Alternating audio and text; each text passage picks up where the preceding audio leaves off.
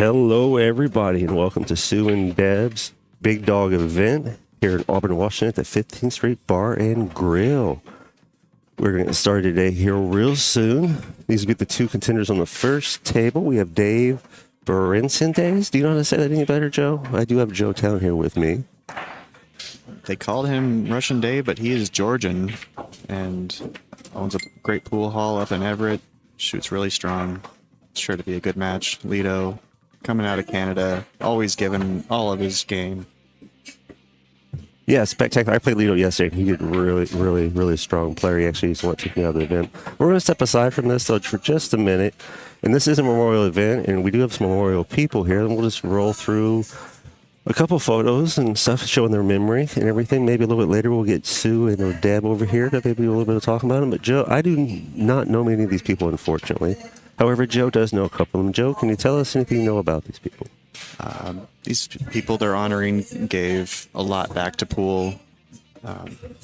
Always there on the tournament circuit. Always somebody who's very approachable as far as, willing to help.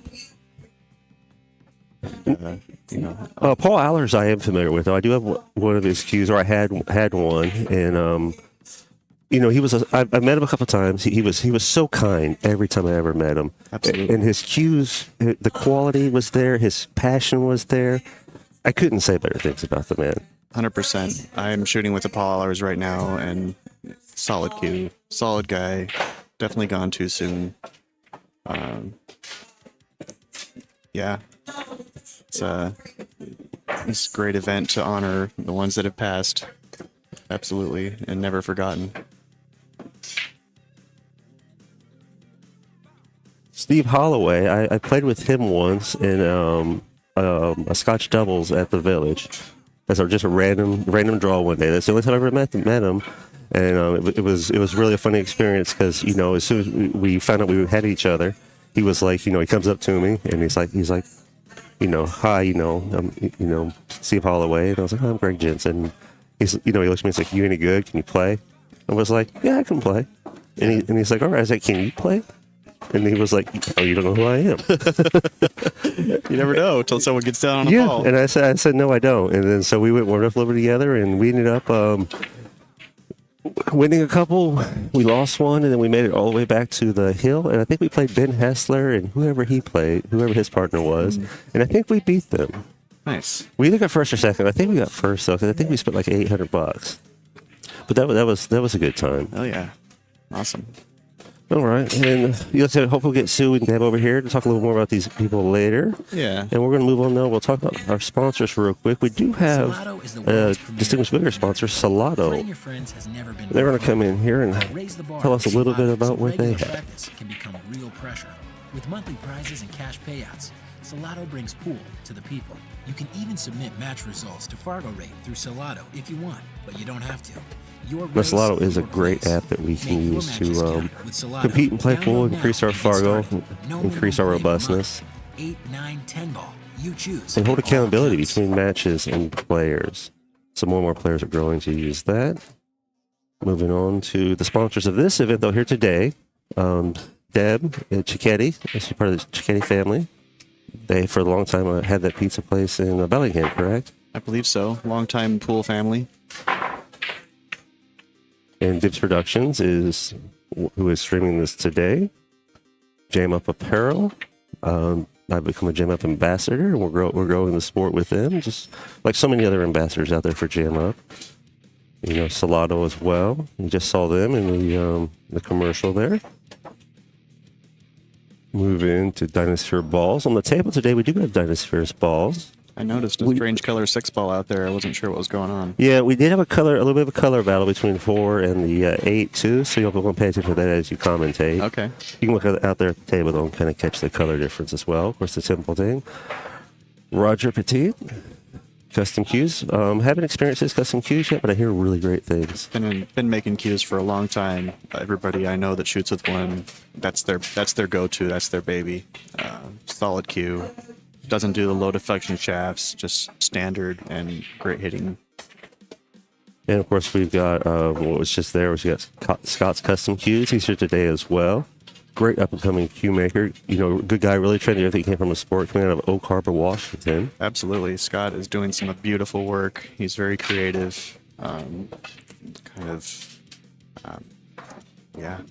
He's here with he's got a stand out there with a bunch of his work. So yeah, I got a nice photo of that yesterday. I'll get that on my Facebook coming up and stuff here too. So hopefully that'll be looking really good for him. And the cue raffles and stuff going on, it gets people excited, gets people involved with the cue makers, and you get to get that one-on-one that you're really looking for sometimes to see where they're at with their process and their passion with the cues that they produce. Right. It's not just about using cool woods and making it look nice. It's about functionality and affordability, to get everybody who can one of their cues to play with. Absolutely. All right, well, we can get back up here. We will get our camera set up, back going as these players are warming up. Okay. I believe we have, race to 6 on the A side, 5 on the B side? We do. We have a race to 6 on the A side, 5 on the B side. A little bit longer sets today. Rack your own alternate break. I believe that's what it was yesterday. That's probably what they're going to keep it as, because we have a really big field of extremely strong players today. And, that alternating break lets those players get a chance at the table to go back and forth versus if you do the winter break situation, then someone's probably going to run away with it real quick. People do run away with it. It's I like both ways because, winter break, you kind of build momentum and you can kind of just stay in your groove. But then again, alternate break, if your guy runs out on you, you get a chance. So, there's two sides to that coin. Yeah, I think in my take on it is an event like this, a memorial event where you've got it's a little more charity. It's a little more camaraderie between players. Everyone's just trying to have a great time together and compete, though, because we're always competing for at the table. Right. And the alternating break is a great opportunity for back and forth, and like I said, no one getting excessive with a runaway. But that you do miss that play between high level players. If it is winter break, then you'll get to see some of these strong players do 2 and 3 racks or even more. Yeah. And then you get that second player coming up, and you're really going to see that pressure and what it does to them, and it often gets them to perform at a higher level. And then you get those high level competitions, on the table. 100%. People love to see a guy do, a 4 or 5 pack, and it doesn't feel good when it happens to you, obviously, but that's the game, and this is a great format for this memorial tournament. And yeah, last night in the warm-up tournament, it was 9-ball. 9-ball's, it's kind of a fast and loose game. You can kind of have fun with it and just, really work on some interesting shots and just let the ball loose. 10-ball, it's a lot more structure to it, a lot less forgiving. It is. There's still a little bit of room for slop, but very little. And as a longtime player yourself, Joe, you are familiar with the option as well, right? Correct. You explain that out there to people, so people, once they hear, hey, look at this option situation, they see they know what that's about. Okay, say you're shooting the one in the corner and you miss, and it goes into the side, and the cue ball is now hidden. The incoming shooter has the option to either give it back or try to take the shot, because the ball was not legally pocketed. So you have to legally pocket the ball in the pocket that you called. Otherwise, it's option for the incoming player. Yeah, and that's something you almost have to kind of take that into a factor when you go to make a shot. Right. You're looking at a percentage shot. You're like, well, I feel like it's 70% shot. However, if I don't get it, where is it? Is it going to end up in a pile over here? Right. Or if it goes in the wrong pocket and get that option out of there, you might put yourself in a position you don't want to be in, and your opponent's going to go, well, there you go, you deal with it, because I'm not getting up there. Right. Yeah, you can use that to your advantage in some circumstances. If you're shooting off the 1 and the 10 ball is just in the jaws, you call the 10, and if you make the 1 and the 10, you win. But then if you go and scratch, it's a whole different world. It absolutely is. We're going to take a Oh, okay. Well, so let's see if we're going to need to take a break and figure out how soon we're going to be starting here. But I'm hearing some stuff over the intercom. Sounds like she said, if you haven't started, you should probably start. Yeah, it's looking that way. It looks like I'm playing in the first set here. Joe is not. So Joe's going to be taking over commentary once I get up and go start playing here soon. Happy to be here. Happy to have you, Joe. And we've got a lot of different people wanting to get in here today. John Bowman's here. He said he's going to try to jump in here sometime this weekend. He's a wealth of knowledge, a great shooter, and loves to be in the booth also. So. And yesterday we had Mike D in here. I would expect him to jump back over here. He had a great time yesterday. And Jesse Johnson. I just met him yesterday. Yes, Jesse Johnson. Okay. He was in here yesterday. He did a great job with the whole setup. He knows it in and out and everything. Awesome. And so, if and as he frees up, I expect to see him over here. But it looks like they're going to start to get ready here, Joe. Okay. I'm going to let you take over the helm. Sounds good. And I will be back shortly after my match. Okay.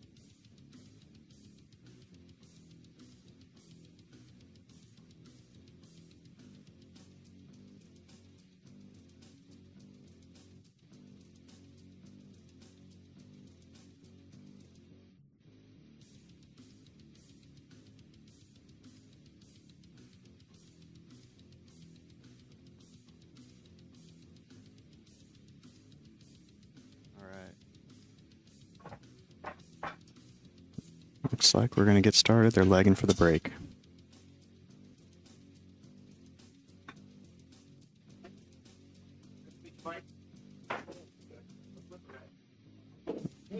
Dave gets the first break. In this alternate break format, 10 ball. Rack your own. Welcome, everybody. It's Memorial Tournament on Memorial Day weekend. Give thanks and remember those that passed.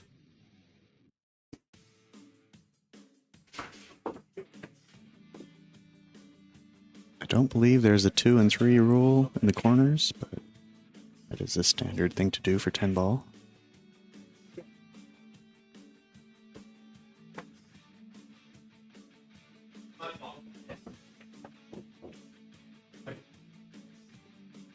Here we go.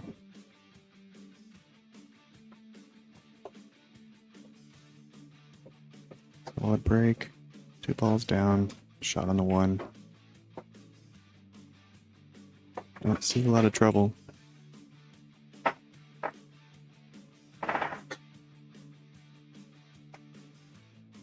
You follow 2 rails and play the 3 in the side. Let's see how he approaches the 1 ball.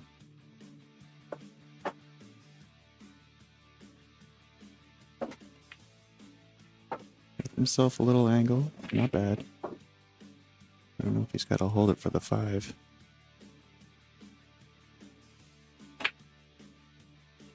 No problem.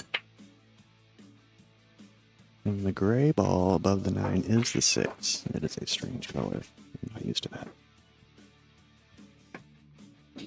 Dave's a strong player. He's not going to make very many errors.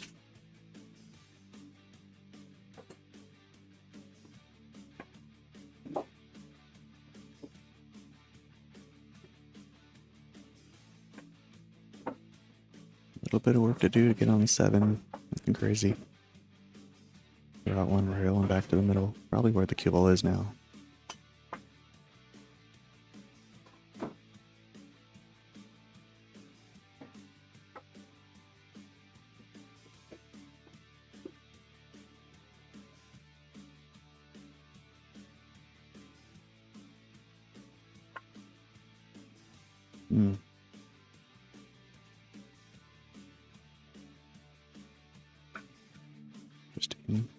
Didn't leave him much of it. He might have to kick 1 rail, maybe 2. See if he calls a pocket. I'm a fan of always call something, because if it goes, you get to keep shooting. He's calling the corner. below the 10.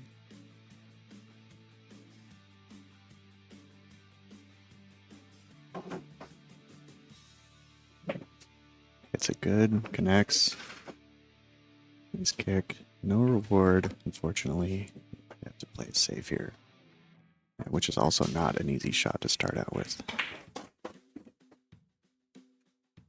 I don't know if he's going to thin the 7, try to leave it on the bottom rail, and put the cue ball up behind the 9-10. That is kind of the shot, but it's going to have to hit it so good.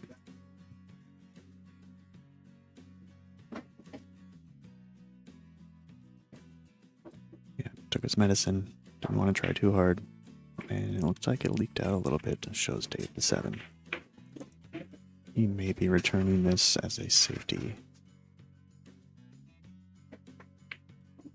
He's a very savvy player. We'll see what he comes up with.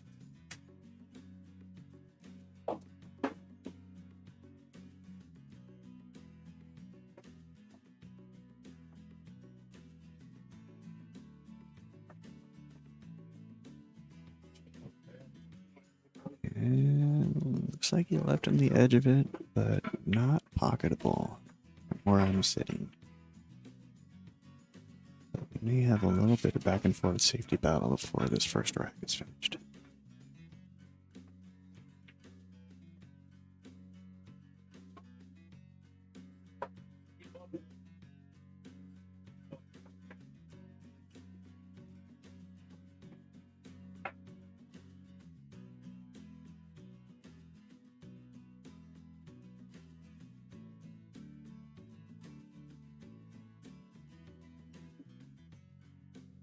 Couldn't see the edge, kicked at it, and ball in hand for Dave.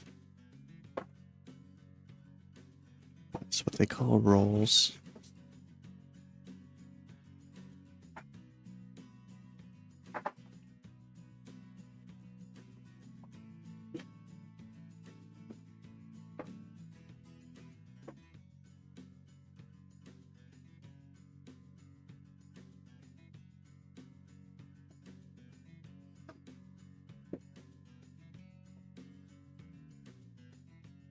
Should be a fairly routine out here. A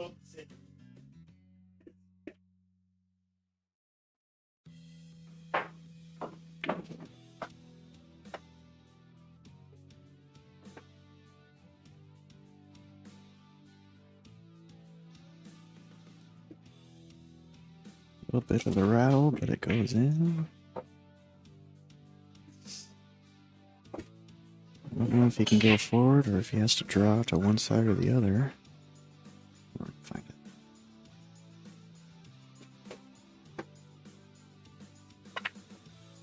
Get a draw out of it.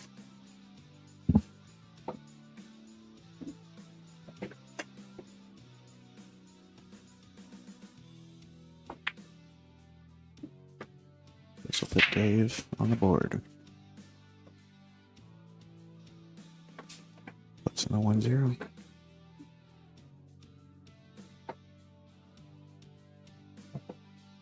Once again, it's alternate break. Dawg Memorial here in Auburn, Washington. Down at 15th Street Billiards. They have 16 7-foot diamonds. People love to come down here and play these tournaments. The establishment definitely takes care of the pool players. Come down to Scratch Billiards if you're in the area. It's another nice pool hall.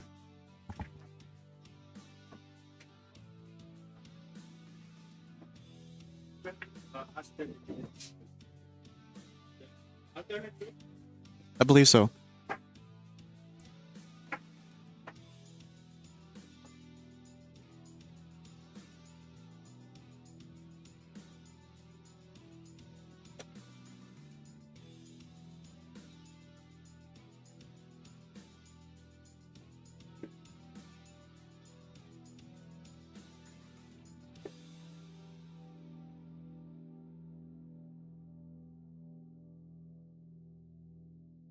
Right. Nito, try break. Dave's on the 1. Misses the 1. Doesn't look like he left him a shot directly in the side. It looks like the 6 might be in the way for the cross side, so I'm guessing he's going to shoot off the 1 and try to put it behind the 7. That would be ideal. Maybe even the 8 and 9 is a good blocker ball, but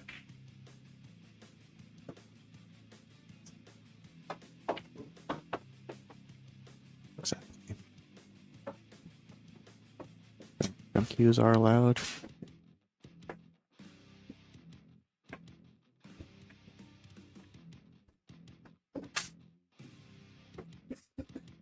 Yep, he's coming over the top. Let's see if he calls a pocket here or one of the balls.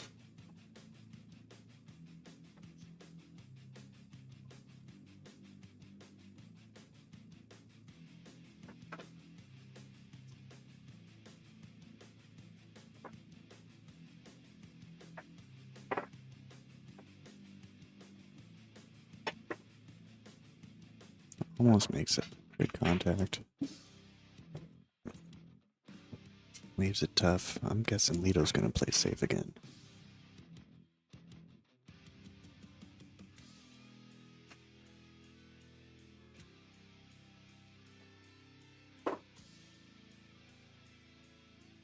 He kind of like half tried to make that and ended up good.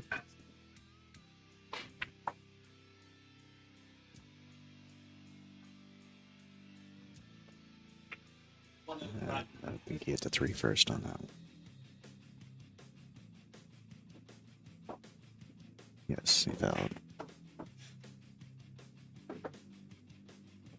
A little bit of a 2 to the 3 is going to be a little bit of a challenge, but couldn't be for these guys.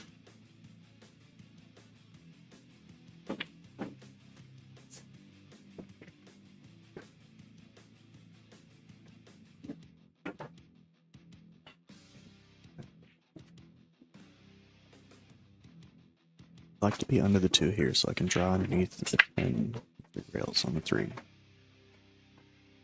A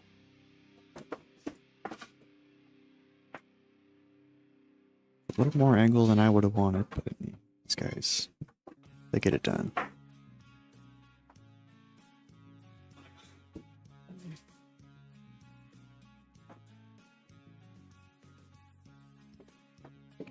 Welcome everybody to the chat, the live stream. Thanks for joining us here. Come on down and support this, or just enjoy from the comfort of your home. Tries to make it in the side, gets a little roll and tucks him behind the 10. It's a good thing he didn't make it.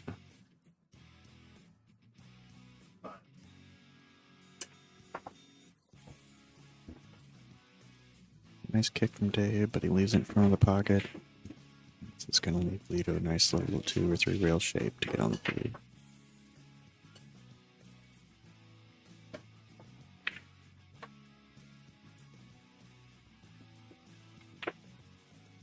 Oh, I'm very surprised.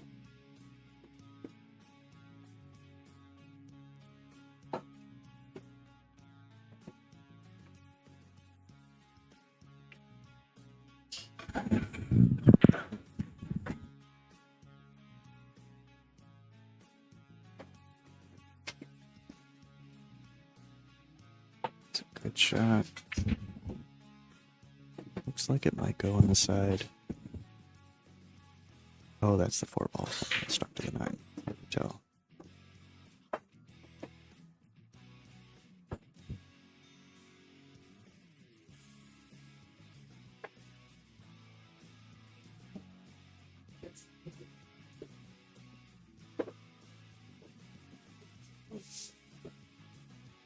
I haven't watched Lito play a lot, but I'm guessing he's going to try to make this ball.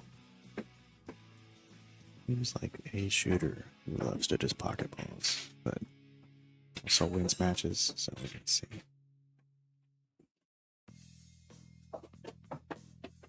I feel like making it is easier than the safe here.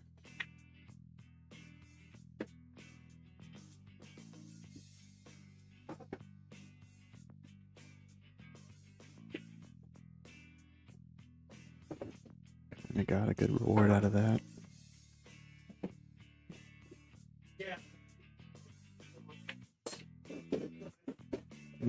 if he just rolls the 5 in, bump the 8 to hold him there. Should be fairly routine. 6 is in the middle of the table. Guess the 6 to 7 will be the challenge. And rushed it. And left Dave a good opportunity. He's not gonna like it.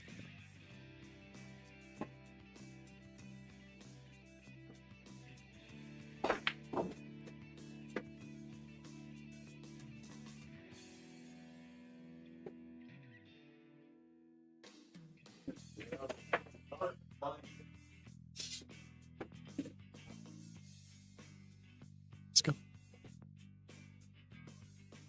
Sandro in the house. Uncharacteristic Dave miss.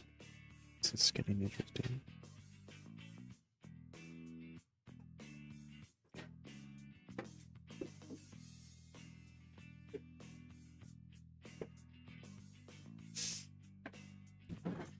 Let's see, one rail kick. I'm just gonna be happy to make it and maybe see the 6 here. That 7 ball is gonna keep you there if you don't hit it with some pace.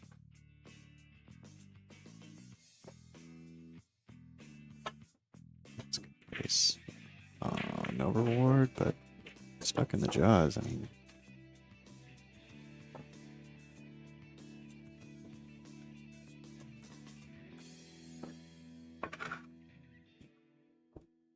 I don't see Dave trying to attack the shot. More methodical and kind of bides his time. Best player kind of mentality. Will strike when he knows he's going to make a ball. So. Hey John, welcome to the chat.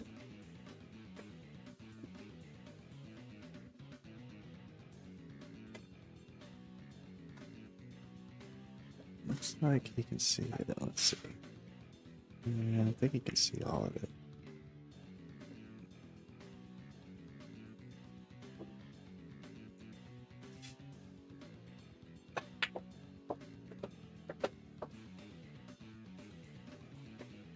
It's not bad.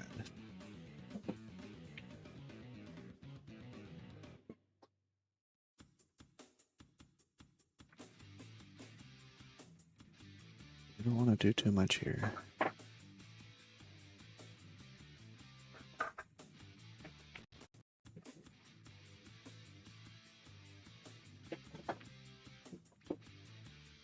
Good stroke, good speed. I'll get down there. Okay, he's got it.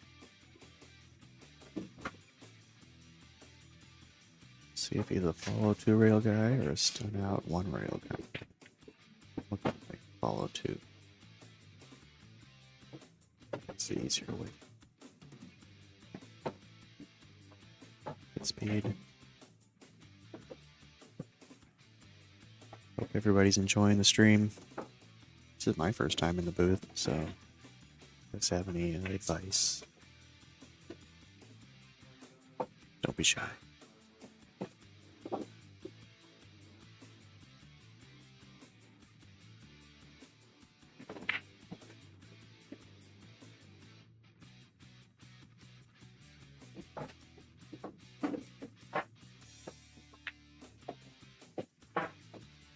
Got the line. Does he have the speed? That is a awkward spot. Yeah, it's hard to hit that and not fail. It's gonna get it. So, unfortunate roll there.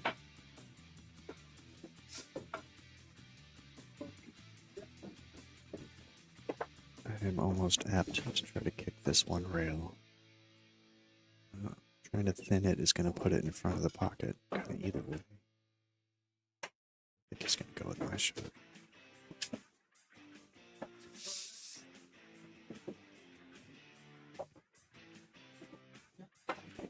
It's frozen. It looks like he says it's frozen. You always want to make sure before you shoot.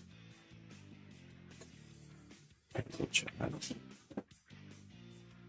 It's called damage control.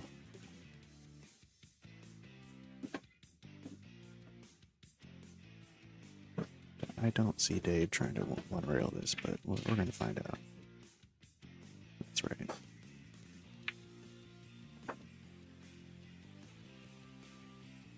Not sure if he can thin it towards the right side of the 10 to come down 2 rails.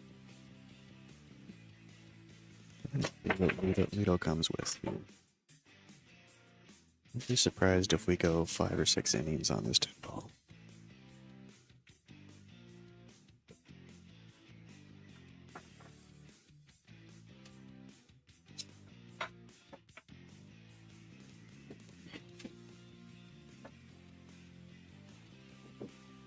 A little bit of indecision there. I think he's going to go as thin as he can and run at 2 rails. 3. I like this angle a little bit better for the 1 rail bank straight back, but I also lose a lot of matches taking those shots, which, you know, is not good for your Fargo or your confidence. We'll see what Dave comes up with.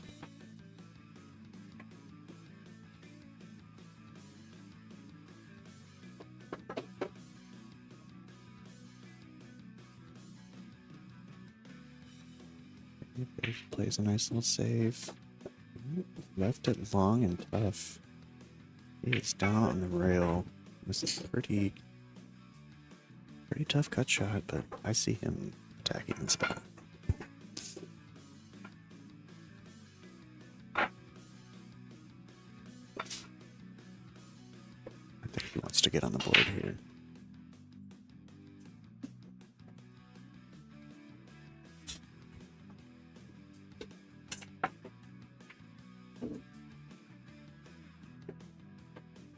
Does, and scratches, concedes the rack. Goes to Dave, and Dave is breaking. Lito needs to catch a gear here.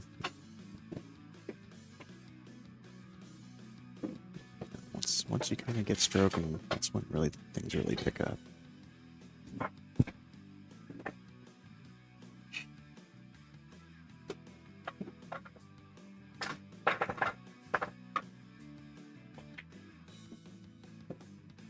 If you guys have the time, come on down to 15th Street Billiards. They're doing a raffle.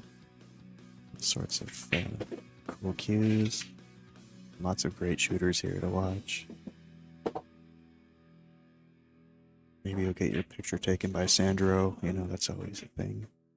We love him.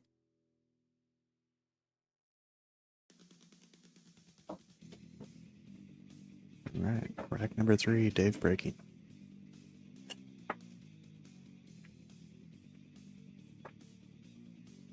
Kind of like a dry break. Doesn't look like the 210 is going to play for their combo, but you get on the rail, you got a good angle. Let's see what Lito chooses.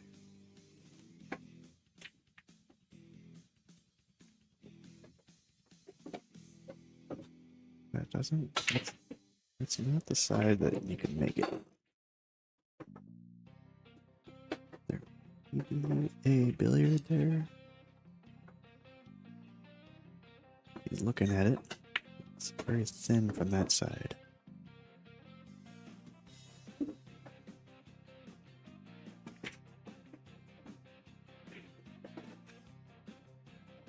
believe he's calling me the 10 ball in the corner.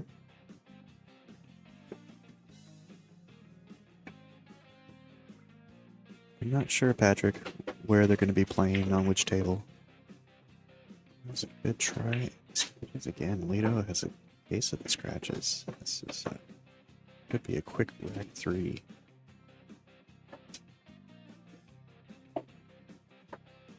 I'm not sure who got the Calcutta for Daniel. All of that is online. Just lazy enough to not go look. Sorry. Let's see if Dave goes from the 2 to the 3 to play the 3-10 combo. I'm kind of guessing that's the move. The run out isn't very difficult, but if you can finish it, that's the name of the game. He is playing to the 10 side of the 3 ball. Call it 10.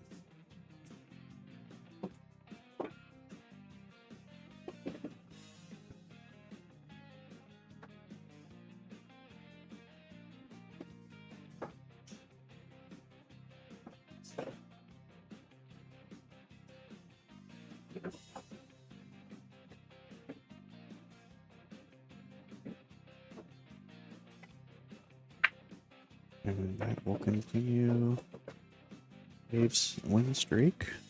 Put him at 3-0.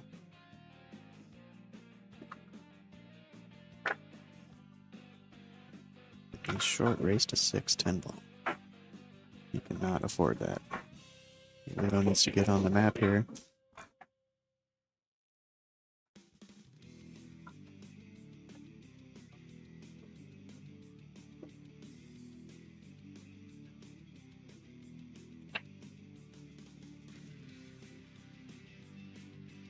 And another dry break.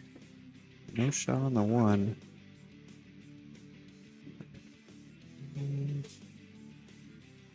I think Dave might push out just to the... oh, he's going down to the long rail, maybe? To make it hard to get on the 2. That's, he says, let's see your stroke, buddy.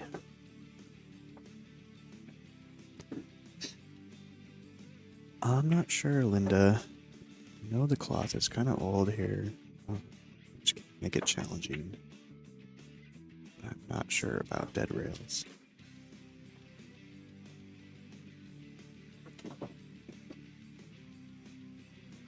But I'll keep that in mind if I get put on this table to play.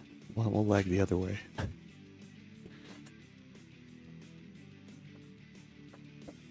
Attempts the 1, makes it. And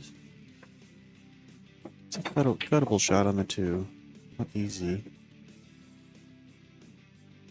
Know if he can avoid the, it's like the 4-6 down here. One back for the 3 somehow. Let's see.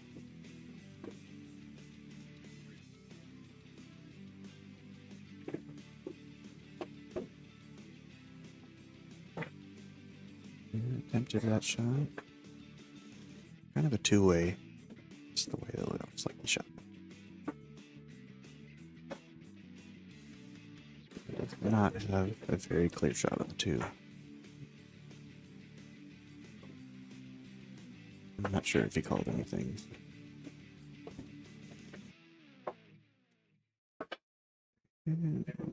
Gets away with it. Some people say clean living paying off, but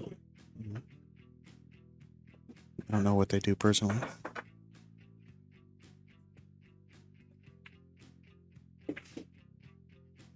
Sandro in the house.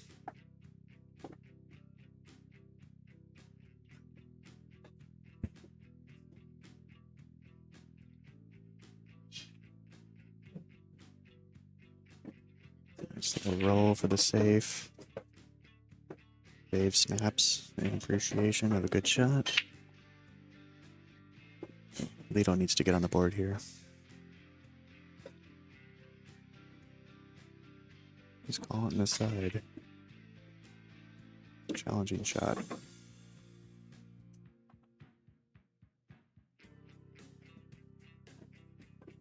Dave plays on diamonds all the time, but these definitely play a little different than the ones in his pool hall. Tell you that for sure. Air conditioning's on and the cloth is a little bit warm. It's a whole different beast.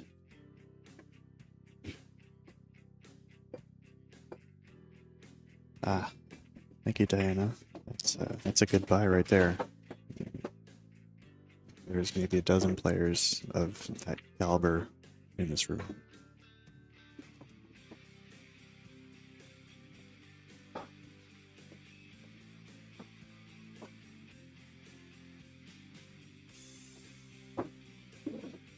Takes the 3, gets in trouble with the 4. It's gonna probably play safe behind the 5 and 9 would be. It's kind of a gimme, just roll it right at that direction. Didn't want to hit the 8, but he's okay. Chance of Dave scratching off this, kicking one rail into it.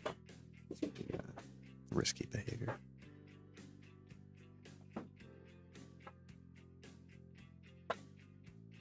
I don't know if he called anything. It's not the scratch I saw coming. But that's pool.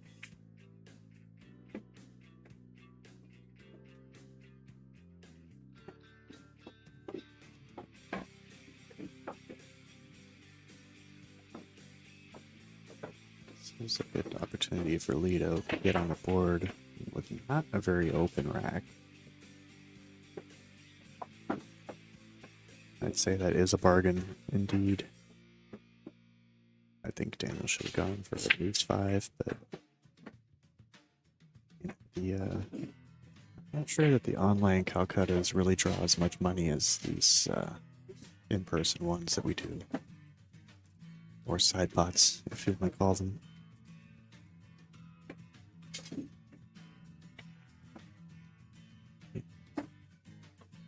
I believe it's 3 foul rule, yeah. I believe so.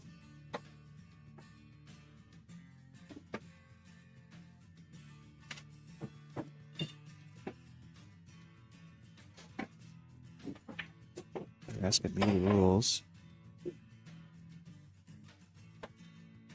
And Dave gets a good hit and leaves it tough.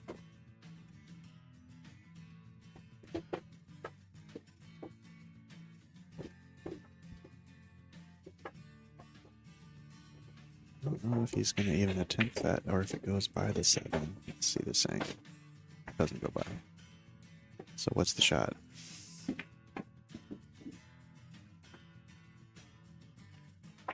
He's not going to one rail.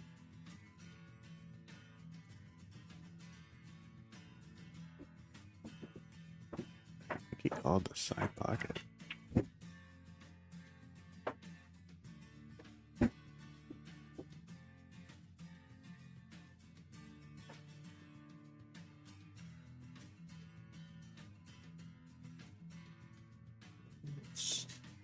I think he tried to play more safe than anything.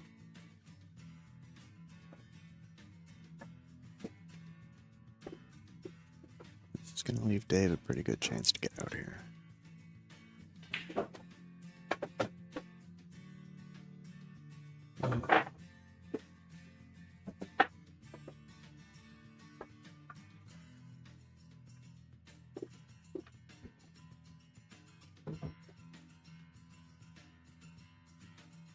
Ace. Well, if he just draws it straight back a little bit, you don't have to do much to get in the 8. You got to get back on the net. It's a good angle.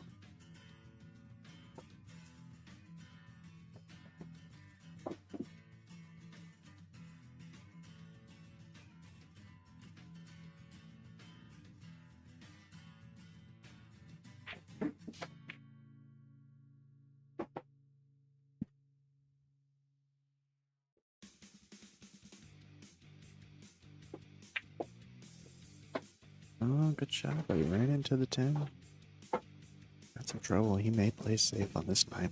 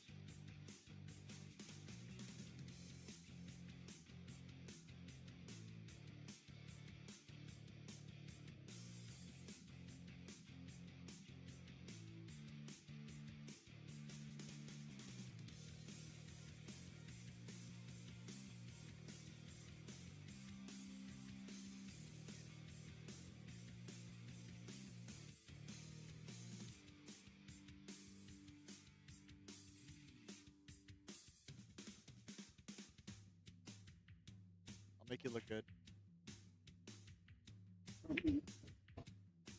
All right, Leo's going to get on the board here.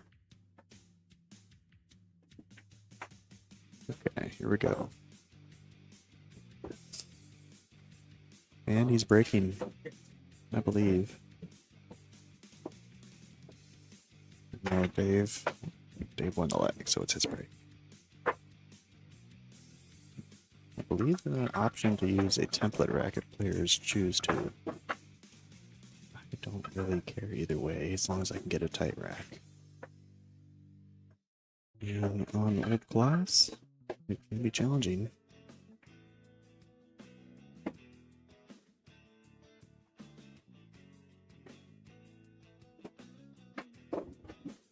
This is really one of the most well-run tournaments that I play every year. Debbie and Susie really step up and do an amazing job here. It's an honor and privilege to get to be a part of this. Definitely miss the players that couldn't be here anymore. All right, getting some dry breaks out here. That might be a common theme.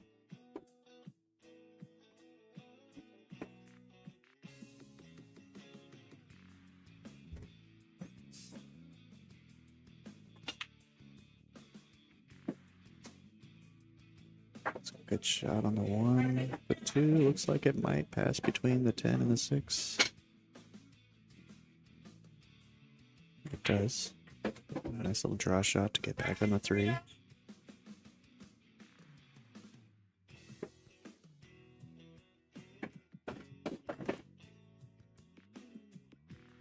Hey Patrick, I don't know if we've met. I think we have. From Joetown. Told him I'd step up and jump in the booth for him because he's playing a match right away. So, my first time in here. Too hard on me. Not sure if he tried to play the 10 there, but he did not leave an easy shot on the 2.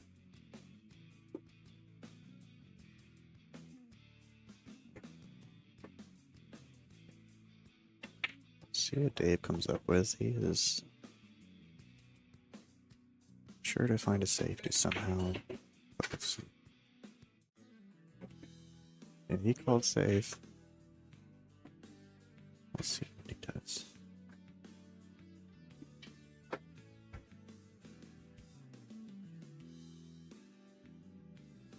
Not a strong safe. He shows him the 2 ball.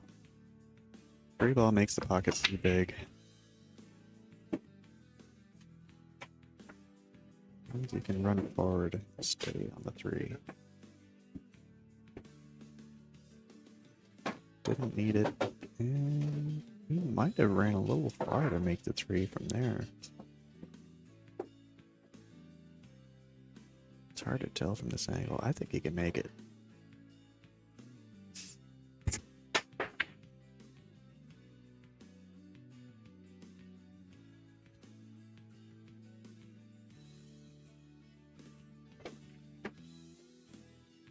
And it's kind of straight in on the 4. Looks like he may be able to power forward with some spin to get up the 5, or he's just going to draw straight back and take his medicine.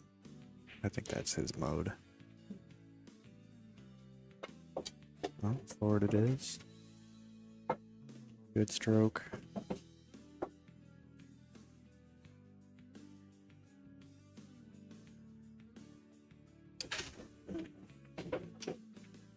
All right. Hello, Joe. Hello, welcome back. Thank you. How'd the match go? Well, it went about as I would expect it to go versus my skill versus Jack Hiskey's. Jack is a monster out there. He did take that one from me. Yeah.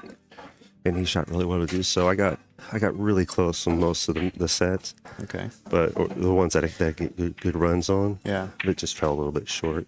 10 ball's a tough game for me, for a lot of players. It is. And it's not the slop factor. I think just the extra ball is a kind of intimidator. Well, that's what it is Yeah. for me here too. Yeah. Is that I'm real close on 9 ball running racks. Okay. Getting more and more consistent with those. But Yeah. that one the one extra ball in the 9 ball set is still a factor for me. So you put that extra 10 ball in there, and then the structure of 10 ball. Right. It's a tougher game for me to run out on currently, but every week I'm improving. And we're seeing a lot of dry breaks out here. It's not an easy one. I think the 9-ball break is more apt to make balls, but. Oh, thanks, John. Yeah, so look at John Kim jumped in there. Yeah, you are sounding good. Natural. Anytime, I'll whisper sweet nothings into your ear. Spectacular. If you need to relax. I haven't been over here. How's this match going? It should be a pretty tight one. There's been a little bit of pillow fighting, some safety battles. Lito's going to catch a gear here. He started out a little bit slow. There was some scratches. Tables are running a little bit slow, which I think some players are trying to adjust to now. But he's got to come with a little something here. And I don't know if the 9 goes in the side. For anyone tuning in or catching up here too, Joe Town is here doing commentary. He was taking some of that while I was out playing my set, and Gregory Jensen is back in here as well. We're both going to continue to bring you some sweet whispering, right? According to what Joe's telling me. Some smooth, sweet nothings. That's a good stroke. That was a good stroke. Yeah, I saw that too. It was nice. It obviously goes on the side, or he wouldn't have played shape there. I expect to see a lot of safety paddles here today too, because even the first game with me and Jack, we were like 5-6 attempts at safeties. Yeah, back and forth, just even it started. I love to shoot and run out, but safeties win games and matches, and you have to eat your medicine sometimes, even if the hero shot is there. Just. I found the springiness too, the inside of these pockets really plays into effect too when you're going at shots. If you're going to give it a little more gusto, there's a chance it's rattling. It's true. Yeah, these are not the most forgiving tables.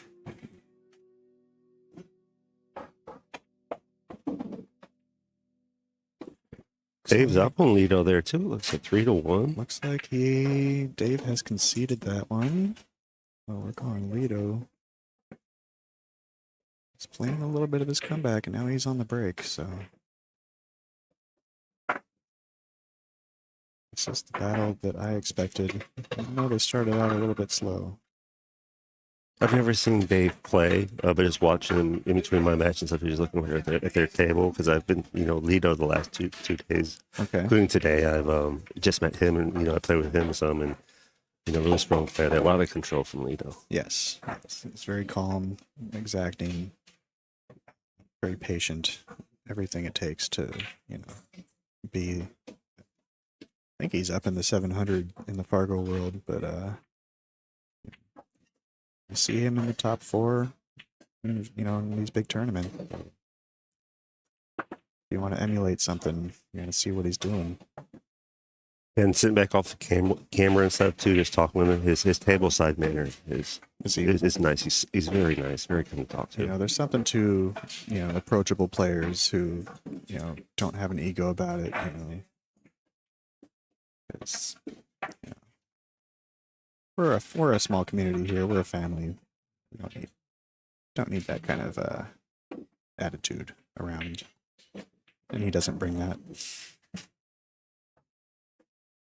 Looks like he can make the one on the side and just. Yeah, see that nipple's a hair in the way there. I don't think you have to try to push through that at all. You say hairy nipple? I don't know if I put the words in that order, but sometimes you can move them around and make a different sentence. For sure. It drops in. I tend to, Weird Al things, change it to fit my needs. Every drink has a different taste, and people like to drink different things. It's true.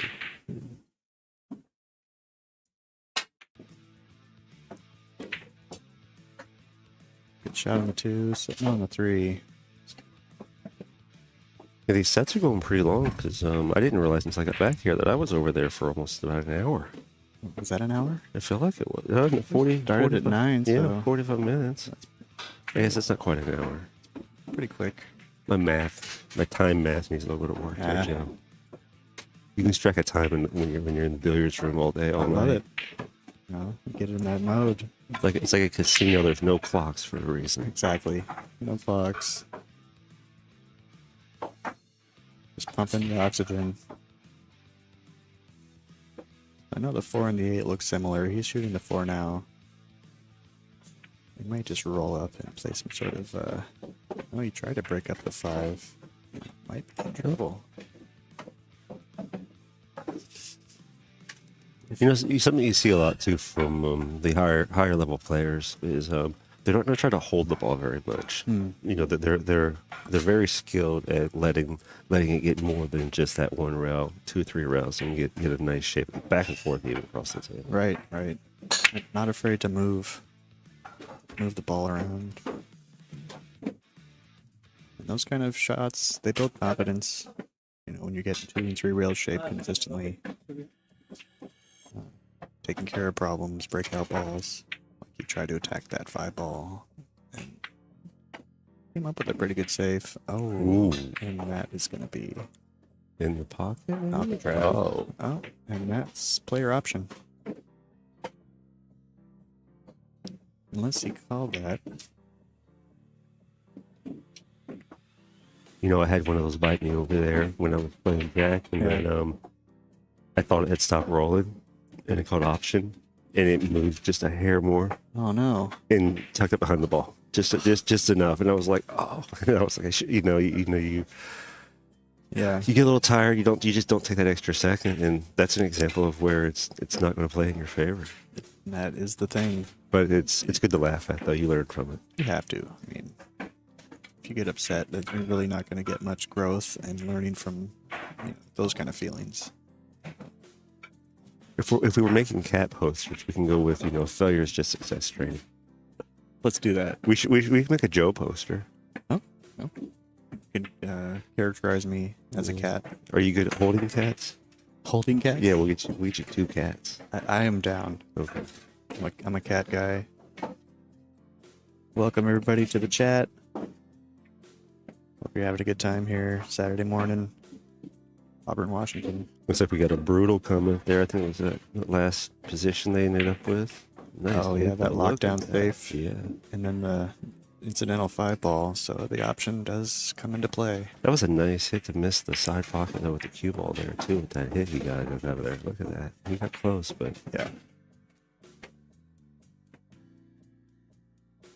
Getting to the 9s a little bit of trick. He's put a lot of forward stroke on stuff. Has. I'm wondering if he's gonna give us a nice taste of that. I haven't seen him do like a elevated shot where you kind of hold the cue ball. This looks like one that would be good for that. Keep it closer to that rail, but we're gonna find out. I think you're right. He's more of a forward shot. Put some spin on it. I was talking about one last night that he did where he was basically buried into the whole ball, so he needed to get a couple rails. So he shot through that with enough stroke to get all the way back around the table. Even with that object ball absorbing most of that impact and the energy. Yeah, really nice stroke. No fear. There's something kind of magical about people having their, when they're in their stroke. Drifting. And rolling out a little bit. It did roll out a little bit there. I don't think he played that. The rollout? No, I don't think he played the rollout. I'm gonna remember that if I get put on this table. Right about there. Well, it's actually right about where the break spot is. I wonder if just the indentation from where the breaking is happening is kind of what presented that. That would make sense.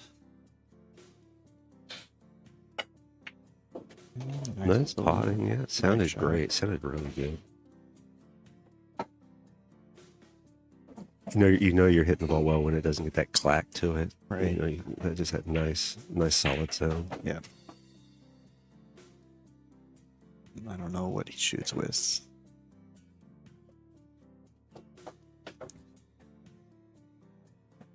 But he shoots to win. He does.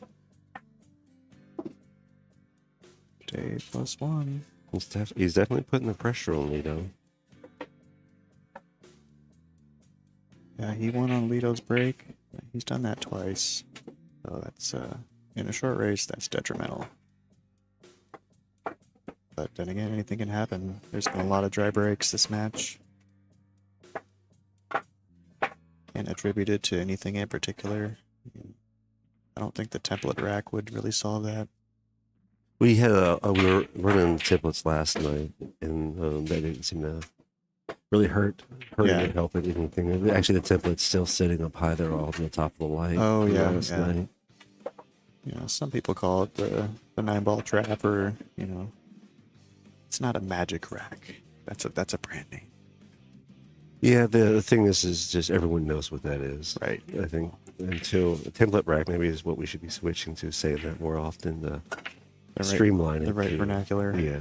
Okay, he's made a ball. We're using good words today too, Joe. We like that. It sounds good. Vernacular. I got a little vocabulary. Good planner. You know. Joe delivering on and off the pull tabs.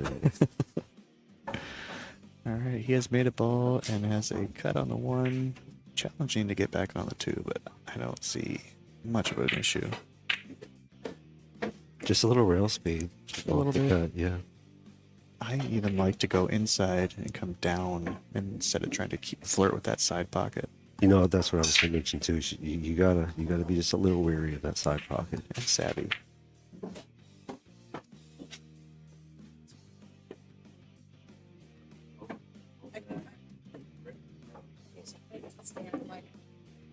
Looks like he attempted a safe and did not achieve. He's left the ball right in front of the pocket for Lido. He's going to need to work on this one and get this out. It's very important. If then he's breaking, that is the momentum you need at this point in this match.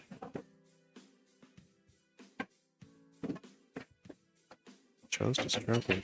I kind of like that move. That was a nice move. Good speed. Takes the 9 out of the equation when you're trying to get shape on the 3. You just come straight across for the 3.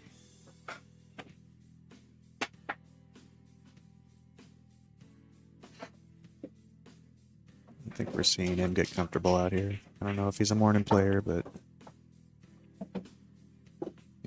not many of us are. Yeah, I guess, yeah, with this being an all-day event, yeah, you do have to kind of get that in there with, you know, how much a player is good in the morning versus how they are in the evening. Right. To me, I like shooting in the morning because I haven't been on my feet all day. You know, having bad feet or whatever factor in. If a contact, when there's contacts, the later it gets, the more my vision will start to kind of break down a little bit. They get dry. Yeah, I'll change contacts sometimes to help work with that. But use the drops. Yeah, that was a nice drop. It threw the ball to the ground. He's in control.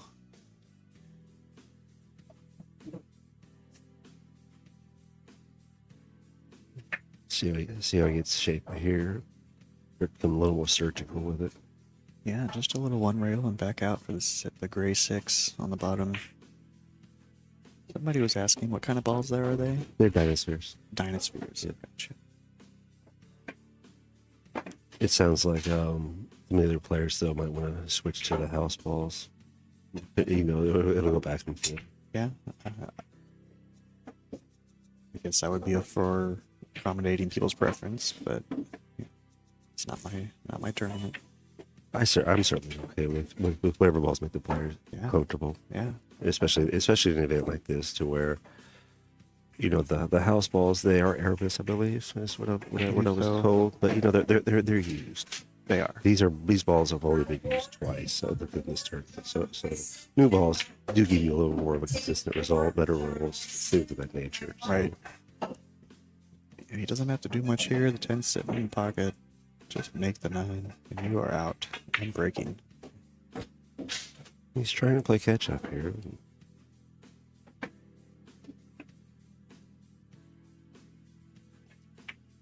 That's it. Nice big push through it. Caught that rail just a hair there. You gotta be careful in these tables. They get bouncy. You don't want to bank straight in shots, that's for sure.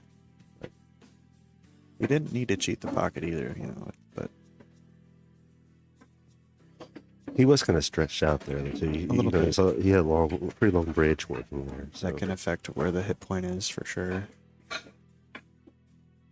And He's good. That is good. Fortunately, with that 10 ball by that pocket, you kind of get the entire table to shoot at with. You do. know, with that 9 hand. You'd have to be right on top of it to not have a shot. And that would be very unfortunate with that, how that setup was. And the meaning of the string too. The size of the table isn't always clear too. These are 7-foot tables, so Correct. it's a bar room size. Yeah, it's just because these guys are short doesn't mean they're 9-footers. They look big, but They do. When you look at you like that could be a 9-foot table, but it's only a 7-footer. give us a little like, share, and subscribe if you haven't already. Tell your friends, tune on in, see what's going on in Auburn, Washington, this Big Dog Memorial. Yeah, 15th Street Bar and Grill. We are doing it. All the big dogs in the area are here. We have 14 diamond tables in action right now. Yeah.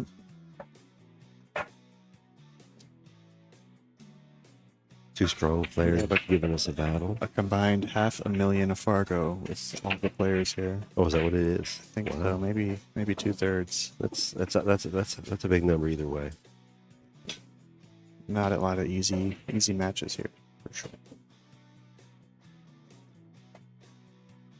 Well, like we were talking about earlier with the breaks, with that alternating break, though, you're going to get players staying in it, and this is kind of what you'll end up with. These close matches like Absolutely.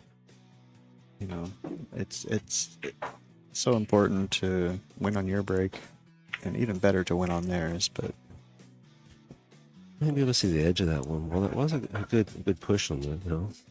if we can see from here, you can see it. Looks like it's set up for a safety. Roll up behind the two. You might be able to get a two-way here and Oh yeah, try to played it kick behind there. the two. Okay, no, we're gonna stay with the smart percentages. Yeah. At this point, he's building momentum. There's no reason to do anything wild. Dave gets a good hit. and Boy, looks Dave, like he got a Dave rail. just stays in it, doesn't he? He does. All right, thank you very much.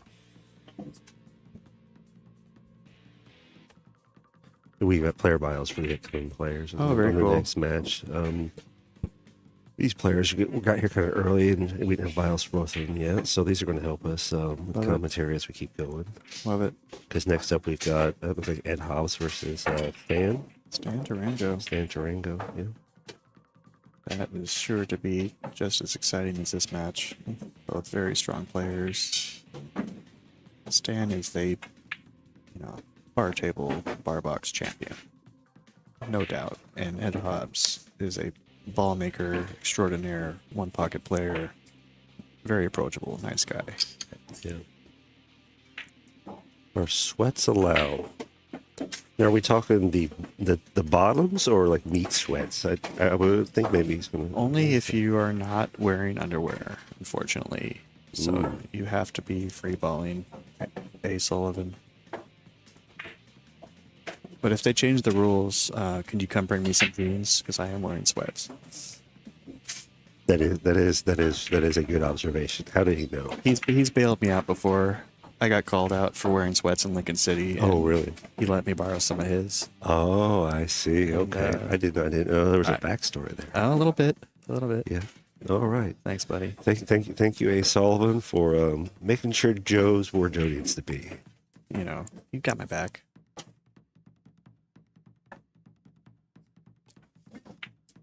I believe Aaron's playing tomorrow. All right, Patrick says he's taking Lito from here. He thinks Lito's going to put the pressure on him. Uh-oh.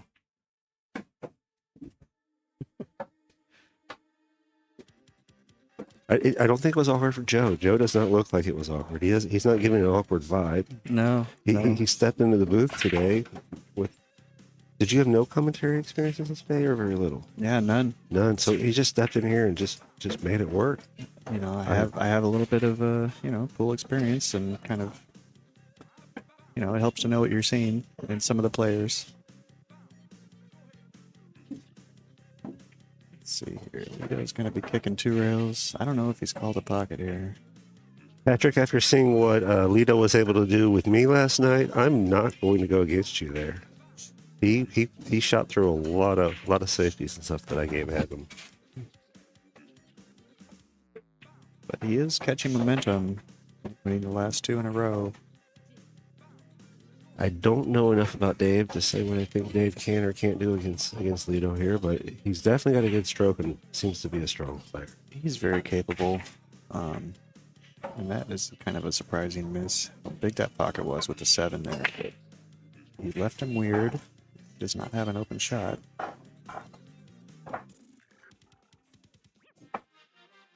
He may have a kind of a ticky-tacky safe. A bank shot maybe here? It's hard Is he going up to the 4 now? Or I can't quite tell what he's going after. I do have a little bit of something to admit here. I am the mildly colorblind commentator. Okay.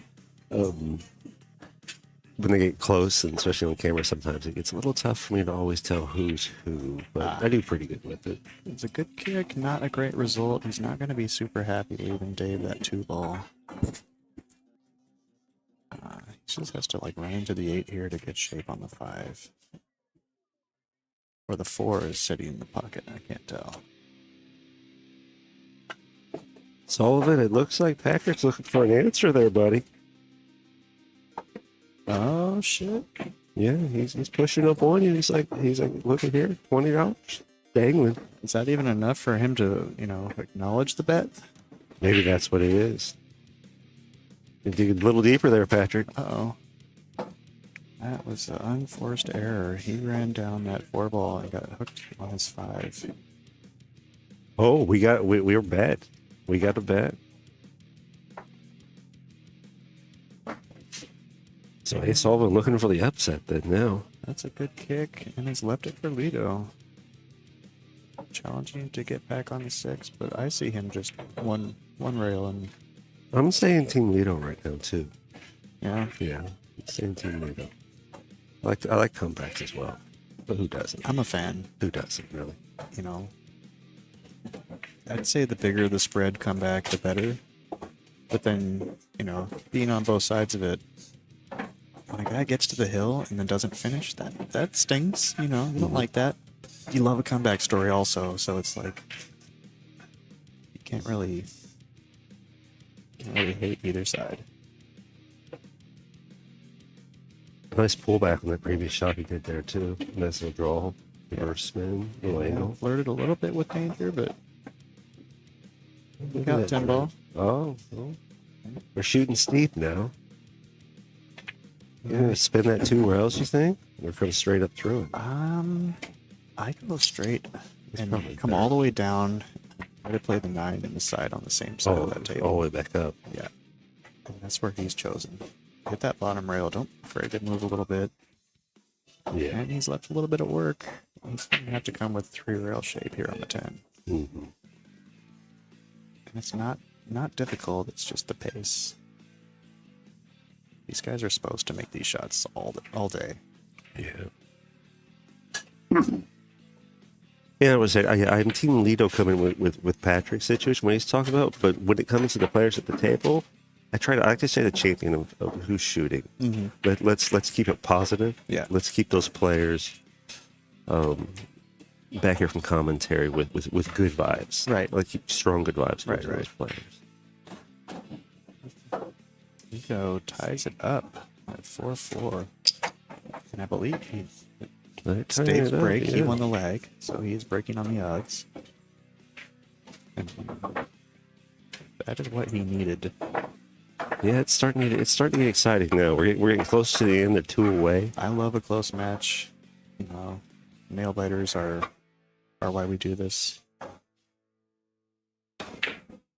Let's just see if Dave can make a few balls on the break and catch some momentum.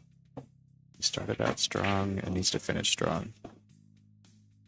But I think the break is going to be a challenge for everybody here today. I was making a ball on the break okay, but I just kept moving around through that center. I was trying to modify my 8-ball break slightly. Do you shoot from the center, a little off center with some spin, or how do you approach? With 10-ball right now, that's how I've been doing it. I don't have a strong 10-ball break. 10-ball is kind of my weakest game at the moment, so I'm working on building momentum and getting better at it. But it's And different tables call for a different kind of break. Yeah. 100%. But yeah, I'm usually coming off to the side there, and then I just want to vary power to stroke and just trying to see what I can get moving. He's Right. trying to get one of them to come back and get in the side. Right. Lido has pushed out and left Dave a fairly steep cut on the 1. Running into the 6 would keep the cue ball there. For the 2, let's see what he comes up with.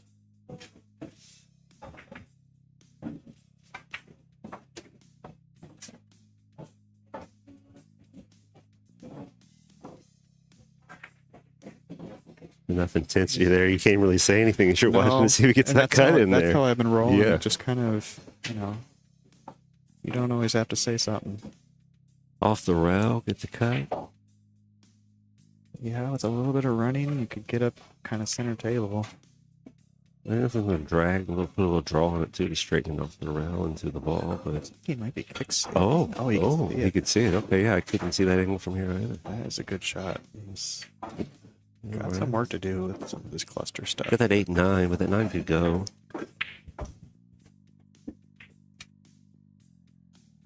Welcome to the chat, Brian Robertson. I do not know Brian, but welcome to the chat. Brian, I just met Brian a few weeks ago, and I'm a fan. Solid dude. Oh, We is we were drama player there. reps for BCA. We went out to the annual meeting in Pendleton, Oregon.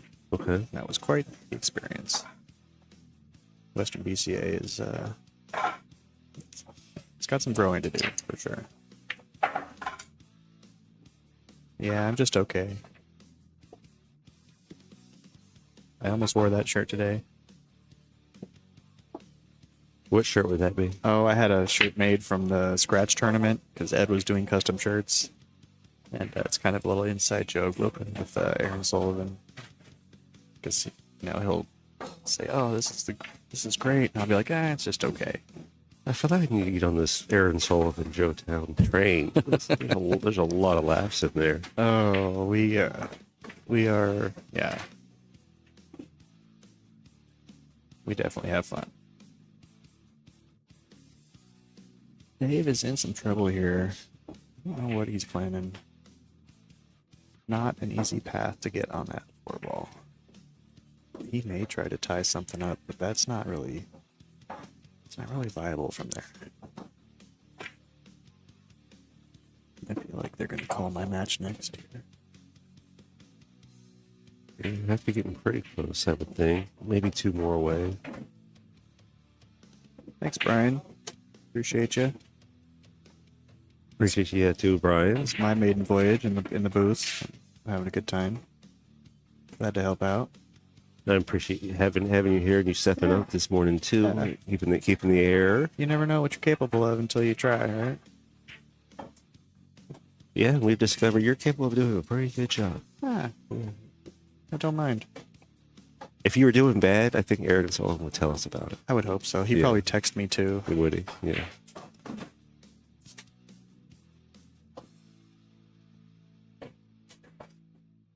We don't doing a lot of research here. And he may want to think about playing the 3 fouls. There's not a good opening. You just lock him behind that 8-ball. Okay.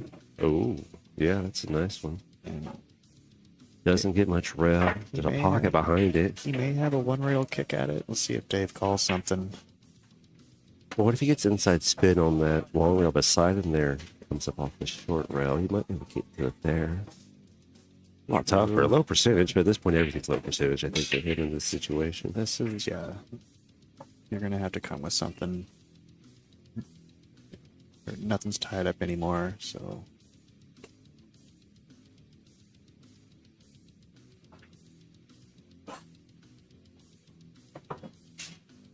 Nice and quiet for the intensity. He's going to push. Oh, okay. He's taking a foul. That way he can take that away from him. That's a smart move. He made the 9 weird on that side of the table. We'll see how Lido approaches. It's Dave 2. he called him on 2 fouls. Getting a 3rd high. He'd almost have to get back maybe down there behind the 9, 5, 10 area. I don't know. You kind of got to deal with that right away. Like you're going to. I don't know if the 5 goes clean in there. No, I think he's going to go for the 3 foul here with the table laying the way it is. He's got him on 2. I think he wants to get that 3rd here to get ahead. The 5 doesn't look like it goes very clean by the 9. Yeah. So But if he comes around the table with some rails, yeah, come around short side and maybe play another safe. I see Dave, getting out of trouble though. He's very savvy at kicks. yeah, but with that angle he was at a minute ago, I thought he was going to go for it. But now I think he's going to try to get that third safety here. Yeah, he's going to try to get it. He's behind it, but that is very jumpable. Yeah, looks like. Technically, this is when he is supposed to tell him that he's on 2. Yeah. The player is coming back to the table, not after. And I've been called for a match, so love you, everybody. Enjoy the stream. I'll be resituating myself here, so I'll be just a minute off mic.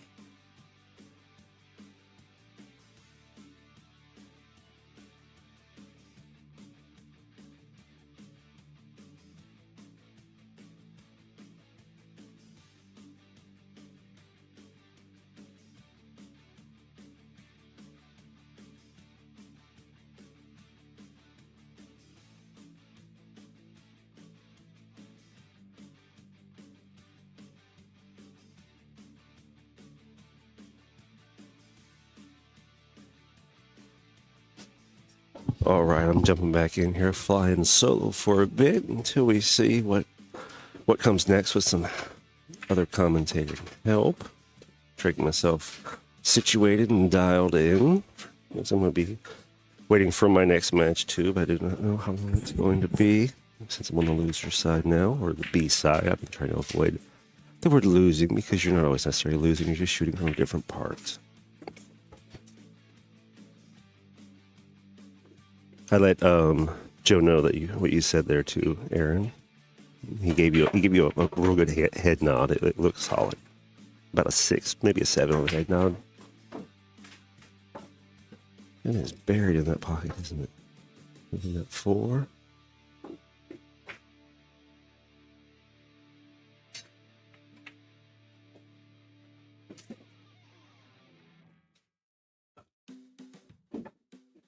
Nice safety there.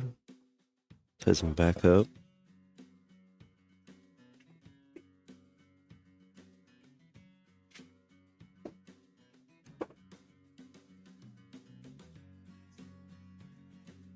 Nice kick at it. He hit it, but nowhere after contact.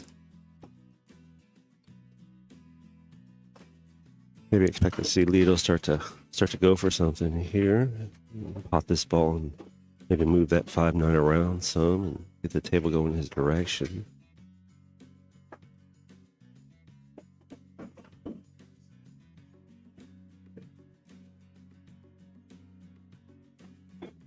This angle, though, doesn't look like he's going to go for something of that nature.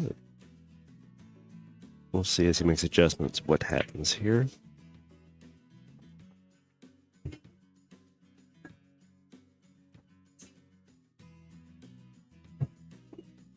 Alright, he's not going to give, that's insane. He's not going to give him a chance yet, looking for that better table before he's going to start playing those shots of percentages.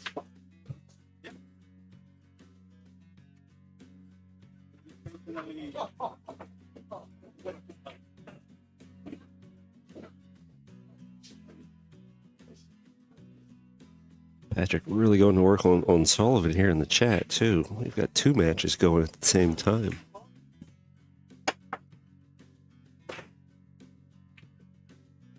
We got players thinking about it on and off the table.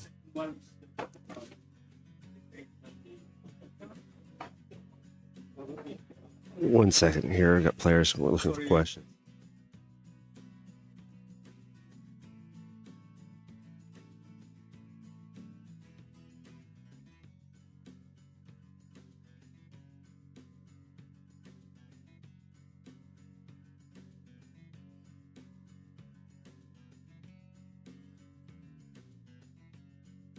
The players are trying to decide whether or not they're on 2 fouls or not at the moment.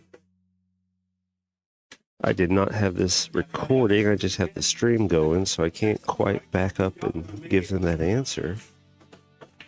As I've been evolving with the setup. Different things take different growth patterns.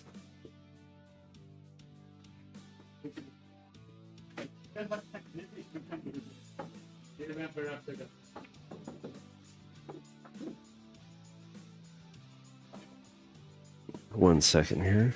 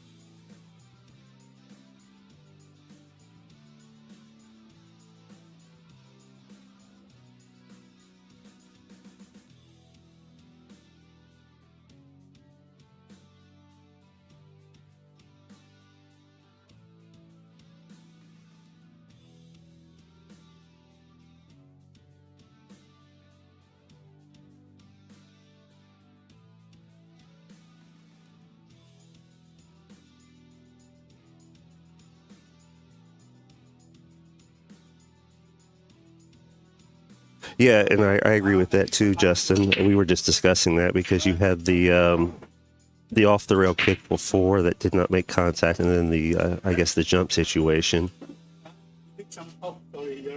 Yeah.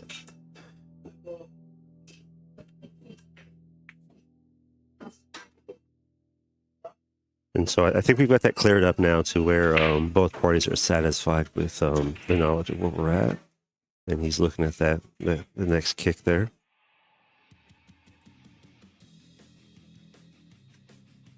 And Ken Boyle as well in there too. So yeah, we've got several people here that agree. So I think we're on the right path. Thank you, gentlemen.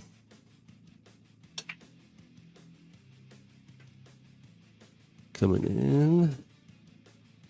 It was a good hit. It was a nice strong hit to clean it up. Thank you, everyone in the chat there, too, for chiming in and helping us keep this fair and correct. Takes a village, and we've got one. The whole thing. And welcome to the party there, Ken.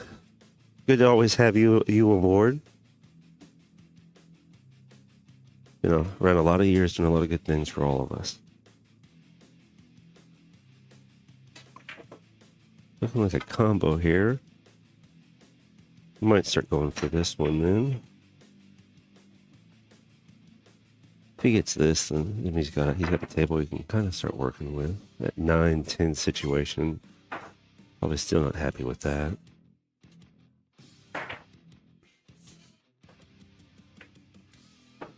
No, we're still going to go with safety. All right. Well, Lito is a patient player. Push into a good safety there. We are 2 strong players just looking for the optimal table. We're not going to take anything less than optimal, which at this level I would assume that's the best option. And there we have an option. Unless he called that. Maybe he called that.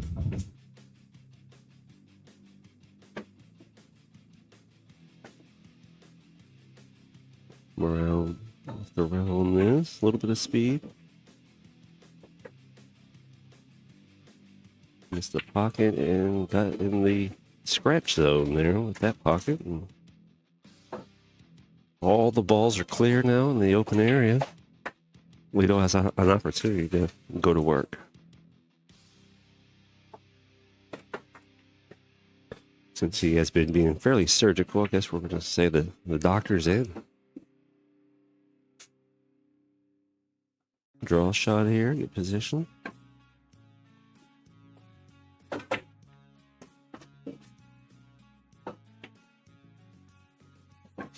Continue to work off the rail some here, it looks like. Get a little angle to get back to it.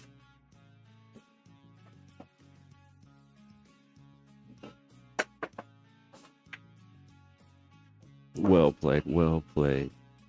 So it's either the 6 or the 7, might be, I think it's the 7 there. Go into the corner pocket, come off one rail, get nice in that 8.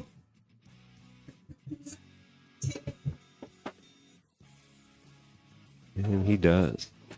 Didn't go to the second rail, he wanted to stay out there like that, towards the open part of the table.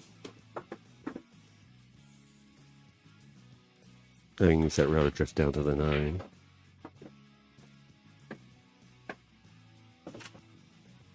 A little wide, but ends the cut, gives an opportunity to get good shape on the 10 ball.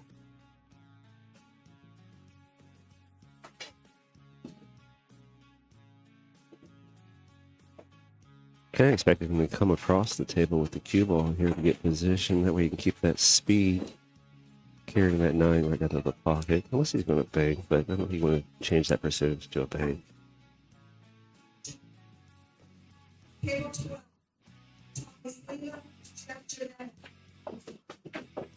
Nice push, yeah. Caught the speed. 2 rails with the speed too. That's just well shot. That's well played. Solid stroke control there. And nice finish. And that one for Lido. Just gonna put Lido on the hill. Dave's got an opportunity here to tie it up and go to a hill situation.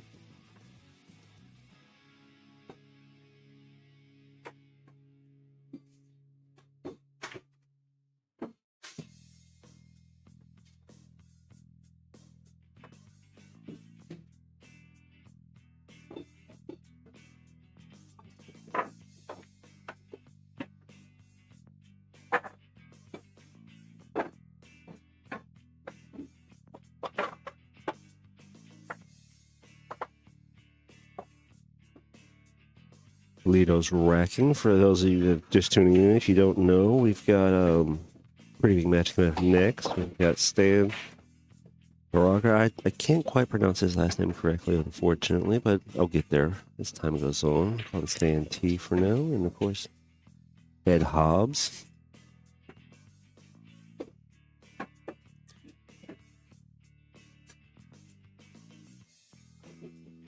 All right, Lido to break. Solid break, but looked pretty dry. And Dave's got a chance to get up here and see if he can't start catching up on this race to 6. He's down 1. And we're going to go back to a safety battle. And by we, I mean the players at the table, not myself. I am commentating their situation.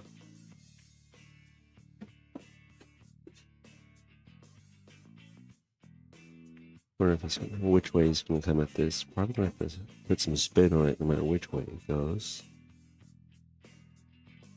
Come 2 rails. Get a good hit. It's possible maybe to get up off the short rail, back through behind the 9. 6 ball, I think that is up there, or you can come back through there, but that's low, really low percentage here. We'll go for the double bang. He's calling over there. Got a good hit though. He'll take that. It's rolling, it's rolling. All right, stop rolling. I think you can see that 1 ball past the 9. Let's see what that gets in there. No, work on a safety. And we're going to continue to say we, apparently. Pretty away from that.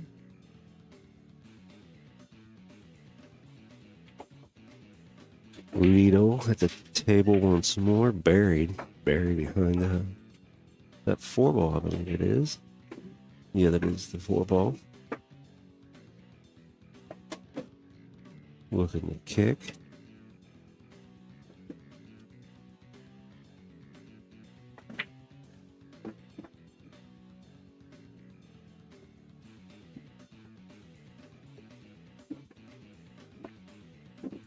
Vito's still thinking about it.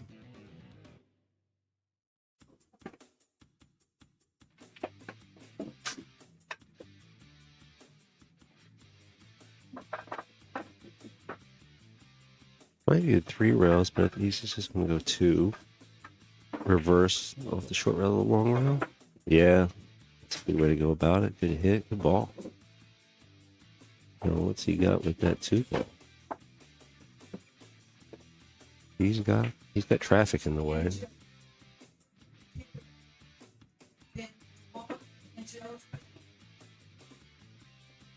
All right, I see Lido away from the table. I think he's going to jump cue. And he is. Going to airmail this and see if he can't get some postage on it and pot the ball. A hit will do, though. A hit and a tie up somewhere, he would take. Go back to the side here, get a better look at it. He's coming into the jump. Nice jump, nicely shot. Lido delivered that. I think they even signed for it.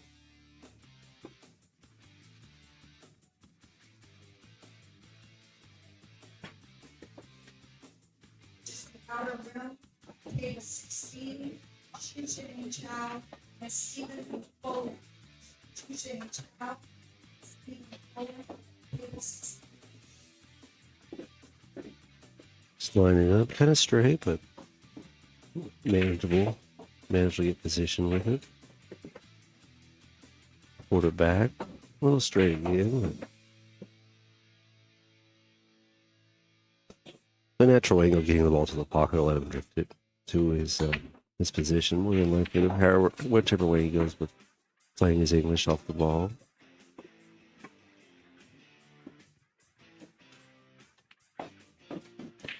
Nice stroke through the ball in this too. No, he's not quite ready for it. Okay.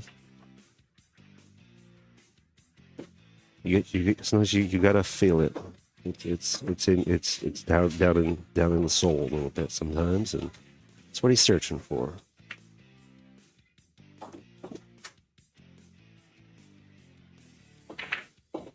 Nice slow roll with the stroke. Just kill it a little so it dies.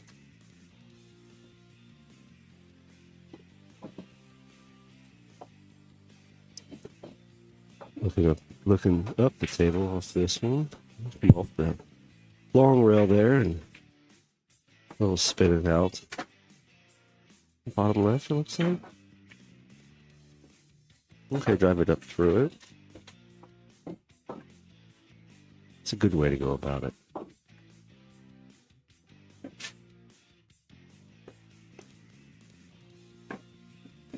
He's going to hold it or let it, yeah, I thought he's going to let it go, but, oh, he's going to go way out forward with it, okay. That's a more experienced shot for a lot of players, too. Because you can naturally keep it where it was at and still work with it, but here he's going to get better shape to the rest of the rack, letting it get forward a little more like that.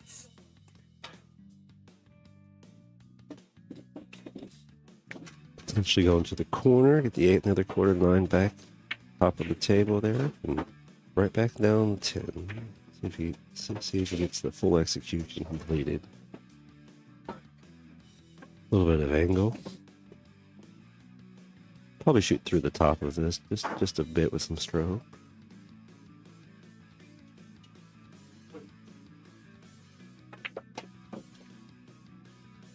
Right. Drug down the table a hair there. Probably not as happy with that angle. Perfectly manageable, but now you're thinking thick. Is it thick? Is it thin? Is it thick? Is it thin? We just have to concentrate, maintain our focus and our stroke through this shot. Potting the ball is the big portion here. You've got options off the leave.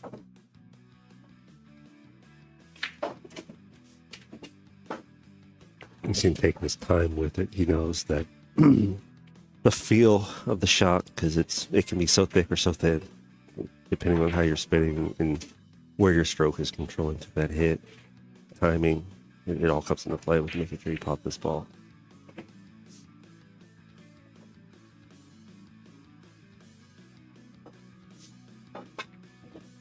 And he potted it well. I think there's a lot of players that as they're lower in their skill set and developing, they struggle with those shots because they are so difficult. And even as you move up, they still become difficult. They stay that way very often. You have to know the table, the cloth, the way the balls are going to drag. The temperature in the room can even be a factor sometimes with those shots. Even as these tournaments go along the day, the rooms get warmer. The tables might play a little different. All right. Well, Lido won that one. Congratulations, Lido. And I'll start getting these next player bios going. Get their names in the deal here.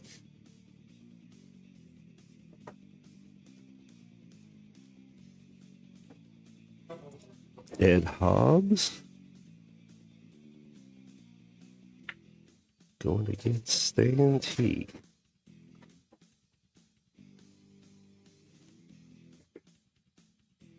Hey, Jesse. We have Jesse coming back here. Yeah. 1 second here. I'm going to be off the mic for just a moment.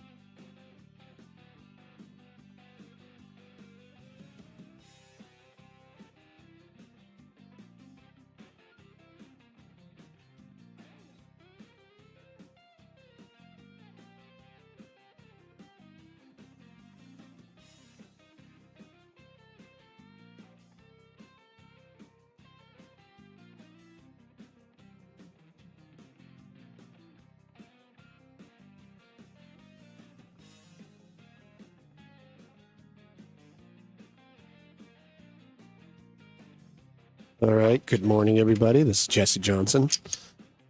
Greg has stepped away to help Stan and Ed set up this match. We've got 2 sets of balls here. We've got the Dynaspheres and something more normal. So they've decided they'd prefer that. Not that the Dynaspheres aren't normal, but maybe they don't like that gray 6-ball.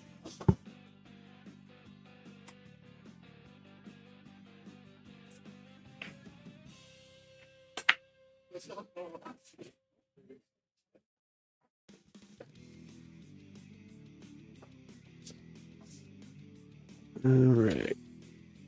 Stan Durango and Ed Hobs. So Stan's favorite size table to play on is 7 foot, and he likes 8-ball. And Ed Hobs is a 9-foot 1-pocket player.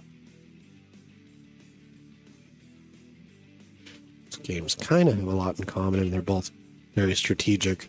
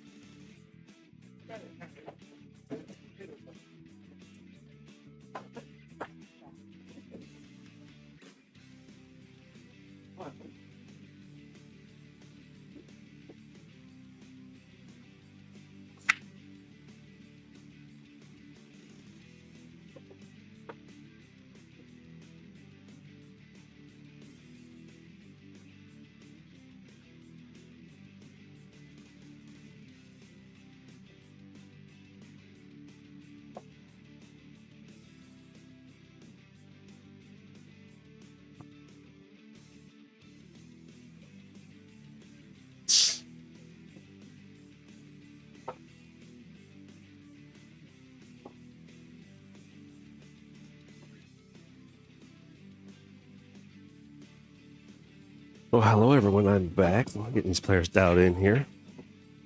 We do have player sheets for the players today, some bio information that we got put together here, so we can bring you some more knowledge and facts, so we can try and develop our relationship better with them and your guys as well.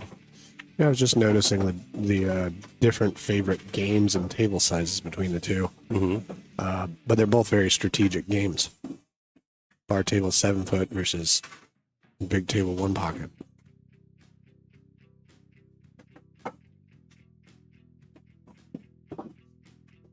Maybe this insert over here, so I can insert back.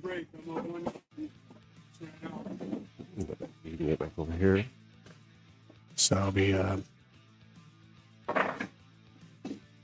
interested to see what kind of safety battles they might get into. Yeah, there was a lot of them last match between Lito and Dave. They were really looking for the optimal table. They would not take anything less than runnable, which, at that level, I think that's the best option, obviously. Yeah, I played was probably slightly more defensive minded in my match as well, more so than normal. And who did you play? How did your match go? I played Ed Hobs.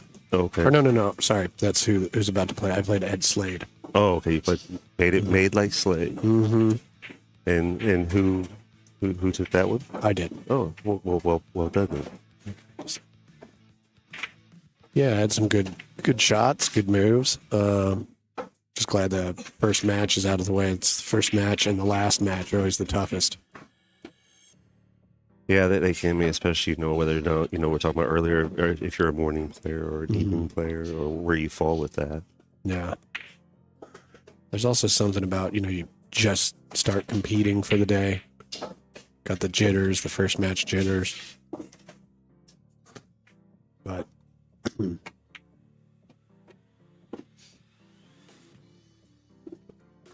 yeah, you got Stan T warming up on the table for us here, and it looks like they're about to lag and get started here.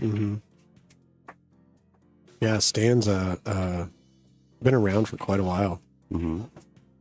He seems like he leads a pretty healthy lifestyle. So yeah, he looks. Sorry, go ahead. Yeah, he was able to shoot at a very high level. Well, looking at his fitness level, on his bio here, it says he's 68 years old. Oh, really? Yeah. Okay. Yeah. So you're saying he's been around for a while. Yeah, he has, and he looks good. He looks healthy, lean, mean, and ready for action. Yep. So he's indicates he is into hiking and swimming. It looks maybe since playing here for 40 years. Yeah, I think it's 40s. Handwriting is a little fast. Oh, he started playing at the age of 25. It was a little late for a lot. Yeah, that's really a lot of interesting. players, yeah. Wouldn't have thought that, but He plays out of Metro Cafe Billiards. I do not know where that's at. Is that?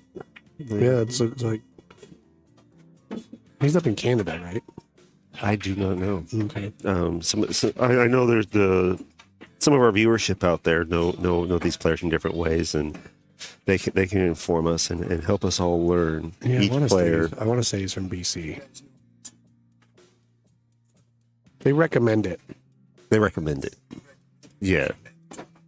I do not know if it's mandatory, but She said that they don't care, but because BCA does, they said we recommend it just so people can get used to it.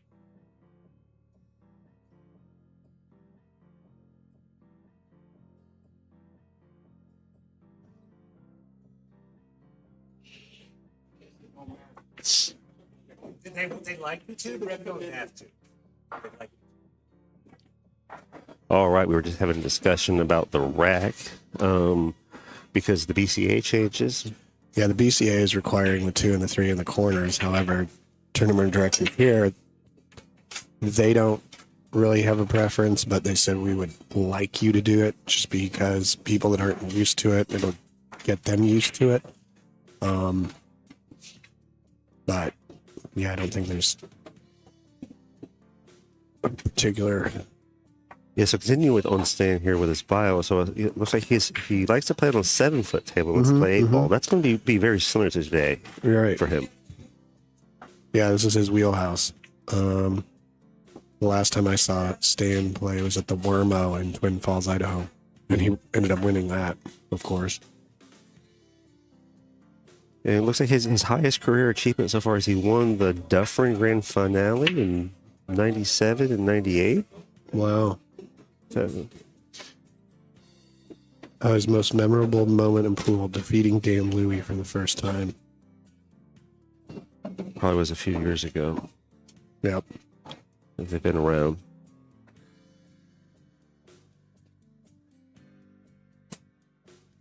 And it looks like he's looking for a shout out to Tommy. Trying to get that To my to shout out to my team. okay, shout out to his team. Good reading there too. Yeah, happy birthday. Or no, sis. To my sis Jean. Oh, that makes a lot more Yeah, sense. okay. That fast handwriting makes it a little tough. Yeah, so happy birthday to sis Jean if we're getting that right. And he's sponsored by Master Misted Billiards and Metro Cafe. And he'd like to give condolences to all the families of the pool players that have left to the spirit world. Thank you for those kind words, Stan. We really appreciate you playing today and everything you're doing to help support pool in this event. We'll bring on some Ed Hobs though. Looks like his nickname it's Ed MF Hobs. He's strong with that one. Out of Tacoma, Washington, 53. Got a little bit of age difference here. No, he started at 23. Yeah. Been playing for 30 years. That home palace of his is Stimpy's. Yeah. Likes to play on a 9-foot table and play the game of one pocket. You almost have to play one pocket on a 9-foot table. I mean, you can get by on an 8. I remember they had the Chinook Winds open several years ago, and it started to become a real strong event before the casino realized there wasn't too much in it for them. But you're getting Jason Shaw showing up, and Shane, and a little Beato in it.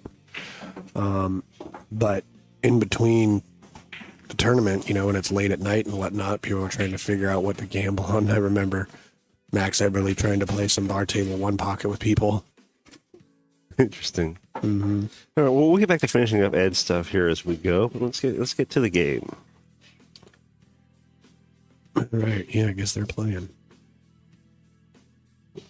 Patrick, I do not yet know, but it's going to be good information as this transpires here. If they don't get it to me by maybe halfway towards this match, then I'll go check on it. But they're supposed to be bringing me the information just to limit the activity of having to run back and forth during this event as all the players are playing. Try to keep the walkways as clear and clean as possible. Yep. So far, Ed's got a pretty good pattern going on. Yeah, being a shot maker. If you're a strong one pocket player, you're a shot maker. I play quite a bit of one pocket myself. Yeah, I'm just kind of curious where he's going to go from the 8 to the 9.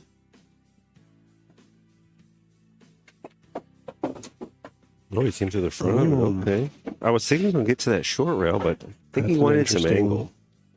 Yeah, it's pretty interesting. I haven't Pretty doable. Yeah, I haven't seen a lot of Ed's action. However, again, if he's a strong one pocket player, angles don't always matter as much. You know how to make it work. Right. Gotta do something slightly fancy. Look at that. There we go. Yeah, got a little compression there. That shaft really Yeah, really it was wobbled through there. Yeah, it was like a whip shot. A shot like that. Yeah, harder to do with a carbon fiber shaft because the cue stick won't bend out of the way as easily. Yeah, you And you can get a double hit. we get what we call deflection of that shaft. Mm-hmm. Got a little bit of angle to get this cut. As Lito was finishing the last one, he kind of ended up something similar to this on his shot right before the winning shot. Yeah, that's why I was curious where he's going to go on the 9, just because getting on the 10. And I thought maybe he might play it until he got the shape he got on the 8. I was thinking maybe he'd try and swing around and take the 9 in the side pocket for easier shape on the 10. He put a nice stroke on that. That was a good way to hit that ball and send it right to the middle of the pocket. All right, let's give Ed that one more game, that number 1 game going in there for me, please. You're on the helm side of the radar right now.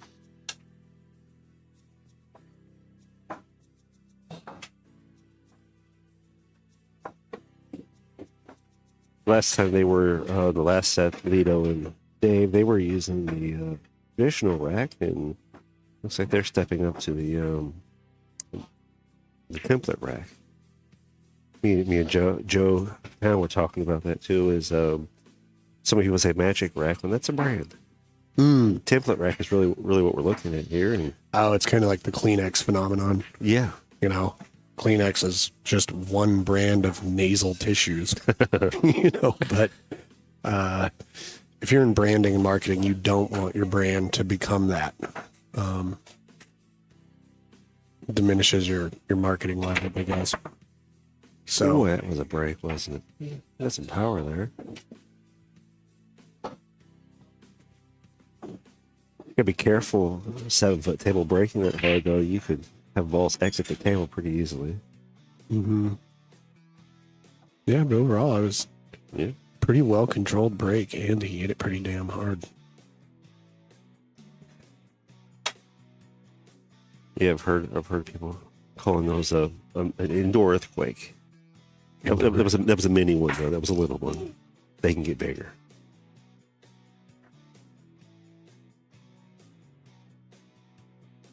Taking a look at this. You gonna bank that or shoot for a save? Looks like a back angle. Man, it real does. With some pretty good built-in shape too. Yeah. Looks like he got away with that pretty well though too. I think Stan's just gonna go for a save here and let Ed get back up and figure it out.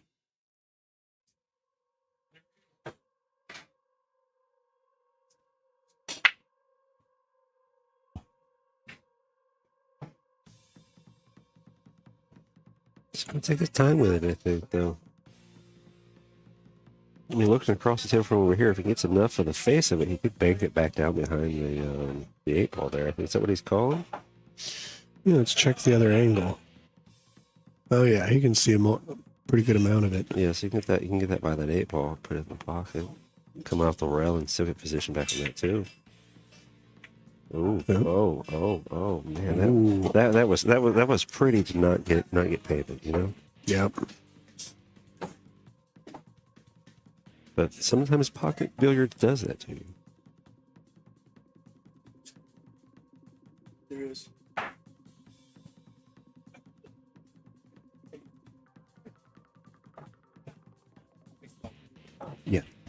Yeah, they're asking if the 3 foul rule is in effect. It is. And it is it? in effect. Yeah, it is. Yeah, they were playing that a lot in the last match. And for anyone watching that isn't familiar with the 3 foul, that is, if you can get your other opponent to foul 3 times, then you win the game. Or you win that. Yeah, you win that game 3 times consecutively. consecutively. That is correct. Thank you. Yeah, that's an interesting. And that's a Sometimes tournaments will choose not to have the 3 foul, just thinking that it'll help things go a little faster. But I think it's a pretty important part of 10 ball.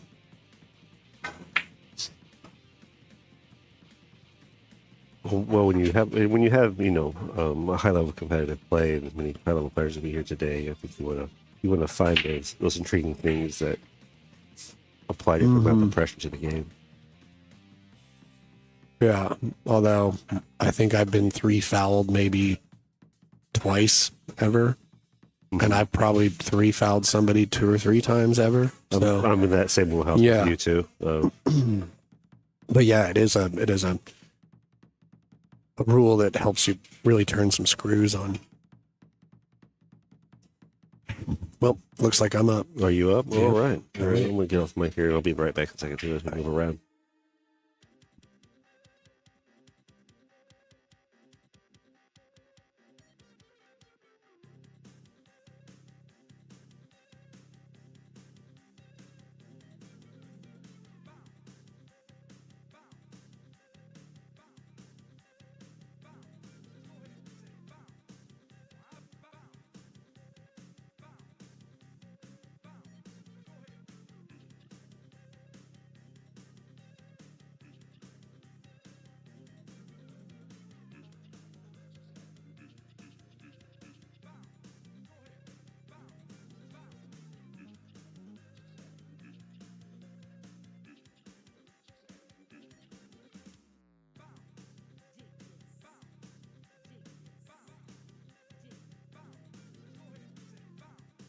All right, catching back up here. It looks like Jesse Johnson.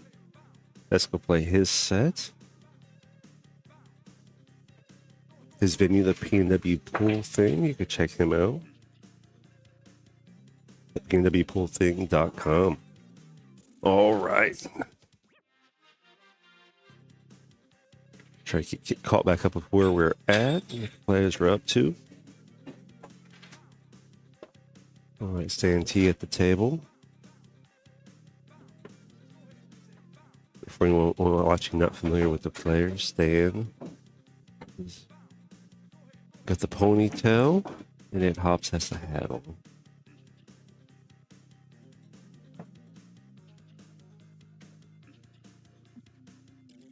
Made that. Paul got some shape here. Looking around the table, trying to find this best entry and exit point here. Pull that up. Then you look at the side pocket potentially here. Don't give it too much gusto unless you want to get the whole table involved. And we're going to get that with a little bit of pocket speed. Let it live where it's going to live. A little bit of reverse pull from the round here. Let it drift out just a bit. Oh, he really went to work on that thing a little heavier than I was anticipating.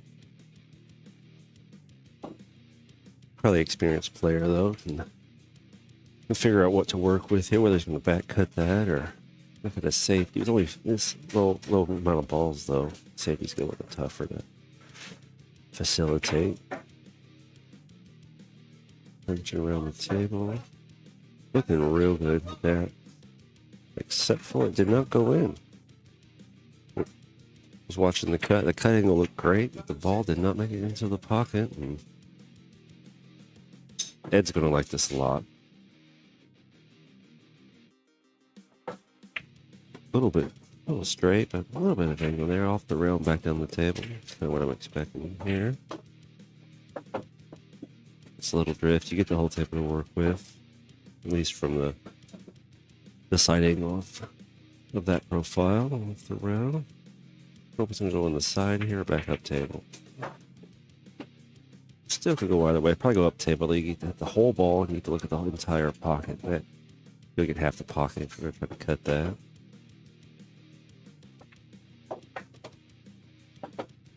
Finished out by Ed off a stands. Ball hanging just in the pocket, a little too deep for him. Not quite deep enough. The diamond pool tables have a little more shelf to them than the valleys and some other traditional pool tables that people are accustomed to. But as they are sort of expanding and taking over many places you play, the diamonds are sort of the standard these days. All right, breaks have been pretty dry. These players, a little more experienced at breaking the balls. So they'll find a little bit better angles to work with coming through these breaks.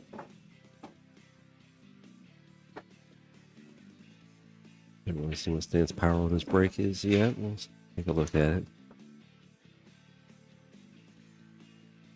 He had good power with that. Good ball control. Good spread.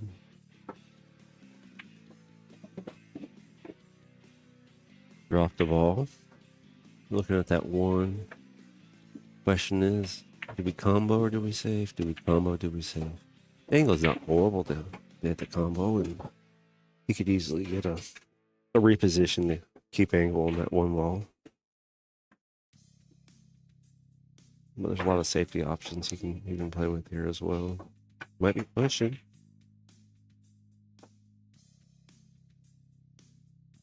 For anyone not familiar with the push shot, first shot in the game after the break, you can often push the ball and put it anywhere you want using the cue and give your opponent a chance to say, that's yours or that's mine. But he's going to go for the combo. All right, so that's what I was expecting. Everyone thinks they're different.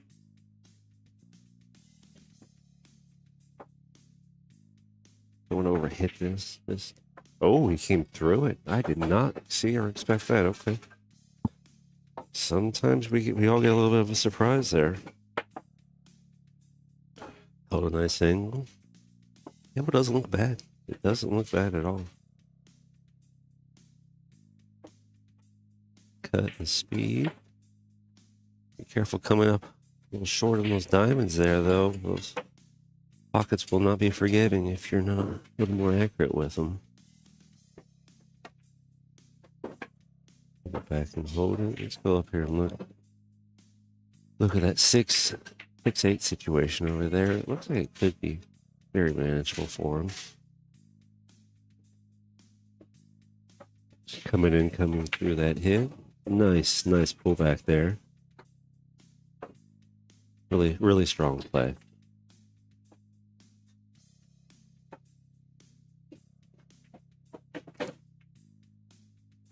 Back cut this.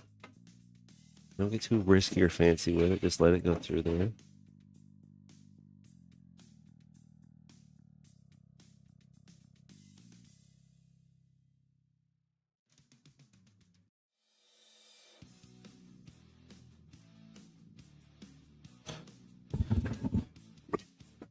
All right, he's looking at this cut. It got steep on him. Could be a bank. You play that bank and come off the rail and get behind that 8. If you miss, get a nice two-way shot out of it. Or you go for the cut and get thin with it. You get safe. You can get that down there behind the 9-10 area.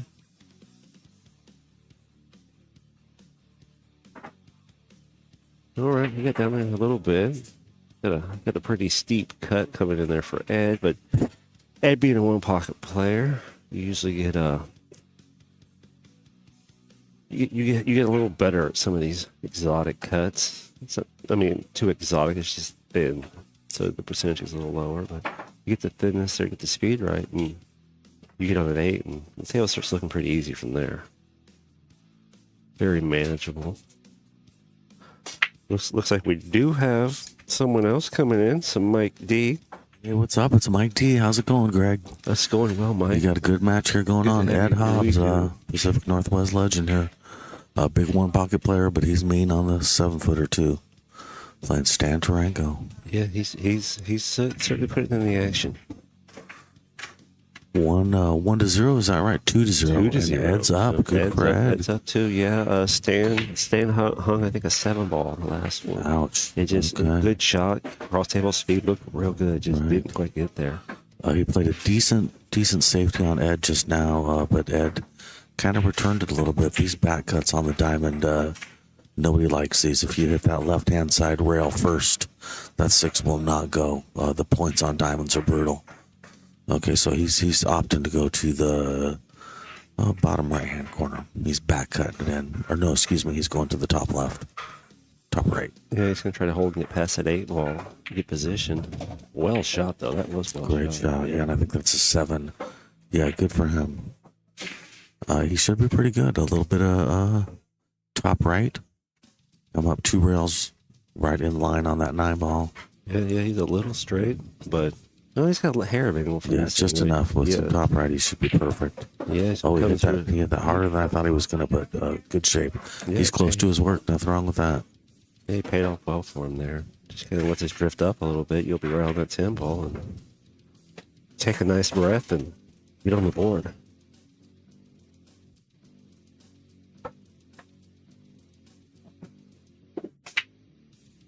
Nice 2-1. Yeah, Looks like it's Ed's break. I see him jumping up. Yeah, race to 6. These are short races, especially for rotation on a 7-foot. So having that lead for Ed is a big deal. If he can break and run these, that would help a lot. But the break on the 10 ball is tough. You know, they are short races, Mike, but you notice a lot of safety play going on too. So we are working, extending some of these racks. Oh yeah, well I mean that's part of the short race thing. Is you can't afford to try anything. You know, there's not enough time for momentum to really shift. You got to be careful. Especially with the alternating break, no one needs a chance to run away with getting a few up. Exactly. No, you want to get ahead and stay ahead, that's for sure. So we'll see. Ed's breaking from the dead middle of the table, it looks like. I like that strategy. A lot of times you'll get balls going to both those side pockets. Just do not want to scratch. And have you played your first one yet, Mike? I did, yeah. Yes, How did that go for you? Good. I got a 6-0. Oh, so wow. that was nice. That is nice. That's a relief. Yeah, I had my first one too, and I did not come out victorious. Oh, bummer. Yeah, you know what happens. You know, my level's up and coming. It's decently strong, but it's still growing.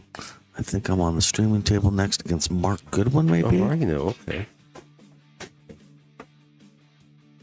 And we'll go back to finish up talking about here about Ed Hobs too. Is looks like he's shooting with a Dave Tice custom.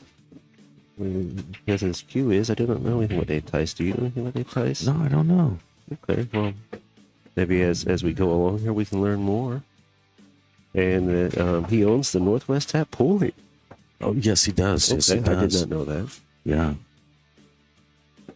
And it looks like one of his either a coach family he wants to shout out is Harry Plattis. Do you know who that is? Sure. Yeah, Harry Plattis. I do not know who that is. Yeah, Harry Plattis he's a great one pocket player. He's in the one pocket Hall of Fame. He's from Washington here. A great one pocket player. Big gambler here. Yeah, real well known guy. That's interesting to know, so I can explore that more too. Because I've been up and coming one pocket player myself.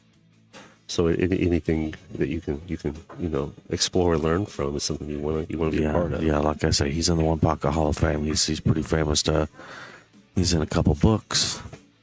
Playing Off the Rail. He's a character in Playing Off the Rail. Okay. Or mentioned. That's a. Oh, I don't know. You wouldn't call him a character because it's based on him. All right, Ed's got to be careful to get shape on this 3-ball. We're using the red circle cue ball, which I like. Yeah, the players did opt to move to the house balls, particularly for the airplane. Yeah, and from what I saw, there actually isn't a house ball. There's just a lot of different kinds of cue balls here. So it's good that they have the same cue ball for all tables. All right, so he got nice shape on that 3-ball. He's a little straight on this 4. He's got to just basically draw it back for shape on the 5 in the top right corner. That's great, though. Shot. Yeah, Great shot. that works for him. All right, he's sitting good to run these out. My money's on Ed. Yeah, that 8's sitting beautifully. If he can get shape on the 7, pocket the 7, he's pretty much golden. A little bit of a power draw style shot there.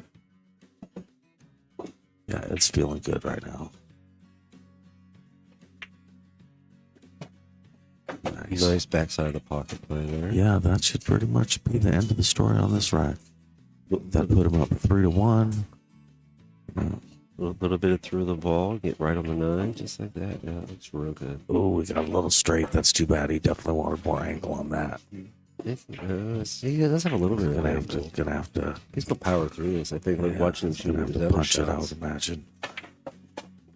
Ooh, beautiful, good shot. Beautiful power. Good shot, Ed.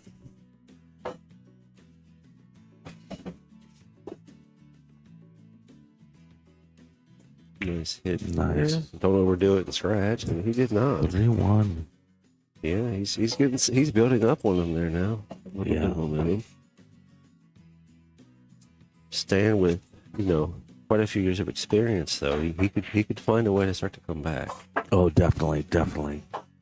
Although, like I said, in this short race, there's often not time to change momentum around. If Ed can just hold his own, he's definitely got a big advantage right now. Yeah, well, in our last match there, too, Dave was coming out strong against Lido. And Lido came back and took that. Yeah. What was their Fargo's, do you know?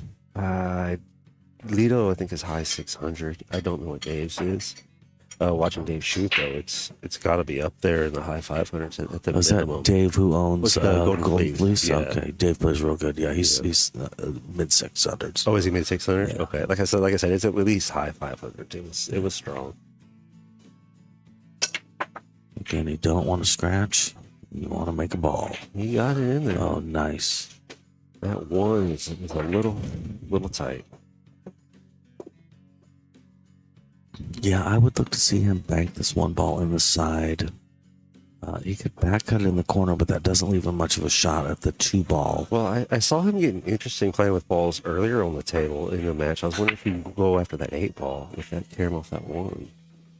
Yeah, I think the concern is if he makes a 1, I don't see him doing that. Okay. If he makes the 8, the 1's going to go loose on him and not leave much of a shot. He's got a pretty easy bank on the side. He does.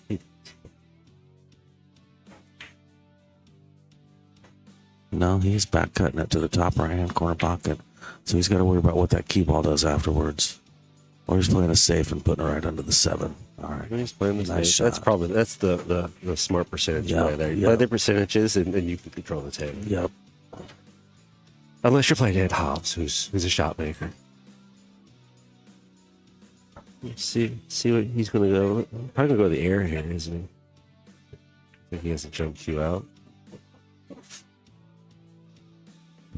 About half. Third of Okay, the he's table calling the jump 2 over. ball. A little surprised he's not going around first into the 1. It must not quite go. So yeah, he's just going to bang into that 1 ball and hope for the best. I see this as a double kiss though on the 1 ball if he hits it right.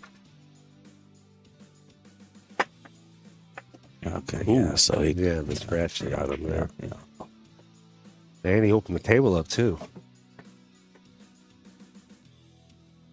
Yeah, that was a painful shot for Ed. We'd like to see Stanley get a run out here and put one more on the clock for him. Definitely. The 3-5 combo is a little tough. He's going to want to try to get shape on the 3 on the side if he can.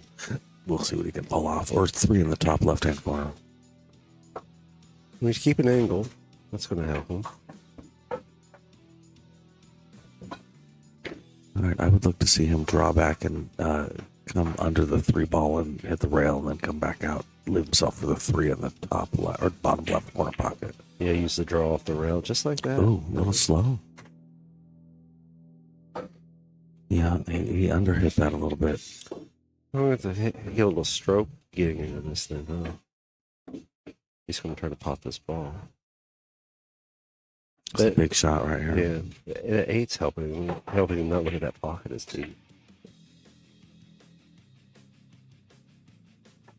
Nice Yeah, roll. well, he hit that like the pro that he is. Well done. Did you change balls on the streaming table? We did. They opted to change balls. The players did. Great shot. Great shot.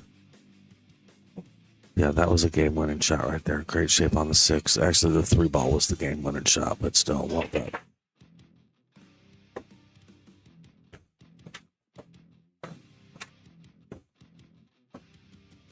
Please look at some of those final angles and make sure he gets his position coming to that pro side, that pro angle he's probably looking to keep. Yeah, he definitely wants to be a little careful on his shape on the 9 ball. He wants to get as good a shape as he can without hooking himself on the 10 ball.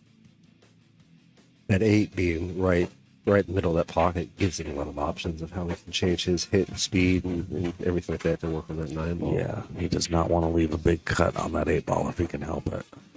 I expect him to come through that with a little bit of gusto. Unless he's going to draw, but... Interesting. So that's not what I expected him to do. So he's got more of a cut on that 8-ball than I would have thought he wanted. Well, I think he can drift this tangent line out just off of that some, and that's going to get him maybe up under that 10-ball.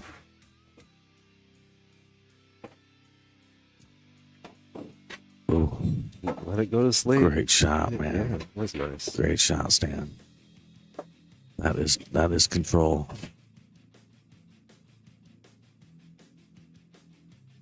Nice shoot. Right back. Yeah, nice angle. Take a breath. And send it to its hole.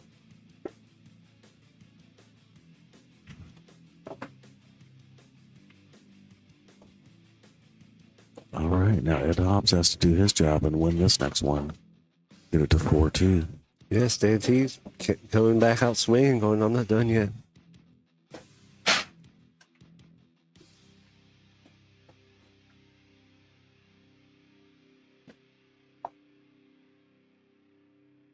All right, Stan Durango taking a break, hitting the bathroom. He doesn't smoke, so this is just a legit bathroom break. And the report from up front, though, is we're not doing smoke breaks. So, but yeah, short bathroom breaks we are okay with. For anyone watching that doesn't know which player is which, Ed Hobbs being the player with the hat, staying with the ponytail. You're looking at Ed Hobbs right now, working his next break set.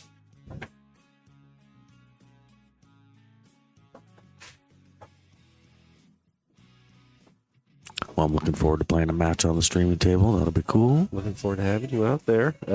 Patrick was asking who is up next, and it looks like Mike D, you're up next on the streaming table. Yes. And I'm not sure who my opponent is. Okay. Well, as you progress through this and get closer, if Sue or Dad doesn't bring you the other player card, and we don't know yet, then I will go explore that information and try to get ahead of the ball. Definitely.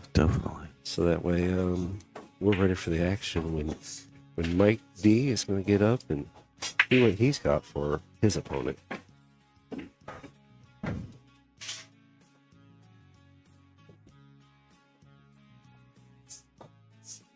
Distinguished Billiards, is that correct? That is correct. That's pretty cool, man. Yeah, that's what we're doing. We're trying to maintain elevating our sport, and that's a big part of what the name is with the brand is keep an elevation as high as we can. Sometimes it seems like it's things just get a little too loose. Things kind of like walk away from being as high end and at maximum level. Trying to see what we can do to help keep that as pristine as possible. So that's why we work to be distinguished.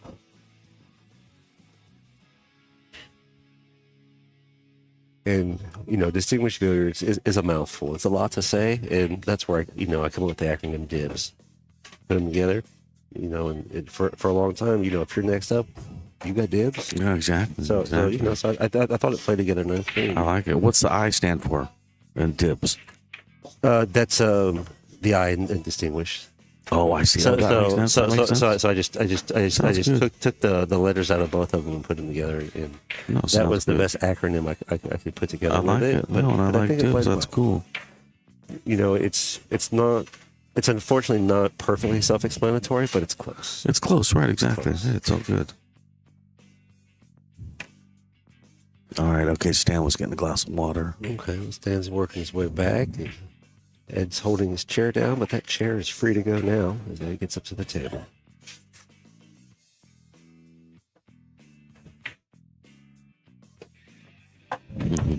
Ed bringing that powerhouse break back to the table. And you just want to make a ball and don't scratch. Nice. They're both avoiding that side pocket really nicely. Yeah, they are both breaking really well. All right. I think we're going to see a safety here.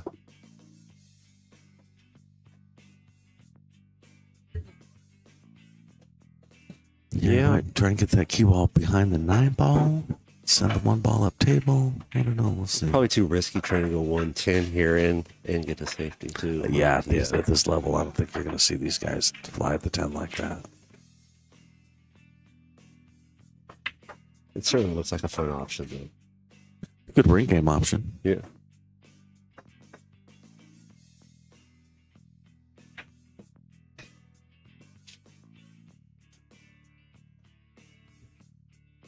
Ed's still looking around at it. Trying to figure out what his best placement's going to be. He understands what Stan can do against him if he lets too much out to him. You don't want to start leaking. You might try to put the cue ball underneath the 10. I don't know. I would definitely look for some kind of a safety. I think around that 8-9 is what he's trying to get for him. Oh, no. Oh, nice. He used the 7 ball. Oh, and he called the 1 just in case. Okay, so that makes sense. I saw him call something. So yeah, he figured he'd call the 1 just in case he popped it in on accident. Smart play. He got nice and close to the 7. That is jump ball. We'll see what Stan chooses to do. Yeah, I was thinking he was going to be a little bit more cue ball movement out of that than what he did there. He played that well, though. All right, he's going 2 rails at this 1 ball.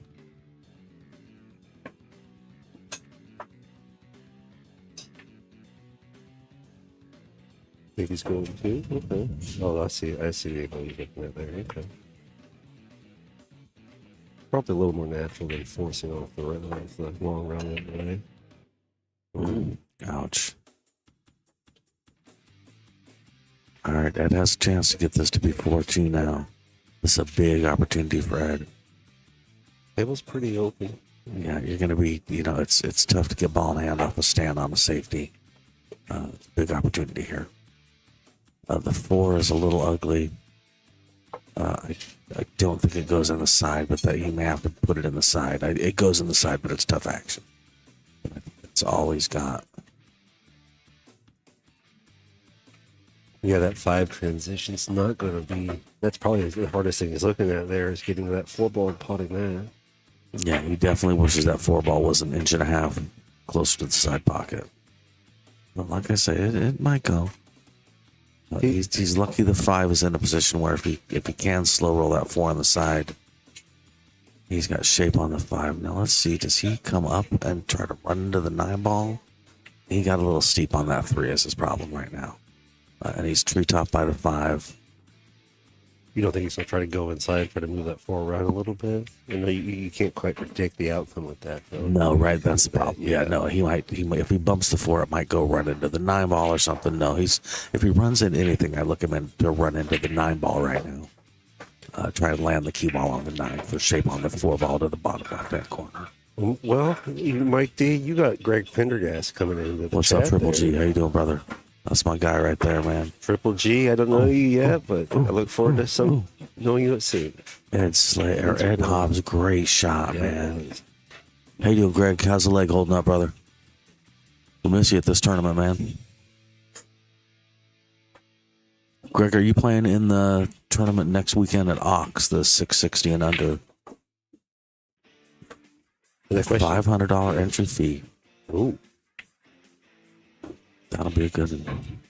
Yeah, that's a big one. What's the pat looking like on that? Do you know? On the tournament next weekend? Yeah. Big. I don't know, big at $500 a man. And there should be some added money. It'll pay out big. I don't know. Thousands. I played in one in Vegas that was $1,000 entry fee a few months ago. I got 3rd place for $10,000. Nice. Yeah, well so I think first place Van Easton got first place for $24,000, I think.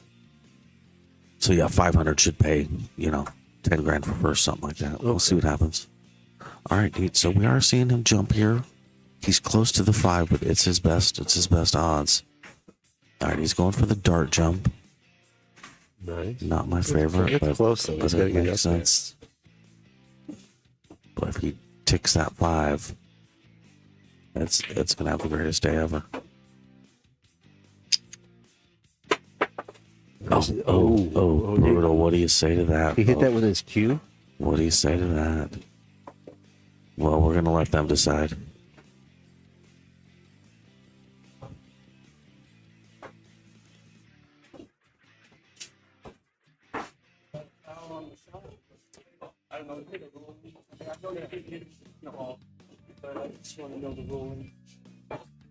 I don't quite know the ruling either, but here's what I know. We stay out of it. Yeah, looks like they're going to work on it and figure it out. They might be going up to talk to personnel up front. Yeah, Ed wants to talk to the tournament director and see what the call is. That's it's a big shot right there. That is. And Stan has shape on the 4-ball. The 5-10 goes. Yeah, we'll see what happens.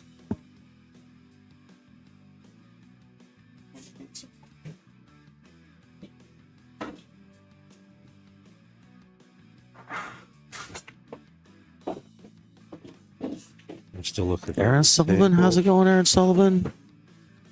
Nice to see you on the chat, my friend. Well, looks like I guess maybe Greg Prendergast will be coming up with us this evening after the horse race. Oh, that's awesome, Greg. Very cool. Good to see you. Well, I'll be here all day, so it'll be my opportunity to meet a fellow Greg. I'm a 1G Greg Prendergast. You're a 2G. Well, 3 technically. We start from. Here comes one of the tournament directors. Ed's explaining what happened.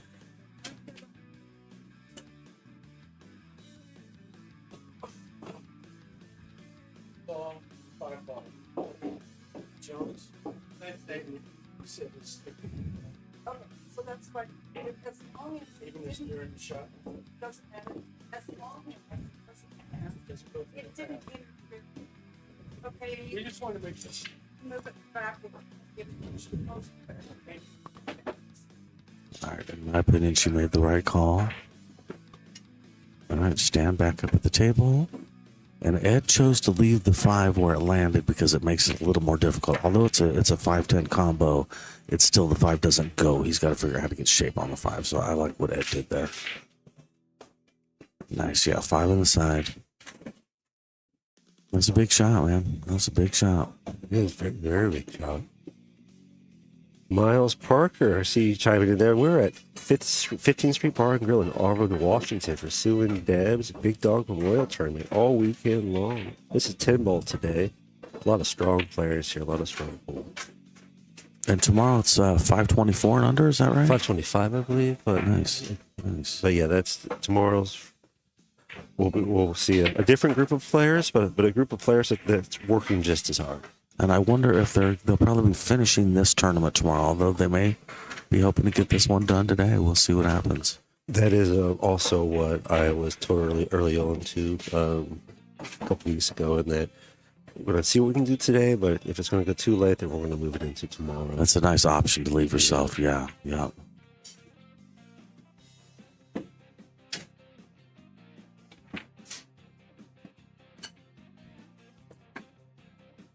All right, that was a big game. This is a big game for Stan. I'm assuming he's going to pocket this 10-ball.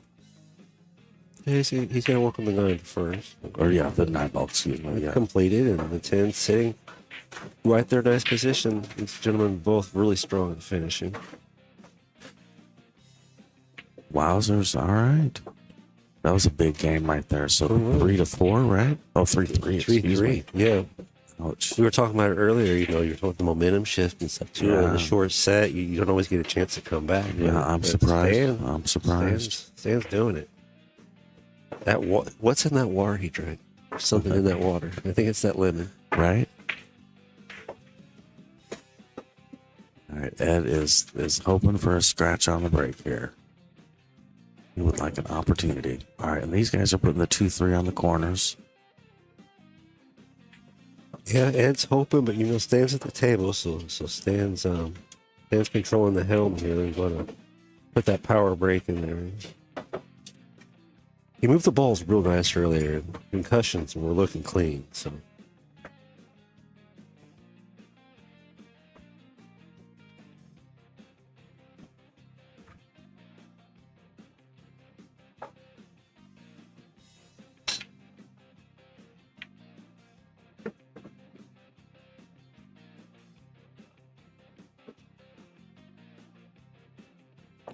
People almost got kicked into the side pocket. 3-6, nothing on the break, and Ed has shape on the 1.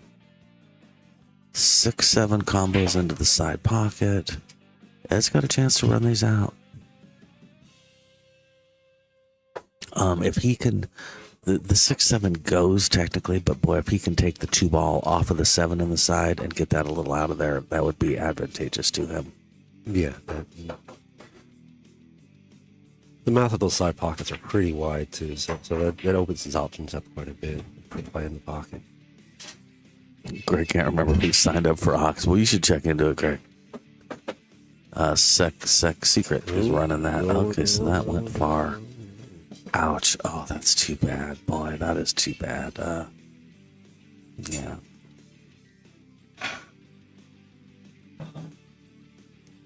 I see we moved the death ladder that was on the wall. That's probably a good move. Yeah. We made room for some more chairs. The parent in me saw that ladder and was like, we got to do something with that ladder, man. That's They were going back and forth using it up front and stuff, so it was sitting there yesterday. Right. It looked like a head injury waiting to happen to me. That was a great shot by Ed, by the way. And he used the 6-7, the 7 specifically, so he could really bang it out of there. All right, now he's got to come into the rail and back over for the 4. Hey, what's up, Robert? Rob Gear, how you doing, brother? Always good to see you, man. You just moved. God, I forget where you moved to, but I saw on Facebook you moved. Rob, you going to Derby this year, buddy? For anything like me, you're saving up for it right now. That is not a cheap trip.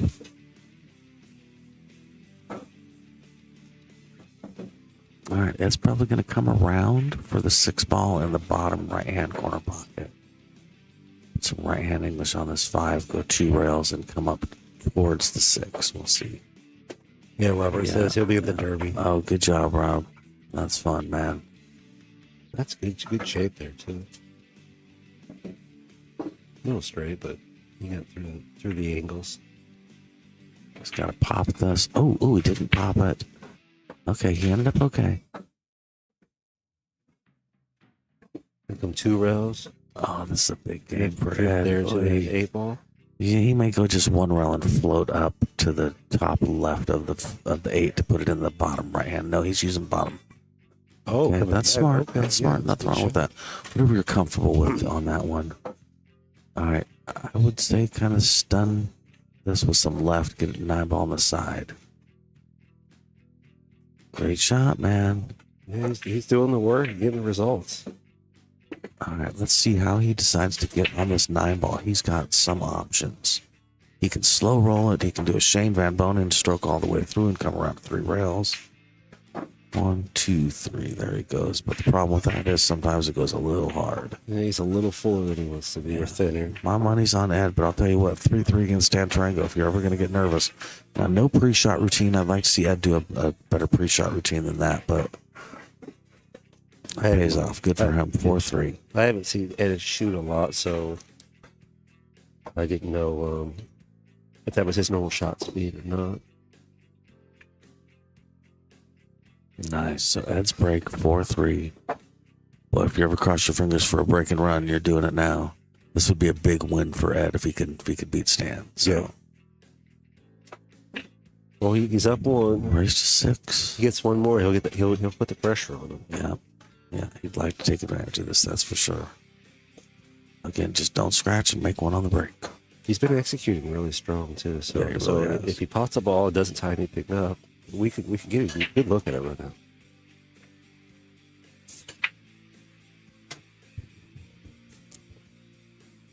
Greg wants to know who went the highest in Cal. What? Oh, I don't know, Greg. He wants to know who went for the highest in the Calcutta. I'm not sure. We've got a few 745 players here, so I think it was a toss-up. The last time I looked, I saw like $600 or $700 was the top, the dollar amount. That sounds right to me. I don't know that sounds who right it was to me. for, though. East Valley with nice out Hobs. It's those Canadians, Greg. Yeah, they're strong. Right? All right, great break. Yeah, he made a ball he didn't scratch, so that's good. The spread on the 9-10 3-2 is tough action. That is not his favorite. Let's thread that out of there. And a nice one-handed move.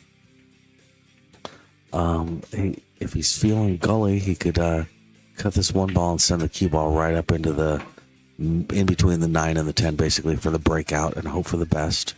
But like I say, he's probably not feeling like that's the move. That's more of a good ring game move or a 5 game move. He might play aggressive though, try to stay at the table. Yeah. Just let it go, and doesn't look bad. I would look to see a safe here. I think, in some dimensions, this is the 210 combo, but I don't think we're going to see him try for this.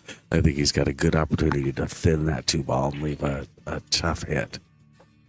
As long as he doesn't hit it too hard, he needs that 2-ball to stay where it's at. He's looking at it a lot. I think he's obligated to look at it. I can't imagine he's going to shoot it. Oh, no, he might be shooting it, man. Looks like a safe now. Oh, the 2-ball went. Oh, okay. Hey, that's one way to do it. Just make the 2 in the corner. Sometimes it's hard to tell on monitors. That was a great shot. All right, he seems to be calling the 3-ball on the side. All right, looks like Sullivan's, the Stevens, the Sullivans, or Aaron Sullivan saying Fulham got 640 and Stan got 520. Nice, Aaron. Thank you. Quality Oh, report back ouch. there from Aaron. Ouch. Oh, that 3-ball slid off of the 7. All right, I think we're about to find out who I'm playing. All right. All right. Thank you. Thank you. You got the report. Who up next?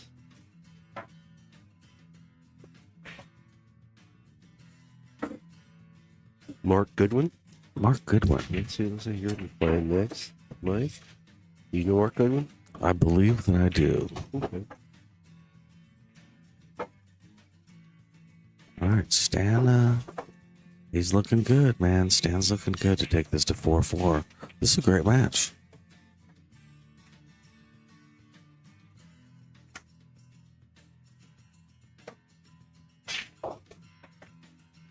Nice. Yeah, Mark Goodwin, 681 player from here in Auburn, Washington. Great player.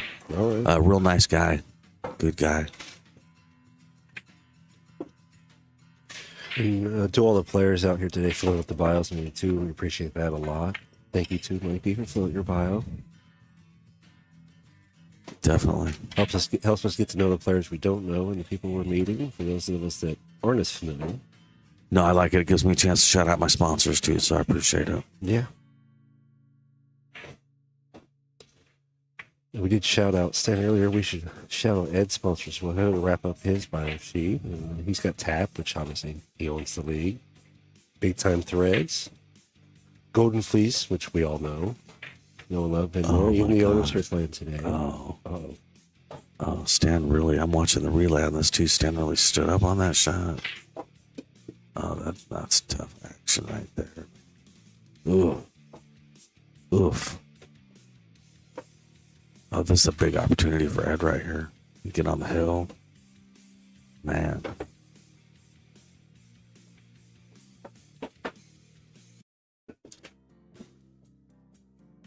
Oh, I'm just realizing he had the photographer in his eye too doing that shot. Oh, did he?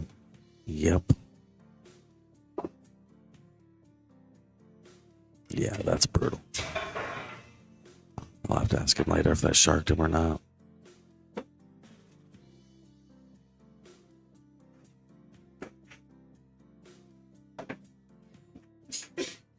Kind of off angle on that 9-10. So probably come back and get to that 9 off that draw shot on an 8-ball.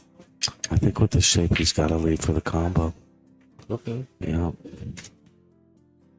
I would look for Ed to make this. But he's definitely got to be careful. Boy, that 9 is so close to the 10 that makes this tough.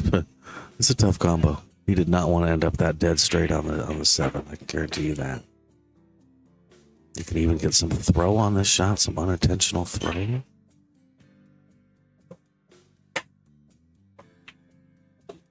He got what he wanted. On the hill, Ed Hobs. Yeah. We're not quite on the hill yet, but... Oh, I thought he's at 5. Oh, it is. Yes. Yeah. Excuse me. Sorry about that. Yeah, my mistake. You are correct. Nice shooting, Ed Hobs. Ed Hopkins on the hill. I got to play Ed a big one-pocket match on the chalk box about a year ago. Okay. Yeah, that was a lot of fun. He played great. Yeah, wrapping up the last of Ed's sponsors too. He's got Hustling and Jam Up. Natural wall moving into the jam up nation. Yep, jam up's big here in Washington. Damien's from Washington.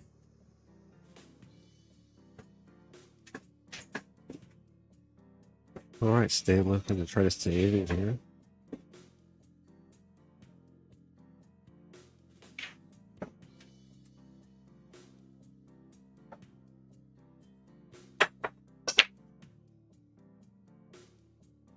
Good power there. Got Oh pop. no. Cute ball. 3, 6, 4, nothing. Down, yeah. I didn't leave a ton on the one ball. I would look for Ed to play a safety here, although he can. It's a relatively easy, carry him into the 7, but I didn't expect him to take that. These guys have been playing pretty conservative.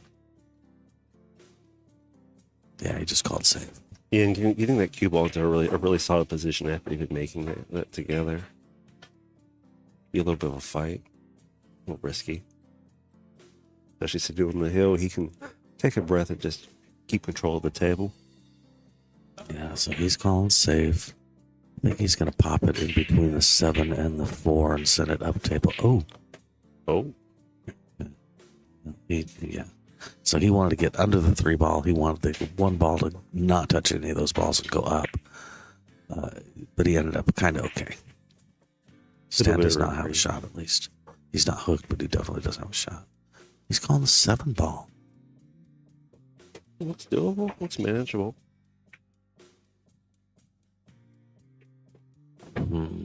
Oh. That one go? It looks like it might get by there. Hard to see. I'm going to say I think it goes, but it's definitely tough to tell. We'll find out. Ed's body language says it goes.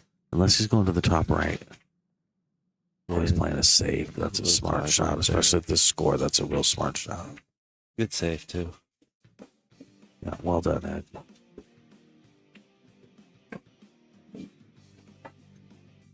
Hillbilly on the hill, baby. Yeah, he is, definitely.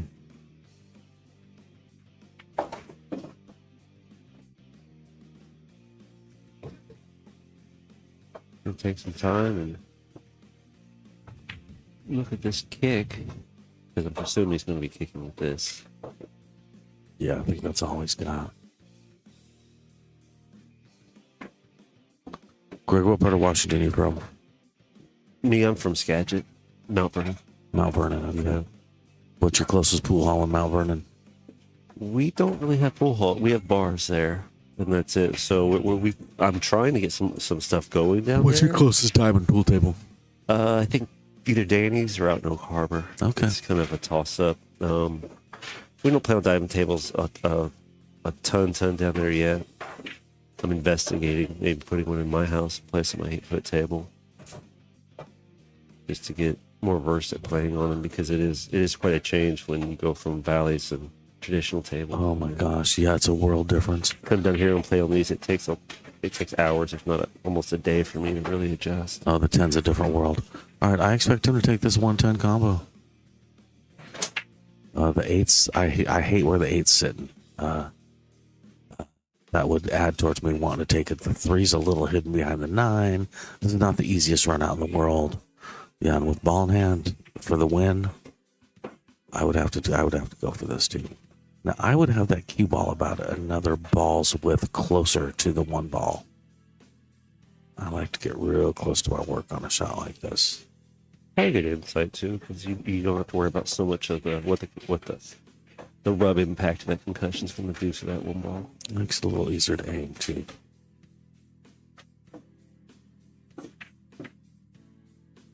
Ooh. Uh-oh. Yeah, I think cue ball closer to the 1 would have made the difference on that.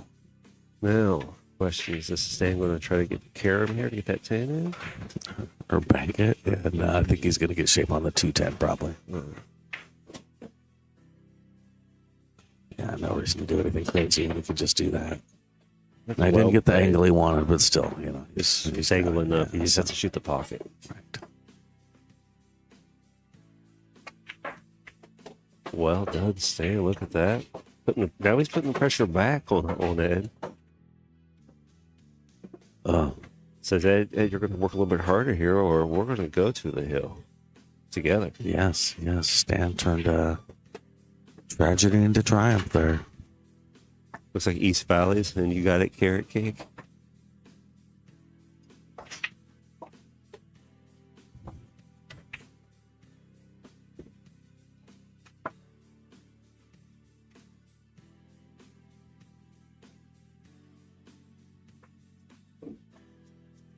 Aaron, I believe Greg is asking you if you're going to be down here this evening.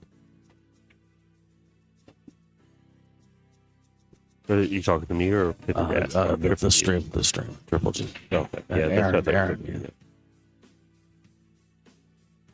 Yeah, exactly. No, I agree, Patrick. Live by the sword, die by the sword on that early 10. Now that's one reason to hit that 10 a little harder than Ed hit it, so that if it doesn't go, maybe it spits out of there. But you also hate to slam it. You want to have a precise shot. Either way, so Ed made a ball in the break and didn't scratch, and 10 ball, that's worth a lot. But he does not have a great shot here. Now, Ed's a one-pocket player, so he knows this shot. This one goes, but I didn't expect to see him go for it. We'll see what happens. Well, you think if he gets inside English on this and gets the spin on it, he might be able to get the ball and get position. Yeah. He's got room to hit it. That's always effective. It's going to help him out.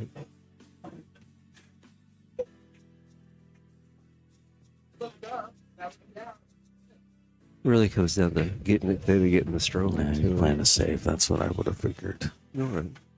Oh, thanks, Aaron.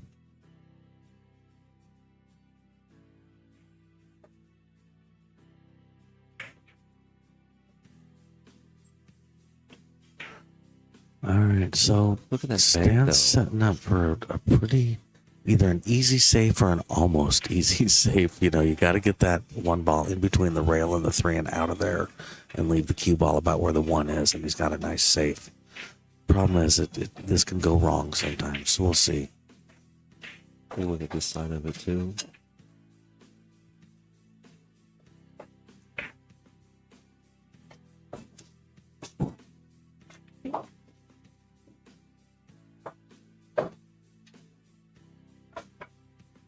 Took a lot of time trying to get those minor details worked out in his head. It's a huge game right here, too.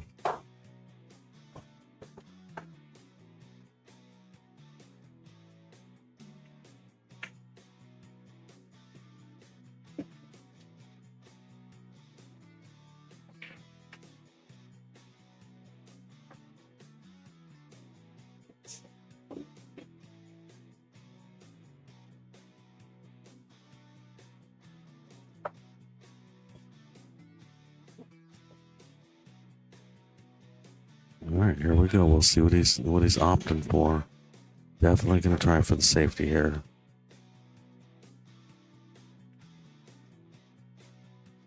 Well, Jeff Rice, welcome to the party.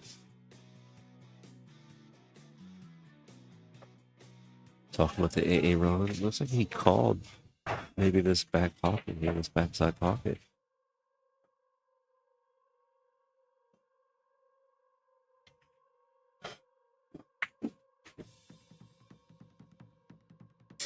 Not bad try.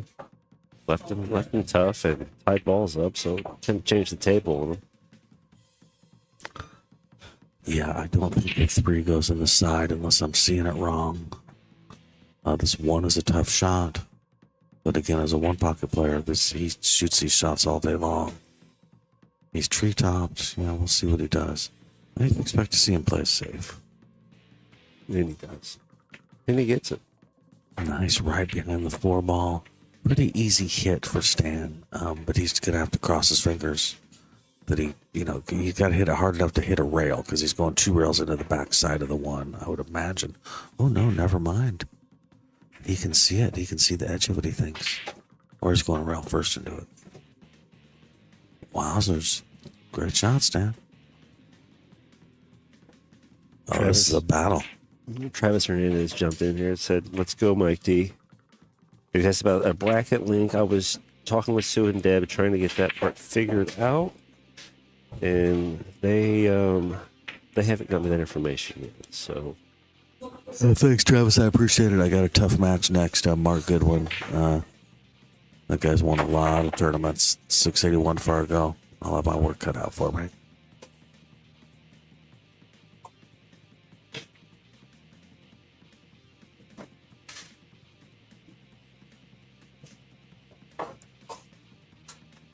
So quiet right now as you're watching some players take their time battling it out. So he is jumping into the one ball here.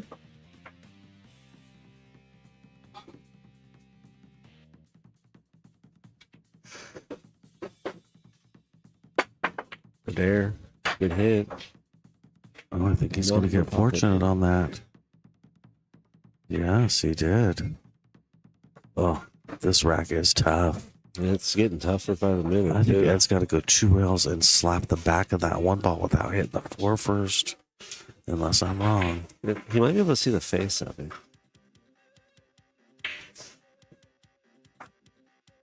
So he's calling a safe. Oh, you know what? I think you're right, Greg.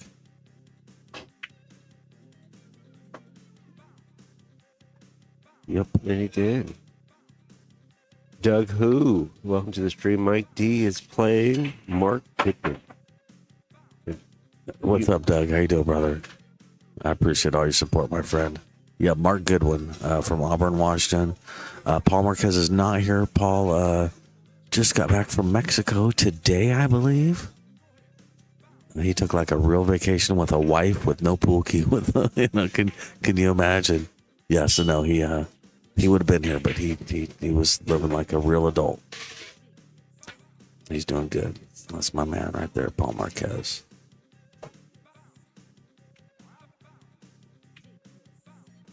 That's in a tough position here. Yeah, this is tough. That may have been a game-winning save right there. Yeah, I wonder, should he freeze the 6 up on the 1 ball? And he leaves himself in a position to get 3 fouled. He could push the 5 over by the 2 ball.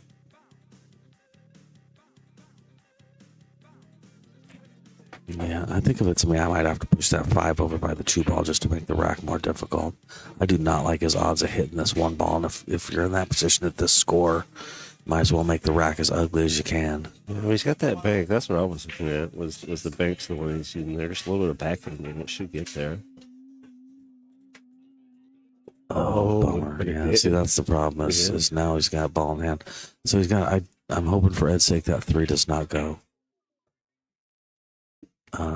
You know what? Stan's got a chance to break out.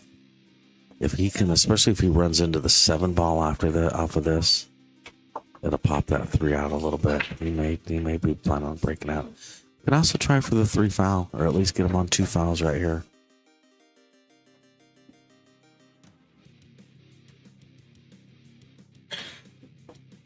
It's possible. Push that one up and then tie the cue back up to it.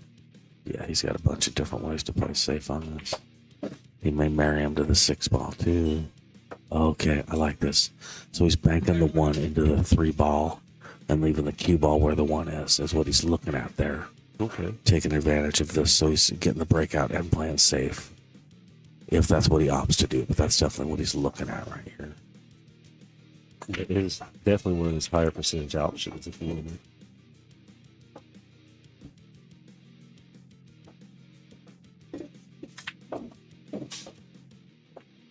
Nice draw. Nice rail. No breakout. But that's gonna be a tough hit. That's gonna be a tough hit.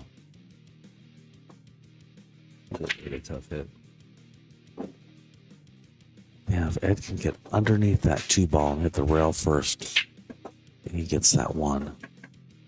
Let's just see.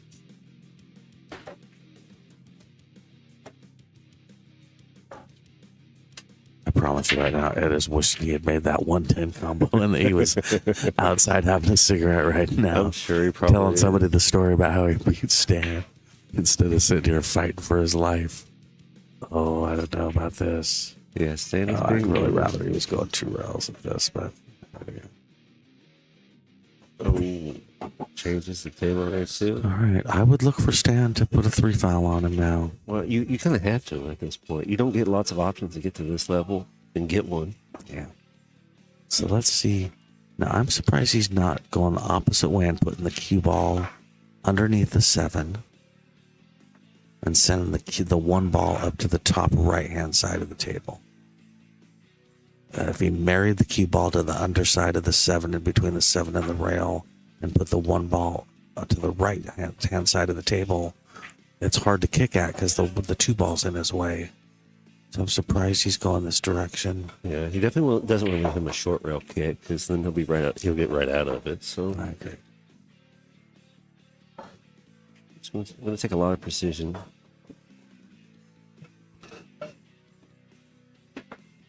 Gets that one up. Yeah, so bury back on the other rail with the cue ball. It's going to help him. Ooh, it's tied up. All right, Ed is on 3. Now he's on 2. Two. Now Stan told him he was on 2 before Stan shot. Technically, he's supposed to tell him right now. They look like they're having a staring contest. It looks like he couldn't come up 2 rails back to it from the upper corner if you can't see it there. It goes up this way. And they're shooting over the balls, and that's not what you want. But let's see what he is. He's going to come off the rail. Oh, great hit, Ed. I guess he Oh, can feel a lot great of it. hit, Ed. Oh, wowzers. Oh, That's now why- again, Stan's seen them. Both these guys are having shots they're regretting. Stan definitely wishes he had gone a different way at that, or at least executed a little better. And that's why it's so hard to get a three foul on someone, especially when you're at this level.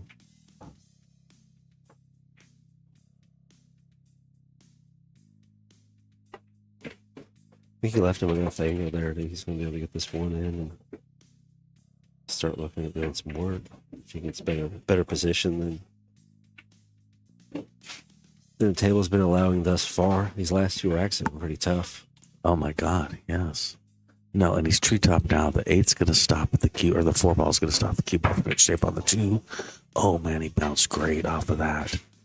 Oh, that was the bounce of a lifetime right there, my friends. Oh, It's starting to feel good about it, but he's still got to figure out what to do with that could be the win. that 3 ball. Yeah, I think the 3 goes much easier now. We'll see. Was he drawn into the 7? What's he doing here? He's going to Oh, move it around. wowzers. Oh, wowzers. Okay. That was a brave shot, you guys. Seriously, that was a brave shot. So in my opinion, this 3 ball goes all day, and he's got pretty natural shape for the 4 as long as he doesn't hook himself on the 10. You may want to overstroke this and hit that top long rail where you're standing. Get on the underside of the 10 ball so he doesn't hook himself on it instead of trying to hold up. It's a big shot.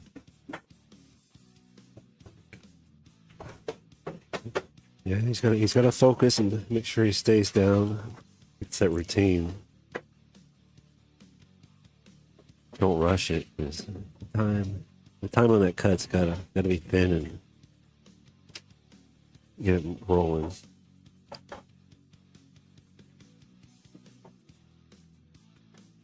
Oh, he ran into the 10. Great shot, Ed. Great shot. Some would say a game-winning shot right there. Yeah, I like his odds here, my friends. Stop shot on the 4. 5 in the side for natural shape on the 6. 7 in the jaws, basically. Yeah, he's looking real good. It's one you want to make sure you're breathing. Play it smart. Don't miscue. Use your chalk.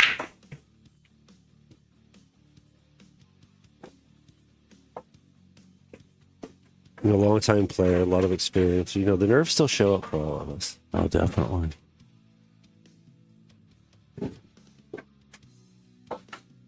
All right, so he wants to be on the right-hand side of the table here for natural shape. So he wants to draw this a little past the side pocket if he can. Perfect. Perfect. Looks good.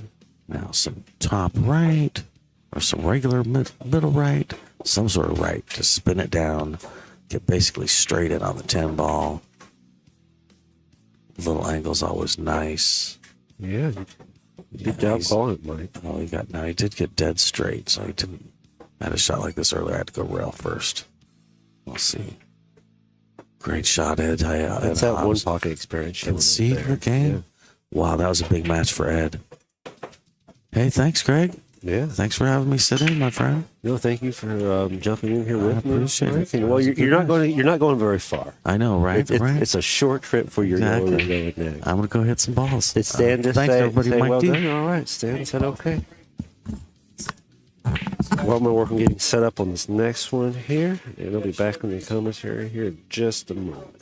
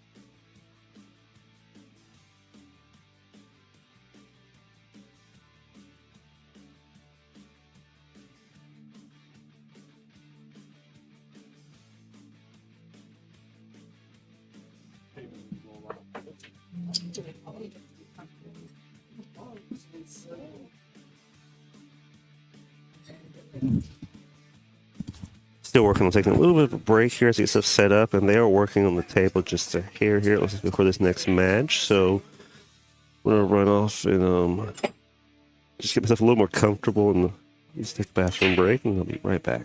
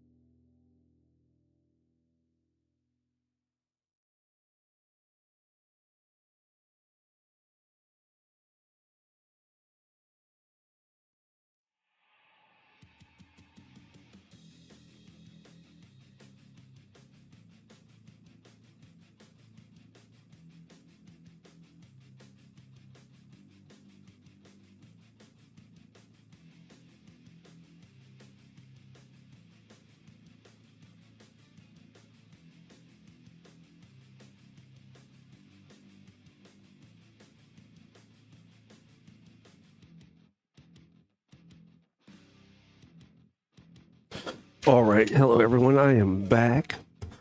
Patrick, I did let Ed know you congratulated him on his win, and he said thank you very much. He said that Stan is one of the better players in our area, he feels like, and he's happy to get that win. Worked really hard for it, and I'm excited to be there with it. And however, we are moving along, and now we've got Mike D versus Mark Goodwin. A lot of action starting to come into play here too after two back-to-back big matches, matches, really good matches back-to-back. And they were just in here working on the pool table. There was a couple concerns about if it was completely level, but it looked like it was pretty good. They didn't have a whole lot to say or do with it, did they? From what I saw. All right. How do you pronounce your last name? So this guy's making sure. What's that there? Oh, he's double checking the table. I believe Mark Goodwin has a pretty high Fargo, so the table straightness is going to be a big factor to him to make sure he executes at his highest level. Oh, is he the one that questioned it? I don't know. I didn't get any of that information. They just showed up after the match and started checking on it. Taking a look here to see what Mark Goodwin's Fargo is. Age when started. He's a 681, 4,000 games in, so he's, At age 38. Okay. yeah, he's gonna play. He's gonna play strong. Looks like What else do you do for a living and fun? Be a daddy. Cool. Yeah, so Mark Goodwin from Kent, Washington. Started playing when he was 14, 38 now. His home pool room is Stimpy's. Okay. Who else was out of Stimpy's? Was that Ed Hobbs? I believe so. We've got their player cards right here. And it was Ed Hobbs. Yeah. Okay. Ed Hobbs as well. Yeah. I bet they've faced off several times then. Yeah, and then he's 7-foot table and likes to play 8-ball. He's right there with Stan.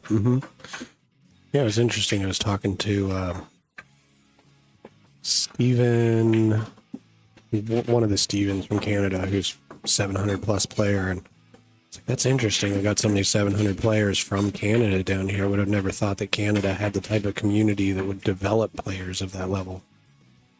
But shows what I know. And I've heard a lot about that they have a strong player base up there and stuff too. Yeah. Mitch, I have not heard where Victor is and how he's doing in the tournament, but as soon as we know more, he's currently playing Daniel Sardencio. Oh, is he? Oh, okay. Yeah. Oh, okay. So That's a pretty good matchup because they're pretty even. Are they? Okay. So we got a tough battle over there. Okay, I can see them from here. Well, as it progresses, if we get more information on that, Mitch, we will bring it to you. Yeah, let's see. Doug who? No, we do not have Paul Marquez. We do not have Steve Lingelbach. Yeah, they Mike D went through some of that already. Oh, okay. Yeah, so we're down here right after Patrick's where we left off there. You're welcome, Mitch. Thank you for chiming in and asking the question. Let's see the score. Chat going.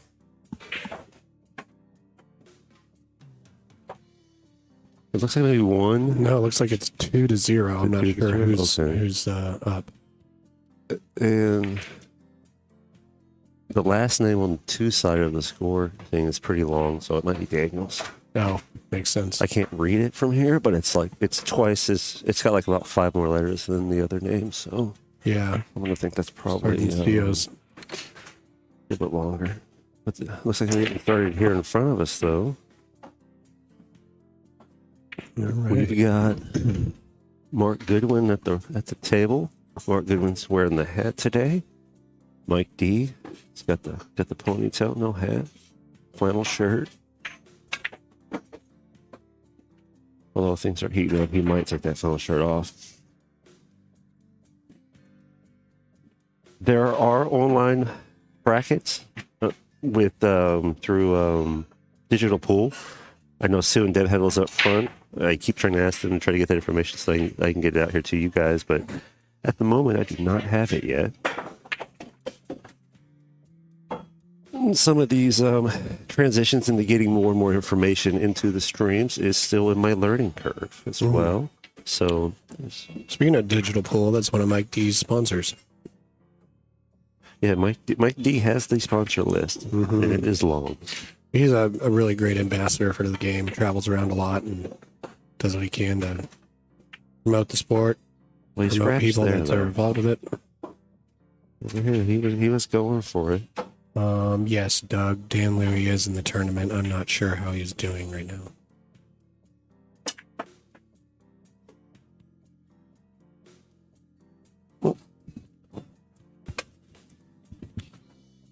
Let me see while you're doing it if I can't work on getting this bracket going, Jesse. Okay, Maybe yeah. I do have my account, although I haven't been working with it as much yet.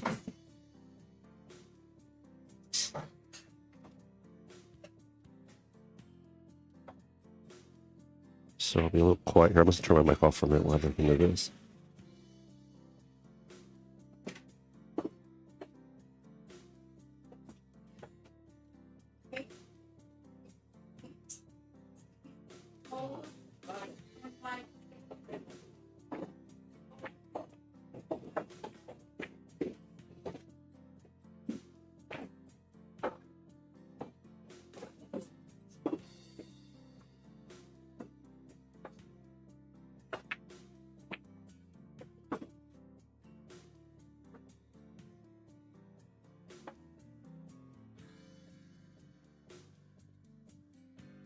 All right.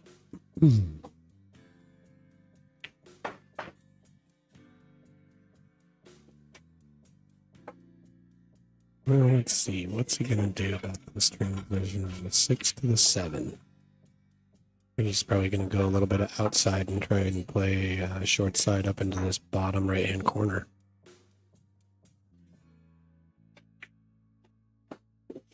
Oh, he went doubled that corner and tried to play it in the side. It's like it ended up kind of in between both of those.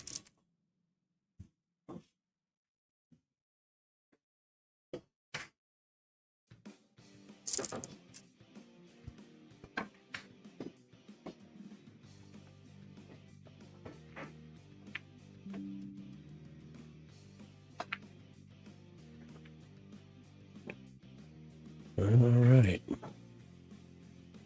Gonna hope to kick at that from that side of the table.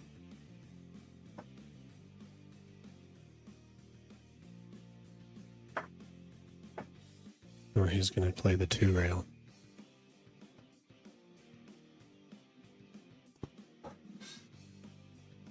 Yeah, then he's got a shot at making that in the side pocket. See how well he executes this.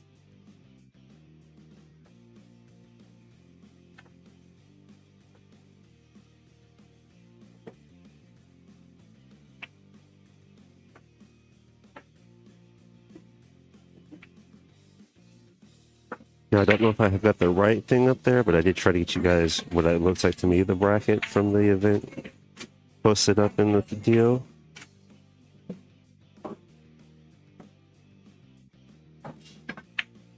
Hopefully that link will be what you need. Let me know if that gets us covered or not.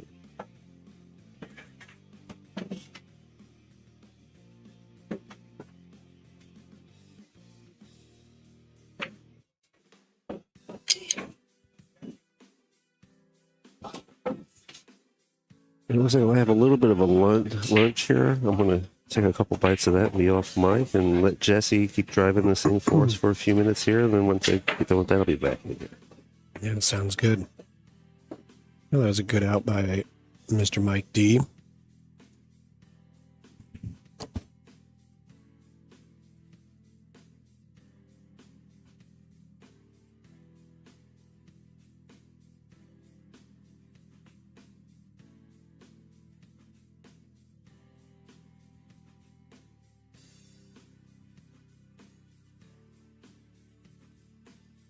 All right, that was a good out by Mike D.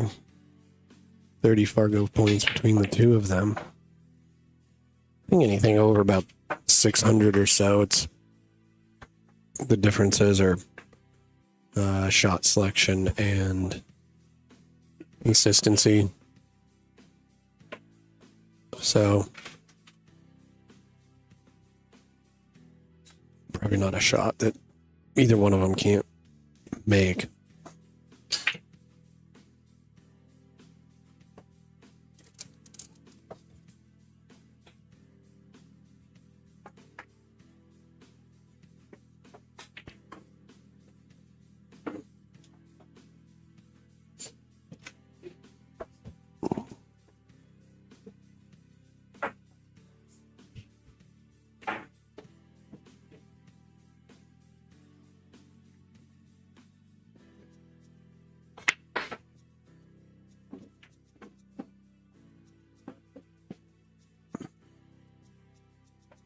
All right.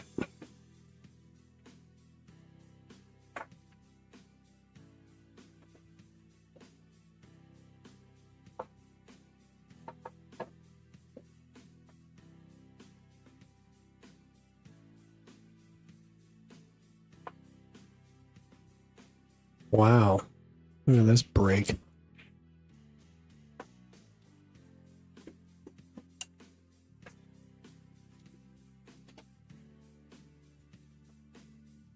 Let's see if we can't take a look and see what kind of... It's a pretty thin cut, but totally doable. I guess the trickiness with that one is not hitting the 7 coming out of there.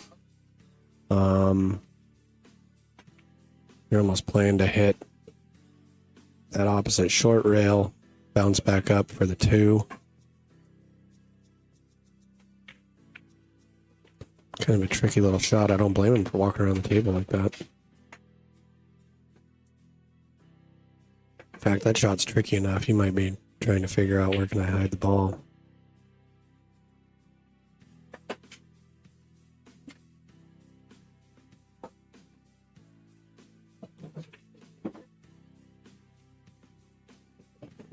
Gotta hit that with just the right amount of inside. And that was real nice. He got through those.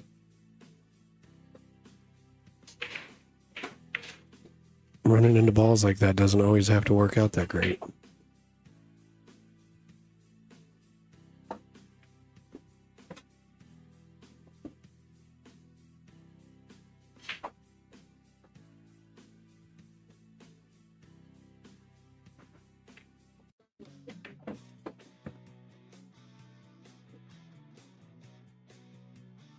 Looks like he's doing a pretty good job of staying in line to finish out this pattern.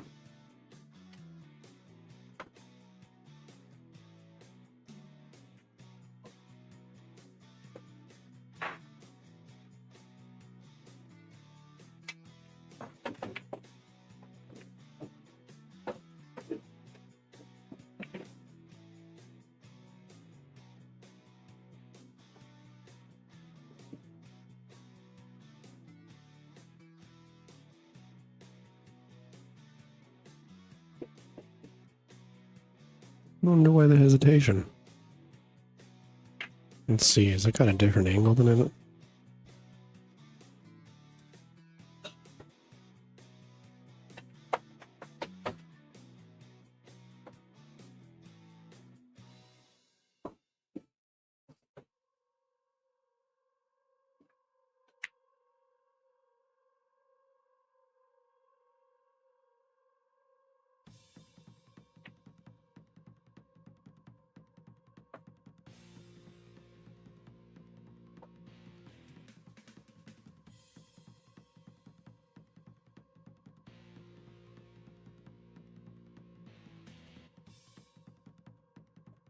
Mike D getting it done.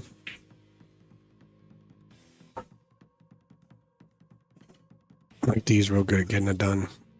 Just no frills, no bells or whistles or anything on his game. It's just straight up solid and consistent.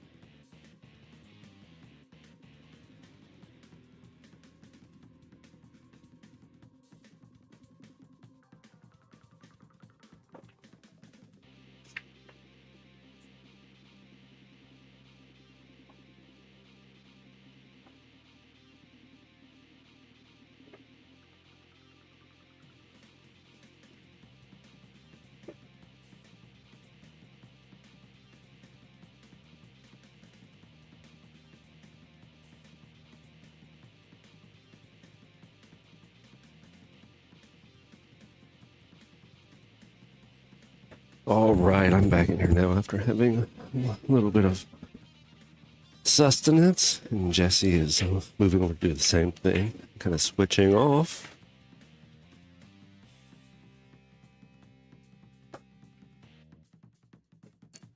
Thank you, Ken, for letting me know that that's working out for us. All right, Mike, I was watching from the sidelines there too. Mike finished that last rack up really nice.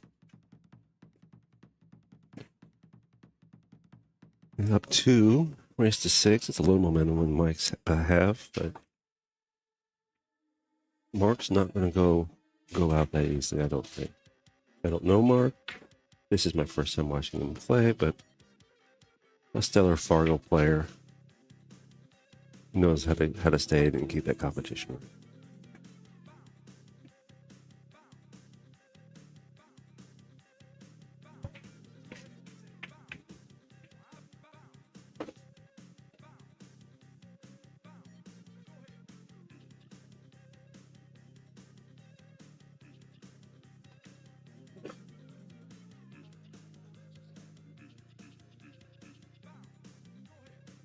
As we keep progressing here with it, got through that. Nice shot speed there, though, but that leaked out on him. Left his transition angle a little tough. I'm sure he'll hit stroke on this and get back over 2. There's 2 ball there. Oh. Good stroke, good hit, but that pocket was not nice. You know, like Mike D was mentioning earlier too, those nipples these pockets are soft and they don't always accept the ball really easy. Coming to that angle, you gotta be pretty dead pocket. I think we'll see Mike D put this 1 ball down table. Get to cross over and put that 2 ready. One moment here. We do have I'm up on 16. Okay. Well, looks like apparently I'm about to have to go play. Been informed of that. I'm sure Jess will be back here when he's done with his food more than likely, unless he has to play. And I apologize for the commentary break. The score may not reflect the actual point in the game unless it's being kept up by Jesse and someone else stepping up, but I will be back shortly after my set.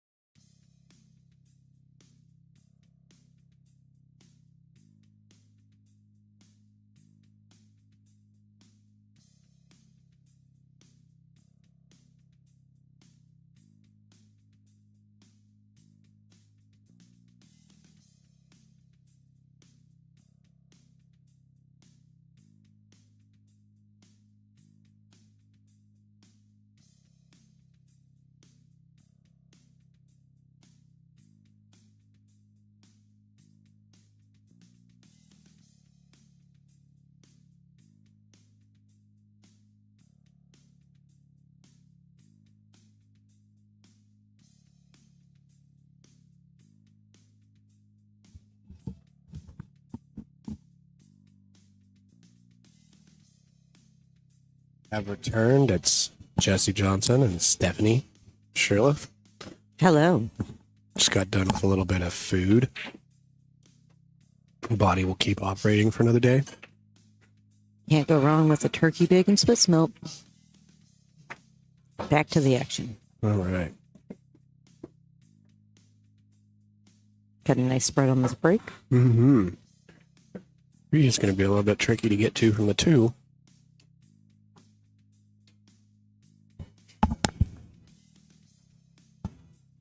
But the 1 is its own problem altogether. You slice this in. No, you play safe. Look at that. It was clever. Very clever.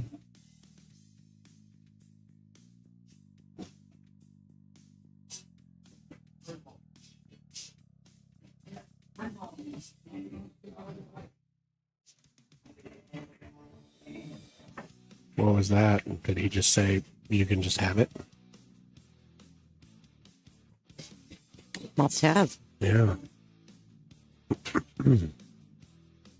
Hard to tell when you're watching the screens instead of Right.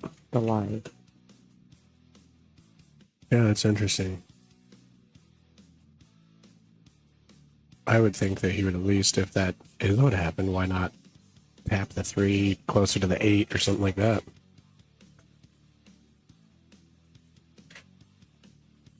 But he just said, you know what, Mark? Let's see what you can do with this. I'd rather sit and watch you do this.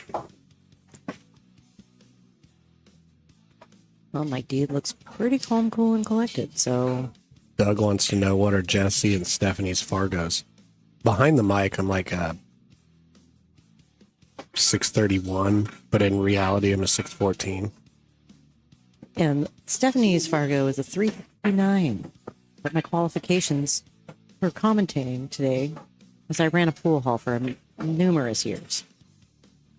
So, well, I might not be that good. I've been immense in the culture for a long time. And you have a voice. It's true. Mm-hmm.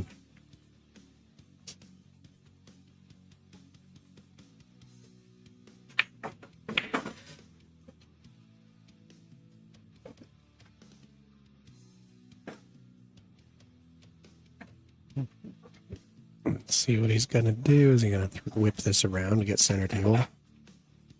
Well, he's going to. You can see it. Not too shabby. Yeah, I think from this side of the 2 ball, it's easier to get to the 3, although he'd like to be down closer to the 9, probably. So, more of a natural angle to it, but I think here he'll probably just do maybe some inside. Yeah, see, that works. Got a little cut angle on it. Now he's got to go do a little bit of back and forth action without scratching or getting stuck behind the 8.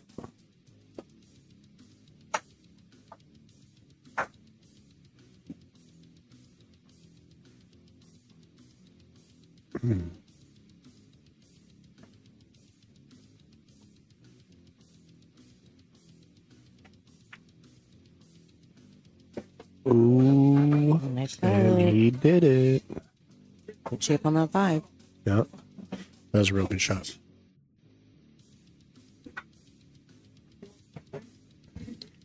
Mark Goodwin, let's get to know him a little bit. He is from Kent, Washington, and his home bar is Stimpy's, and we've been there before. Oh, have we? Absolutely. It's down by, it's by the airport. Oh, it was SeaTac that area. place? Great food at Stimpy's. Great tables. Yeah, how could you not have good food with a name like Stimpy's? We had a wonderful time there. Mm-hmm.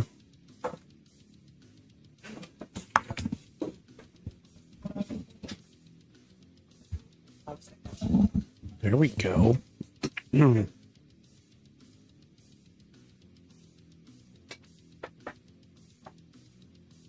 Let's see here. Yeah, I don't think that he's going to want to be trying that 8 in the side. Or just draw it back a little bit. But he got to maintain an angle to get over on that 9.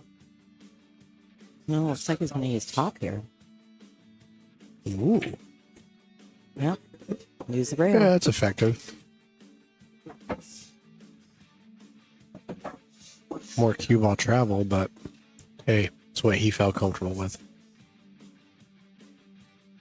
Well, you know, I'm always going to be a fan of using the rails to get around. Mm-hmm. Because my draw game is weak.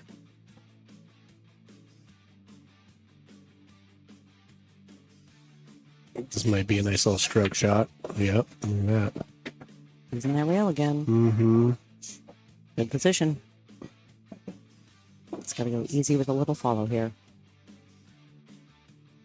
Mark actually has a game. Just like that. About to have two.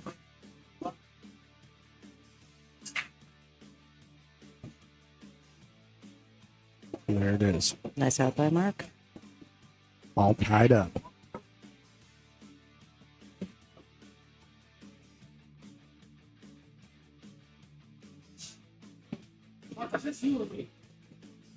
That's your phone. Allergic to non-alcoholic.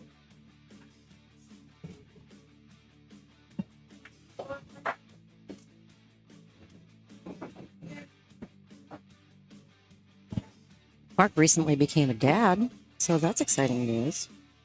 And shout out Oh, recently? to Chrissy for letting him get out and play. She's at home while he's playing. Just got to get a baby backpack. Throw it on your back.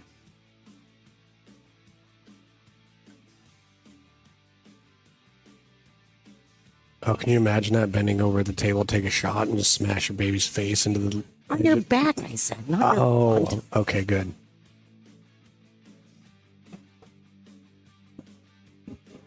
Nobody's talking about smashing babies in the face here.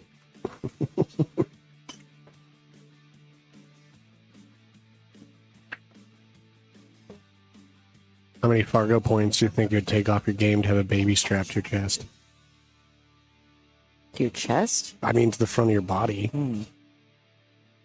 Maybe your thorax? Well, I've had babies, so you just learn to do everything with them. You're just minus one arm.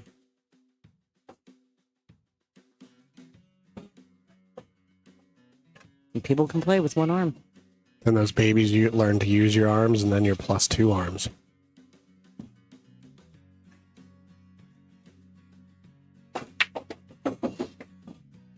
This is some real interesting conversation. Well, in the meantime, ooh, look at that little laser beam. Oh, I was looking at the screen that happened a minute ago. It's a nice safety. Yeah, a nice little containing shot. I don't think there's a window between the 10 and 5 to get at it, so... You go two rails here, Yeah, but you gotta come out of that or you go, top left corner. You gotta come out of it go kind all of the way sharp. down and come back. Yeah, I think if you do that, you're gonna hit that upper edge of the two ball. I think you'd have to put a little bit of reverse on it to tighten it up enough to hit the two ball in the face.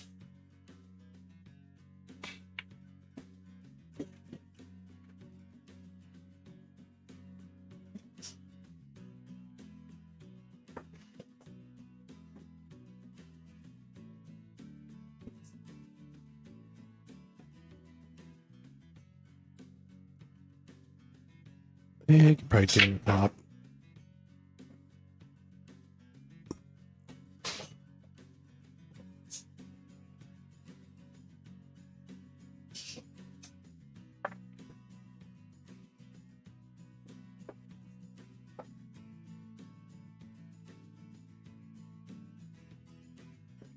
Has he indicated that he's calling anything, or is he just trying to hit it?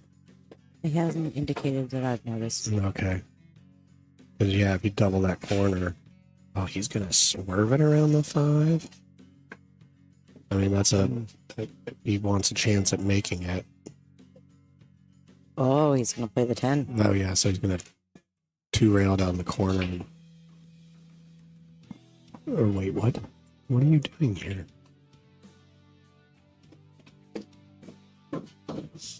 Yep. Just said, you know what? This situation is tricky. I don't know if I can hit it. And I don't want to leave him possible 210, so I'm just going to get the 2 or the 10 out of there, and now we got to spot it. What do you think? Nice little strategy. Using that brain. No, it certainly changes the game, man. Yeah. And I don't really blame him, because if he came out of that corner, 2-railed it to hit at the 2, chances are he would have hit the top side of it. It would have hit the 10, but he could have pushed the 10 over into the area by that bottom left-hand corner, and then Mike probably would have been able to see the 2 to shoot at it. So playing the odds, it was a good shot.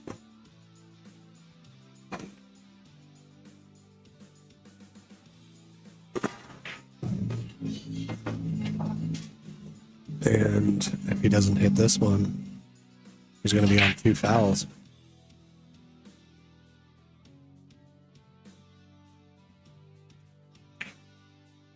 Do we know what Mark's Fargo is? It's about 30 points higher than Mike. Yeah, and I was just remarking earlier that the difference between 650 and 680 is not much at this level. Or just a hair bit more consistency. And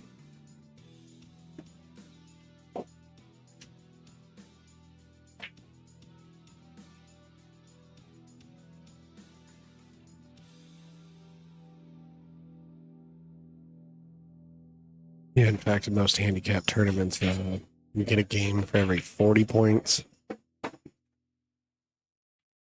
40 or 50.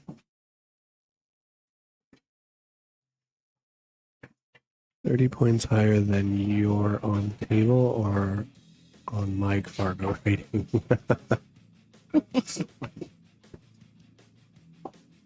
Oh, Doug, you're silly.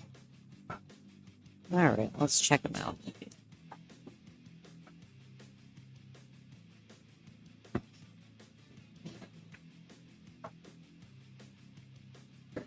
Yep, Mark Goodwin, 681.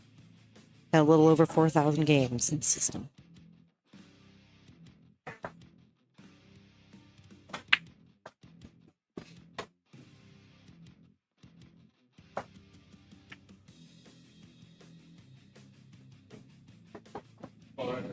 Be nice if we could have a way to put their logos next to it, huh?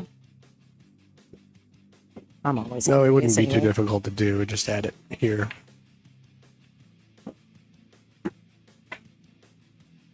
Well, you're the one sitting by the keyboard. Wait. Maybe for the next match we'll do that.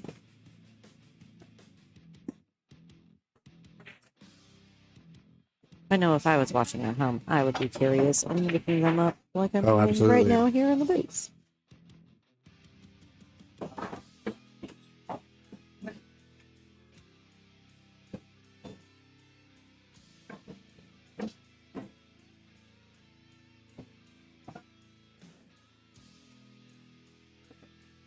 Mike D, 650 on the nose. Mm-hmm. And he's got about 70 more games than Mark does in the system.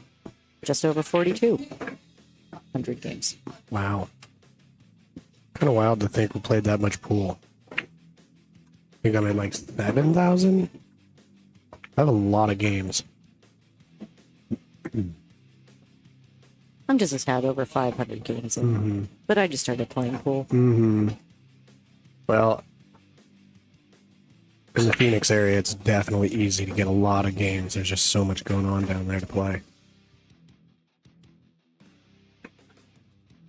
It's got to be not after.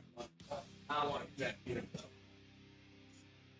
Oh, looks like they just had a little bit of clarification about the 3 foul.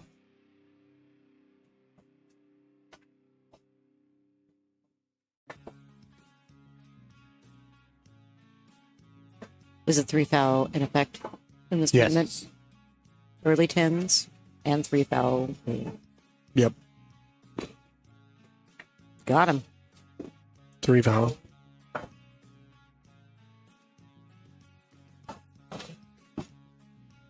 Well, it's the first 3 foul I've seen this tournament. But yeah, if you're going to have See, early 10s, then you need to have a 3 foul rule. It's kind of like, some really incredible safeties in that game. mm-hmm. But I like it when the rule sets are kind of balanced out, like in stupid bar rules, playing 8-ball, but you scratch on the break. It used to be, oh, you lost, you scratched on the break. But you could also win the game by making the 8 on the break.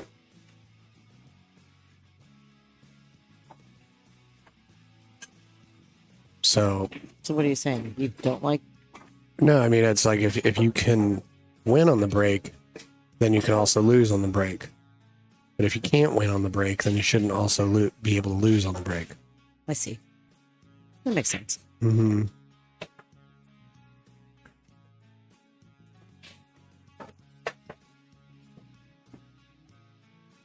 Oh, what's it? Win?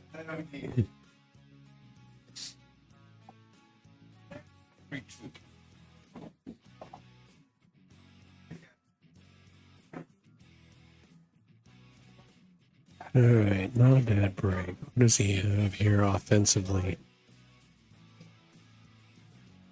And starting with the ball in hand, that one looks like it's frozen to the 6. Yeah.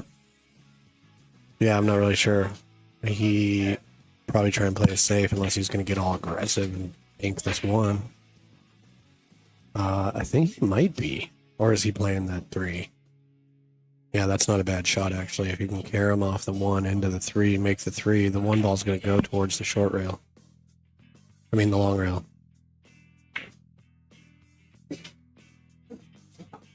Yep. Got Look it. at that. That was real nice. That 5-10 looks like a wire. Yeah, yeah. Well, just got to get down to it. That's an Although, option, yeah. That worked out pretty well. He could have ended up slightly hooked by the point of that pocket.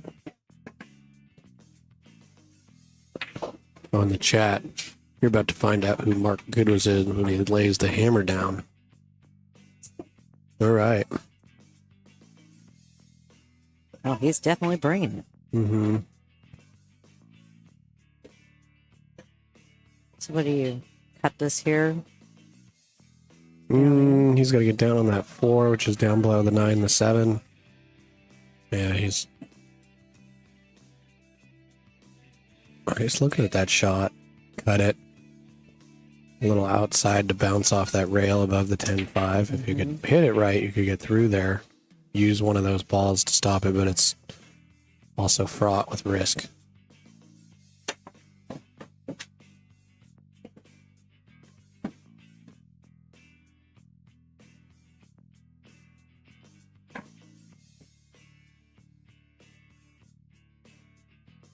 Thunder Force 90. The Thunder Oh. Force. That's quite a name. Yeah. Very cool. Were you born in 90? What's the 90 about? All right, here we go. On this too.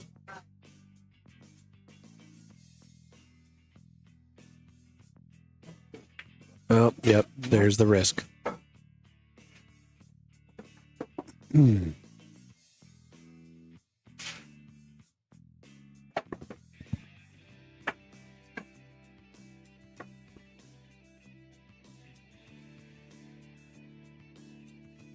Yeah, the second time he's lined up for a shot like he wants to swerve it.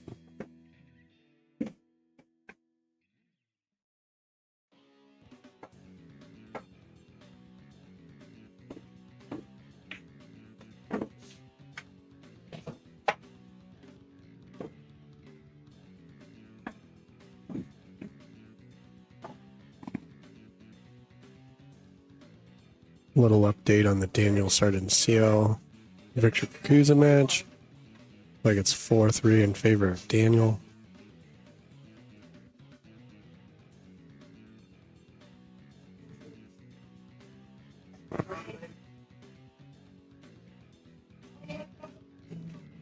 Well, the Thunder Force. Ooh, got it. Ooh, nice. The Thunder Force will be here tomorrow playing the 525, so you get to hear in person.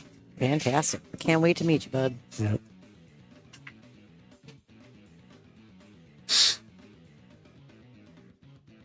I'll be curious to see what Mike does with this. I think the 4 is clips by the 7 just a little bit too much to do a simple like stick shot. Stick the cue ball and bank it. Let's go to camera number 2. You gonna take it all the way up or try to go for that side? I think he's thinking about sticking it right there and banking it. Because if you bank that 2 over or 4. Ooh, he's calling the 6 in the corner. Ooh. Banking it by the 6 or is he cutting it? Oh yeah, he's banking. Yeah, see, that's you gotta call it just because. I wonder if with a little more muscle that would have gone, but that is great stick. Yeah. No, he's playing You wouldn't- safe all the way. Yeah, but I you was gotta gonna call say it. you don't want that shot, No. but you gotta call it. Gotta call something.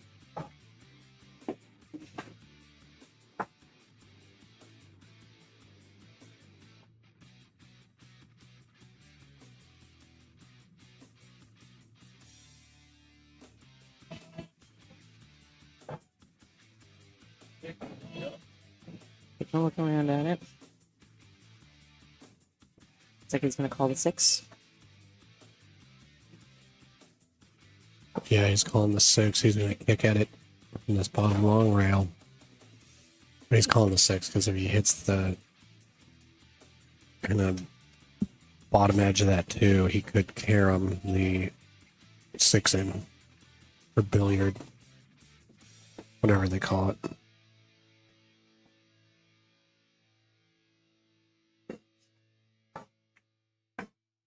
Or you could do that.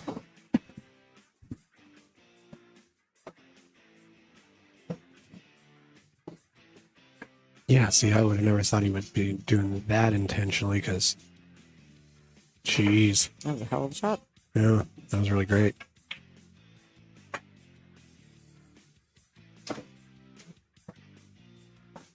It's really annoying when your opponent does something like that to you. I hate it when my opponent makes any balls. Okay, that's not true. You can go ahead and make them all. Leave the 10 for me. Yeah. Yep, he's back in line. Trying to think of things that could. So what do you do here? Use The hammer's down. Yeah, what do you do here? Well, you draw it a little bit outside spin to come He's up. going top. Top? Oh, you could do top too, yeah. Double the corner the 10 ball is going to go into, and it's going to come up to where he's pointing at. The reason he's doing that is because it gives him a better chance of having the right angle to then go to the 8. So if you come up above the 10 ball, if you go too far, well, he went too far, but he's still got plenty. He doesn't have any traffic, so he can double this lower left-hand corner. Right. He's But- definitely going to use the top and use the rail to get down on that 8. Yeah, if he had Not like gone, his style. the route behind the 10 and he went too far, then doubling the top left corner, he would have either the 9 or the 10 traffic probably. So I'd like that decision. That was pretty good. I don't understand the hesitation here. It's all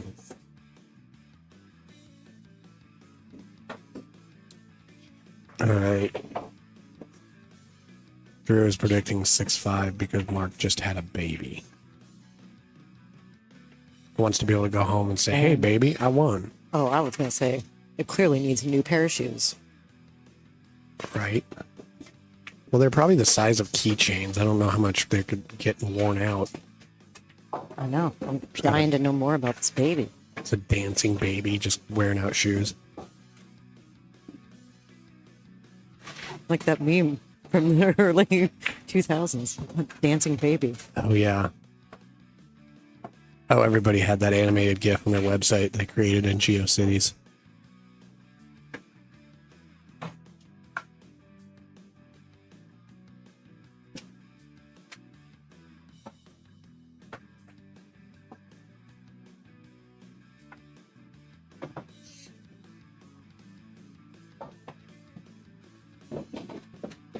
Ooh.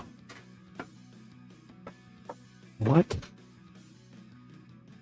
Oh, he drew it with reverse. I don't know why he chose to go the way where he was going to run into those. It seemed like he could have just played that on some top and a bunch of outside and doubled the bottom left-hand corner and got up to the middle of the short rail. Well, based on how he has been shooting, that's what we all kind of expected, I think. Yeah, he must have just top. really felt like he was going to scratch by going the top right. I mean, we're going to look at the ball.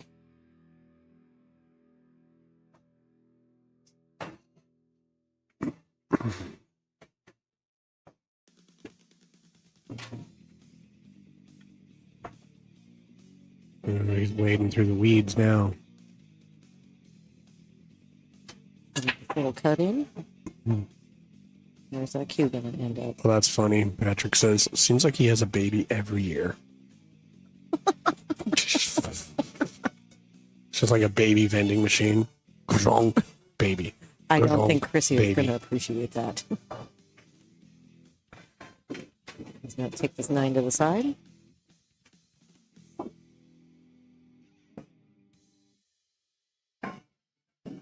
And probably, 10 back to the side? Yep. Well, looks like it. There we go.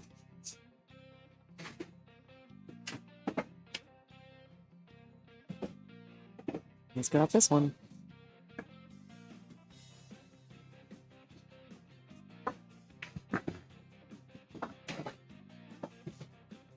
Well, if he wins at the end of it, you can say, Mark, good win. Oh, get out of here. Right? We gave this guy a mic. I think they just left the booth unattended and we just jumped in. Started doing whatever we wanted. Or took it for a joyride.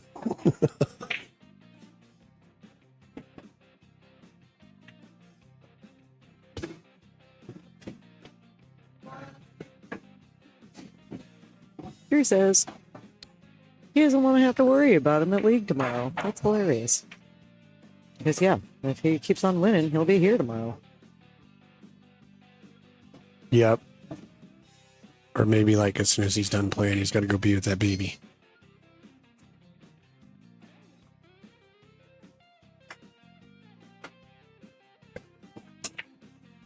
Is it a Sunday evening league or an afternoon start? That's what I'm wondering. I love me a Sunday afternoon league. Oh, that would be great. Have some eggs Benedict and then go to pool league. Catch a buzz and be in bed at a reasonable hour. Right, mimosas and pool league. Oh, that's a nice break. Is that the 2 ball by the 9? The 4 ball. Okay. Yeah, awesome. Well, let's see. How straight is this? Okay. Yeah, that's the 4 ball, so he doesn't want to go behind the 7. Yeah. Now I can just kind of hit the 4 and make the 9. But that'll push the 4 towards the 5, which could be a little problematic. I don't think that 4 sneaks under the 9 into that side pocket.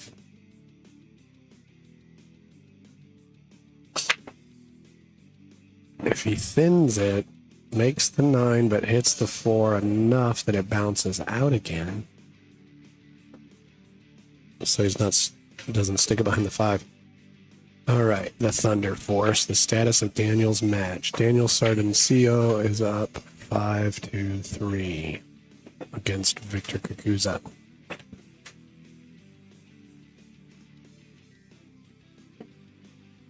I haven't really seen Daniel play too much. I just remember before I moved down to Arizona, he was just a kid. And now he's a grown man. Yeah, there he goes. He did the shot. Yep. Made the 9. Got the 4 not to stick behind the 5.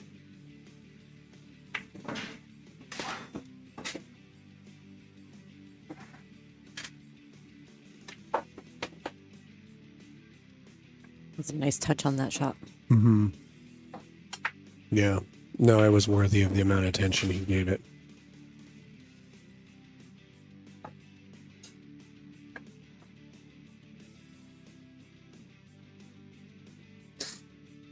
Yeah, Daniel Dinwiddie this last year. I saw that on the flyer. Oh, there we go. There's a nice safety attempt, but I'm not. Why not go for something? Well, on the wrong side of the ball to get on the 5 easily. It's a little too soft on that one. Mm-hmm. This is just the kind of opening Mike needs.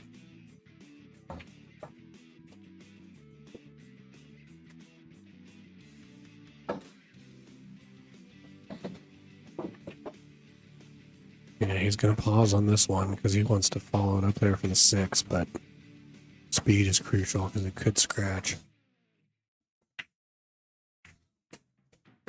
Okay.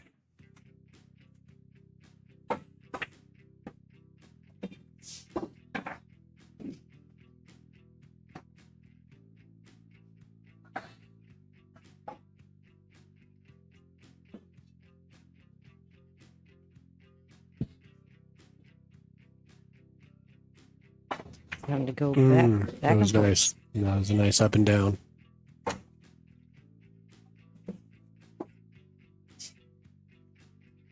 Let's kind of take a look at this angle.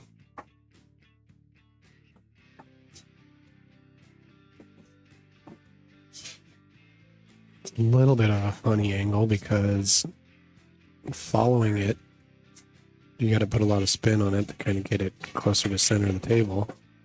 There you go. Ooh. You're real close to it.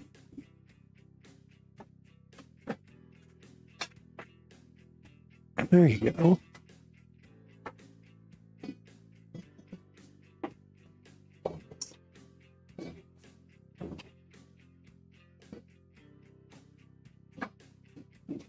That's on it.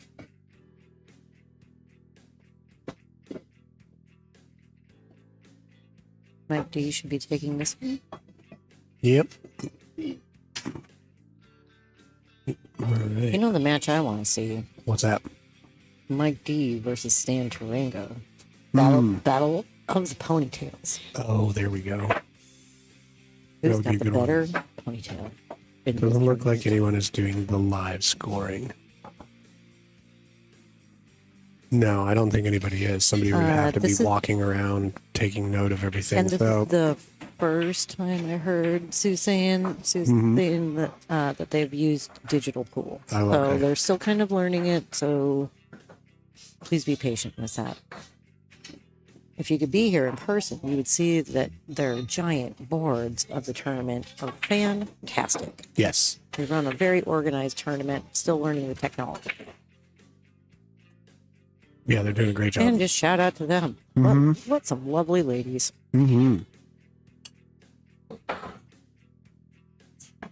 No, live scoring is no longer a free option on Digital Pool. Ooh, look at that nice symmetrical break. Yeah, that seems to be the thing to do. Develop a service that people really start to enjoy. And then as soon as you kind of establish yourself as the standard, start removing features and charging money for them. After everybody's all used to your product. When Jesse played down in Arizona, they did hand out everybody a tablet, and they were just at the table. Oh, that was a league, though. It was pretty cool. The league had a dozen tablets. It was very cool. Yeah.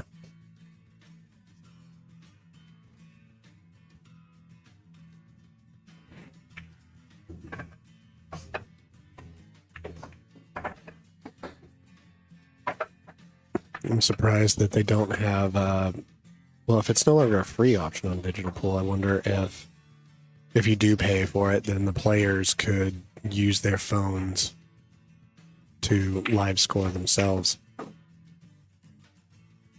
It's gonna have to kick it at this one. Do you like to kick it? Who likes to kick it? Yeah. Mike likes to kick it. Oh, look at this. Is he going to get hit?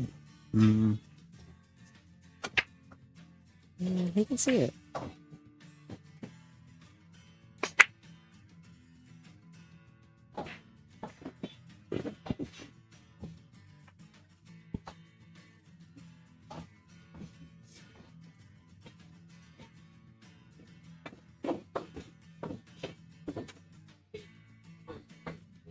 Oh, Evo Sports will be integrating with Digital Pool soon. Evo Sports is the thing they going at Legends and Beaverton. I've seen them advertise that. Mm-hmm. So you can go there and do some streamed matches.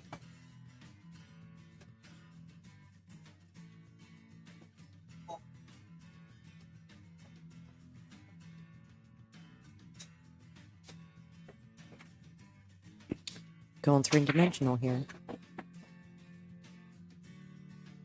Well, good hit.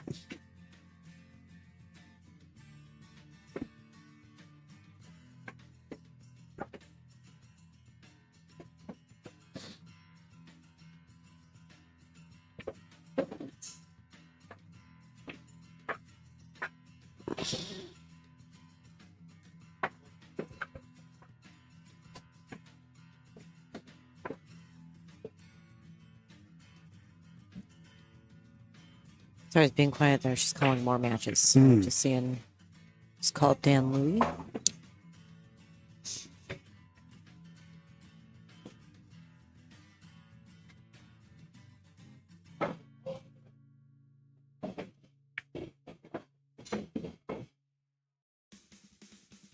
It's fun to see the different generation of pool players around here. Mm-hmm. It really is. And the different, how the game's evolved. Yep.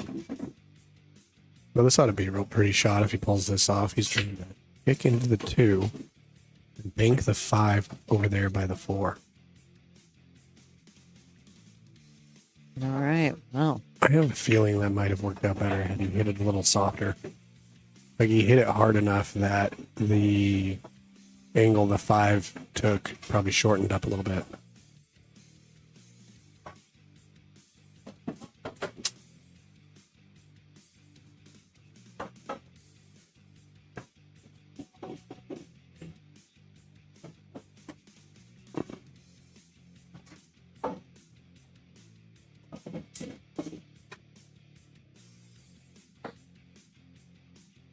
All right, I'll probably just roll up on this a little bit so he has the right angle to do it. He can go back and forth and end up above the 5. He can follow it with some inside and center and kind of he did that right. Doesn't hurt to inch that 6 towards the side pocket a little bit.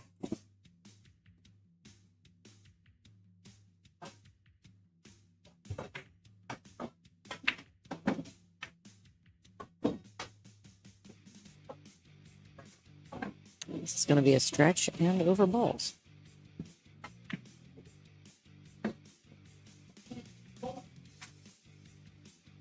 Yep, grabbing his extension.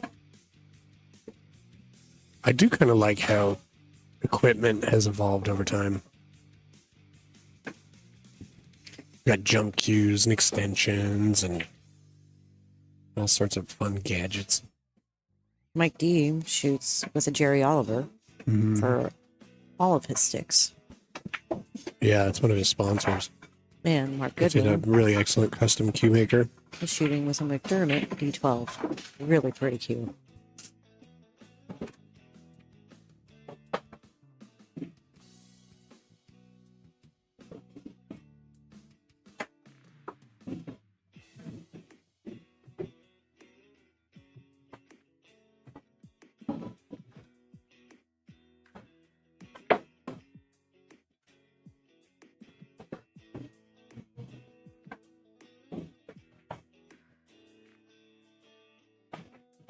A lot of players from Canada here also. I've met at least 4.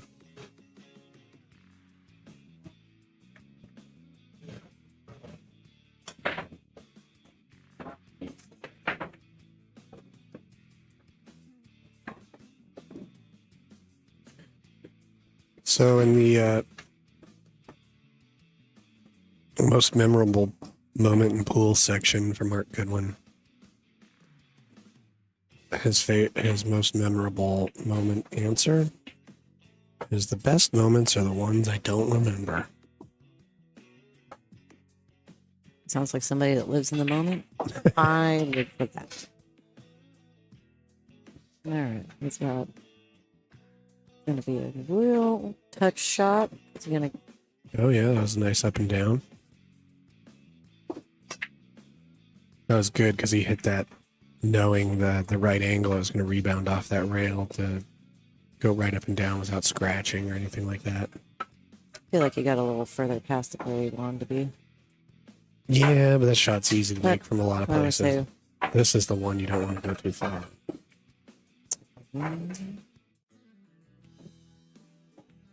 Yeah. Let's see. Got that 8? Yeah, no, I think Mike D plays a lot of banks, so I don't think this is too uncomfortable for him.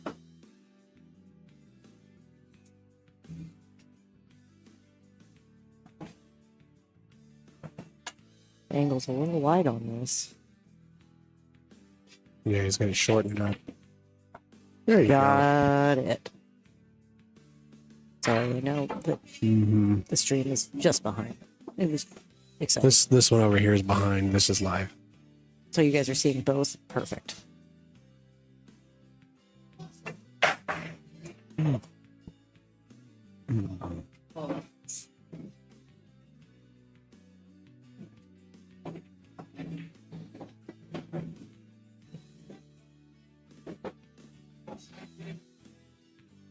We've all been there, haven't we? Rattled the ball in the corner. Mm-hmm.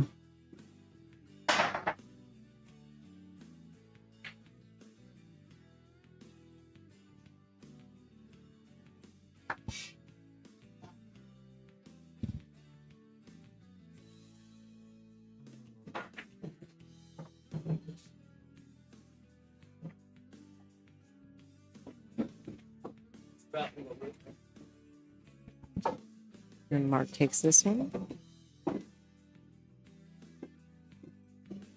And that puts him on the hill. Mm-hmm. Speaking of on the hill, I think Daniel Sardencio is on the hill against Victor.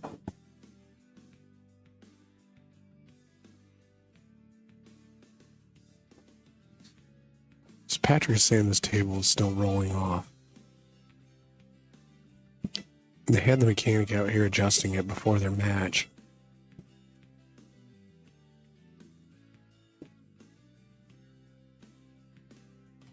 Maybe the table can't handle the gravity of the situation. It's warped. This guy.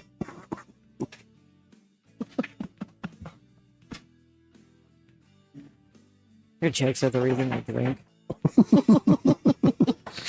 Your drinking is the reason I joke.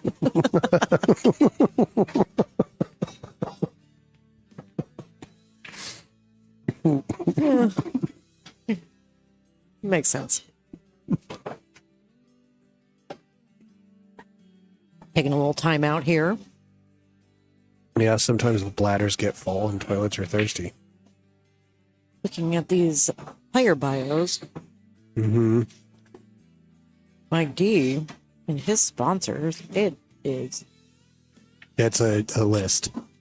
And he just crossed out the very last one and kept writing more sponsors. Well, he definitely wants to shout at his wife, Angie.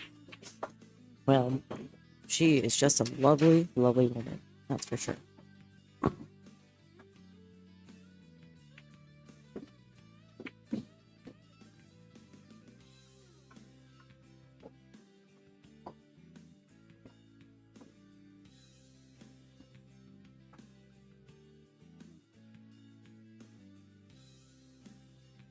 One thing I really like about what they both wrote, being a dad is so important. Mm-hmm. That's what they do for fun, besides play pool.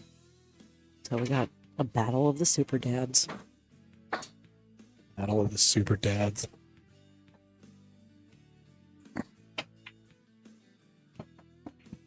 We got Father's Day coming up in a few weeks.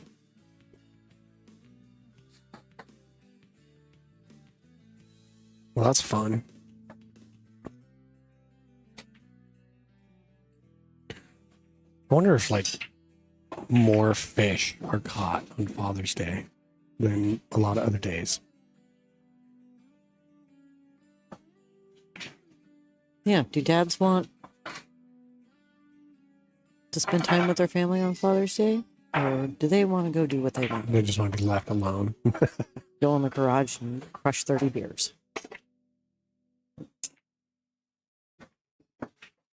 All right. Oh. Another excellent break, but ooh,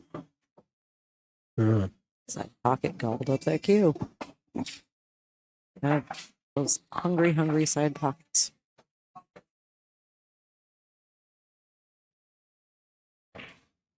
Yeah, that one was rolling all over the place. It seems to me when I see people scratch on the break, I see it in the side more often than anywhere else. For sure. Yeah, it's basically a result of, well, if it goes off the rack into the side.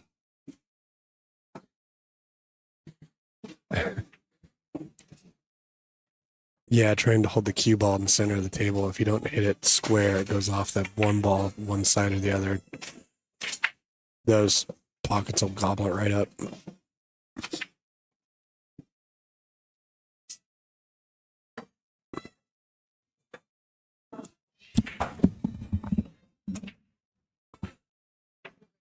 No. Kenny Sorum says, thanks for the stream. Well, you're welcome, Kenny. You can thank Greg Jensen. He's the one that brought all the equipment in and set it all up, and it seems to be going pretty well. Oh my gosh. And he had brought his own ladder and was stringing stuff from the ceiling. Like Greg really goes out of his way to put all this together. Yeah, he does an excellent did a great job. Wonder how his match is going right now. He doesn't appear to be in this room with us. He must be playing on one of the two tables out in the main bar. Oh, right.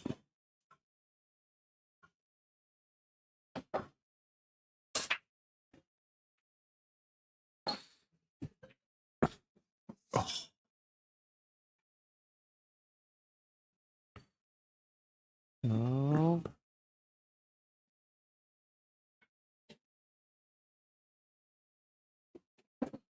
Pesky nips. Mm-hmm. Well, that's a bummer of a shot to miss because I don't know. What do you guys call over. Is there another term for those besides nips? Points, corners.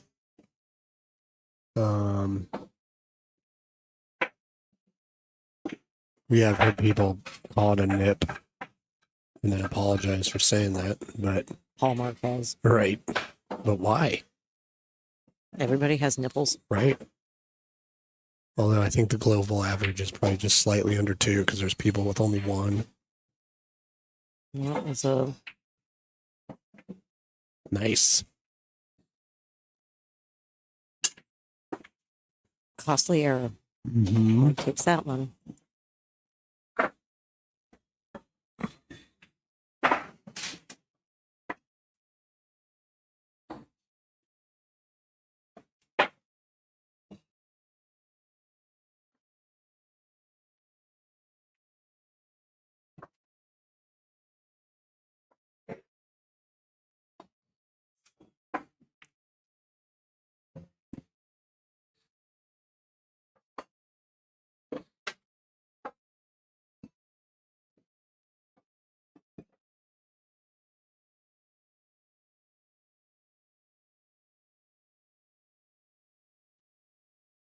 Can you see the score over there on table 12? I think it's still 5-4.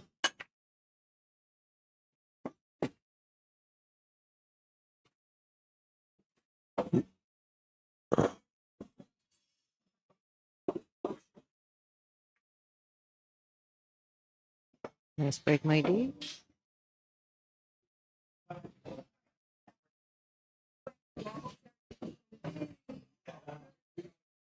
Going for the safety here.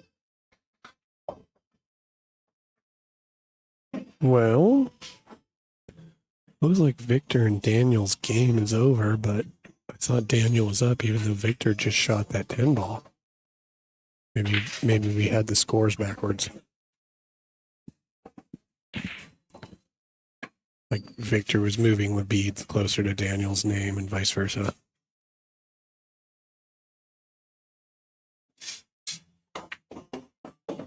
Unless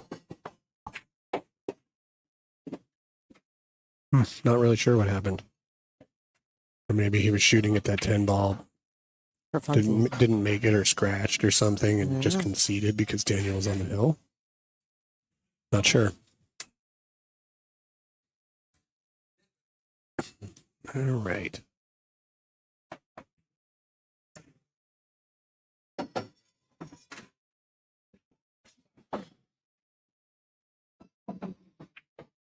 All right. What's he gonna do here? You go 2-6 combo?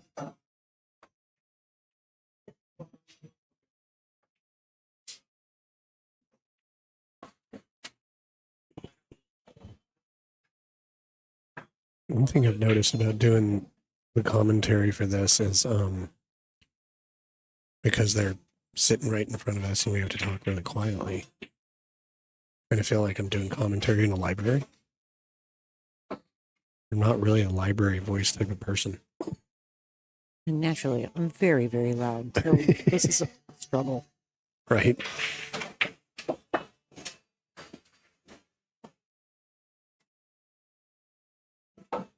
But you work with what you got. Okay, rocking that ball in. No, it's very nice.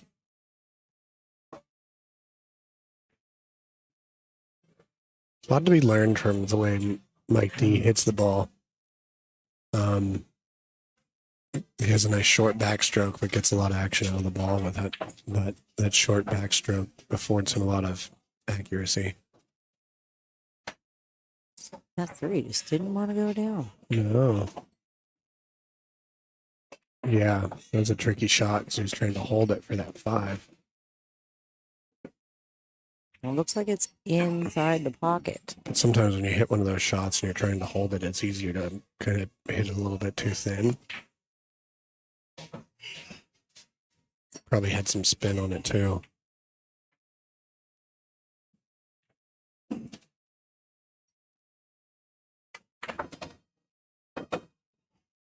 Oh, that was a pretty good shot. Pretty confident little draw shot there. Yep, that was Did he good hit the speed. No, Good he didn't speed. even hit the rail at all. No, I don't think you could have used the rail. It was so deep in that pocket. Yeah. But that was a great Well, he touch. could have, but Got a angle on that. ooh. It really seemed to slow down really good right there at the end of that. Like it looked like it might roll past the 9 and then it just died.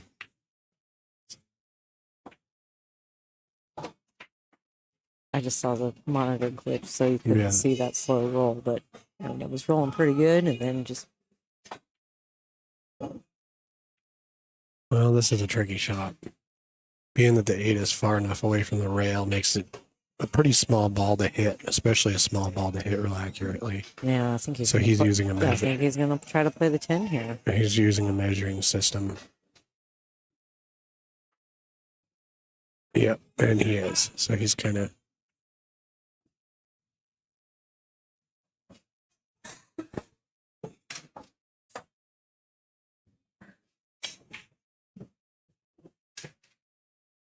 Got contact.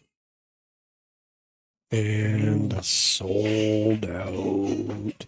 Well, we're about to have some good action if Mike D can put this away and all this up. Wow, that was sporty. Some inside spin. Yeah. Now he's got to kind of punch it to the bottom rail and back up, which he's more than capable of doing.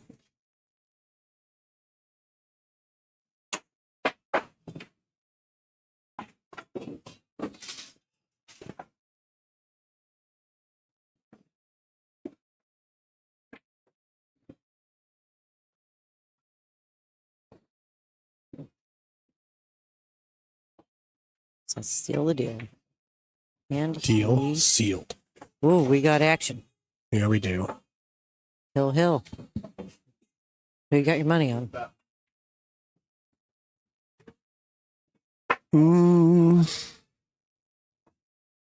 Place your bets, people. Yeah, this will be an interesting game. Yep. I love it when it goes hill. So exciting. Yeah, oh yeah, spectators love that, but the players hate it. Well, you know, I always want to win by you like a only have margin of thousands like, of dollars on the line here. right? No big deal.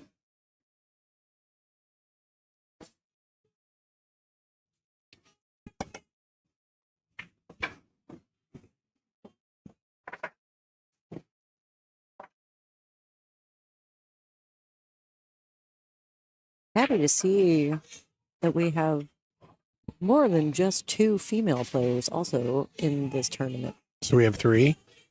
I think so. Okay.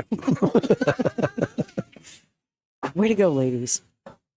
Getting up in the mix. All right.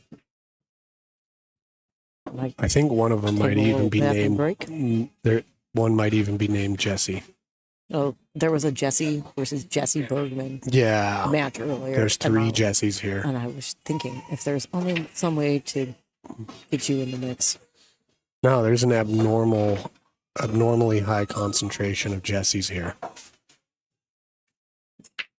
Like, I don't know if it ever, I don't think it ever really gets more than like a concentration of like 1 Jessie per every 5 square miles or something. What? There's 3 of them in the same building. What a break on this guy. Whoa. Nice. Yeah, he's been breaking real like symmetrically. You know, those corner balls are crossing in the middle of the table like that.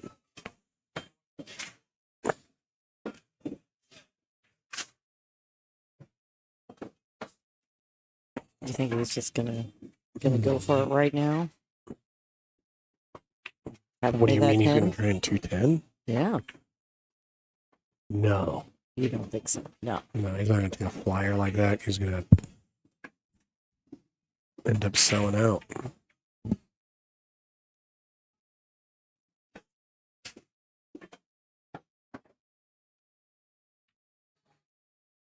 I don't know. I think he's thinking about it. Well, looks like he's going to call it 6 in the side.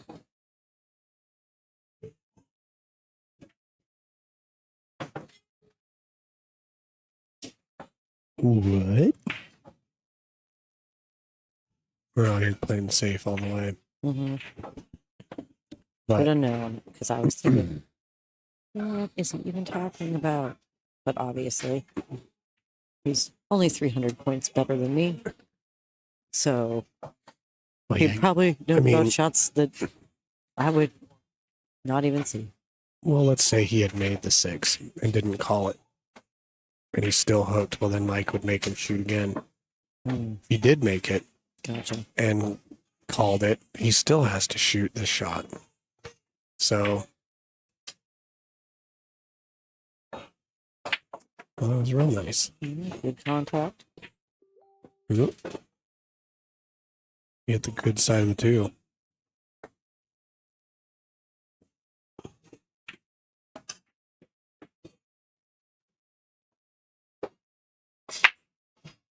Mr. Greg Jensen is back. How'd you do? Oh, bummer to hear. All right, well, I'm going to bow out and let All right. Greg jump back in so I can enjoy all the... Oh, well, I'm being told to stay. Yeah, we'll just stay till the end of this match. Okay, That's fair. last game. All right, back in it. Pretty Hid nice that- safety Yeah, there. I hid that 2 ball real nice Yeah, I wonder if he'll jump the 3 to aim for go that rail rail. first. Yeah. He's thinking about it. Yeah. Well, here we can have somebody watch the wall mark, but I think it's going to be pretty clear. I'm aiming rail first. All right. Yep. He's calling it back in the corner right by him. Yeah. And Yeah, jumping. that's a pretty good shot. Mike D's a 1 pocket player, so he's Jump familiar fake. with- What?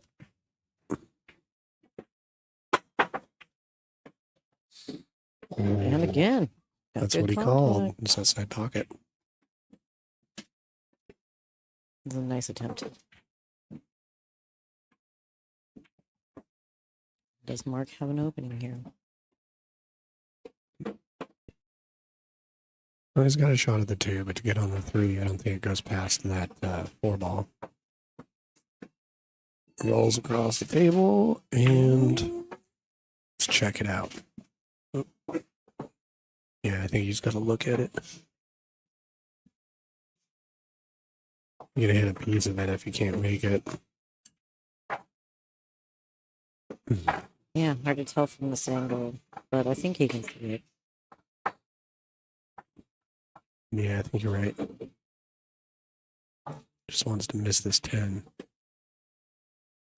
Oh, the 4. I'm thinking he had to go up to the 5. Can we make the 4 like hot pink? Tiger stripes. So I don't keep confusing it with the 8. The Lisa The exclusive. Lisa Frayne the version Lisa of Frayne. 4-ball. I want a whole set of different Lisa Frayne balls. I'm living for that. Oh, we But can get I'm some a that look like product of the planets. 90s, if you couldn't tell. I mean, no, like, I grew up in the 90s. Not I was made in the 90s. I'm much older than this. I was supposed to have grown up in the 90s, but it's taken a while. Yeah. I think you might have a little bit.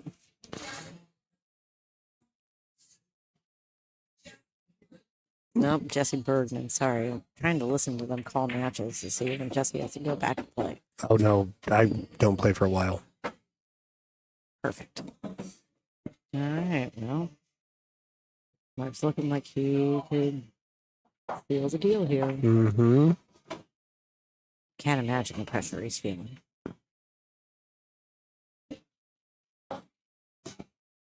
Everybody deals with Yeah. nerves differently. Yep, it's true. Keep it solid. The next match on the stream table is, I don't know.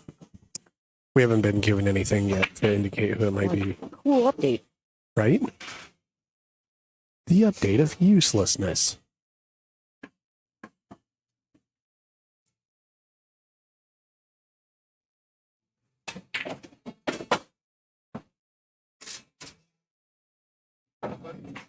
All right.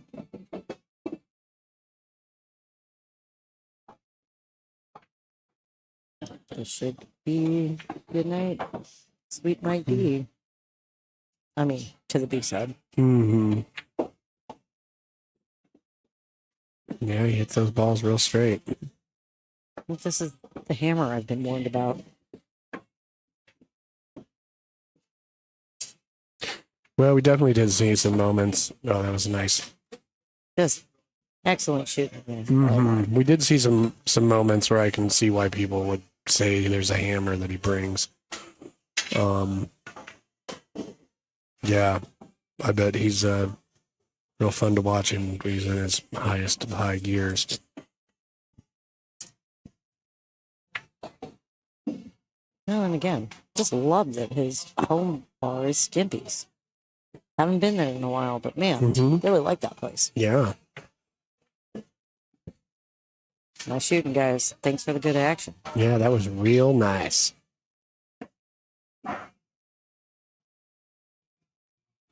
All right, well, I'm going to bow out and I'll go get the answer to that question about who's next and run up there up front and see what's happening. Yeah, and I will stay here and wait until you return, and the viewers can listen to me breathe. Just going to do some heavy nose breathing. Like, what are you, my dad? Oh, right. What you're hearing is the wind blowing through my nose hairs. Yeah, what is it with people with the most nose hair love to nose breathe really loud? Is it just because it creates so much friction? No, they have to apply more force with their diaphragm to get the air in and out of their nostrils because of the resistance. I mean, what's the Like, technology? yeah, you could we put have little these little days? miniature You don't wind have to have turbines in no- there. Generate power for your solar powered sunglasses. All right, I'm going to go find the answer of who's playing on the stream table next. Sounds lovely.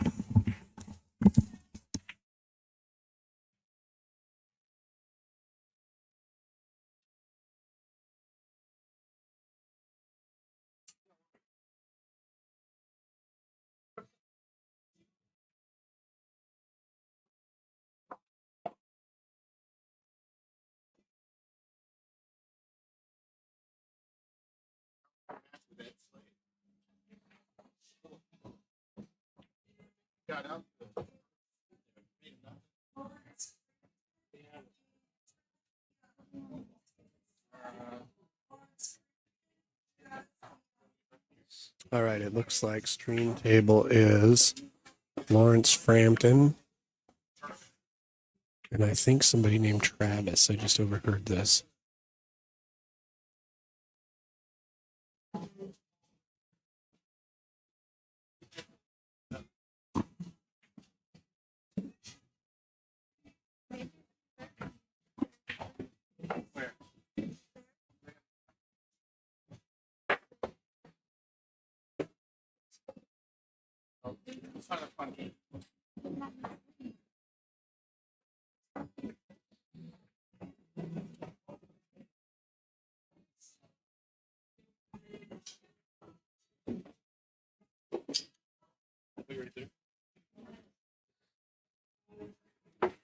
I'm gonna step in on this one.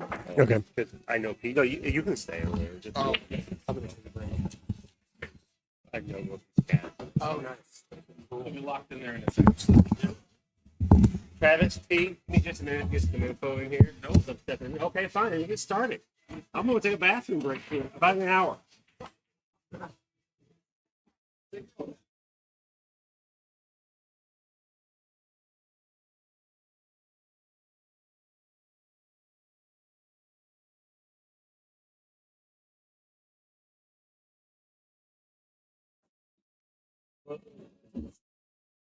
Hello, everyone.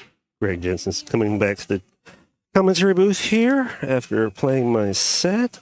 It's going to be a few minutes here getting stuff set up. But coming up next, we have Lawrence Frampton and Travis DeJong coming in on the streaming table. Looks like Mark Goodwin took Mike D 6-5.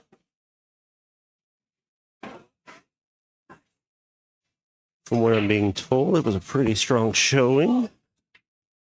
So congratulations to both those competitors. Yeah, the mic was hot there. Sorry, as there was a little bit of a back and forth between the players and the commentators with some hot mics, but we're going to work through that and carry on as we get some names going here.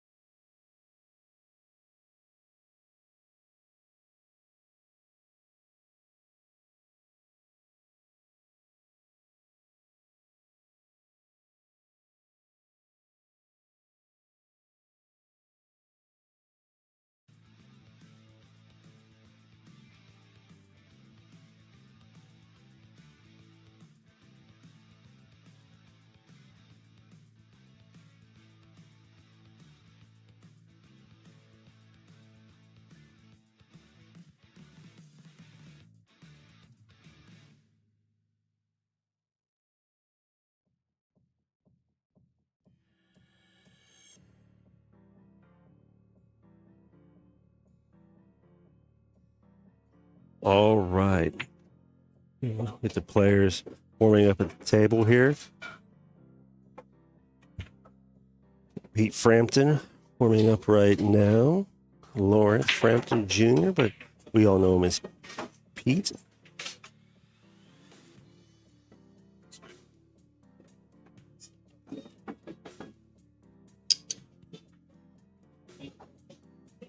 And Travis DeJong, he was on the stream last night. I do know both these cats. I knew Travis from when I played pool years ago. And I know him again now. Of course, Pete, I'm a little more familiar with, but I'm going to do my best to not show favoritism. Nice rolls there, though. Ooh, those are tight. Maybe Travis?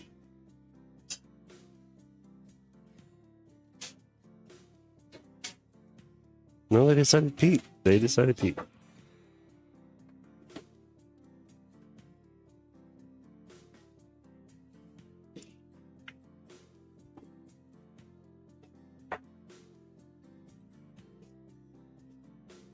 All right, we have a different magic rack on the table now. We'll give some player bios here. Looks like Travis DeJong from Bellingham, Washington, as a lot of players from here probably know. He's 42 years old. He's been playing pool for 21 years, and he started playing when he was 21.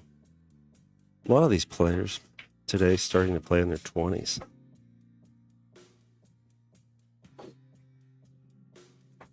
Lawrence Frampton, also known as Pete, from Renton, Washington.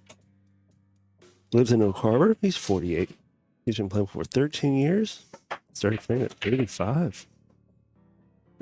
Pinball doesn't move on the snap. One ball creeps down towards the corner pocket and takes a little break really close to the rail. It's not too tight on the rail at the moment, though, so he gets a little bit of breathing room for his cue.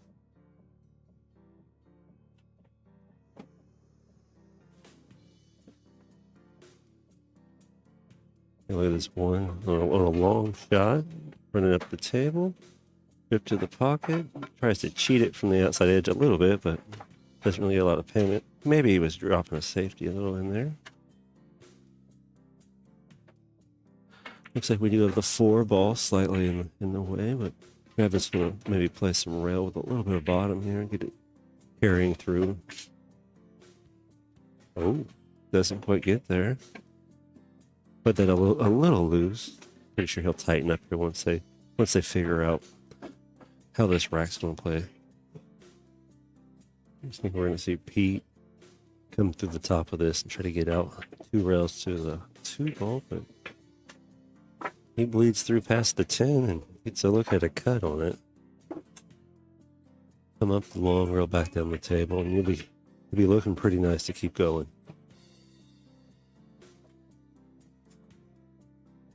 He might come through with a little bit of forward English.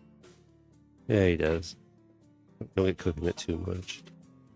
Now, I don't know what Travis plays on as much, but I do know Pete has a 7-foot diamond at his house, so he does have some knowledge about how these rails and pockets are going to play for him. He is kind of buried up on the edge of that 10 ball, though. Wasn't too much to not have something easy to deal with though for him. See a little of a power draw maybe coming out of this. Try to get back up the rail to the 8 without scratching, hopefully. Probably could have took a little more time there. Really fast to get down and try to bang that in there. All right, Travis can do this other way, but he's going to go for the bank. Got to get through a lot of that ball to get back to that 8.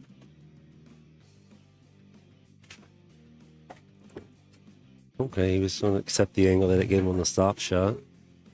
Like back across the table from the rail to the 9. Nice push English on the forward part of this hit. Yes. Travis knows how to do it. And he did it well there. Dig down just a little bit on that 9 ball hit with some spin to give you that 10 position. Ooh. And maybe some nerves. I'm not quite sure if it's nerves or just a hair rush there. So I feel like both these players have rushed it just a little bit too much on both ends of the play here. Just take some time to settle down. With the list of players here and all the talent, all the high Fargos, getting these shots right are really going to make a big difference if staying in it or not.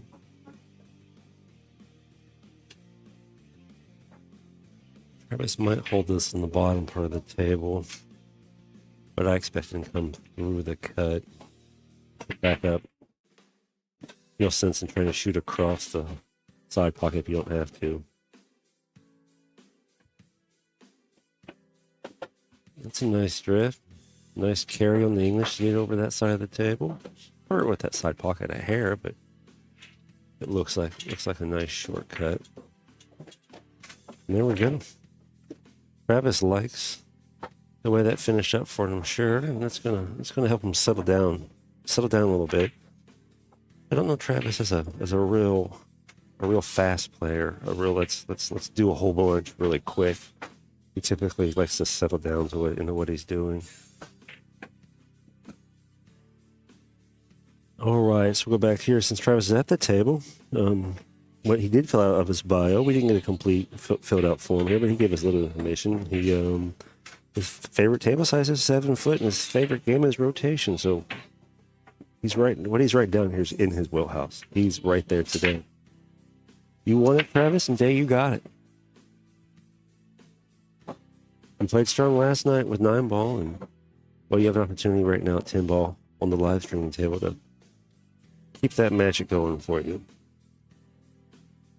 Mostly uses predator cues. He's got a rusty old Lacassi butt on his brake cue, he says. All right. I don't know how you get a wood cue to rust, but I'm sure the ends, the metal parts can rust, but you get rusty wood. Maybe it's just well used. What does he like to do for fun? And what's he do for a living? Well, he works painting houses, and he likes to golf. Seems to be a pretty common thing. You see a lot of pool players that also like to play golf. There's 2 other players I know of that I'm thinking off the top of my head. You know, Zane Moores. He likes to play pool and golf. And so does Tim Falls. Tim Falls down there from Skagit with us. You can see Tim Falls oftentimes on Facebook wearing some funny pants. Ooh, you did rush into that one too. That's 2 there, Travis. I think we'll have to see him looking to settle down just a little bit more here soon. Pete's getting back up to the table now, Big Pete. Travis has the hat on and glasses. Pete does not have a hat on nor glasses. No difference here. Pete at the table now. Brenton Washington, lives in Oak Harbor, 48 years old. Home pool room is American Legion in Oak Harbor. He runs a tournament out of there on Saturday nights. And I've played in a couple times, and it's a nice little tournament. Hope he keeps that going, and everyone keeps supporting him, and that's a strong environment. Senior Girl Pool over there in Oak Harbor, right there by Skagit, where we're all working to grow that as well. He actually shoot it with his Paul Allers custom cube. And for anyone paying attention to the memorial, if you've seen the photos, you know Paul Allers is in here today. He was a prominent cue maker from Oak Harbor. Also a great person. Did a lot for our sport, and we all have a lot of really good things to say about him. And we honor him today, as long with everyone else that is a big part of this memorial event that we're all here for today. In his playing cue and his break cue and is a Q-Tech jump cue. I think he recently picked that up too, and he's proud of that. It's a good looking cue. And for a living, old Pete, he's an air traffic controller. Keeps the planes in the air and safely on the ground. He's going to step back to the table here, and we're going to get back to reading more about him very shortly. He's going to shoot, so we're going to watch that. Off the rail. Let it drift up some. Middle of the table. We're close. It's a little straight, but it's not too bad, really. Just catch a hair off thing with a little inside. Oh, we let that go forward quite a bit, though. I was thinking he was going to hold that up. Get a little better angle out of it. Well, Pete does like to stroke, and I think he can put a stroke on this and get across the table for that 10 ball. Run this down to the corner. Or that's the other way we could do it. Pete's not happy with that. He's going to go sit down and think about it. Hopefully he'll breathe and start finding a little bit more of a center here. He's going to have to really focus hard to stay at the table and compete against Travis. Travis will punish him for his mistakes.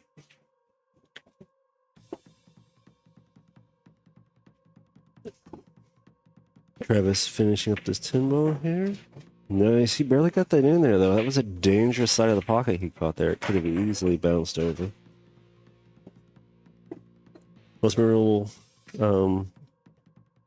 memory and pool for Pete, though, is just every chance he gets to play is a memory. So he tries to capture every moment and enjoy it. And, you know, that's one of the things I really like about Pete.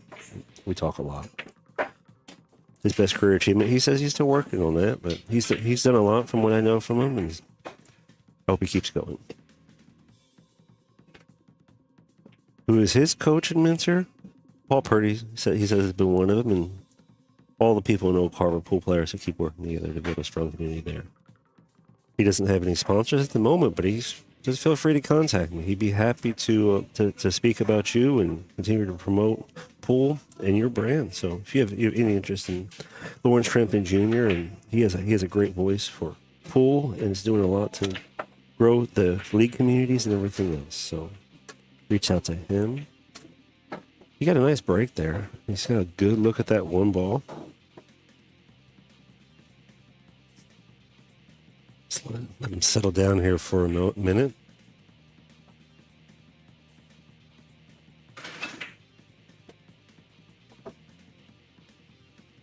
Cut this one, come through it, let it drift.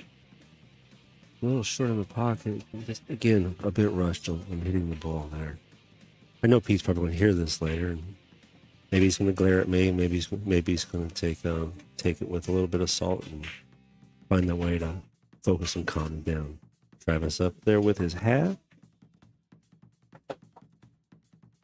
He let that bounce out there. A lot of times on those shots there, too, you're just hitting a little bit of the ball, so you're going to get a lot of speed with that cue ball. That 90% speed stays with the cue ball and those hits off those rails. So you got to focus through those and make sure you get that right. Nice power through cut. I think he was looking for a little more control than that. But he made sure that the ball got to the pocket. He rails around. All right. I don't think he quite got over as far as he wanted to, but he's far enough that he's got a good angle. He's just back around, kind of working about the same amount of rail speed to get back to that 8-ball. A little bit of inside, a little bit of draw on that, and that's not going to help him a lot. He's going to look at a bank shot here, but his smart play is probably a safety, really. Keep those percentages in his favor. He's up 2, but there's no point in getting risky with it yet.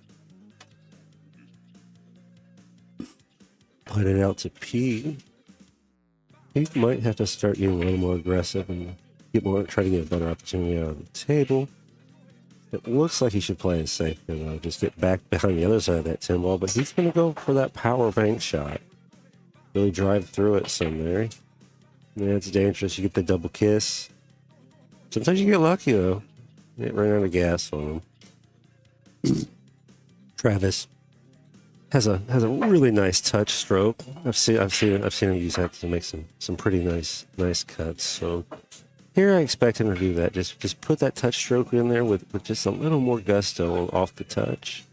Oh, he doesn't like the cut angle. I guess it looks too steep to him. So he's going to push through. Oh, he was close though.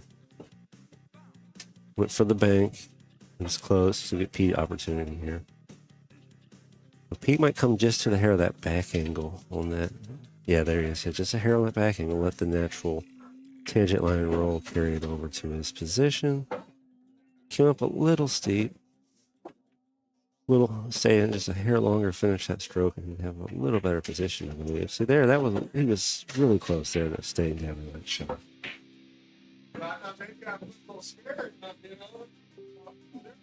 Take a little breath, let it go to the pocket, and that was a nice finish. Good hold on that. Sent the ball right to the middle of the pocket. That's going to put him on the board.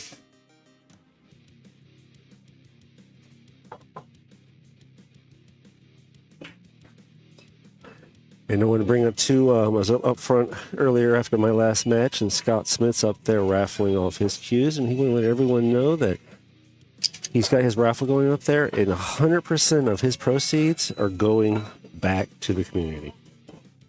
So if anyone's here, then they should make sure that you get on his raffle and get that 100% back to the community. We'll be back here in just a moment.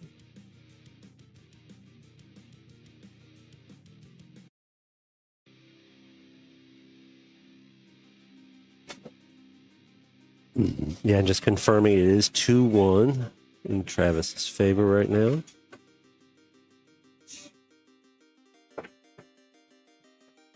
All right, we have another ball sitting about where that A ball was inside there.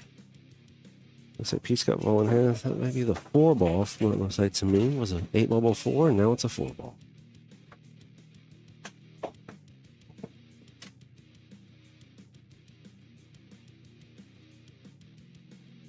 P&W pool thing. Hello. Welcome to jumping in the chat. Thank you for jumping in on the commentary earlier. I expect I probably might see you some more later, but if not, I look forward to our interactions as we continue growing together.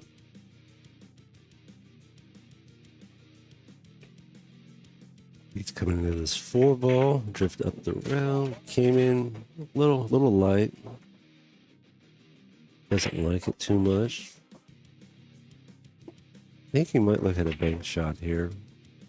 The smarter play, if you can get your thin stroke hit going well for you, might be to just thin that ball and get it to the pocket. Your confidence level's got to be really high for that to be in your favor without scratching. He got that part in, and he held it up over there to tie up a nice safety. Looks like Travis is going to shoot this long at a kick shot. Probably going to put some spin on it by that 10 ball. Get back in there and head it to the corner. He does. He got a good hit. I was really almost expecting him to get that in the pocket once I saw the way it was traveling. But it gave up. I think it gave up just a little early on him with his spin. If he had been just about a half a diamond closer to that rail, when it impacted that rail, he would have potted that ball. But he's got Pete tied up again. Pete's breaking out the jump cue that he's turning himself onto and adjusting his game with. Not the hardest jump here, but you do have to jump over the entire ball. Sometimes if you're off to the side of it, you only have to jump up half the ball. That time it was the entire ball. You didn't quite get off the table there, though. All right, the 5 ball in hand, not a problem here. 6 ball? 6 ball's a little tougher. If he just gets over on that other rail, though, he'll be right where he needs to be. All right, so we're working a combo. Maybe it squeaks by. Let's take a look here. Squeaky. And squeaky wheel gets the grease. I think we're going to see a draw shot here. I'll just draw that right to position. Maybe want to be a hair up more towards the middle of the table. Oh, he's going to shoot to the top of it. All right, Travis, nice forward stroke there. Good control. Can't complain about that. Now we have to do a lot more stroke, though, because that 9 only has so many pockets. Back over here and look at that this way. You really can just want to thin this just a hair as you come through it with a little bit of running speed. Got a little too thick on it. Pushed it up towards the rail. And, I've talked about those shots a couple times across the day here, and I've gotten a lot better over the last year, but I've practiced it a whole lot because it's a complicated shot that looks really simple. There's so many ways you could miss it. So I don't feel that when people miss that shot, it's light. That was a nice stroke by Pete. Pete getting back in it here. Lawrence taking it to 2-2. Lawrence is up to break. He doesn't like it when you call him Lawrence. Give me 1 second. Tournament director coming up here.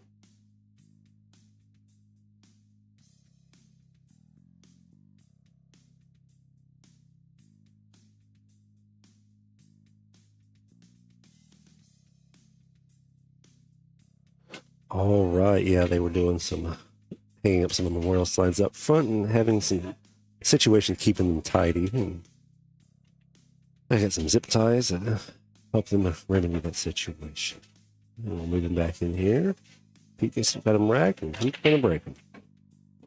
send them everywhere on the table. Ties that cue ball up nice by the pocket there. He's not going to like that. Okay.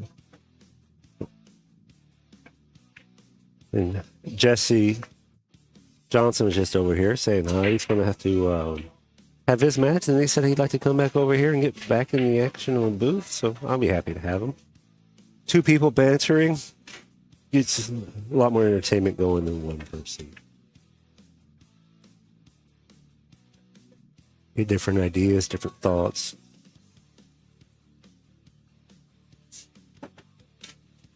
Going for a cut here. Pushes off the rail, comes up for 2.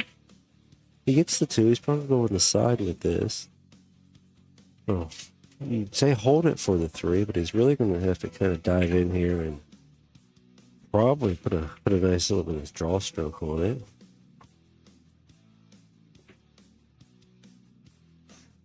Get the photographer here, Sandro. Yeah, Sandro Benzella here by the booth taking photos, making everyone look good. We appreciate all your photography out there, Sandro. Yeah, you can get in here, get in here. Yeah.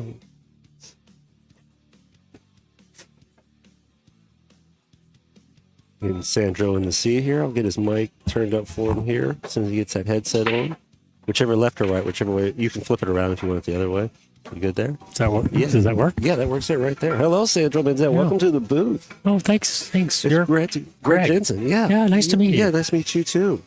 Yeah, we had a little bit of a copyright sort of situation when I got started, but we worked through it. Yeah. You know, I'd rather talk about it than act like it never happened. You know, we all have to learn sometimes, and, Right. and you helped me learn, and we started a great relationship. Yeah. Yeah, thank you for Works out everything well. you've done Really well. for Yeah. us. How's photography going today out there? Going quite well. Is it spectacular? Lots of good Spectacular. players. Very fun. Good venue. Have you done much commentating?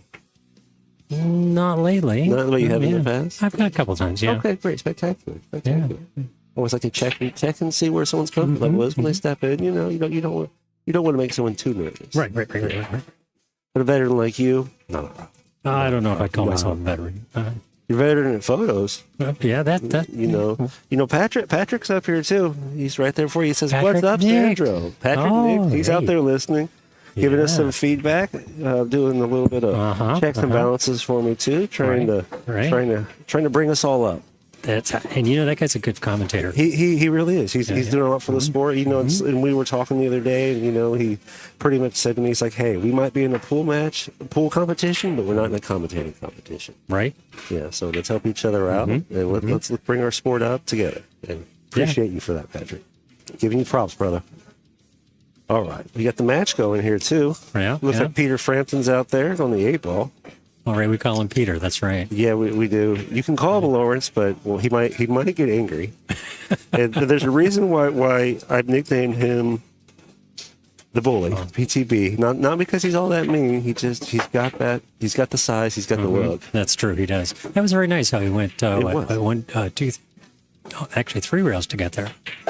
But you know what? His heart is as big as he is. Yes. and that's a great guy. He is a great guy. He really is. And here we go. 10 ball. Well, to the corner there shouldn't be too bad. Yeah, There he goes, putting it in there. Got a little aggressive on those 2 edges of the pocket. But he still got it down there. And so it's going to be Lawrence 3. And are you familiar with Travis? I am. I've known Travis for quite a while. Yeah, I'm sure he's been around the block. When I played pool years ago up in Bellingham, he was playing then, and like 15 years later, I come back to play in pool, and he's still going. And he just keeps getting better and better. Yeah. He was good. He was good 15 years ago, and he's gotten better now. Yeah, he's low to mid 500s now, isn't he? I think so. Yeah, he's in that spectrum. I think often he shoots higher than that. When he gets his soft stroke with going, the balls they float around the table for him. You know, back when I played before, you know, I always felt I used to think of him as Mr. Touchy because he's just touching stuff, but it's all working. I'm just touching it, and it's going to do what it's supposed to do.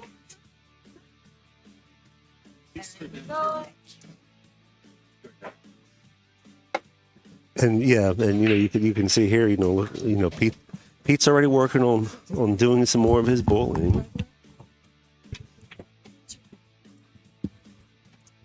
He's got his one up here on Travis.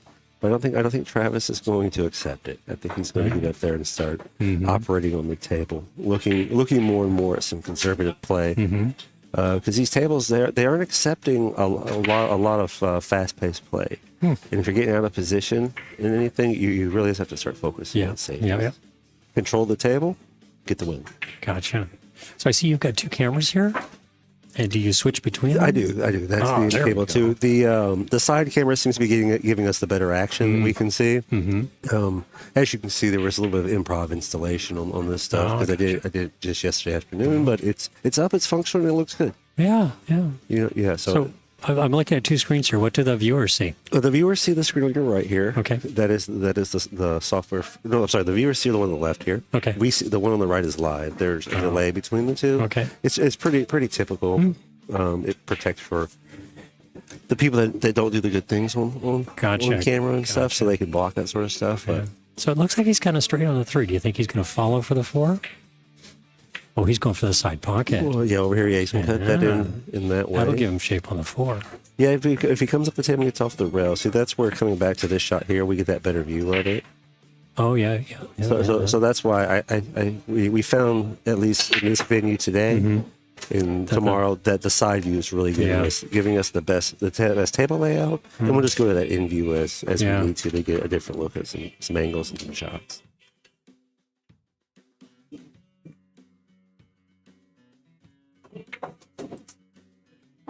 Oh, that was nice. Yeah, that wasn't nice first. Yeah. Very different from how I visualized it. So this is better. Yeah. Travis has a nice forward portion of his stroke that he really does a lot of his work with too.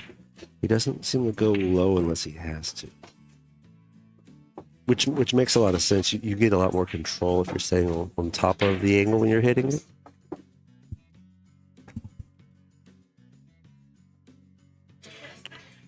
That's Travis.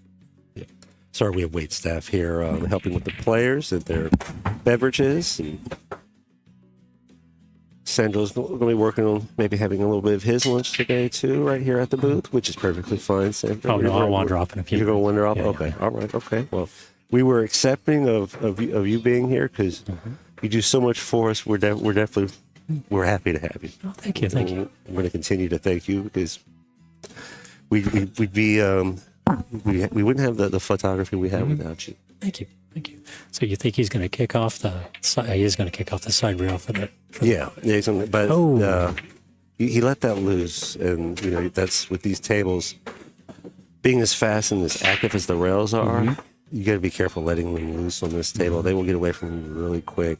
That happened to me last night when I was in a really nice spot where I just had to draw, get off the rail, come back off another rail this way. And come back behind off of the 2 rail backwards, and it went 3-4 rails forward. Wow! I just gave it too much gusto for the springiness of the rail. But Travis here with that forward stroke, you'll see. Oh, look at that! But when you see how he kind of punched through that as it drifts out, it's just a nice forward stab in that stroke, and you keep more control of the ball. I feel like when you hit it that way.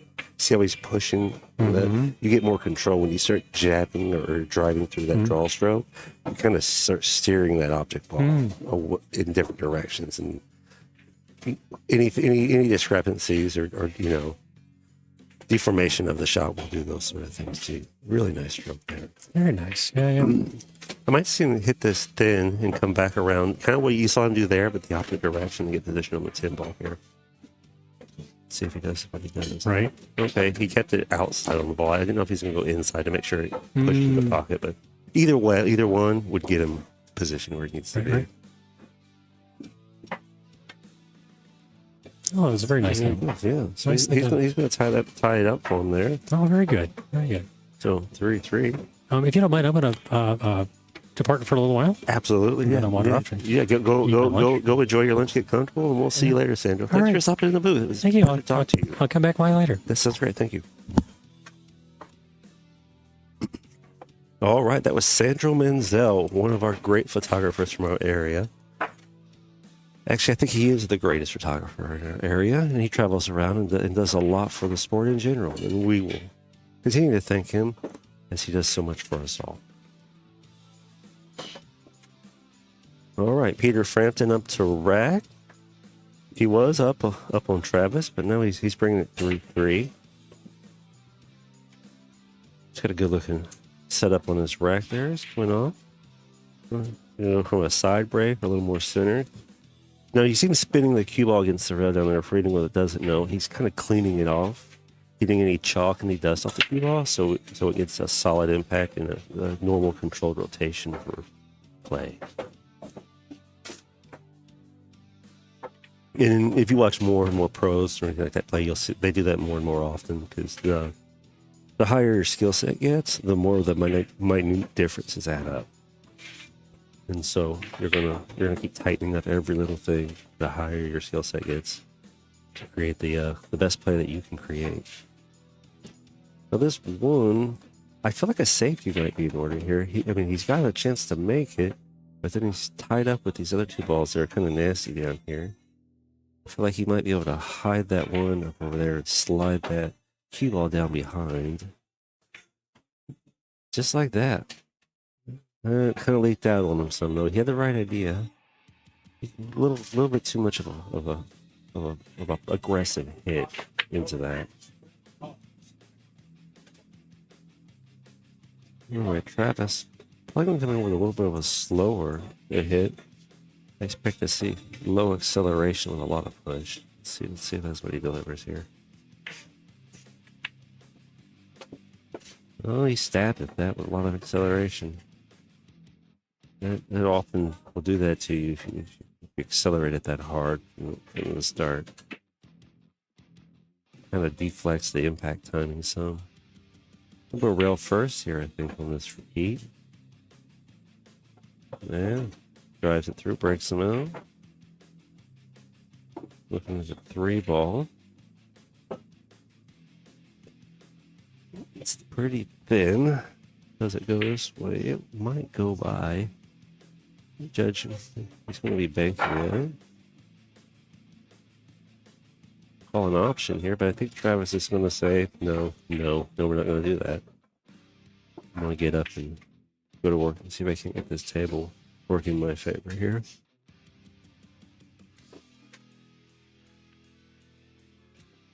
Back cut the 4. Rattles the pocket, though. Flirting with the scratch. It stops. Travis is okay with this. I think Pete's not got a lot of options. He can get a hit and bank to it here. I think I'd go with the hit and try to get the cue ball berry up over there behind the 9 and the 10. That's what he's going for. I don't think he didn't quite get it. It's a good option. You just had to get a little wider off the carom there to get behind the 9, not hit the 9. Travis. Good look at the safety here. You got a nice natural angle to the bank, though, and he keeps cue ball speed. He might get positioned on the 5 with traffic. Let's see how he does. He might try to hold it. Got the bank. Got through the traffic. Oh, good. Well, there you go. Well done, Travis. Travis delivering to us here.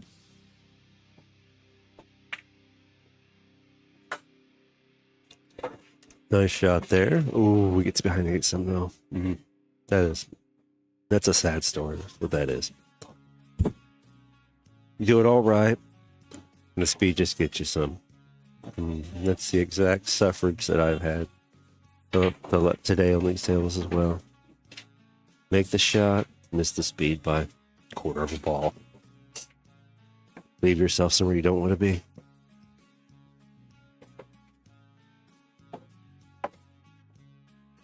Looking at the bank. Okay, no, what did he say? He said I'm on the safety you again. A little aggressive with the speed, though. 50-50 here. If Travis is feeling happy with his draw stroke here, he'll put it down the table. Otherwise, he's going to go on the side and let it loose just a little bit. Oh, he's going to drift it forward. Okay, Travis. All right, I see what you did there. I like it. Don't be too aggressive. What's kind of biting me earlier, too? Being a little bit too aggressive. Steered it a little there. Not too much. Really, this is a nice place to be. You just thin the ball a hair and let it go, and Don't hit it hard and you get position. A little too hard. A little thicker than you want. Watch the scratch on 2 different pockets. Side pocket or up the other way, but he ties it up. Ooh. All right. Nice little bit of spin there by Travis to keep it out of the pocket. Travis can come up here on the rack next.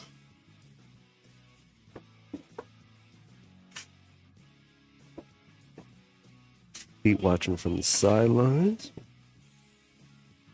Hoping he gets another opportunity at the table here during this rack. Let's see how Travis breaks. How does Travis break work for him this time? A little bit of a tongue twister there. Hours of talking start to catch up with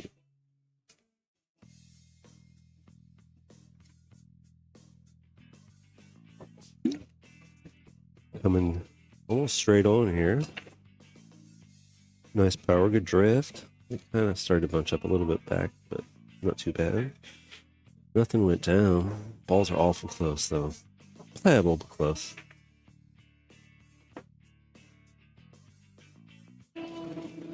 Pete's going to really have to look at this 1-2 transition here.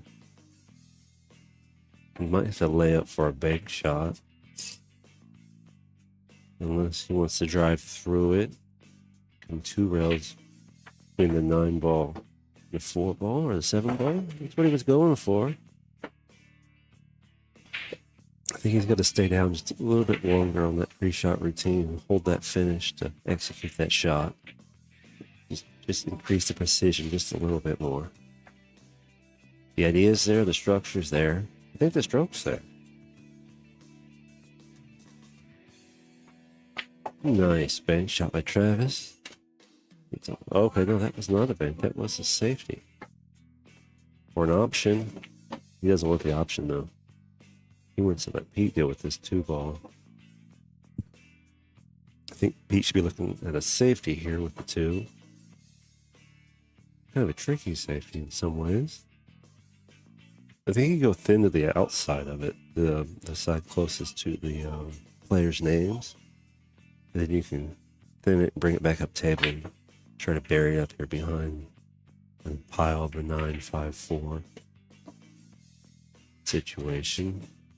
Let's see if that's what he does or not.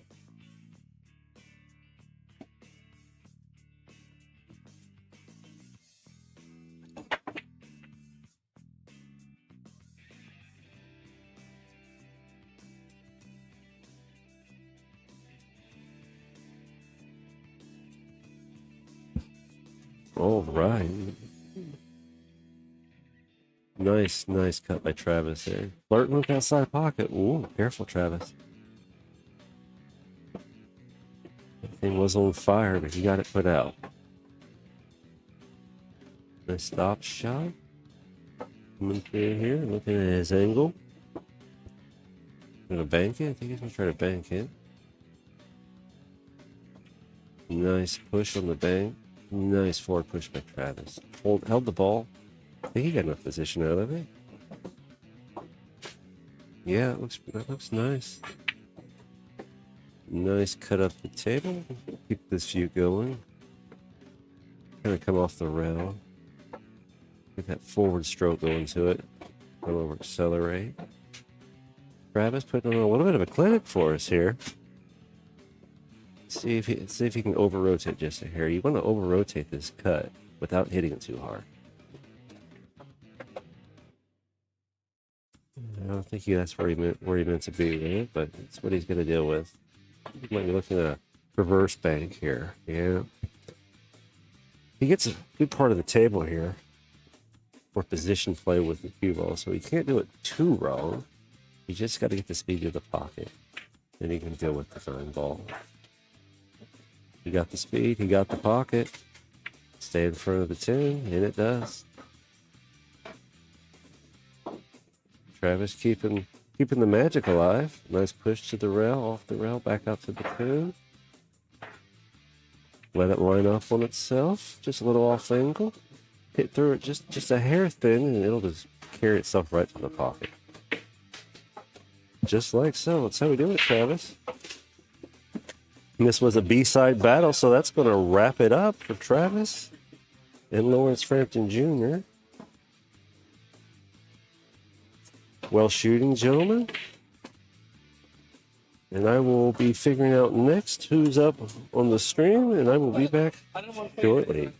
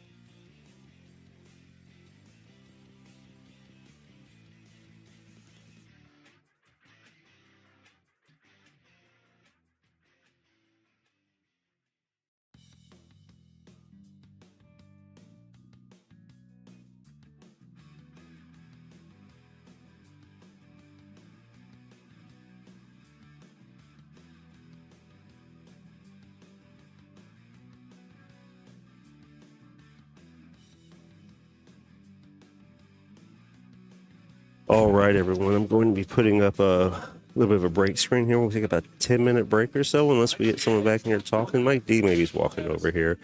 It looks like we have Clay Gafar, if I'm saying that right, coming up next, and his opponent. I'm not sure who that is. So looks like we'll be having another pretty strong match coming up here real soon.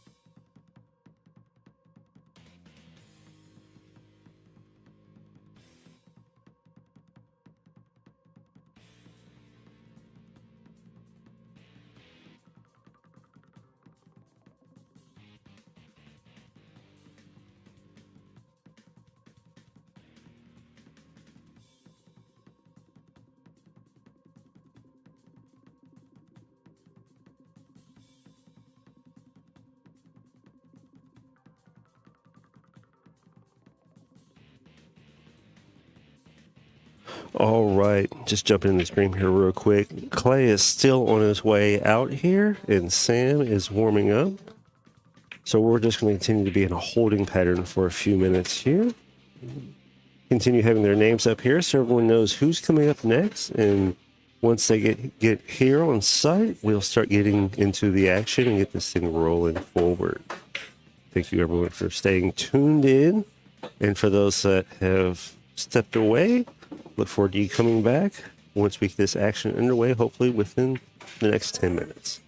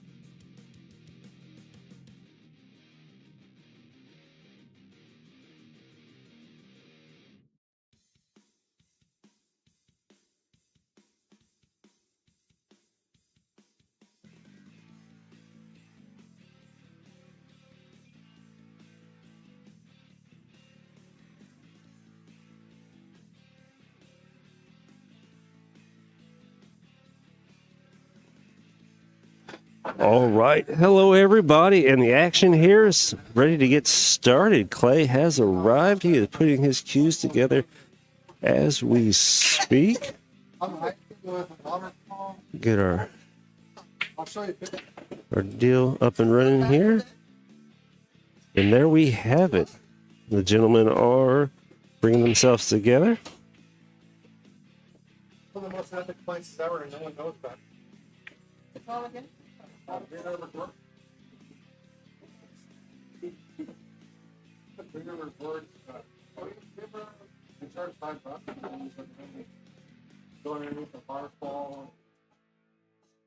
Yeah, I played Stephen Folan yesterday. That was a tough match. He's a strong player. I have not yet met or played with Joe Spence, but with those numbers, you're going to expect a lot.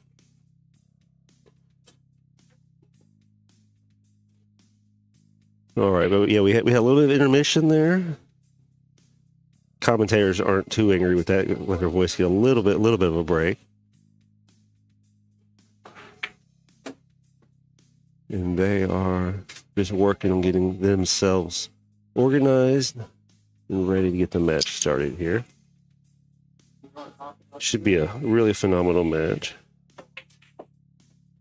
It is a race to 5 on the. Here they're on the B side. Look on the lower left part of the screen there. You can see the race. I try to keep that up to date. I got that information they were on the B side from Sam. I didn't actually get up front to check the whole thing. Clay running a little late. I did not get a bio sheet from him. However, I do have one here from Sam.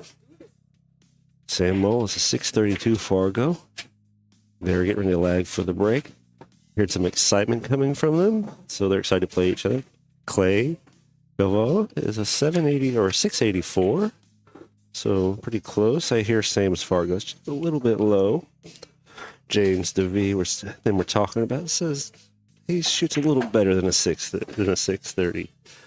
So I think they might be a little bit closer than what the numbers preach to us there. Well, I can tell you about Sam. Sam's 52 years old. Been playing pool for over 20 years. He started playing when he was 20. So yeah, he's definitely got the longevity there in his career. His home bar, I think, is right here, 15th Street. What he's got here. Looks like his favorite table size to play on might be a 7. He's got a little bit of a fast handwriting going on here. 9 balls, but he loves to play. As the players get to the table, here we'll talk about who's starting where. It looks like Clay won the break, and Clay's going to start racking. Clay in the blue and off-colored shirt, Sam in the white hat with the dark rim. Clay for the break. Nice, powerful break. Get a big jump off with it. Got a ball going in the side pocket. Looking really strong.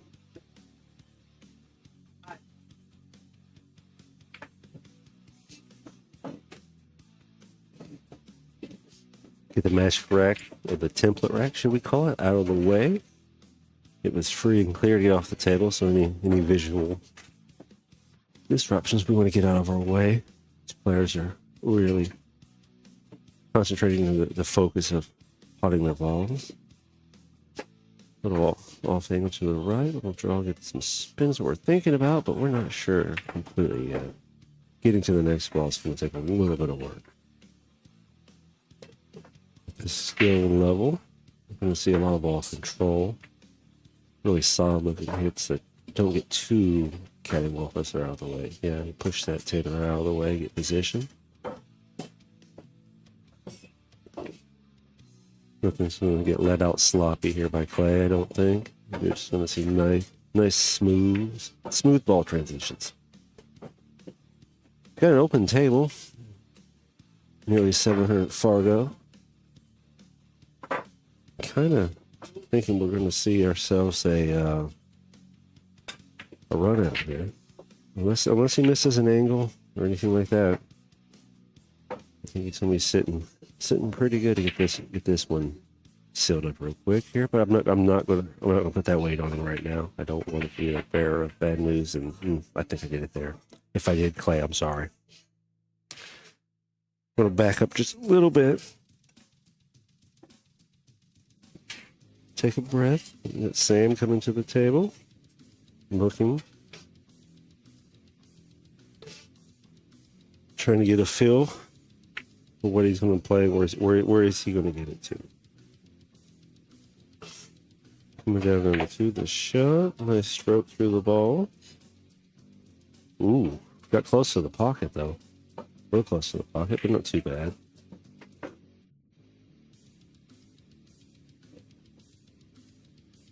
Not looking too bad though, coming through. Good speed off the rail.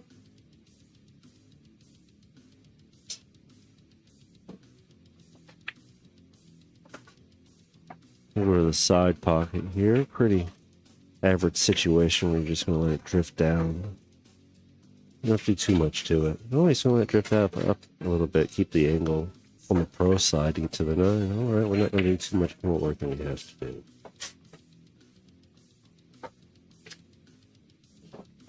Able to see a little bit of top rail transition here. Play back at the table.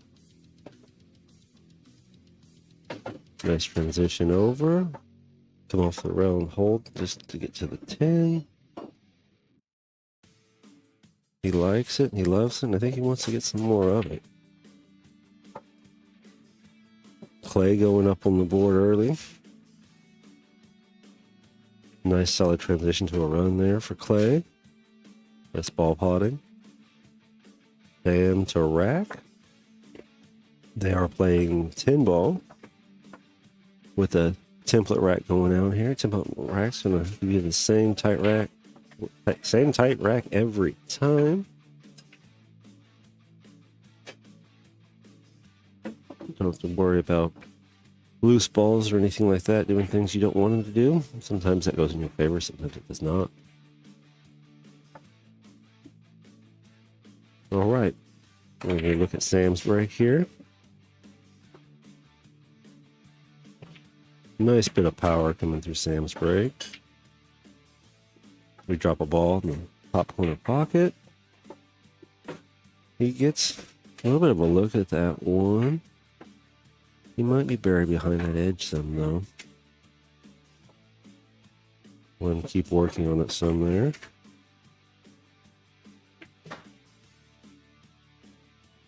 Do not think he liked what he got with that. I think he was looking for something a little more beneficial to his favor, but he's going to play with what's at the table.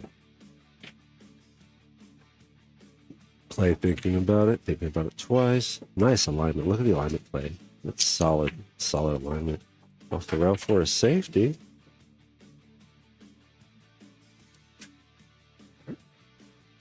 He leaves him a bank shot. I don't know if he's going to go for the back and go for the save here, but he can get this bank in. A little bit off angle cut. You hit it a little full. Get through it some. Don't get too crazy with it. You'll miss the 9 and carry it not quite to the pocket.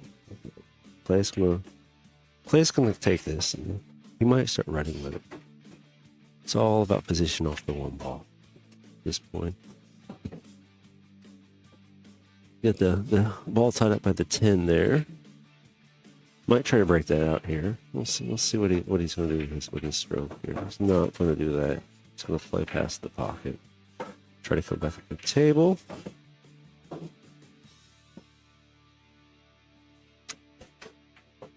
Probably likes his angle a little bit here, but it's a little steep. I think it feeds past though. We'll go take a look at it over here. It looks like it feeds past. Oh yeah, you can see half the ball. Right through there past the... Ooh, not the key ball in the corner, though. Play, not that. Well, I don't know if he just let up on his stroke just a little bit there, and that just let that thing drift out off that hit. But we're going to put that behind us, because we still have a lot of pull. A lot of pull in this match. With that 4 where it's at, Sam's going to hit this just a slight off angle, a little full off the rail. We will get the template rack off the playing surface. Get the draw shot here. Draw to position. Keep that pro angle. It's a nice angle there. Maybe beat 2 rails. Yeah, long rail to position. Nice stroke. Nice stroke, Sam. Sam at the table. Sam with the hat. For those that can see it. Power through that one. Really got in there with it, but Sam plays here looking at his bio often enough that he can get a little stronger on the tables and more aggressive with it because he knows what they will and will not do for him. That is an advantage of points where you play often. As someone that has traveled around and played on some diamonds as I've started to grow and playing again, I've noticed that, yeah, the quality of the cloth at that location versus table versus table versus table, they all kind of play a little bit different. But Sam is getting on the board here. We're going to go 1-1. I know the Diamond Corporation with their tables, they're trying to make an even format, even tables. Producing an even outcome with all of them. But speed comes into play here. And also round movement. So Clay up to rack now. First 2 games, just blowing through sets here. But you'd expect that with two very skilled players with high 600 Fargos. I know Sam is sitting at 637, but we've seen the execution. It's not 637. It's going to be higher than that. How many points do we want to give him? I'm not sure. I'm not the one handing out Fargo points. If anyone knows where the Fargo points ferry is, maybe let me know and we can all figure out how to correct everyone's Fargo, get it just where we need it to be. Powerful break. 10 ball driving to the side, driving to 10 ball. In off the break.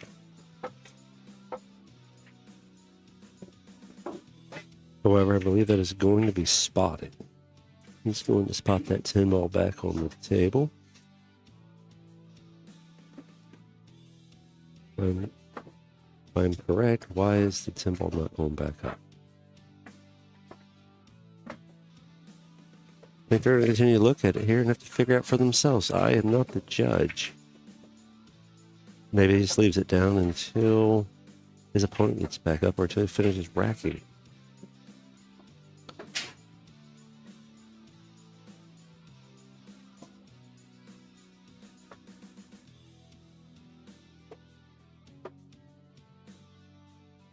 I'll be the first to admit my 10 ball knowledge is not complete. It's just the cup's 3/4 full.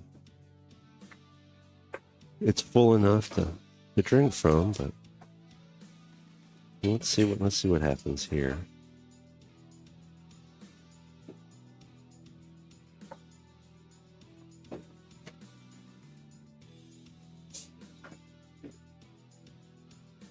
We're going to walk around and continue to look at it. It looks like they figured out the 10 ball went in. All right, with the 10 ball back on the spot, so I was correct. That is the correct outcome of the 10 ball at the moment. They're going to continue to talk about it here at the moment. They're trying to figure out how they want to deal with their situation.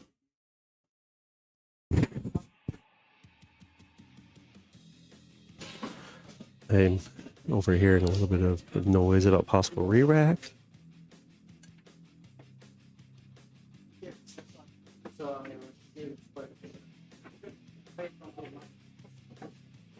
Okay, they've agreed to play it from here with it being Sam's shot. It was Sam's shot as it was. I did not see any interaction that would have mattered to change any outcome with the 10 ball. The 10 ball just seemed like it would have been down at that side of the table. I don't think it would have been moved from what I saw. It just messed it up to where it is currently. So I don't feel like we've altered the game drastically with what we have. We're correct now and we're playing through. Mulligan. Tried to play the 8. Leaked out a nice solid look at the 1 ball. Probably looking at a 1-8 situation here. And here we go. Not going to power through this. He's going to let it guide itself into the pocket, just like so. Well executed combo there, Clay. Rail first? No, through the ball. Rail second. Power through the table. All right. A little bit of steepness on the angle, but perfectly manageable for a caliber player such as Clay. Push through the cut. Got a little bit of love from both sides of the pocket, but down it went. If he gets this here and doesn't bury that, I think it's a 6-ball up the table very much, he should start looking pretty good. Probably what it's looking at here too is what's the hit look like? What's the layout going to give me? Touch it, it goes in when you get nice alignment.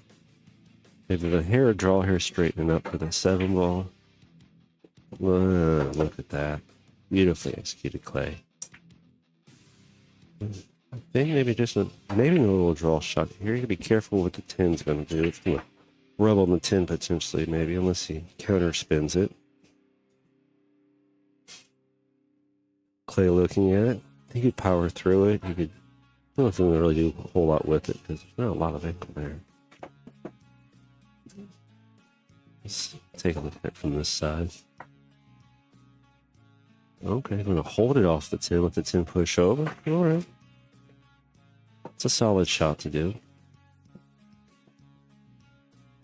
Big, a little bit bigger stroke here to get position, I think. Nice. Yeah, it doesn't overcook it. Rolls it up. Oh. Sam's got so much confidence, says, I'm not going to waste any time with it. You got position. Congratulations. Sam going to straighten that rack up. Bunny ears go in the back.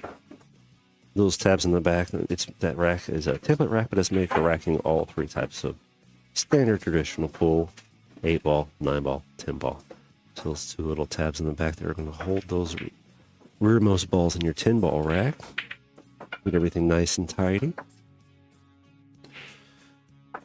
Put all your eggs in your racking basket, so to speak. Your 10-ball racking basket. Sam had a pretty quality break last time. I expect that's just going to continue. I think 2 strong 600 players are just going to give solid breaks back to back. Consistency is often the end of the game. Once you get in the mid to 500 Fargo and above, how consistent can you be? The more consistent you can be, the higher that Fargo seems to get.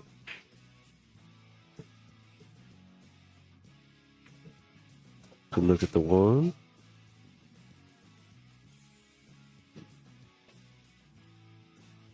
Got some traffic on the transition, though. I feel like if he's going to let this loose and come to the outside, that's a lot of outside spin. Come to the inside. I think he's going to come to the inside, come back on the table to the inside. About like that. I didn't see the working on the 8 with that transition that way, but maybe that's not what he wanted. He did hit that a little quick. Look at some options here. I like the bank is clean but risky. I don't know how much of the pocket he gets to see or likes. Back cut it. It follows in though. Yeah. That can happen to you. That's unfortunate. If you don't make that minor adjustment in your hit and your spin, one ball falls, another one off the rail, and it falls into the pocket. Sometimes though, you're out of the pocket. That ball will put that cue ball will put that ball in for you and sit on the table. You look like a hero then, and you look less than a hero if it doesn't happen right for you. But Clay's back up. He's been hitting the ball really solid. Hasn't made too many mistakes. Just a few here and there. Really solid speed control, solid play.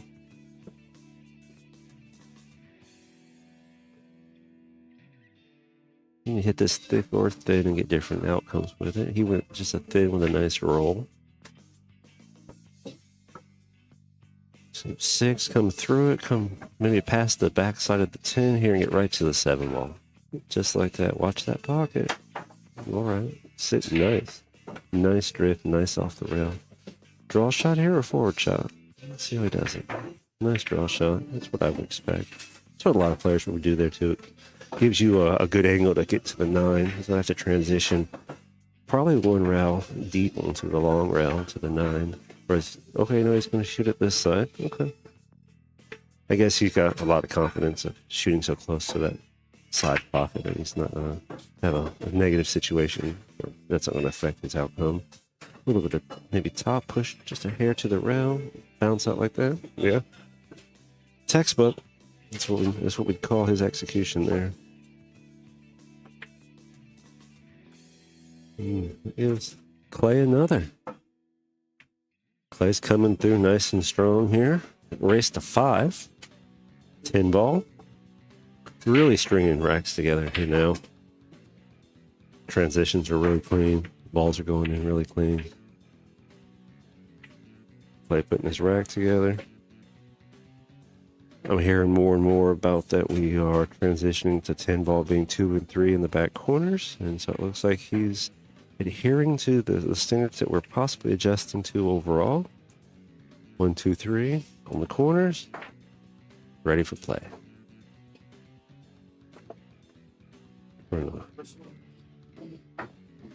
See how he feels about his break. He's going to come in the inside edge of it a little bit stronger. A little more power in that side of it too. Keep it on the table. Yeah, that had a lot of power to it. You see that cue ball almost catch air as it's coming through that rack. Although, here we go. That one though, he can see it. Is he going to bank it back to the other side of the table or safety? I think he'd want to play safety here. He might have a pocket to rattle drop from the back front side. Let's see how he feels about it.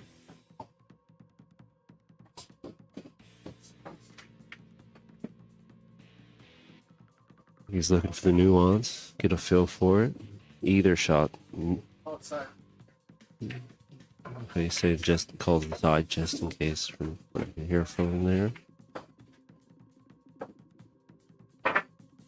Doesn't look like he's going to make it. I wonder what outcome he's hoping for if he makes it.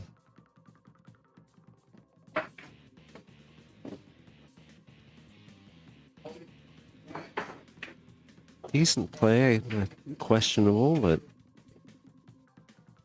he didn't have a lot to do. He really didn't have a lot to go with there. I thought he'd go for a stronger safety than that. Giving Sam a look at the way to play here. Sam's going to the back cut. You gotta thin that angle just right, and he does so.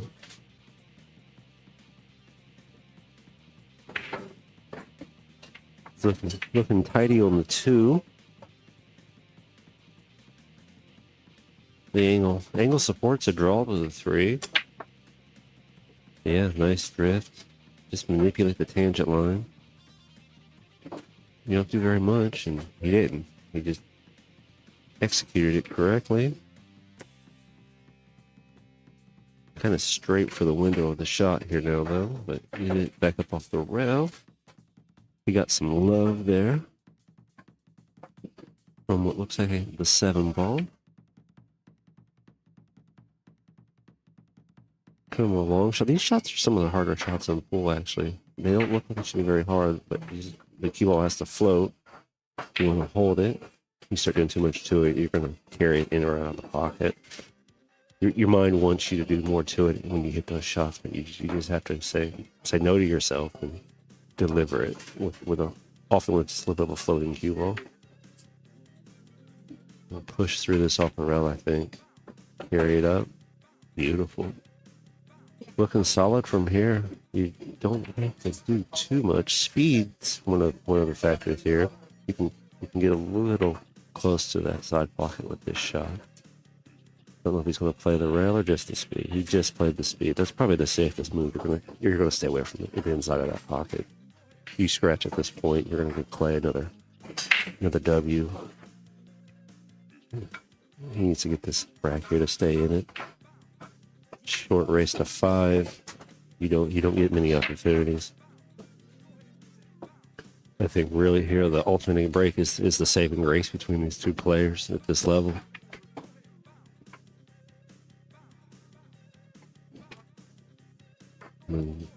hold it. He's going across table and back. He's just going to stay on this side of the table. Shoot it full. Hit it full. Just don't give it too much. Nice clean pocket. Nice clean. Clean out, clean execution.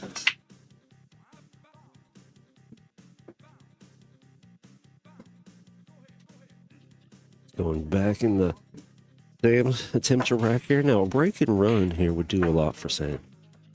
Really put the pressure back in Clay's court.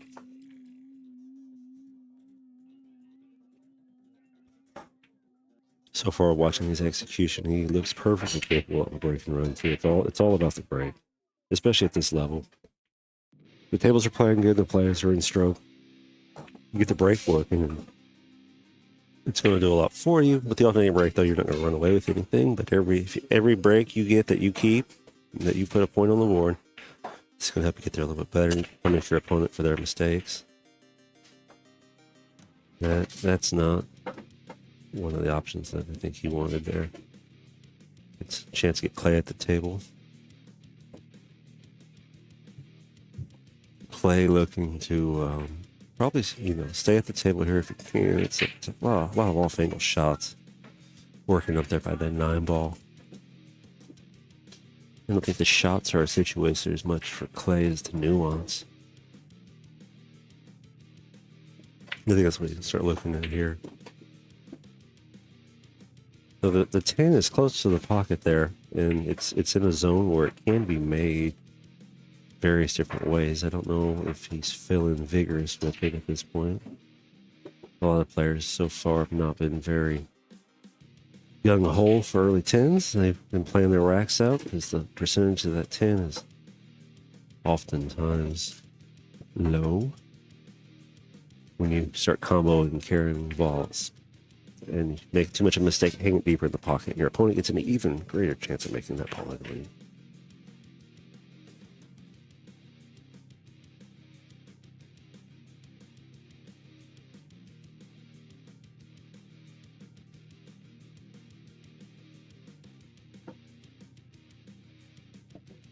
Solid position. You really can work the rail across the table, I think, to some degree here.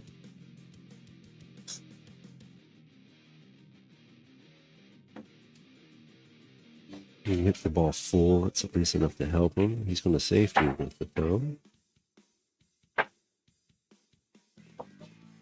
It's definitely behind it. I can't tell how much of the angle of the edge of that is leaking out on the 3 ball. It looks pretty tight because it's really close. You just get a little transition window there. You might be looking at a bank. The dangerous bank, though, is you got to hit the front side of that 3. Yeah, he's going to bank that. Hit the front side of the 3. He might get the pot here. That was a valiant effort. A nice hit. And Clay's safety is going to pay off for him here. Clay delivered a safety, and Sam delivered a hit, but left Clay an opportunity here, and that's what Clay wanted. He's got good positioning to the 4.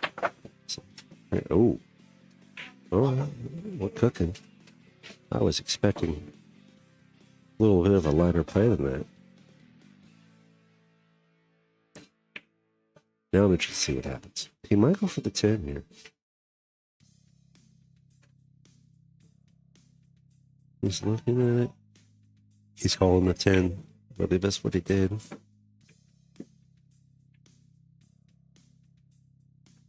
We're kind of close enough that if they're going to... I don't know if that's from this table or another table. It might be from the other table. A lot of background noise.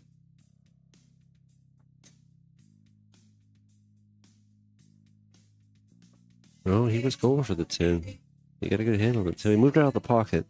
That favors him a little bit right now, since Sam is going to the table, and Sam does not have a good look at an early 10 now. Gonna back cut it. I've seen Sam put some stroke on a few things, so he might put some stroke on this, get 2 rails, maybe even 3. Watch the side pocket, though. hair aggressive there. I don't know if he needed to settle down a little bit more at that shot. Just wasn't quite feeling it, but he delivered it to the pocket. He does have a shot here. Just carry it to the pocket and go back to work on the rest of it. A little bit of carryover from the top. Yeah, fairly large side pockets. You get a little more pocket to work with. You can push on it a little bit harder to get position. If these were much tighter, that shot would be a lower percentage outcome. It's looking good here, though. Good play draw. Good play some rail spin. Either about the same outcome. Oh, you played a rail spin.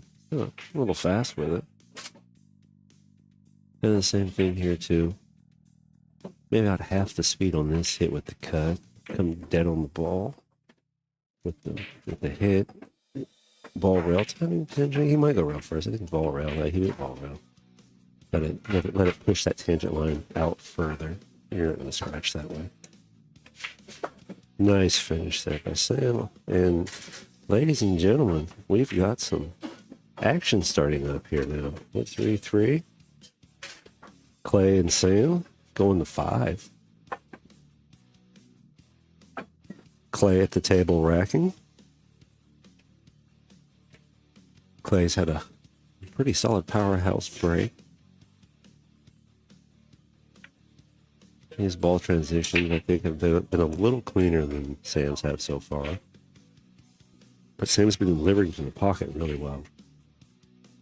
Couple mistakes by Clay. On some a little bit of aggressiveness on some shots, but nothing really to bark about. Just nuance, small things at this level, and give your opponent that opportunity they need. 1, 2, 3, boom. Big old hop on that cue ball too. Big power play. What's the that is mean. That is mean. Is he gonna push here? Bank at it? Dangerous pushing against another strong player though. You give them too much and they're gonna take it and do some work on you, and vice versa.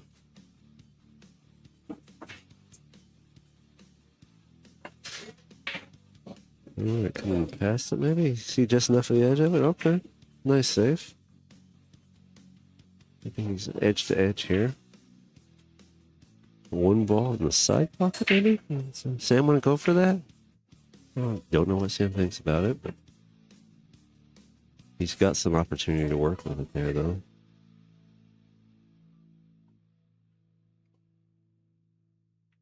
It's a medium speed on the cut. I think he's going to go for the side pocket.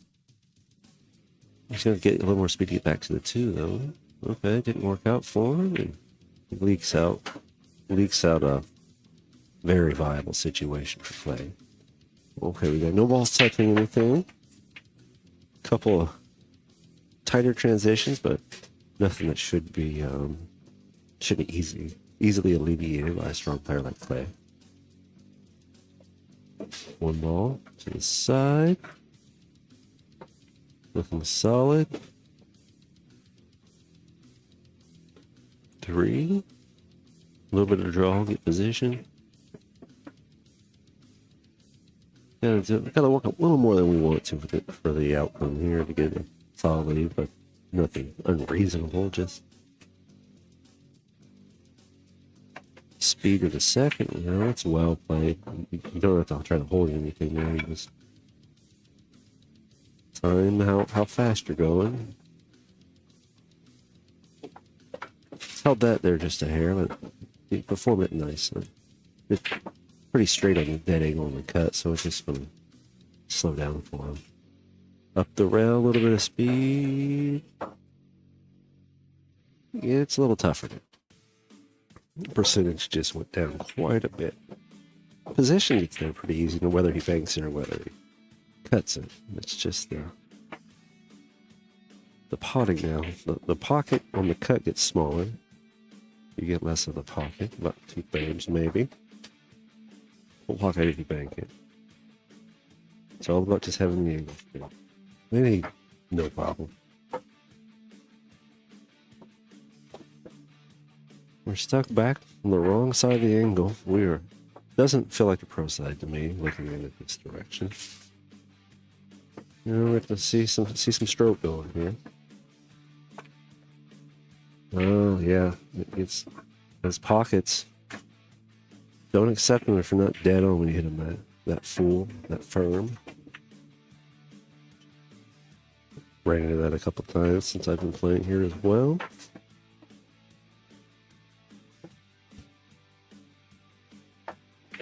I've been a bit of an aggressive player for a little too long, and I've been learning to call that back and wrangle in my abilities, improve my game. We're not talking about me here, we're talking about the players at the table. Right now Sam is at the table looking at this 8. It's not bad really, he's just trying to look at hitting it there. The ball goes to the pocket easy, but it misses easy too. It'll miss on that short rail or long rail because you've got to kind of draw drift it over something.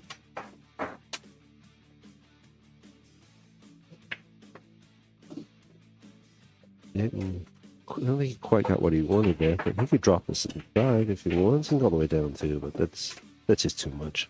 Too thin, too long. Oh, he's going to go all the way down with it. So, all right, he's confident though. You get the whole pocket. You always get the whole pocket if you go long. But you got to get to the pocket almost all the way there before you hit that rail, or it's not going to pay you. Speed. Not too much angle to scratch. Sam goes up. All right, Sam on the hill, 4-3.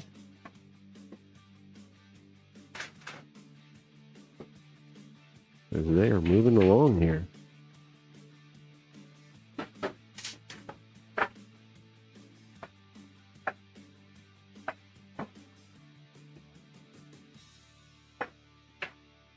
All right, Sam racking. 637 Fargo up against Clay. Lamar, a 680 Fargo. 684 according to Fargo rate. They were saying Sam is a little low on his Fargo, and his playing ability seems to be showing that to some degree. He's starting to get some really nice position play. A little more aggressive. At times getting slightly off angle a little more than Clay, but all manageable. Just the closer you stay, the easier the rack runs. The 1 looks good. The 2, not too bad to get to. After that, you start to get a little trickier to get to the 3. If you get to that back corner of the table with the 3, you're going to stay in this run out.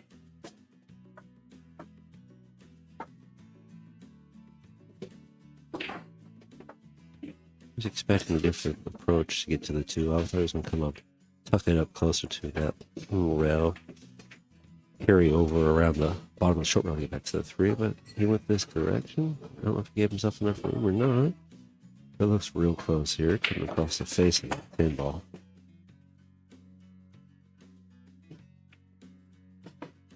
He got a good hit. And he left him mostly snookered. He might have enough to get in there.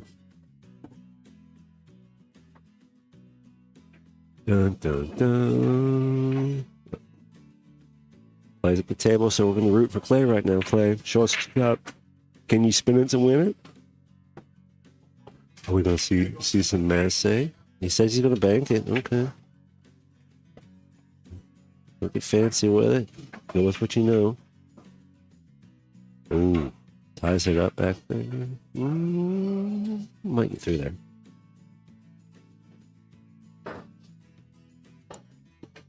Let's see what he's got.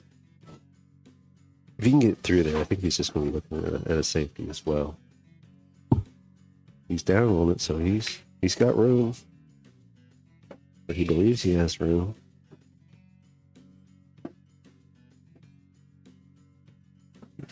He shipped it, and it's there. Oh, he left him lined up on an early 10 opportunity here, though. The way this rack's laying, he might start really looking at this. Alright, magic rack. We're going to work that out of the way. We might get some assistance from Sam. He continues to work on this, spinning it around. Two-hand operation. Look at that, adamant professional. Rack. Template. Remove. Well done. So he's looking at this angle, looking at this ball. I think he's going to go for this early 10 here. Get him back in if he got it. Wouldn't say Clay's necessarily out of it, but Sam gets the win here. It's over. So I think you take the opportunity. The percentage is pretty high on potting this, I think. Or he can kick it away and keep fighting.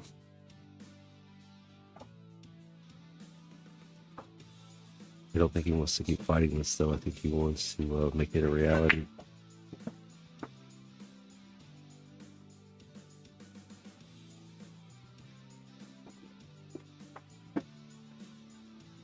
I do have the next rosters up, too. As he's looking at this, let you guys know that next up is we have Steve Hanks and Victor Kakuza. Had some questions earlier about how Victor Kakuza is doing. Well, anyone watching the streaming will get to see here soon. You know, as well, they'll get to see Steve Hanks. We look forward to that match next. Right now, Clay is studying this 10 ball, trying to make every adjustment he can and make sure he gets it right. Clay wants to win here. He wants to stay in it. And this shot could do it for him. Take it 4-4 to the hill. Clay focusing up for him. This ball's not. Oh, okay, no. I guess he said we're not going to risk that. We're going to shoot to fight another day, or fight to shoot another day. Whichever way we say it that makes the ears happiest is what we're going to go with. Looks like it could be a decent safe. Ooh, yeah. He might be able to see the edge of it, but it's not gonna give him a lot.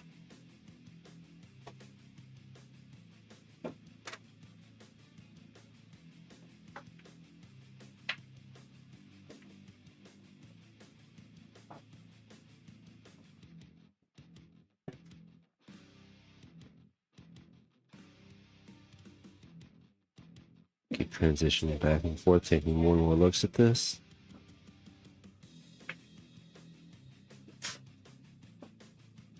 Nice clean hit. Almost potted that. Just a hair thin. Probably got as much of it as he could. The delay stream here. Yeah. Maybe he could have got a hair more of it. I don't know if he would have got it in the pocket though. Would be close either way. A little more spin, a little more throw. Although the lead with the position is not favorable. Clay is not really going to work yet. He's just going to be trying to keep pace on the table. I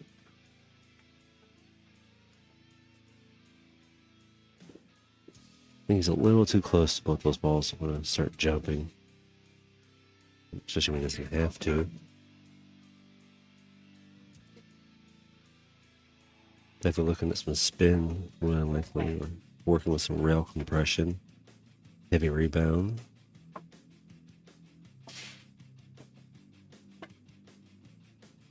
Beautiful hit. Close to getting it as well, but he did leak it out. That is unfortunate for Clay.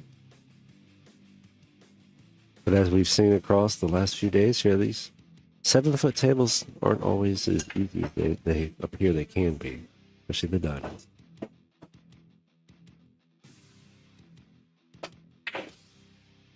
Nice push through, back down the table. Getting under the 3.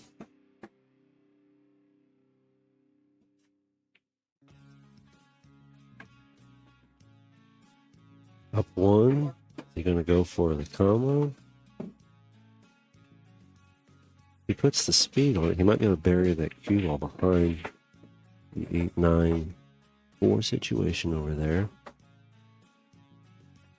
Kind of get a free pass at trying to go for a 10 here almost, I think, if you play it right. All right, he shot it past it, though. I did not see it going. Oh. You know, Sam's gave up 2 of those already. Well, tough shots. I'm not trying to take away from the ability and the execution that Sam is delivering, because it is high play. He's doing very well with it. Up 1 on clay. It's a pretty open table here, though. 1 transition shot. I think he should be able to maybe seal this up. We'll see. Off the rail, drift across the table. Push, push, push. Give it some bounce. A little heavy on the bounce, but not too bad. You just kind of slow this down a little bit off the rail. You'll get alignment on an 8. Let's see what kind of angle he gets on an 8 ball so we can... Oh, no, it's the 7 ball, excuse me. It's a little darker on the screen than it is on the table. I'm looking across at the table here now, too. The 6.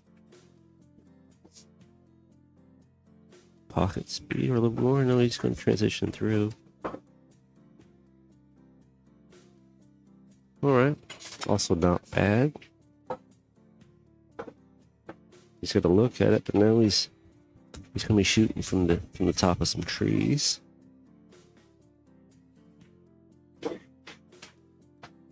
Drive in with a medium full hits. 7-inch ball hit maybe here. It depends on how much drag, how much stroke he's going to throw into it.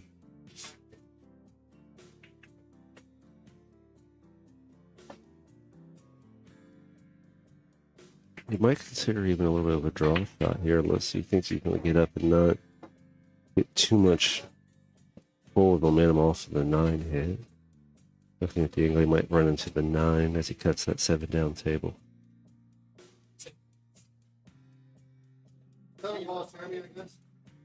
He's calling the 7 ball. I heard a vocal call there.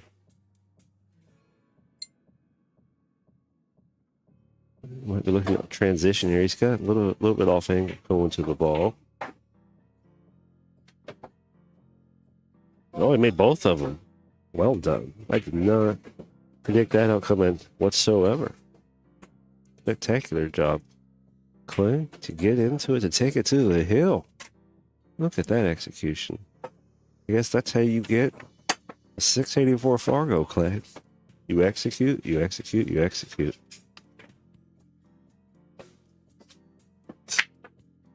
The speed control, the shot routine, you know, all of that. The higher the Fargo the player, the quality of the play goes up. And if you pay attention, you'll see a lot more time goes in often into what they do and how you're looking at the ball before you hit it. The lower that Fargo goes, the faster that player seems to be shooting. And I think it just comes with experience and understanding what it's going to take to make that shot and figuring out the small details that are going to give you the outcomes you want. They came in, got a handshake going with a good shot to Clay, good out. And they're going to go in here and battle this 4-4 hill match. Sam and Clay. Clay's at the table to break. Going to bring that big, powerful break out here.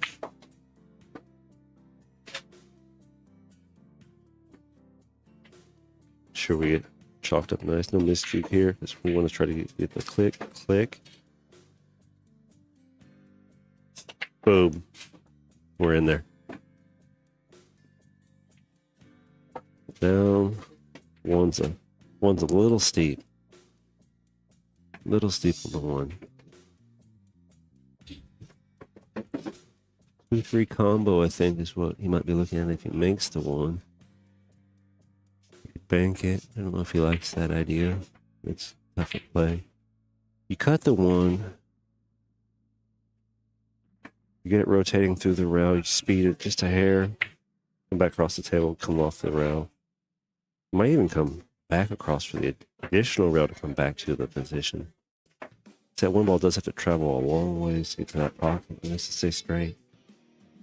So you got to come to it full. That's going to shave a lot of the speed off your cue ball, I think, here. You don't want to underhit it because then you'll be buried down here behind that 9, and it's going to take your table from you. Okay, push, get a feel for the stroke. A little bit of early or late acceleration on that hit. Okay, he's going to safety him. It leaked though. Did not quite get buried behind it like he wanted it to.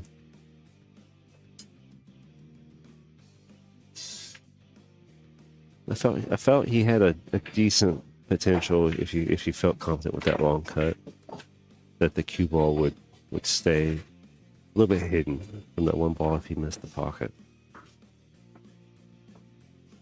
But you gotta feel it and you gotta maintain that confidence to execute, especially with a heel match starting situation. All right, 2-3. Carry the cue ball down past the 2 just as it hits it. Leave the 2 near the edge of the mouth of the pocket if you can. And don't let it roll up too far.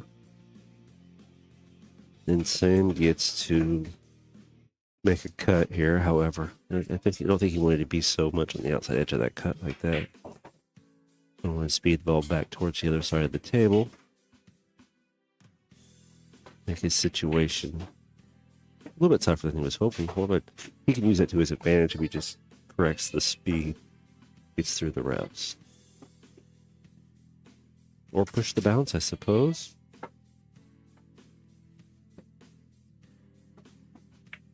I feel like Clay might have hit that a little bit different, but the playing style of these two players are a little bit different. Plain and simple. That's not too bad. Speed becomes a problem. You hit it pretty full. You get a little bit more of the cut-induced throw. Ball friction play a little bit of a factor, but not enough to matter here.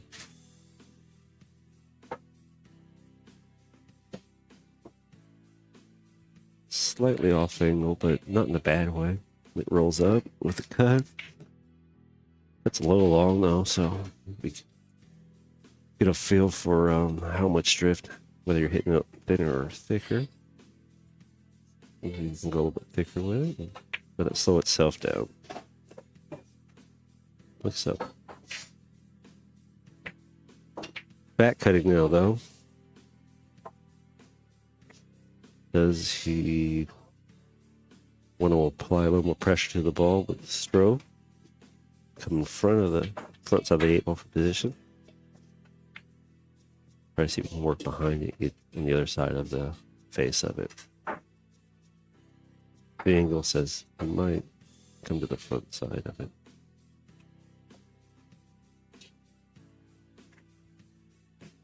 A little riskier of a shot there. Let's spin on the draw stroke. It starts walking sideways and gets a little bit of curve to it.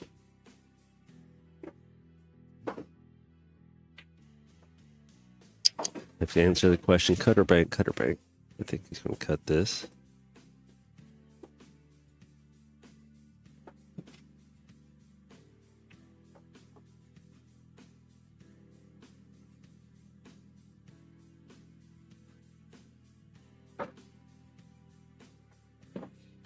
Shooting over the chin.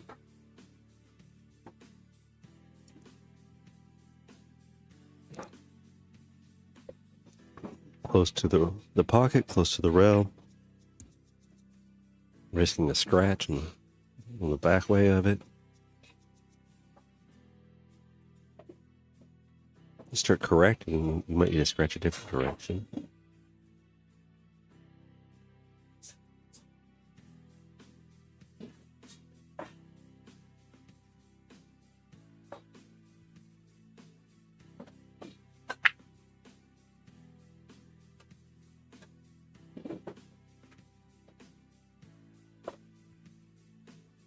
Nice bank shot.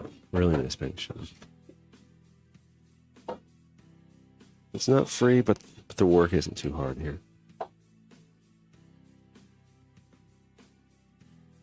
Set your body alignment where you like it.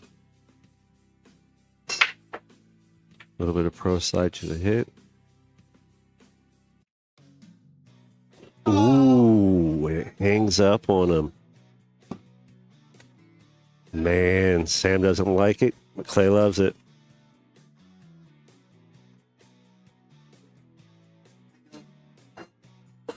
Clay's in the background telling me he should have taken just a little more of a break, a little more of a breath before he hit that ball. Looks like Sam's just going to concede it up here. Clay's going to get up and tap it in, maybe? Yeah, he's going to tap in to say, there, it went in. All right, congratulations, Clay. You guys played strong there, back and forth.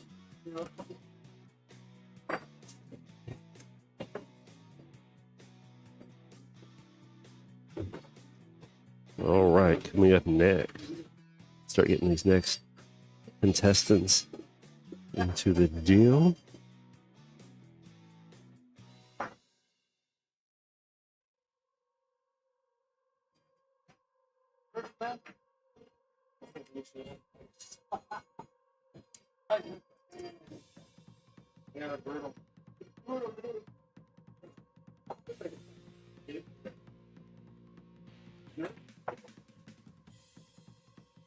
Right, coming up next, we have Steve Hanks and Victor Kakuza. There's a lot of people.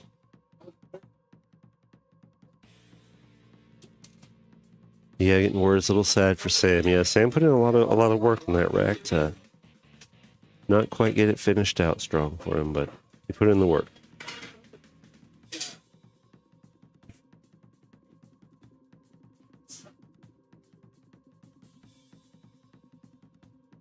I am not sure if the Spence Fulham match had started yet or not, Patrick.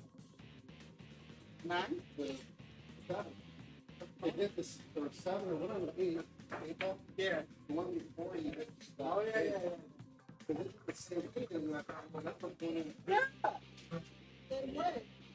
Oh,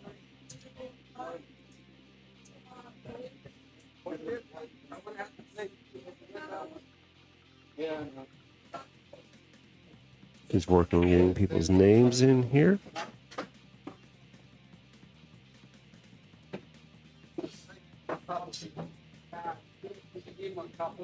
Based on the spelling that was provided to me, I believe I got those right, hopefully. See what they're racing to here, which side they're on.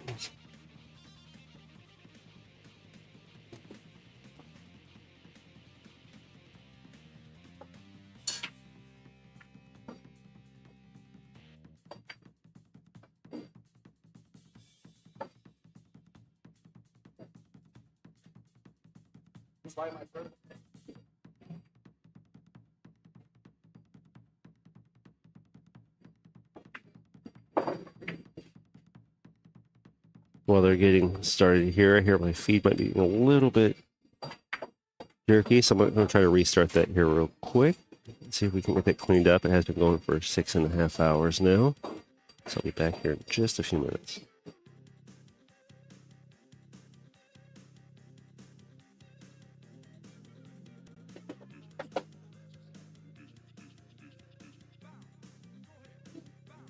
All right, bringing that back in here now. We'll see if it starts to clean up just a little bit more for us here.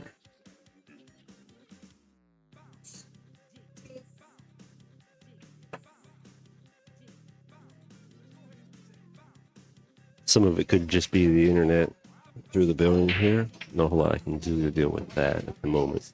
A lot of people with their devices on red at the moment.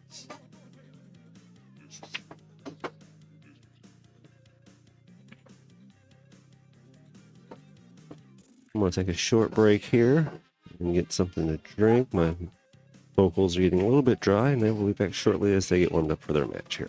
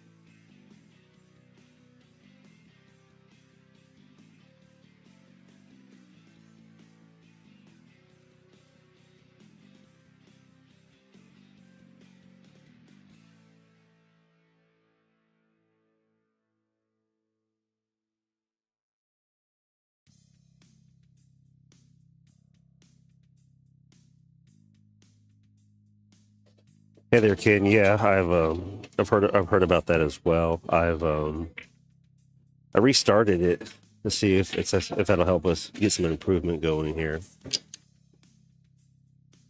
I'm coming back onto the stream here, so we're getting started.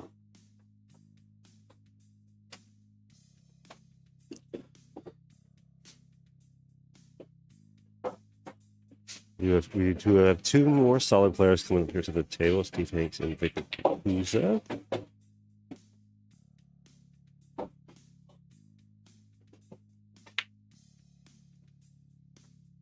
I do have some hot tea and honey coming out my way, so you might hear me doing a little sipping here and there. I'll try to keep it to a minimum though, because I've been talking for 12, 13 hours now and start to feel it.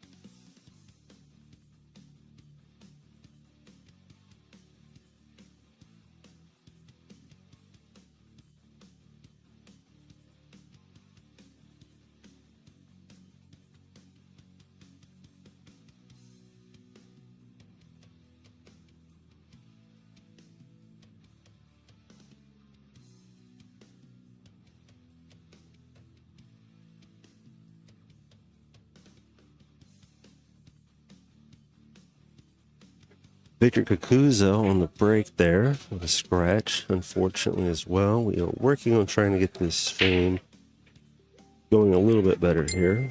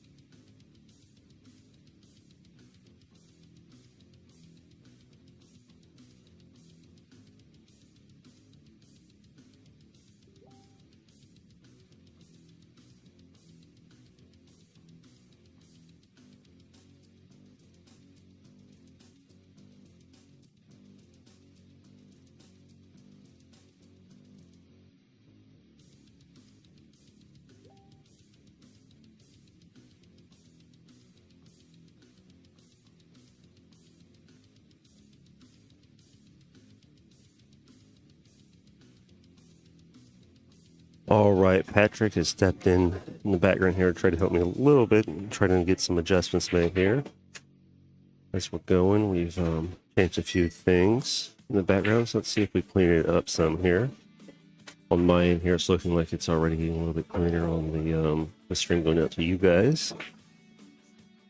Thank you for the input as things started to change on us some there. Let's see if it continues to get better.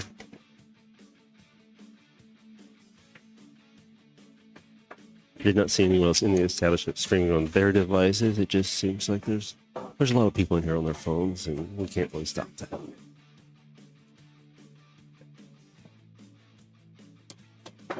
Yeah, we lowered the bit rate down just a little bit. It should clean up some of the choppiness. Might lose a little bit of resolution, but it doesn't look like it's affecting it very much at all. So we'll work on trying to get back into the action here. Thank you for stepping in there, Patrick, and helping out. Making decisions on the fly are not always simple or easy. All right. Steve Hanks at the table going to the 10 ball here. I did not catch all that action as we were trying to get things dialed back in. But I am hearing that it is getting better, yes. It takes a village, and I appreciate the village.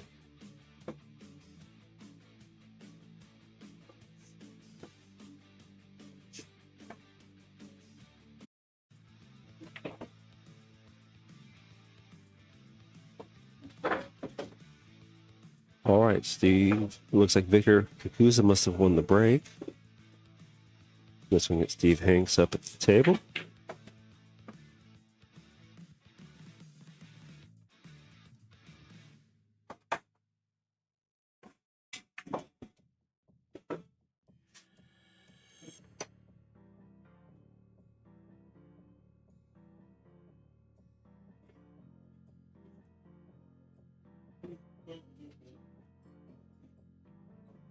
All right, Steve getting his break cue out of his case there. Stepping up to the table, getting ready to show us what he's about. I've seen a couple videos of Victor Kakuza in the past, just online. I don't know that I've ever seen Steve Hanks. I know Victor Kakuza looks like he hits the ball quite nicely.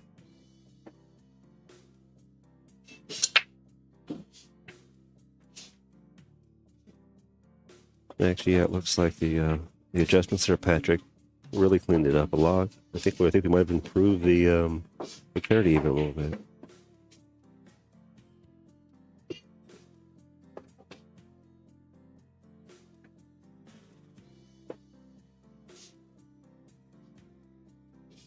That one is not in a pretty home. Someone should probably call the authorities and let them know that that one needs to be relocated. I think Steve is going to try to bring home the cue ball here, though.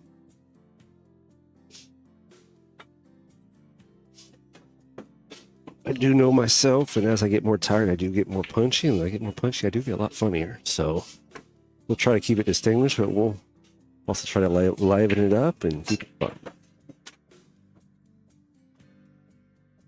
I just want to provide a good stream.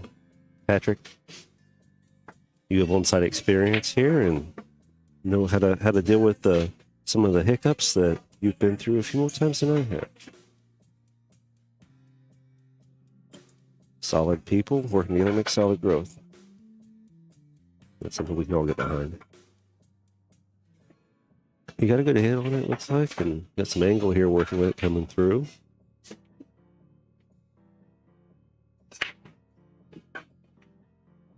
How much work is he going to do with it, though?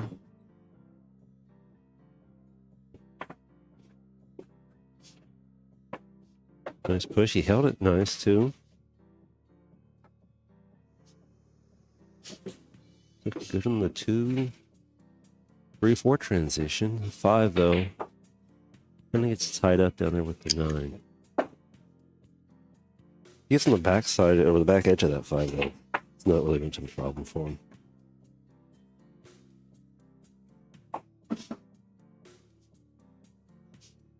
And as we get settled in here, I do have some sheets on the players, but I was trying to get settled in. We'll see kind of where the action's going. And once I start thinking about stuff, we'll start working through where they're at, what they're doing here. We'll get going early with it, though.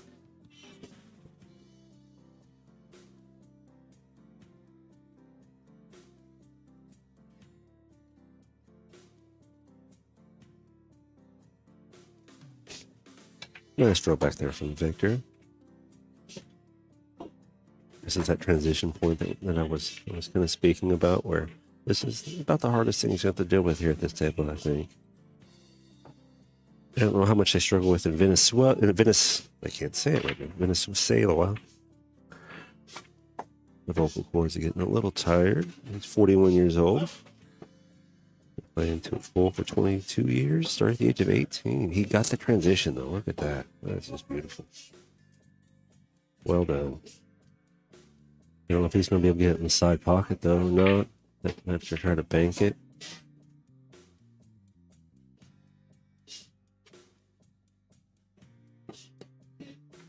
Victor says his favorite size table is a 9-foot table.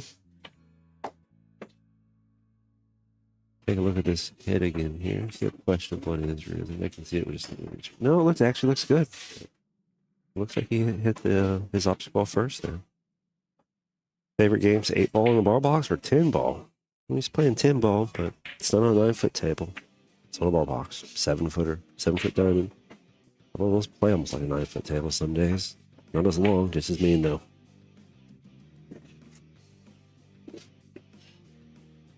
His personal cue is a Jim Pierce, BK Rush jump, and a Franco cue. That's what he likes to use. For a living, he's an engineer at Bullfrog Spas and International. Loves golf and spend time with his kid. I think most parents like to spend time with their kids. At least the good ones do. His most memorable moment in pool is a 10-ball national championship in his hometown. Steve Hanks looking to try to get a good position on the table here. I'm also going to go down and bury up on the 9, though. He's not going to like that. Going to make his rack work a little bit tougher.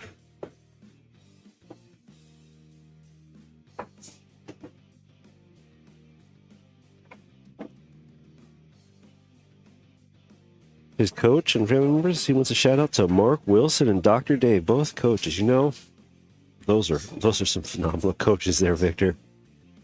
You really can't go wrong with either of those two. I've watched a lot of their videos online. I've listened to a lot of Mark Wilson's commentary. Ooh, and that just went to sleep in the pocket on him there. He got some decent shape too. I expect Victor's going to get better shape. Yeah, I like a lot of what both of them done for the sport and a lot of what they have to say. And they're both spectacular people in our sport. I look forward to them continuing. And with the people that will move on to replace them, I hope they can do as good of a job, if not better.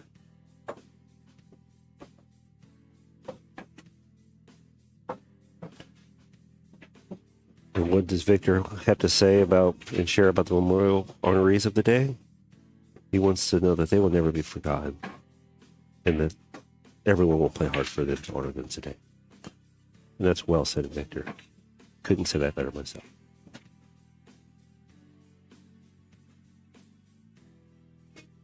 Victor getting the 9 hit transition to the 10. He's going to come in here, finish that one up. Keep it looking good. 1-1. We'll keep this thing going here. Oh, by the way, Victor's racking. Steve's not going to the table, but Steve is from Missoula, Montana. Steve is 65. He's played pool for 30 years. He started playing when he was 22. His home pool room is the Village Inn. Is Village open anymore? I thought that got shut down. Ken would know the answer to that. But if it was the Village, it was for a very long time, and I'm sure at some point I had no play. That's when I used to play at the Village years ago. What cue? Well, Steve's got an honorees cue today. Steve is using the Paul Allers custom. There's a lot of players in the area that have them. They're great cues, and I'm sure Steve's happy to have it. What does he do for a living? He's retired at 65. If you did it right, you should be retired. He's an antique dealer and collector. Yeah, that's what I thought, Ken. So I'm sure then you probably know Steve Hanks. I would hope you do, at least.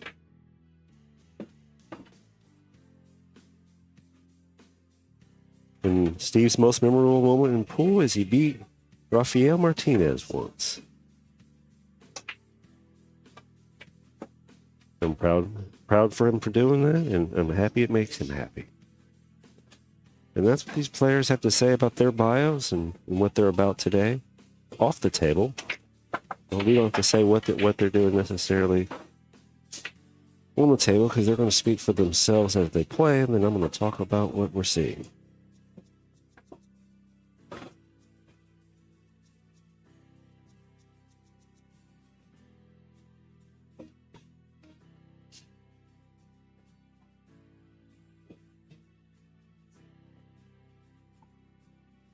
Yeah, I think the only thing I have left of the village, Ken, is I have a couple of those O'Dufferin cues that you had. I keep those in my rack at home, and those are just 2-piece go-to wonder sticks.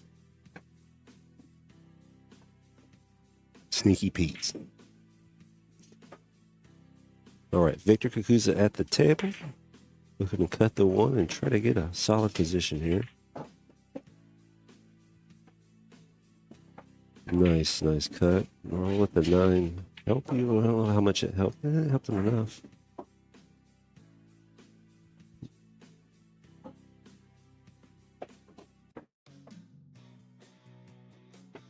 A couple different ways you can go about getting position here. I'm going to play it soft, not get too aggressive with it. I think a lot of players out there can be a little more aggressive trying to get position with that. That window is kind of small where he played that. A high Fargo, high skill level player, though. Not doing too bad.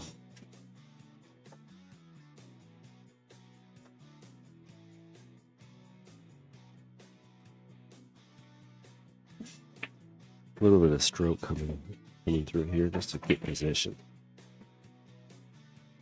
Look at the control. It's just spectacular.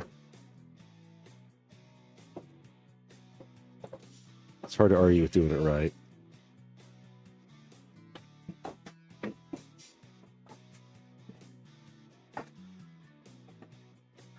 We can, Patrick. I'll go off mic for a minute to get that for you, but I'll see what I can do about it.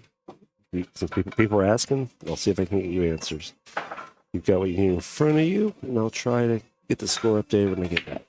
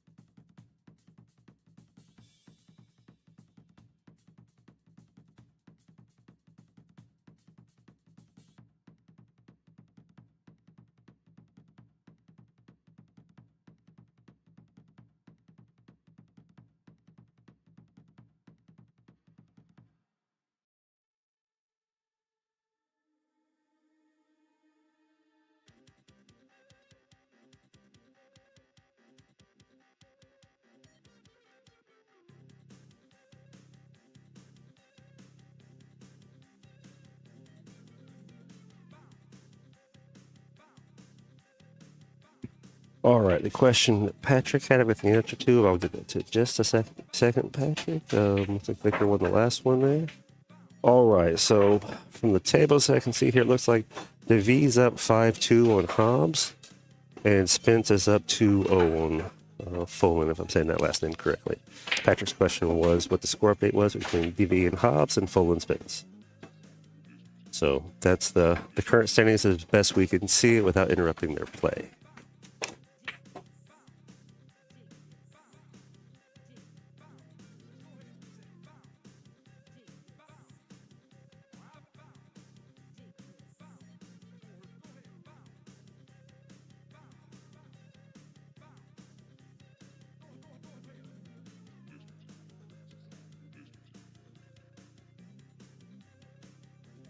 We're trying to see the signs. A little description. It could be 2 for Folan and 0 for Spence. We're right in there, but definitely the V's up. The V's up on Hobbs about to win. It looks like. It looks like the V's taking down the stuff. So I expect the V just won. Yeah. So I think the V just won.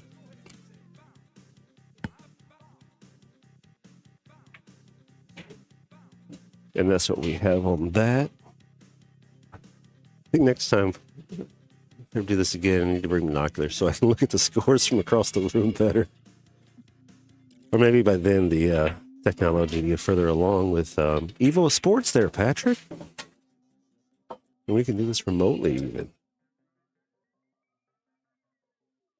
Patrick's Evo Sports is really taking off and really looking nice out there. Giving him a plug in the stream even today here.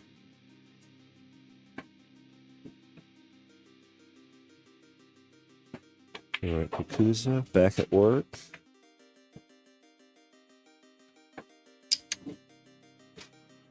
The slow, the control, the drop, it's just spectacular.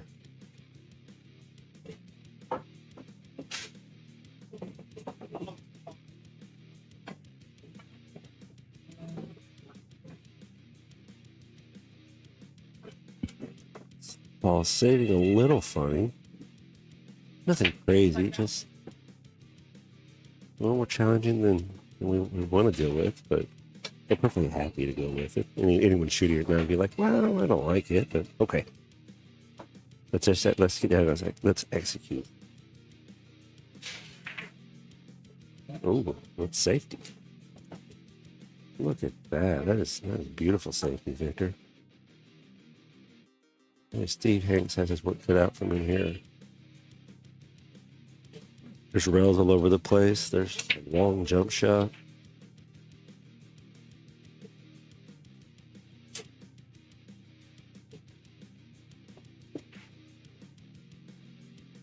"30 years of experience. I'm sure he's been here before and knows what to do with it. And he does. So you give Victor this much ball to shoot at. He could easily run away with this rack now, too.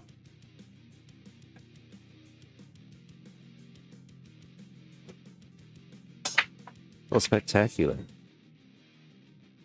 Patrick in the talking in the chat box. Evo Sports talking in the chat box right now, letting people know that Clark, they're working on bringing Evo Sports here to 15th Street with Clark and also to Scratch soon.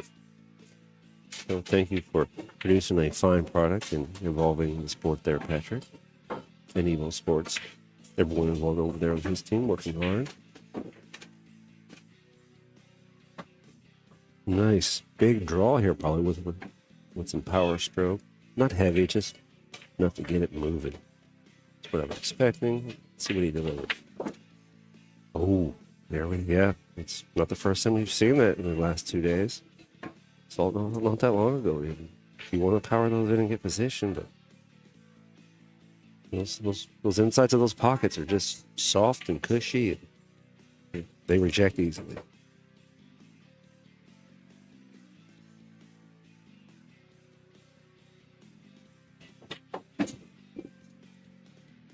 Also, for anyone not familiar with what Evo Sports is, it is a on-site streaming platform where you just show up here to the establishment where it's set up and you just dial in your information and it's all ready to go. You can put your score in and start shooting, and it streams to, I believe, the YouTube channel they have, which I've seen. It looks really great.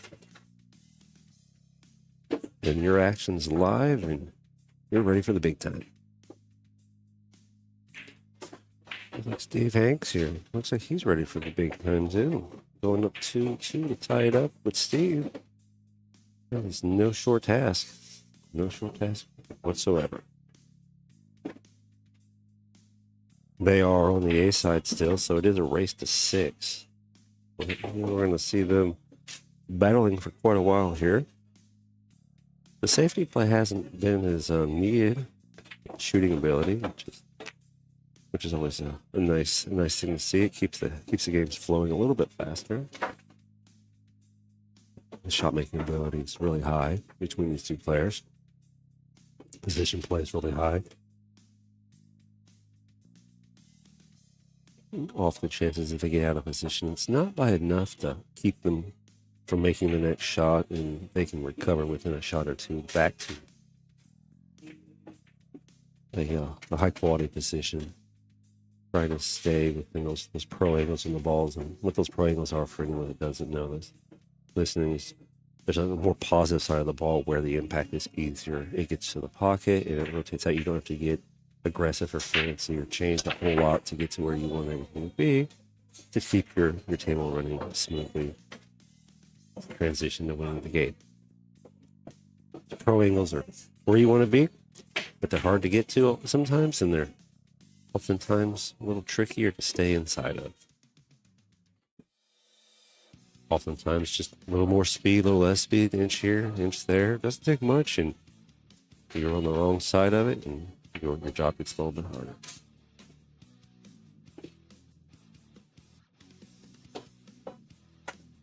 Let's bump with the push.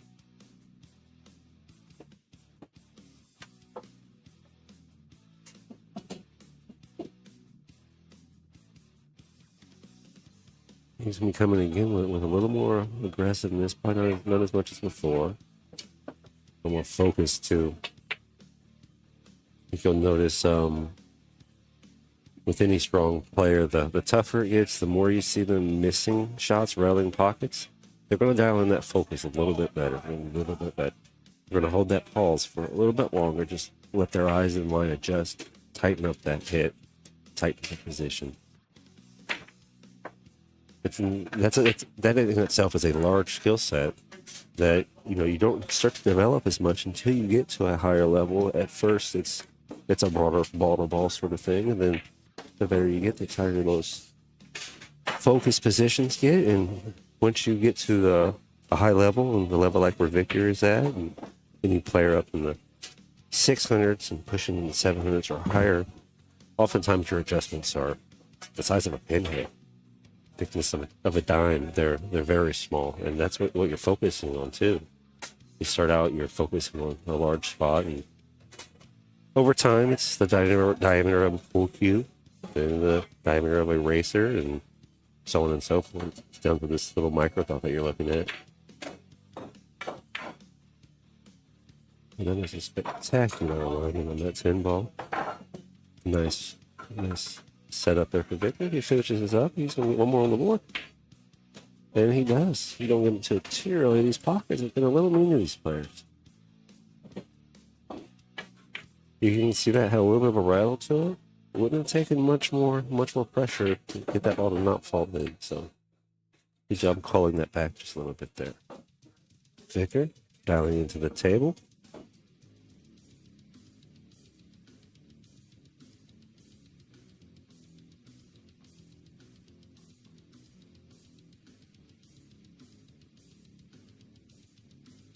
Sometimes Steve Hanks is up there racking now as well. So everyone knows who's at bat. Steve Hanks racking, looking for his break.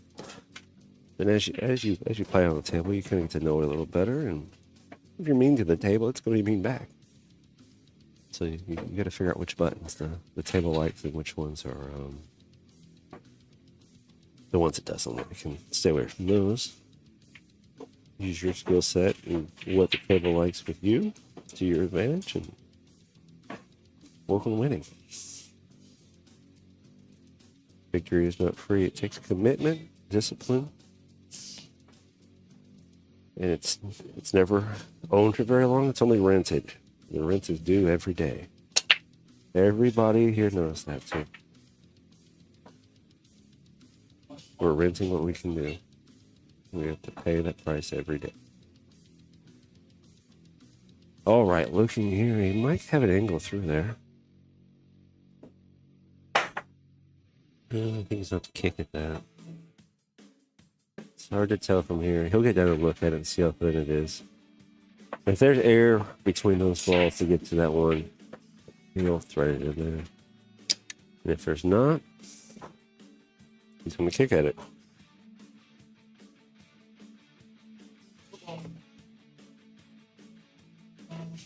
He doesn't like that the 7 ball, I think it is there, it's in the way. He wants to go right where the 7 ball is, I think, but he's going to have to go one way or the other. Put a little angle on it.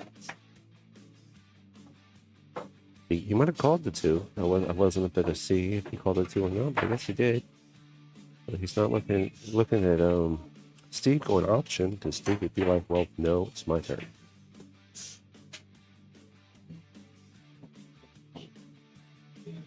However, you do that. You did all the work, but it has to go safety because he doesn't like the angle.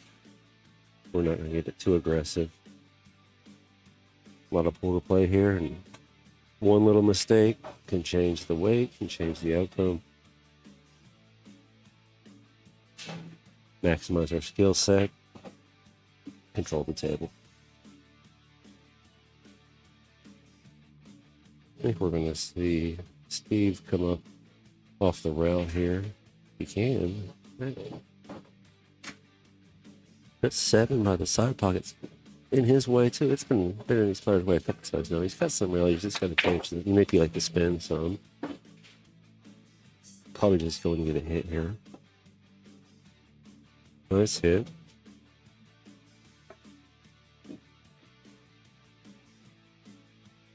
Leaves a little bit of a negative angle on the 1, but not bad. It's an everyday shot for Victor. Even on the rail, I don't think Victor's too worried about it. Just going to put in the time, put in the work, get the nice roll to the cut. Nice bump there.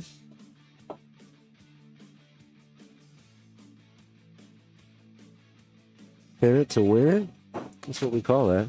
Pin it to win it. He's not winning it yet, but he's keeping position with that. He's in position to do a nice out here. And just stay within the lines. We don't want Victor coloring outside the lines. Went around there to it. Okay, don't try to hold it up. You might steer the ball out of the pocket. And that's what solid play looks like. He really just has to come forward. A little bit of vigor, I think, here to make sure the ball doesn't squirt the wrong way. Yeah. Put the gas on it. Doesn't need a lot of horsepower, just a little bit of gas.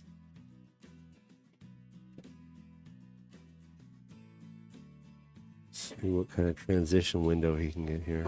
Draw shot here. Aim deeper into the pocket this time. He's going to look as far in the pocket as he can and keep that draw shot in there and not bobble it, and he does. That's the thing too, is oftentimes you get up with those harder shots, so once it rattled, you're just looking at a certain point in the pocket, but you're not quite looking deep enough. And you might rattle that. Nice push off. Phenomenal execution here, Victor. Push forward off the rail, roll up to position. He's going to draw this back because it's just pretty straight. No need to get too exotic with it, but apparently he does. Okay, I guess it wasn't as straight as it looked to me. I think we're going to say that's why Victor's at the table, and I'm talking about it at the moment.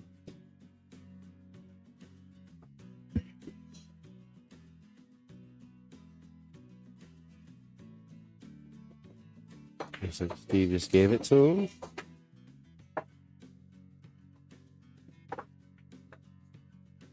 Four 2 Victor. Kind of looking across here to see if we can't get any sort of update.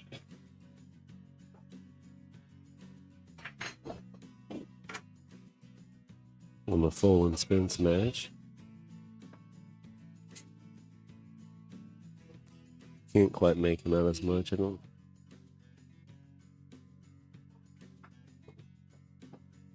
If anyone else comes around, then maybe I'll see if they can see it better than I can at this distance. All right, back to the break. Power into it. Balls go down. Balls drift over. He cleared it. Cleared a good portion of them out there, too.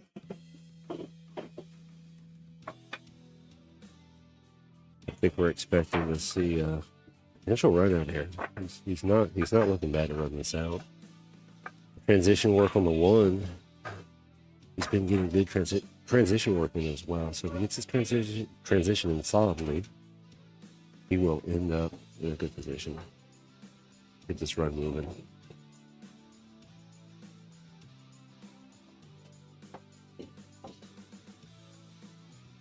Nice reverse pull off the side long rail there. Good position, and he's sitting pretty good now.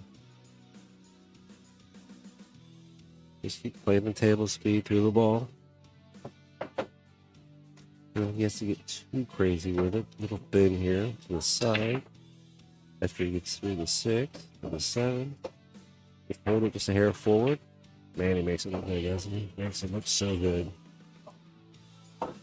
Little kiss off the rail, drop it in the pocket, get position on the 8. Just bump it. Just a little bump, a little love. Okay, he's gonna come out the table. All right, he sees it. Sees it differently, sees it stronger, but he has his game and he knows it. So, a little power through now. Down the rail. Going up to a nice angle. And we are good to go. Nice finish up there, Victor. Good breaking run. Puts him on the hill. 5 Victor, 2 Steve. Steve's trying to put in the work. He's doing well out there. Just Victor's just really strong.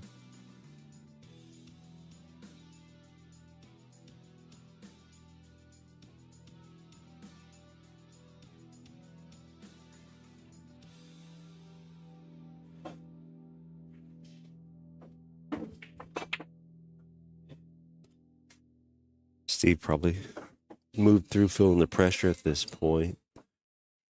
Back into this. See if Steve fires up the get out. Might be losing anyway stroke. That'll get you back into it too. Start loosening up some and just balls the pockets and put in the work, make the magic happen. Awful hard to come back down to Victor this much, but not impossible.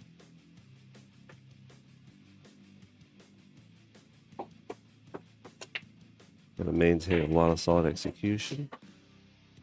Definitely need a ball on the break though.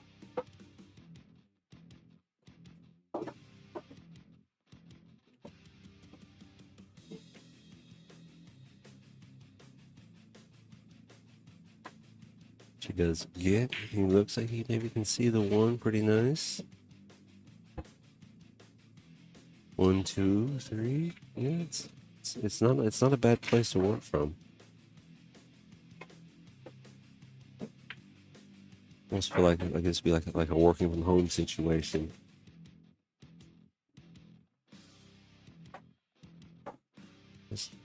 Maybe it's not as clean as it was seeming like. I thought it was cleaner than that, but I'll let him get into the in view look. Must have had a little more ball in the way than it looked like from the angle we were looking at. Well, Victor's got a tougher shot here, and 3-game lead. He's probably less afraid to let the stroke out with the cut. He's going to just continue to safety, play to win. That's what we have to think about and not forget too when we're playing against another strong player like Steve, because you got to remember you're playing to win, you're not playing to hold. So just because you get a 3-game lead doesn't mean you should let up or get loose with it. And that's another skill set you have to work on if you're playing at a high level. At any moment it can flip flop on you. So You want to play to win. You're always playing to win.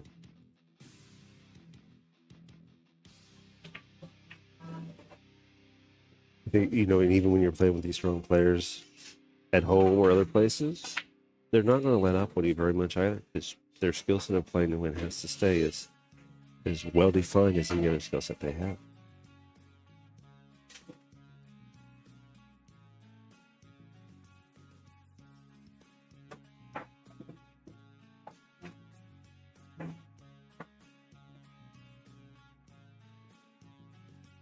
Steve continuing to look at it.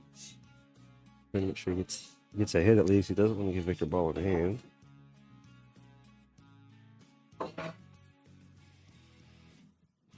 Two rails with a wide angle. Know what he's going for here? He is going 2 rails with a wide angle. It's a great idea. Good execution. Just off by a couple fractions. Half a ball is what I was thinking, but it seemed like a little more than when it was actually off. He could have been an eighth of a ball off there and probably would have been okay.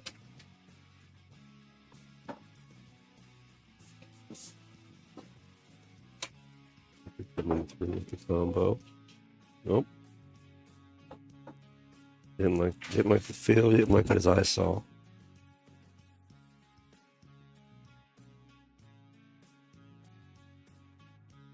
And that's one of those things you get when you start looking at the micro dots and stuff, and you get those small windows. You see that nuance, that small amount of offage, and you go, maybe that won't go the way I thought it would.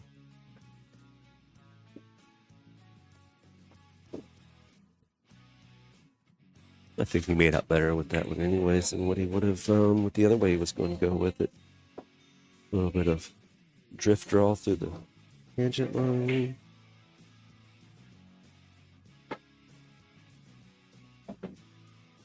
Watch the 10 here coming through. Well, not even close coming to the rail. Nice soft hit that just carried right over. That shot looks easy. That control level on that shot is not as easy as he made it look there. That's a lot of work and a skill set to do that. Manipulate that any way you want to do.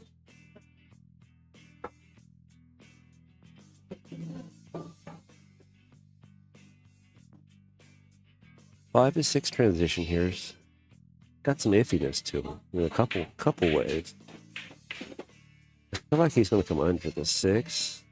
That might be more of an amateur move. He might have something else that he likes better. He'd come across, he will come back around the entire stack. Use the whole half of the table in his favor and avoid all the traffic on the 6 ball. I don't know if that's a good option there. Or not, but okay, so yeah, he went under it. I thought he was going to go under it and hold it, but he went under it and let it out. Experience. Quality play. Put him in a much more favorable position here. Might try to draw position this. That's pretty straight. A little bit of a punch draw. Slow acceleration and let it go. Okay. Yeah. Kind of getting outside of that pro angle we were talking about earlier. But he's comfortable, perfectly fine here.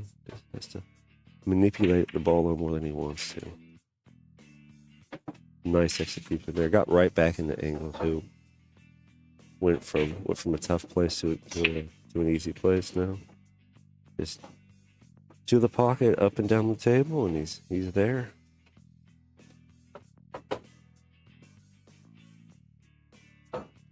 Nice push, nice roll. Didn't overcook it.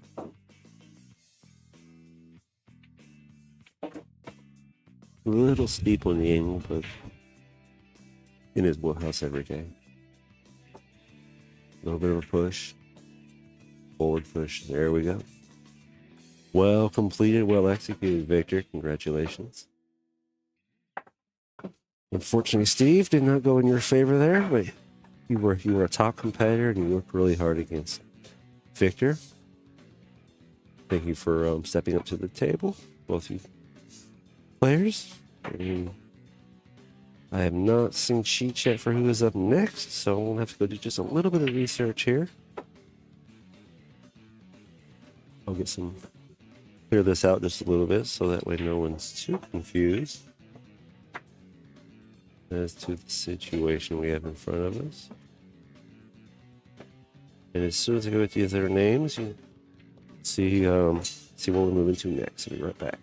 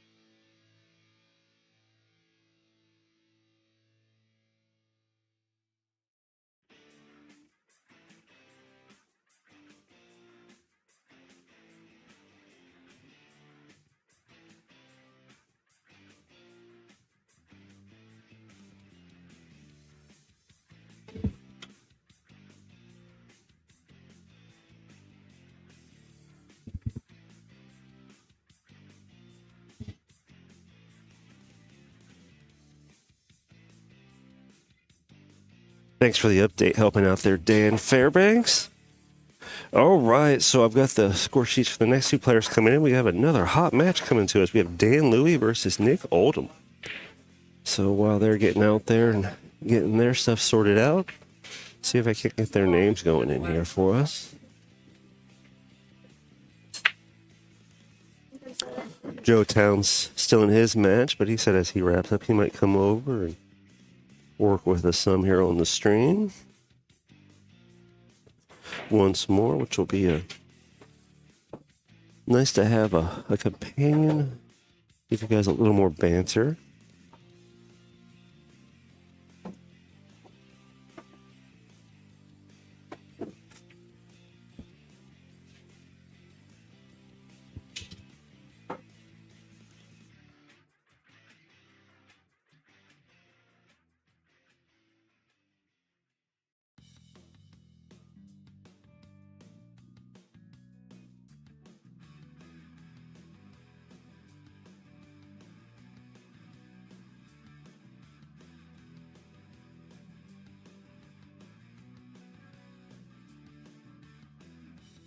All right, and they are on the B side going to 5.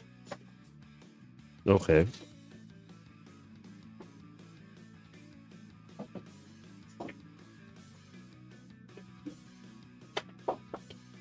As they're hitting the balls and getting warmed up here.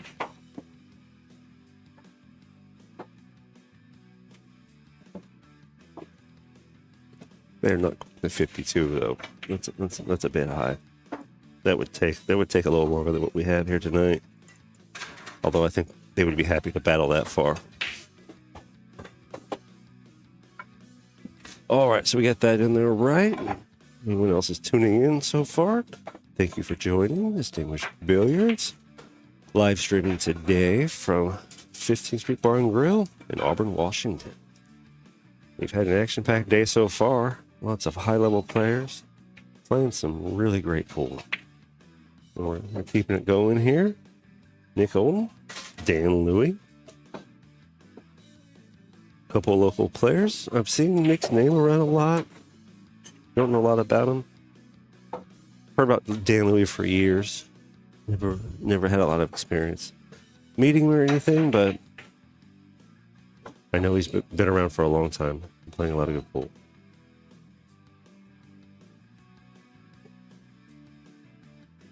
As we watch these players get their strokes warmed up just a hair.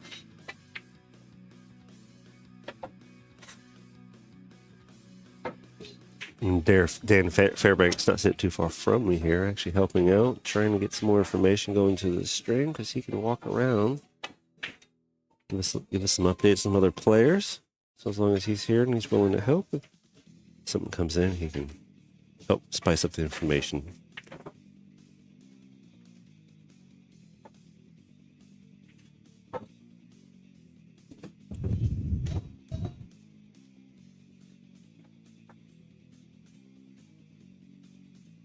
We'll get into this a little more here just shortly.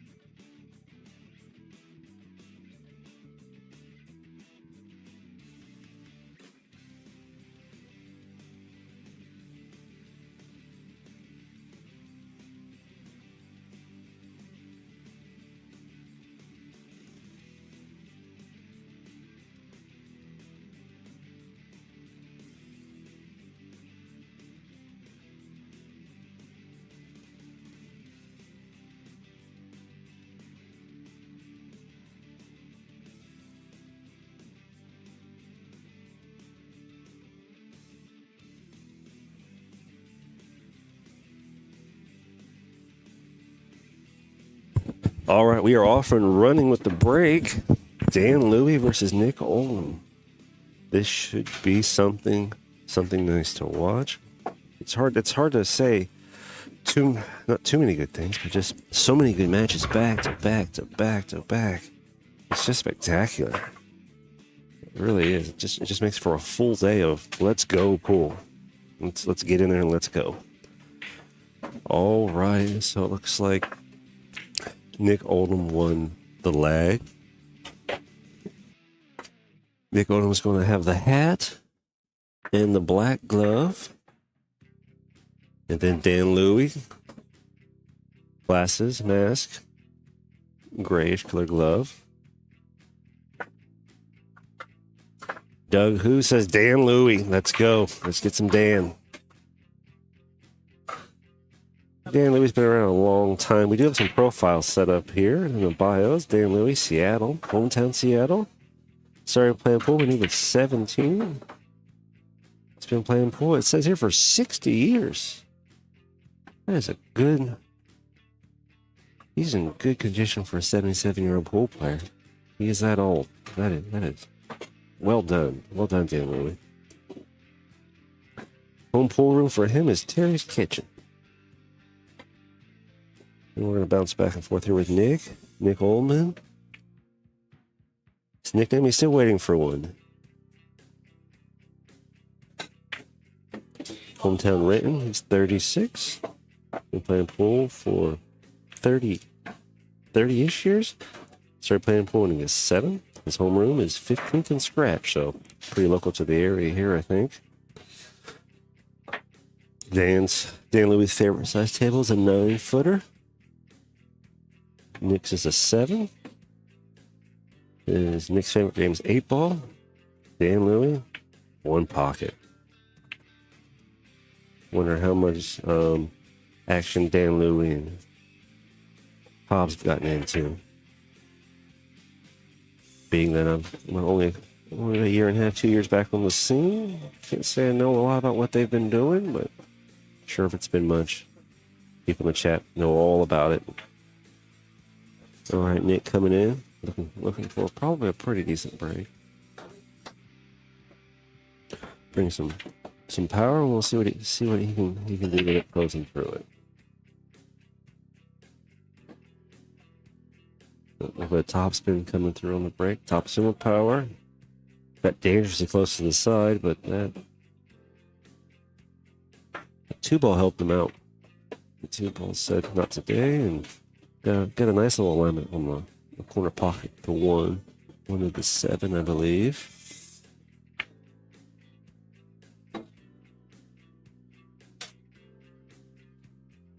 And coming through the cut. Soft transition between the balls. Drop it in. Pitch your alignment. There's 2 options. Kind of all over the place. He's straight in there. Oh, okay, I have someone else coming up into the chat booth. Give me just a moment here.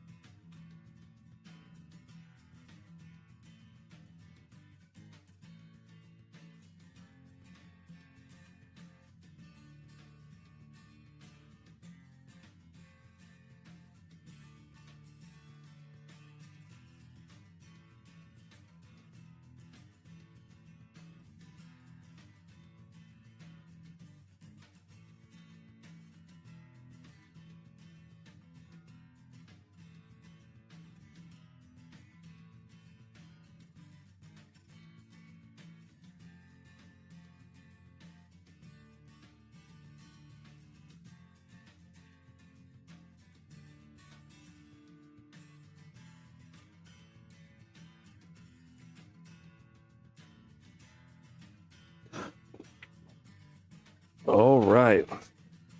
People coming in and checking in, saying hi at the commentary booth.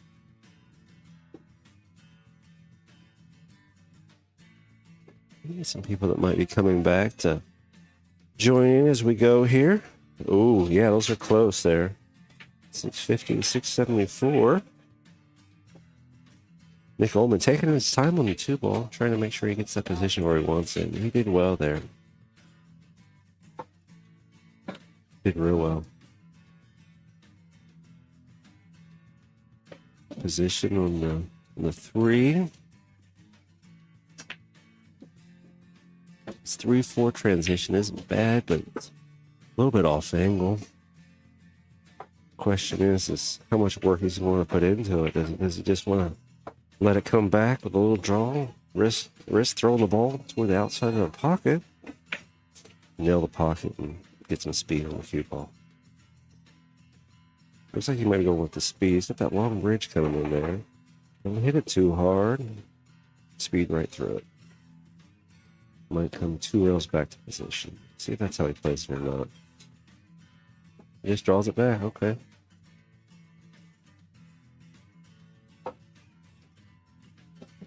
That works out really well for him. Listen, he had several options on how he could do that. The thing was just don't steer the ball away from the pocket. Don't steer it toward the outside edges of that pocket. Otherwise, that ball's going to become unfriendly. He does not want that ball to be unfriendly. Even Victor Kakuza up here last set, he had a couple of those where he tried to give it some gusto in the pocket. So, not today, sir. Not today. Maybe tomorrow, maybe later on, but not this match.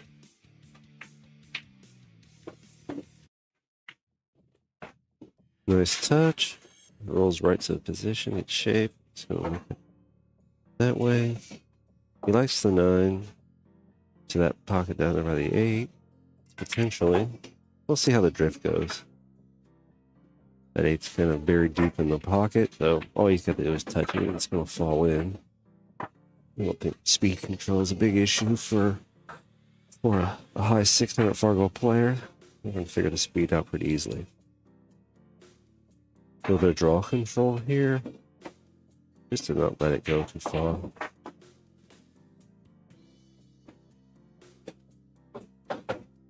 Straighten it up off the diamond. Look real good. Really control Nick is at the moment. He's telling the balls on the tables, you're not going to tell me what to do yet. I'm going to tell you what to do.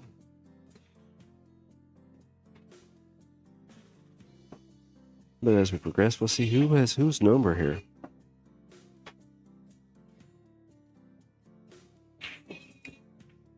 Now he can change how much of the ball he's going to hit here to change how much speed he's going to keep on his cue ball. You hit it thin, you get a lot of speed. You hit it thick, you don't get so much speed.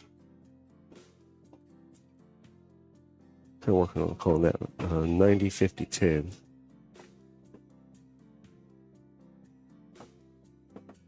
You hit 90% of the ball, it goes slow. You hit 50, it goes half that speed, and speeds up to half that speed, and then you hit 10%, and well, you get 90% of the speed of the cue ball. Contact to the object ball will dictate how much speed you're going to keep with the cue ball. Thicker thin here. He probably didn't like this angle as much. I think he wanted to be a little bit straighter coming into the side pocket there. Making this ball isn't his concern as much as getting solid shape. He's probably got enough control to not be concerned about the scratch. Just hit the pocket pretty dead and keep your position. A little bit of a back cut. Again, if this player's level, that back cut, not too much of a concern. The scratch is there, though. You have to be careful of that. Or you could create the scratch. Don't expect it, though. I'm not trying to wish that on or push that his direction in no way, shape, or form.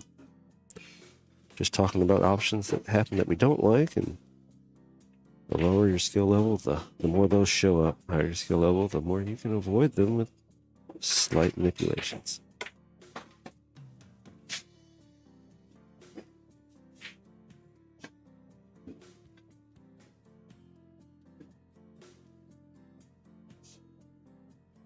Through the ball, fit it. Through the ball, fit it.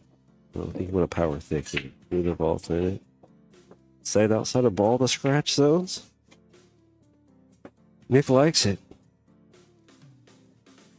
He gets to sit down and take his breather and let Dan Louie see if Dan Louie can match the pace. 60 years of pool playing experience for Dan Louie. I think that makes matching the pace natural.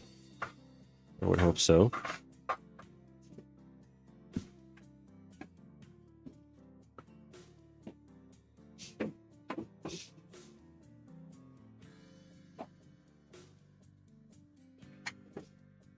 Dan Louie is retired. He enjoys hiking and sightseeing. I'm sure that's probably how he stays in such great shape at his age. Not that his age is a big factor. I'm trying to make that a situation or a deal. It's just quite impressive how well he's doing. And I'm thrilled for him and impressed by him.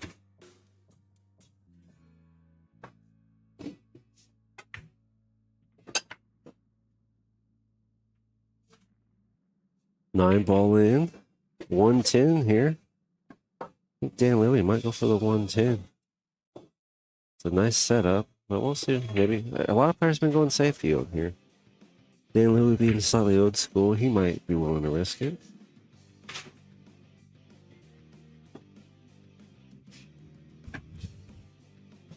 Dan Louie apparently being quite the world-class player. He is a world champion. He beat Mike Siegel apparently at some point, which sure it was back in the day when Mike Siegel was a hot item, and that was not an easy feat. I watched him quite a bit on TV when I was playing pool before, and what a nice, slightly off angle early 10 by Dan Louie.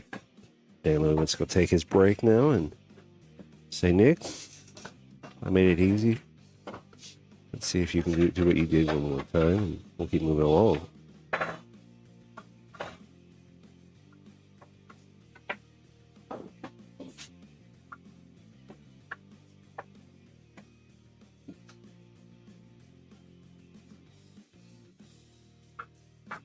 Dan Louie says his most memorable moment in pool was his collegiate championship and his world championship. His profile is quite vast, and all we can say at this point is congratulations, Dan Louie, on putting in the work for so many years and still stepping up to the table and showing us all what excellence can be and look like if you pay that rent every day. And Dan Louie says his sponsor is Ernie Omori. Unfortunately, I don't know who that is, but for those of you that do, I hope you can show them support and praise through the foundation of what Dan Louie has done for our sport and himself. And all those guys him around him over the years.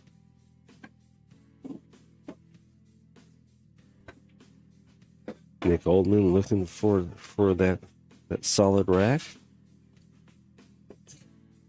Gonna check, gonna tap it. He's tapping on that just to settle those balls in, check for any air gaps, make sure he's getting what he wants out of the rack. They move around when you tap them, so if you can still slide in those change. It's gonna change the compression of the balls, how they move, where they're going. Players at this level, making the balls is one thing, and it's making a solid breaking ball. The break is everything. You don't get a solid break, you don't get a ball in the break, and you go sit down, and your opponent got a strong chance of running out. And if they can't run out, they can control the table, and you might hand them a game. So Nick knows he has to execute a perfect rack. So you're going to see some elongated rack timing coming from some of this stuff too. I don't know if he knows there's a magic or a template rack above his head. If he does, maybe he prefers the way this is going to rack form or not.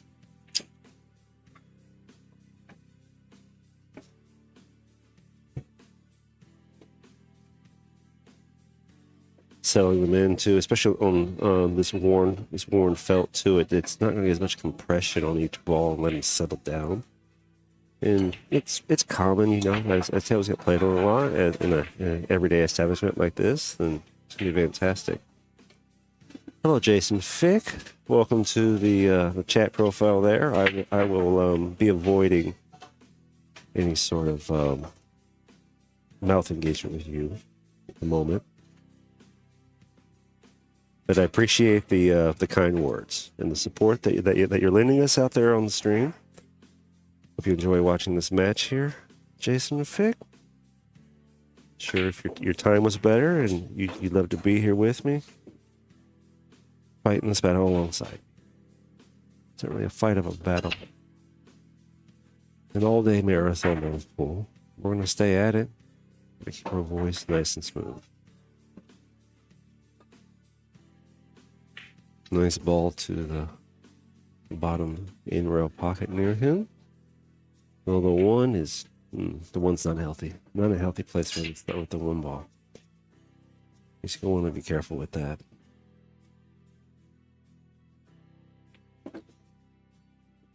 You might see him spend a little bit more time looking at this, unless he just knows the shot he wants. He does not want to give Stanley ball in hand, especially on the table like this. The table is runnable if you got ball in hand. You just got the 6 ball close to the 10 there. After that, it's not so bad, but he's really buried up behind it.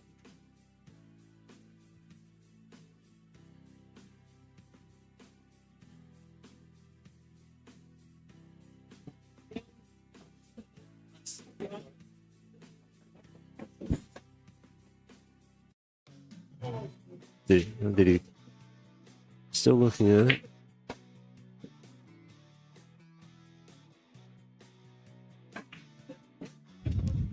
There's a lot to look at. There's a lot on the line here. I'm sure Nick probably wants to put this win on his roster today. I know everyone wants to put a win on their roster, but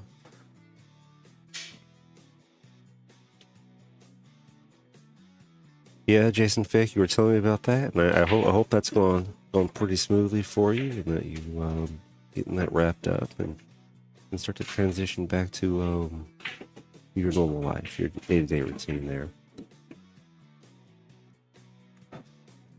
All right, Nick going for his hit, come off the rail, just needs to get another rail after contact. Send it down the table. That is a phenomenal safety from a horrible position on the table.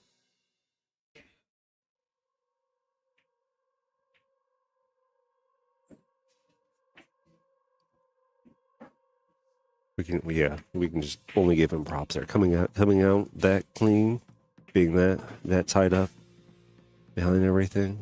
That was a solid execution by Nick. Now we're gonna see what kind of craft Dan's gonna give us. Dan's gonna get to it awful quick, but I don't think he has to worry about that with the experience level. Well, he bumped into the 2 though. It was the 2. Okay.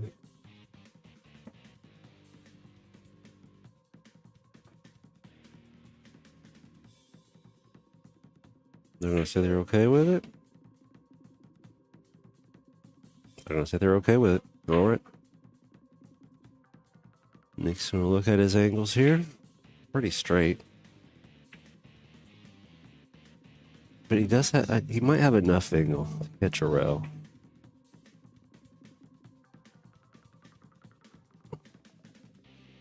Really close on the rail there. It takes the draw shot away from him. I mean, he can shoot down into it and stall the ball to some level of reverse, but might line up a little bit off angle because he's got the whole pocket to shoot at, so he's got 2 sides essentially. There's 3 parts technically, I guess, to the pocket here he can look at. So he can change the angle he lines up, correct that angle, adjust spin, and start creating a new shot essentially. And then it comes down to stroke execution, which we know or believe with his Fargo and ability that the stroke execution's not something we're even really going to be concerned with. He should be able to deliver that as needed. It's about the finite details of getting there, getting through it. You can't rush getting through to this here. I'm wondering if he can get enough off angle to come 2 rails and get position.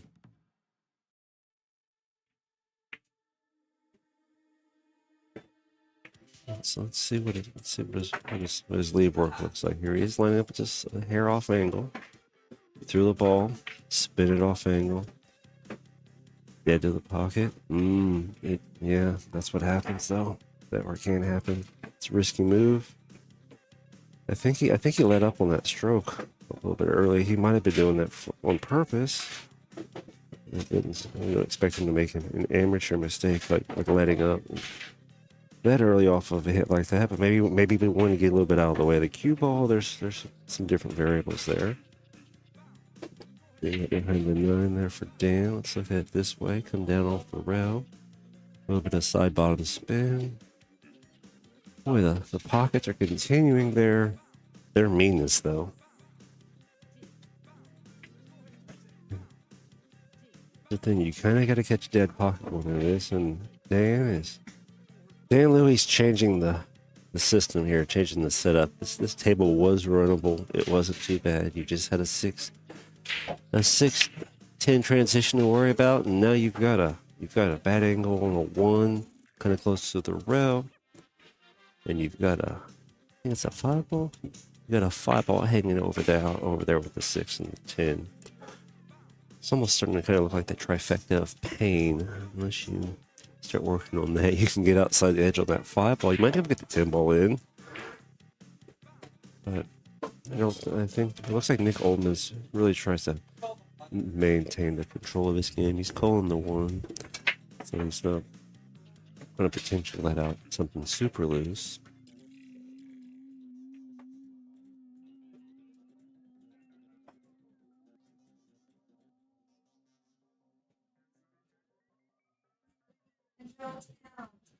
It looks like he missed contact there. From what I could see, he's going to hand that over to Dan Louie. Depending on what that 5 does and how that lands, if there is enough angle there for Dan Louie to get that 10 and he gets over there, he might consider a tough play option on it. But I don't expect that. I expect to see a breakout maybe coming into those balls and or a safety.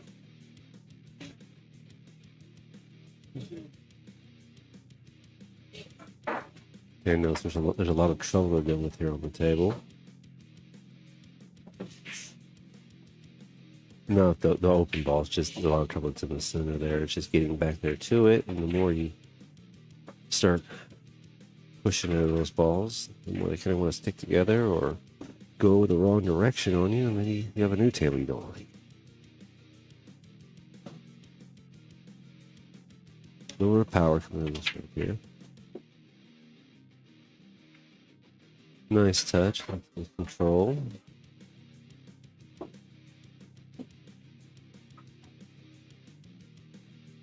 Had a good look at the 4. I'm thinking he's going to come off the rail and hit that 7. It's a 7, yeah, 7-6. It's close to colors for me right now. But he's going to kick out the 5 ball away from the 10 ball with the 4 transitions. But I'm kind of figuring he's thinking about here. Come up to the back edge of it, and you'll get clear and hopefully get a good shot out of it.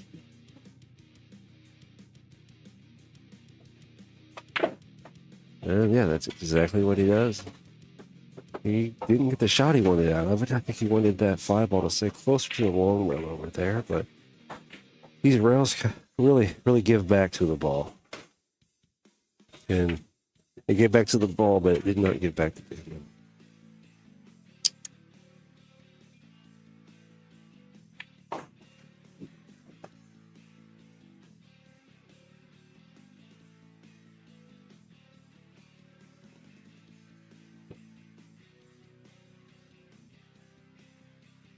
All right, so decent hit, but Nick gets to get back up to the table.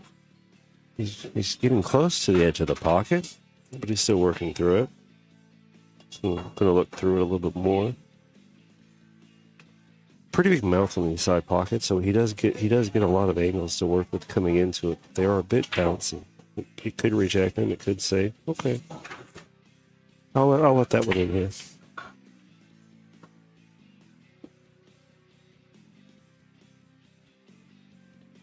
We'll let him study it for a minute here and see what he does with it.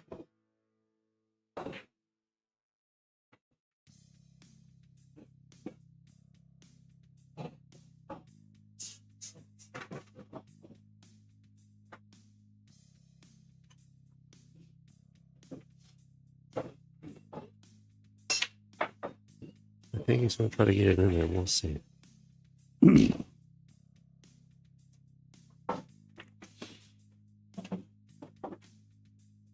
Nice dropping. Nice dropping. All right. He got good angle here, so he's probably going to continue to give us some looks at some really nice ball potting. He's shooting today with a Predator Black, I believe, or no, and Roger Pettit playing cues, BK Rush Breaker, Q-Tech Propel Jump, and he also loves Jesse's Legit Jumper. She didn't, I've had some Jesse's cues from Jesse's Billiards, and she's done a lot for our sport and it's been spectacular. And I'm still using her break cue today. I have one of her first original designs on the Legit break cue, and it breaks really similar to a BK Rush. It's a solid breaking cue, and I'm still using it today. So we'll give Jessie some props along with Nick. She's done a lot for us, and she's always so great. She's helping out some young players with some. I don't want to use the word disabilities, but I don't have a strong word for it at the moment. Just some challenges, that born less fortunate than the rest of us, but still playing pool. And I'm really happy to be a part of what she's done over there and continue to support her in the way she's been growing. All right, take a little angle to pot, come across table. Nice transition. Bring it way back, not even close to the pocket. It's beautiful.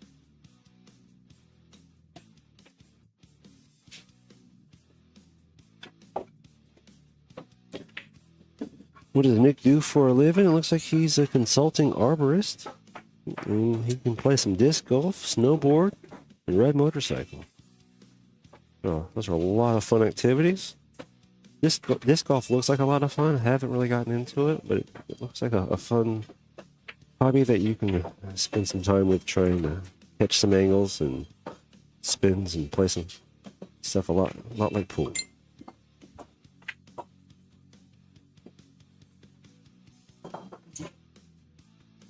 Nice position coming in on the 9 there for Nick.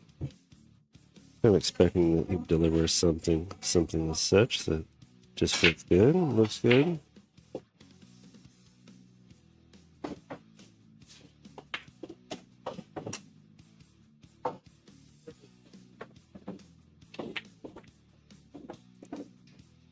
Coming through the transition, off the rail a little, looking really good. Not too straight, a little bit gonna miss the pocket.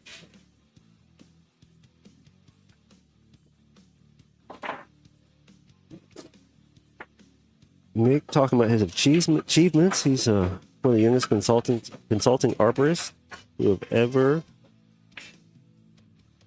hired at his company. I was also in the top 30% of sales last year. Congratulations on the hard work, Nick. I hope it continues your positive path forward in your life and your pool game.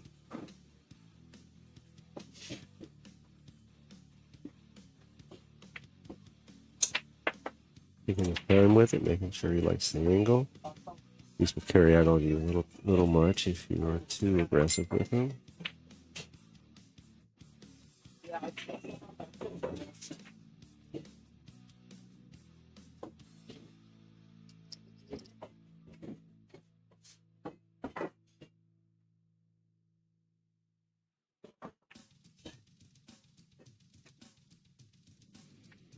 All right, you're leaving Dan Louie.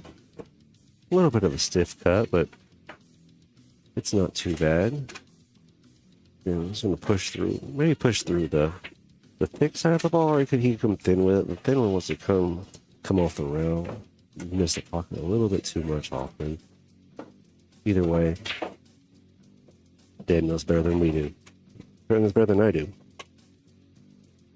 So, fun to watch him play. It's a way we can all learn and grow from his experience. For those of us that are still working to improve and hopefully obtain his level or higher if we can.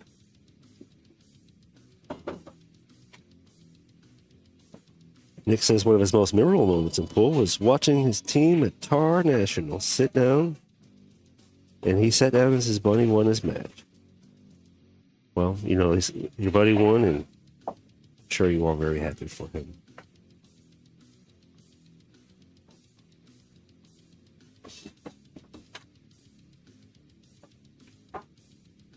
And as for a coach or family members to shout out, he wants to shout out Bob Sonoy, if I'm saying that right, Bob West, and his pops. Also, thank you to Steve Pascal for showing me how to push myself. Look like Steve Pascal showed him how to push past the massive learning curve of entry, and then the second learning curve you get kind of in the middle.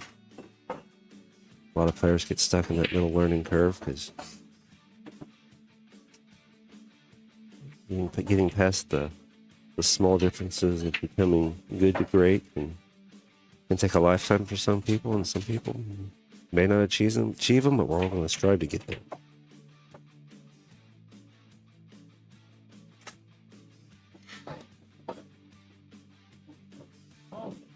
Nick doesn't have any sponsors he really wants to shout out. He just wants to make a joke ass and say just his AA sponsor. So either way you're committed to that, Nick. I hope it's going well for you, and you continue down the path that suits you best. I'm not here to judge what anyone's doing with their life. I'm just here to offer you the best support to your billiard set I can. Score Greg. Thank you, Jason Fick. Looking at the roster, we might still be 1-1. Trying to look over there at their score. Are we 2?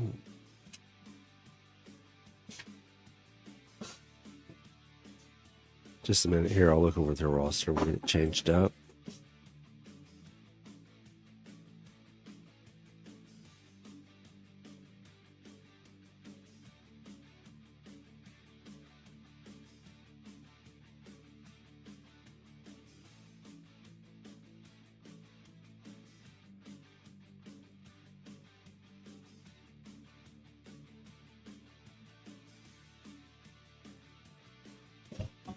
All right, thank you there, Jason Fick. We got that update there. 2 for Dan, 1 for Nick.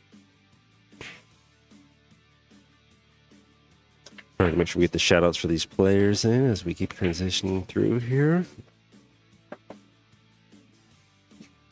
We can all learn a little bit more about the players we know and don't know. Solid execution there by Dan Louie. A little bit of a punch off the rail to get position, but not a problem to get there. Nice angle.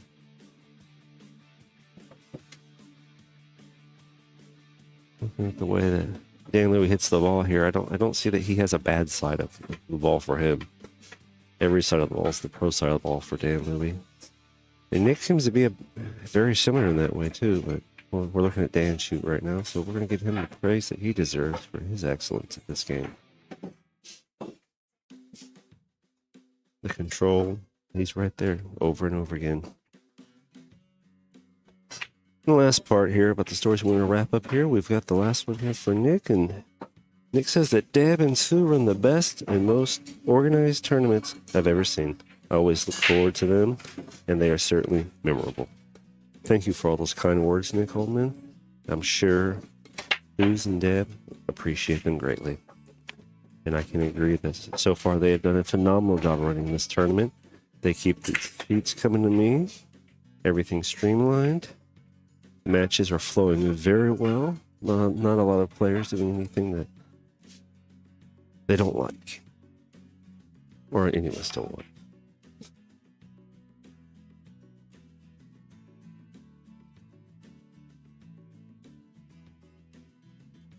One more for Dan Louie coming up on the scoreboard. All right, 3-1 Dan Louie. Nick's had some opportunities, but man, the table control that Dan Louie's presenting today it's hard to deal with, even if you are a high 600 par goal player. 3-1. Back to Nick racking. I think we're going to continue to see Nick get in there and work hard on every detail of his rack. Make sure he has every avenue covered there.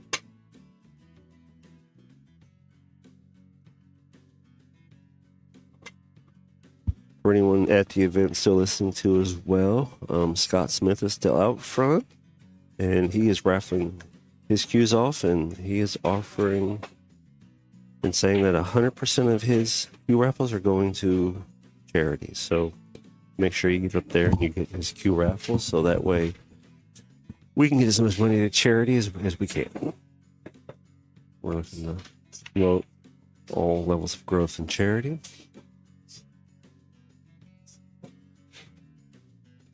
All right, Nick's happy with the rack.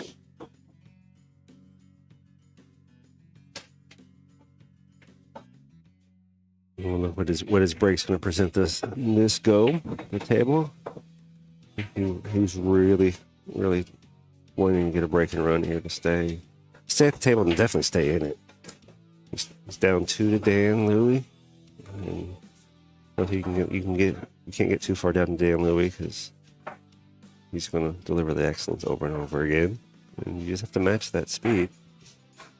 It's just not an easy task for a lot of players.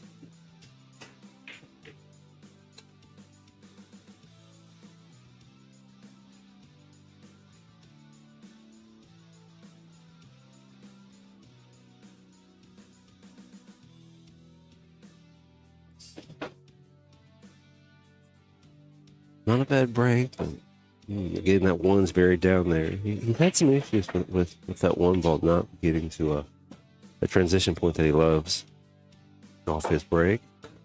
I'm sure that's something he'll think about and work on.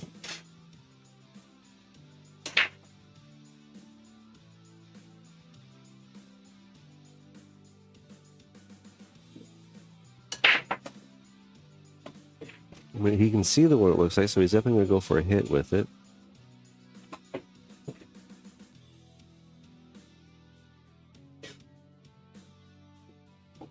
Off the rail, didn't quite get it to a safety location that's going to be as nice, but making what he has, he gets to stay at the table.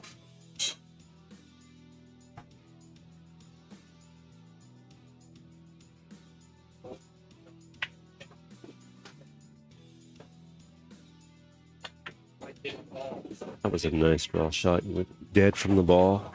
Pull it right back out of the way. Don't touch the 9. Get cleanly through your transition.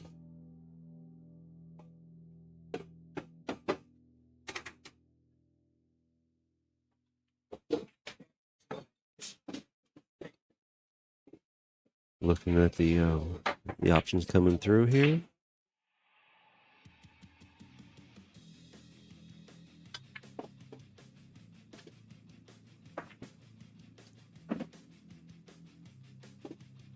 Going to take his time with it. He's probably trying to also figure out how much ball, how much rail. He knows what he likes, knows what he wants. Got to figure out what he's going to get.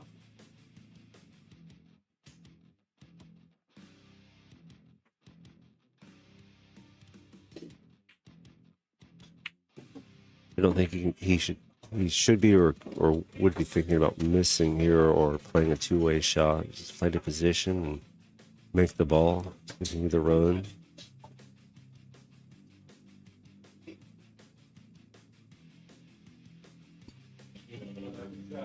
Might have jinxed him a little bit there. That's a thing. Unfortunately, I wasn't trying to put that pressure that direction. Try to stay positive here. Positive with the outcome. Positive with the development. That's what he got. Now Dan Louie's going to get up and start looking around at it. Dan Louie at the table, gray glove. Looking at the angle with the cut. Does it go? Does he save? I don't think he's going to save here. I don't think it goes very nice.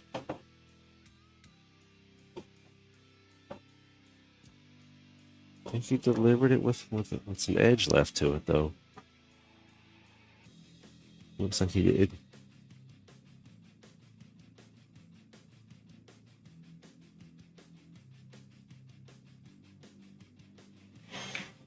And if he can sweep by the 6, and I can see the table from where I'm sitting here. Oh yeah, he's got tons of room. It looks a little bit tighter on the stream than it does looking down the table from what I can see here. Yeah, he's got about half a ball clearance in the 6, I think. Coming back through to come through that. Hit the 2.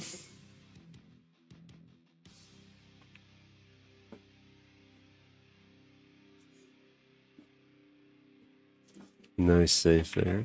Avoids the side pocket. Go back over here.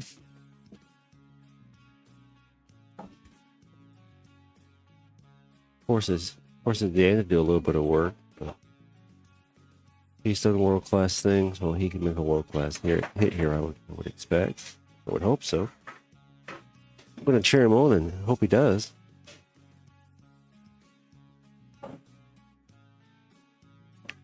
Try to be a positive component to whoever is shooting at the table. And that is a good hit. Not a good leave, though, for safety standpoint, but a good hit. Gives Nick a chance to start looking at getting into something here.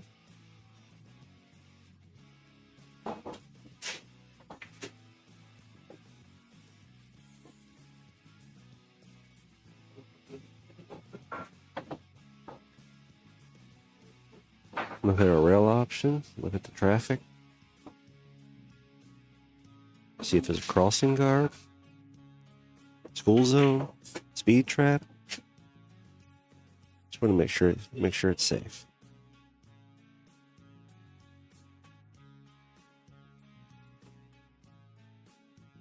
So you're going to speed through this. We're going to slam the brakes on it and throw it in reverse. Going up high, top edge of the ball, top edge of the cue. Don't hit it. Not gonna kill it. Just gonna drive through it with a nice stroke.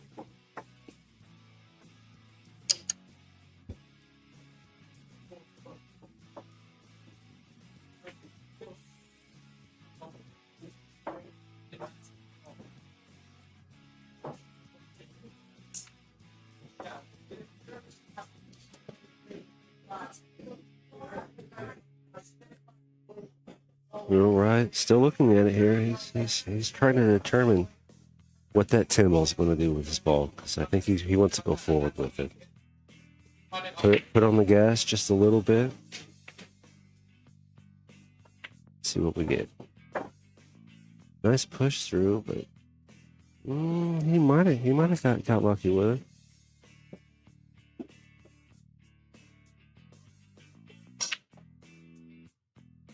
That 10 took a little off of that. I don't know if he was trying to work with the 10 at all, but it's dangerous to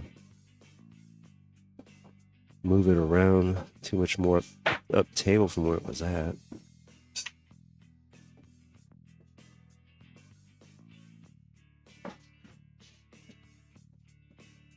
Nothing touching.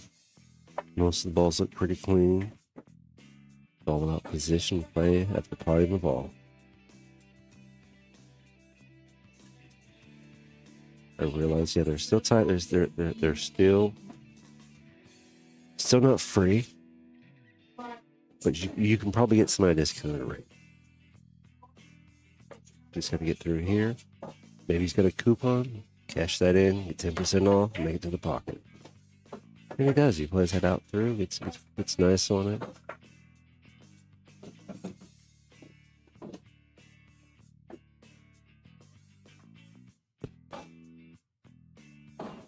Through his next hit here. It's a little thin. Don't want to thicken this up too much and miss the pocket, but he's got to keep the speed, so.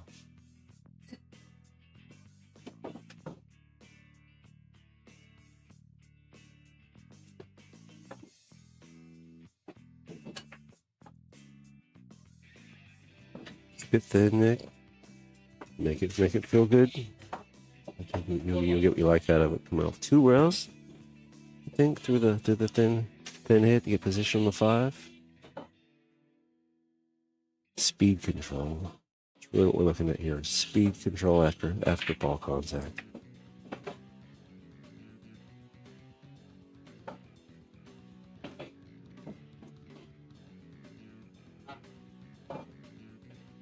The pocket didn't quite move around enough for him. If we move that pocket around just a little bit more, we'd have a ball in, but he still went with the position. So payday just didn't exist on that one. He took his check to the check cashing place, but they apparently were low on funds. All right, what's Stanley looking at here? Looking at a steep cut. Yeah, that's what he go down table. 9-ball in the way, kind of here though. Throw through it and cut it. I think that's what he does. Let's play safe. And Louis says let's play smart pool this time. I think Nick might like the 5-ball here. Yeah, that's what he's looking at for. Might look and see if that 4 goes or not, but the angle coming off the 4 to the 5 might be a little more natural. Yeah, he's calling the 5. Cut the 4.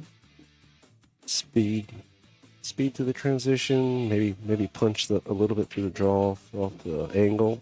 How much angle he has is really the factor here. The 4's going to get to the pocket over there. Just doesn't want to hold the cue ball behind the 8.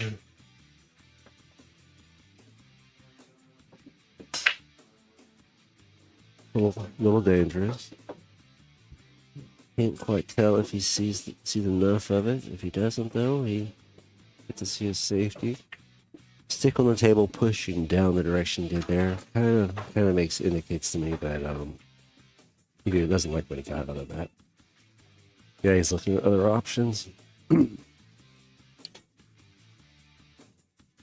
Just had to have a little more commitment on whatever stroke we were doing there. Could have played differently, but maybe it sneaks in. He could spin it. It's a little bit of spin if it's just a hair in the way. As the cool kids like to say, you spin it to win it. Or drift it by and push it a hair and put it in the pocket. Till the commentator stopped being so overzealous.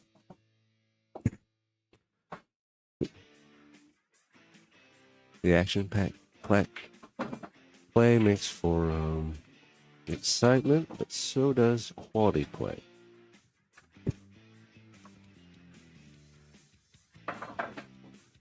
Let's look down the table. These other shots he's going to look at here. Long and strong. 2 rails to position. Maybe 3. You just go with 1. It's a lot of force. A lot of force play.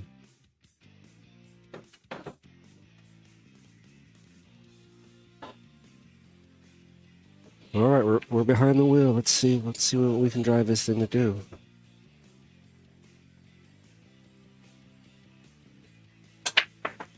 Oh, okay. We're gonna back off the gas for just a minute.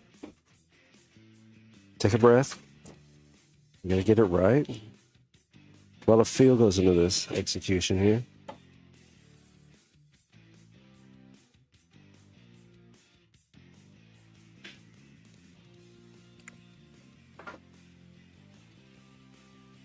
All right, we're back down. We're gonna dial in. See if we get execution. Let's go. He knows what he wants. He's just trying to see if he can deliver it to himself.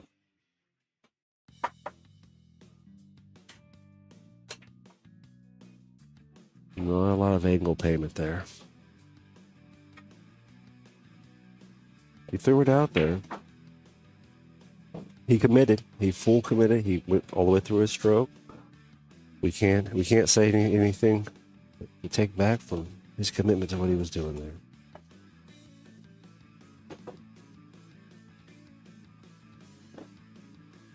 Dan's going to cut this. Speed at least 1 rail, might go 2. Or little more position play out of it, or just take the alignment he ends up with.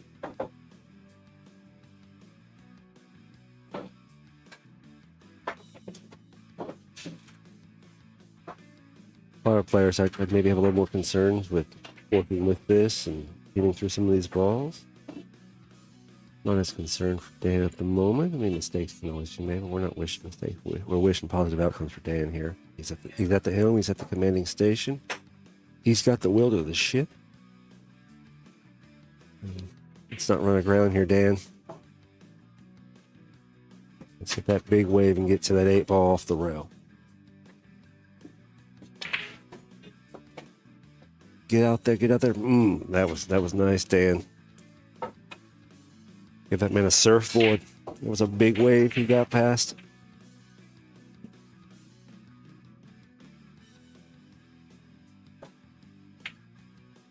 Just gonna come with a full hit and get through the ball with a little bit of angle. Yeah.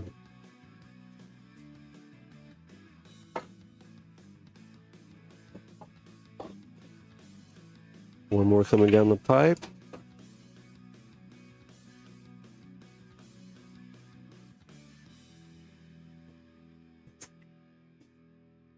Nice drift. Dan is still surfing. He's getting salt water in his face here with that cool breeze. Give you goosebumps there, Dan. Seal this up.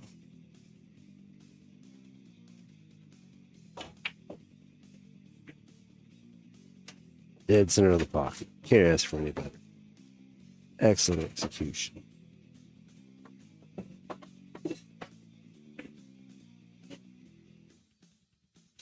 And if I was informed correctly, I believe they're going to 5.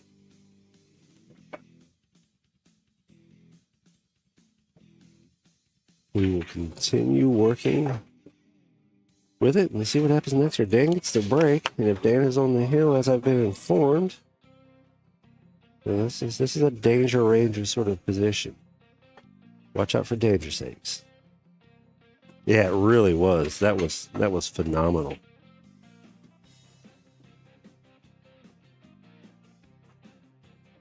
I thought he might try to go the other way with it because you could speed the ball a little bit more on that 7-8 transition in the Chalkbox Productions, but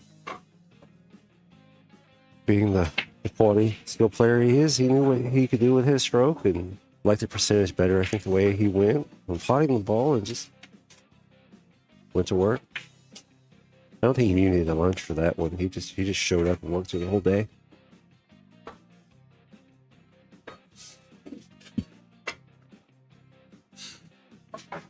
Yeah, now Nick's up here, and then Dan's up here at the table working on tightening the rack up, much like Nick did.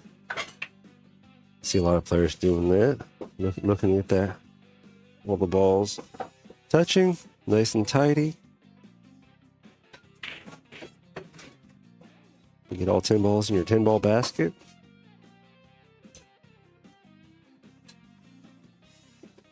And we're off with the break. Dan Louie. Boom, boom, boom.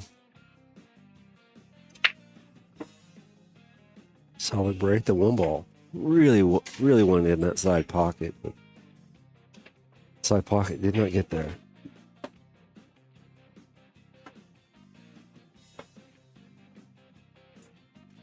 Yeah, he certainly is. He is playing lights out pool. There's no doubt about that.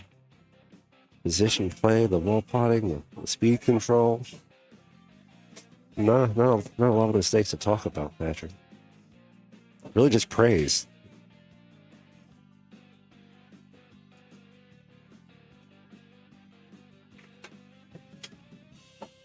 All right, except for no ball on the break, a dry break. Let's Nick get up here to the table.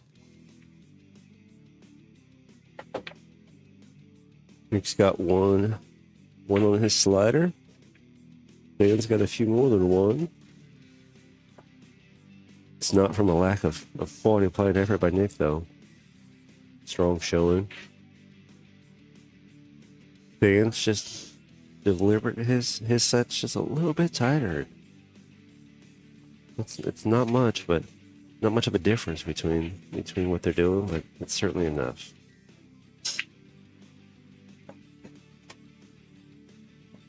Two ball, looking to cut. Looking at the three transition. So let's put how much push we get through the ball. Little thick on the hit there, but part of the ball.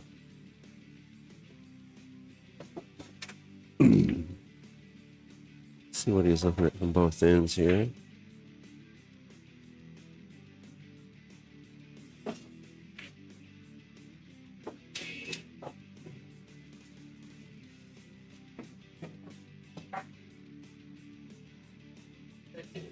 Looks like we got ourselves a little bit of a puzzle situation here. We got most of the pieces in, but now one of them doesn't want to fit right. We're going to spin that puzzle piece around, see if we can get it to fall into place. I think he's going to safety this, actually. Yeah, that's a good play there. Hand that puzzle piece to Dan Lou and be like, man, see if you can get this piece in this puzzle.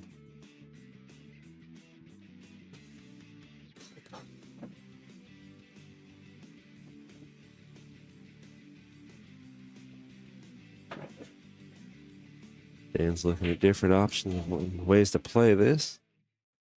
You can get artsy with it. You can do a double jump, but that's just ridiculous talk on a 7-foot table for no reason, but fun to talk about. Double jumps are always great to see if the player can execute them. But excellence, solid training on how to work the angles and the diamonds. Sure Dan Louie has. I'm sure Dan Louie calculations are going to get him somewhere he wants to be. Ooh. Second time? Oh, look at that. Man. Sometimes you just need more rails. You know? 2 more rails is all you need sometimes. You know, if we've said it once, we've said it 1,000 times. Just give it 2 more rails. And there you have it. Sometimes they just roll the way you want them to. Even if it wasn't right on the first go around.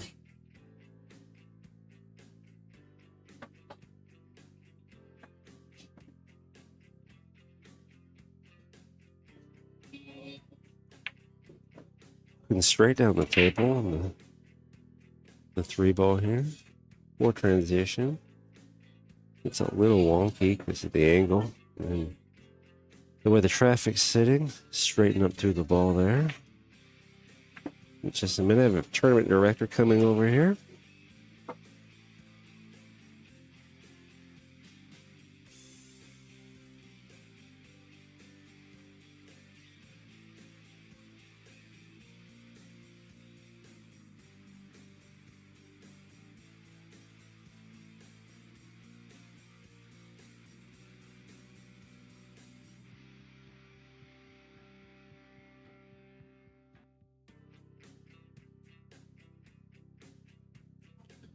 We got a couple players. Bring it, Victor Concuza involved over here, and watching a hit here for Nick.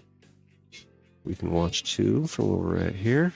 Nick looking to see if he gets a good hit here.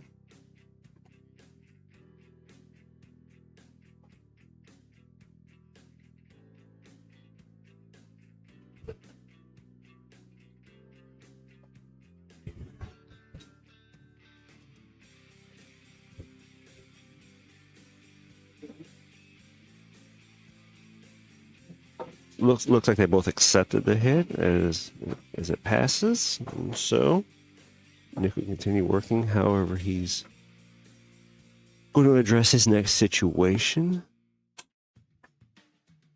Looks like they're trying to adjust and figure out a ball situation. Apparently, we have a broken 1 ball on a different table.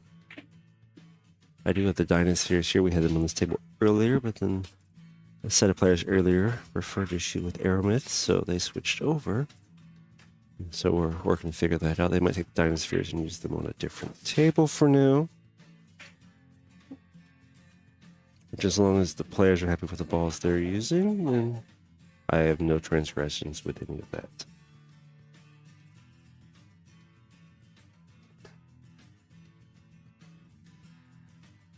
I know about a year and a half ago or so there, Jason Fick had a ball he broke in half. I think it was a 4-ball. It wasn't a 2-ball. It was a 4-ball. Nice. Just cracked just about all the way in half. So what happens?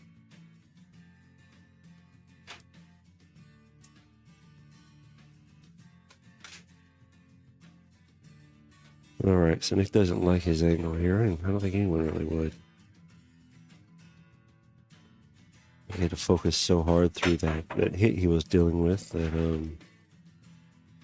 lost a little bit of position play to ensure that we had a solid hit there. He just vocalized the safety, so we have a safety coming through here.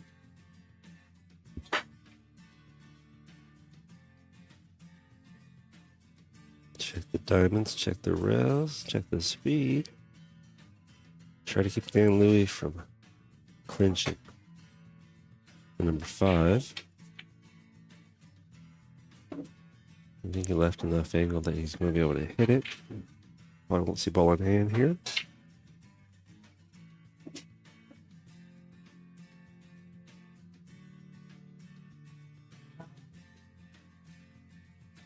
Might be looking at, definitely hoping to be looking at a world-class safety here.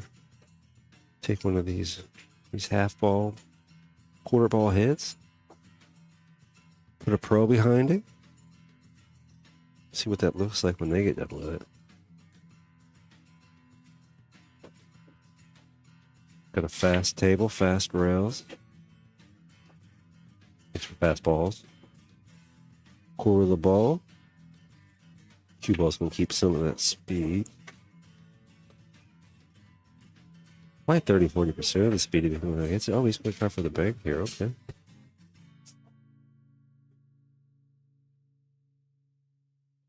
It's a tight bank coming by the 8. Call a pocket, play the speed. Look at that. He didn't make the ball, but let's say that's a tasty safety. He looks like he might still have the angle past the 10 ball to kick at it. Potting, it's another thing in this situation. You want to be careful actually trying to go for it. When you try to back cut that, most of the pockets you try to get that to, you're flirting with disaster, you're flirting with scratches.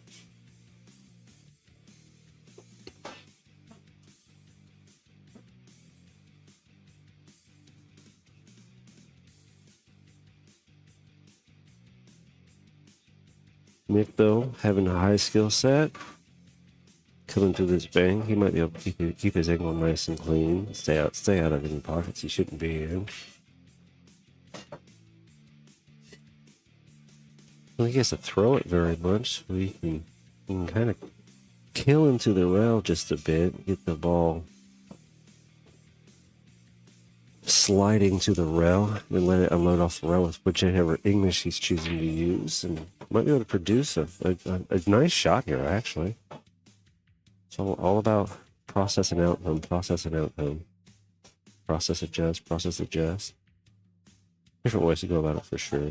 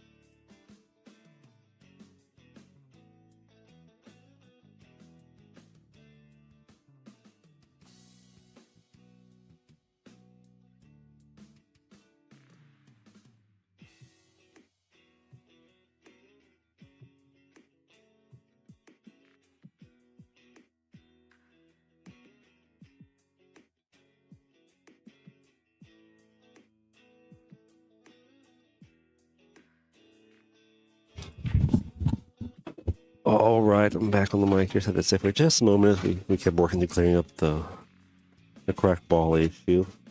Looks like we'll be transitioning to mostly just using, or completely using the Dynaspheres tomorrow on the streaming table only. Because the establishment is down a set of balls now. With the cracked ball situation. So having your own balls, or having your backup set with you or anything like that, you're playing high level, maybe that's an option you can argue at times. If it's good for you, it's good for everyone. If all the players like the balls, usually if you have a good set of balls, you're pulls to execute a match with those, you get the best play. Oftentimes with a newer clean set.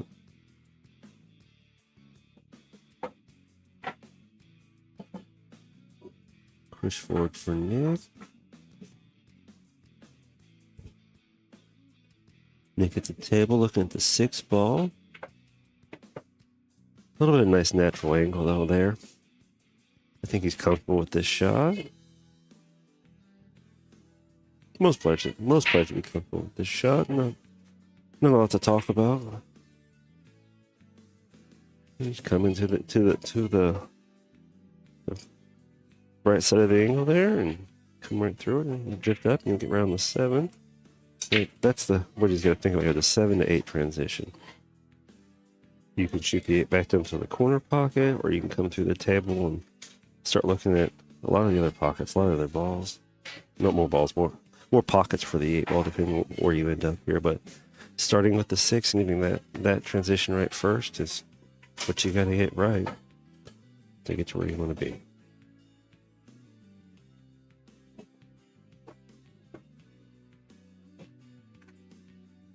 Already got good there.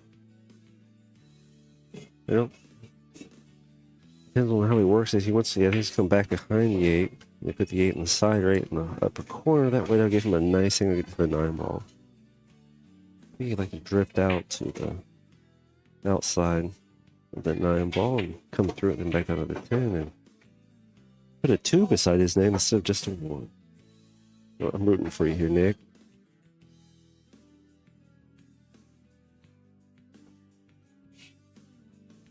Not as much gusto, I think, as he wanted it with it, but it cuts. He made this cut earlier when it was closer.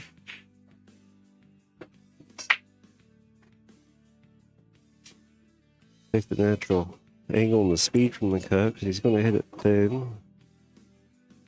I don't think you get a whole lot of ball speed transition to the cue ball as thin as this is going to get hit. It just kind of works together, comes off of it, and you keep pushing through it. Get through 3, maybe 4 rails. He's going to end up on the lower side of the 9 potentially here, maybe.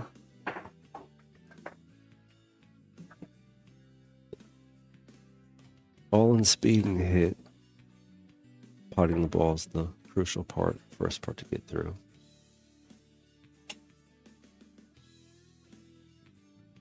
Shaft loosened up on a little bit there, potentially, and that does happen from time to time. When you screw that cue together, 2-piece cue, you screw it together. You lock it in. Sometimes you don't get it quite as tight as others. Sometimes after you hit a couple balls, it just kind of twists backwards on you a little bit. It can loosen up. You got to take it back up before you get that hit.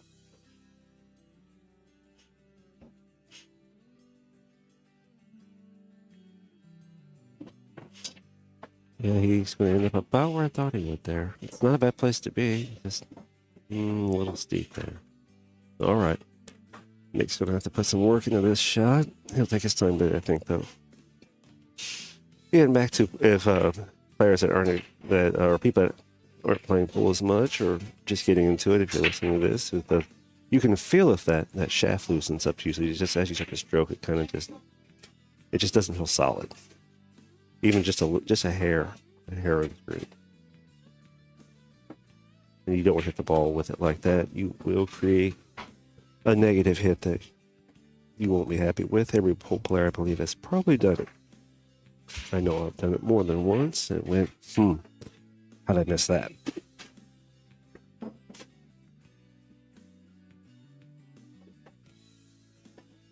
Nick's taking a step back, taking a breath. He's kind of re-looking at his cue a little bit. Where is he going? Oh, added his extension to it. That's okay. That's what he added, the extension there. Get a little bit longer. Get a stretch out across the table. Get this cut. So you put the extension on the back side of the cue so you can get your hand back into your natural stroking location. You start getting your hand too far back on the edge of the back part of the cue there, you cannot move your hand on the cue like you normally would, and you change everything that you're doing. And no one's really happy when they have to extend their cue as much, but it's better than not.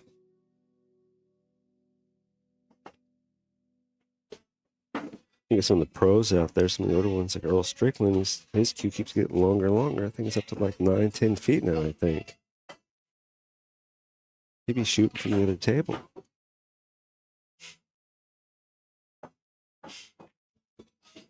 All right, Nick, rooting for you, bud. Push it through, push it in. Get weird. Get weird, make Dan work for it.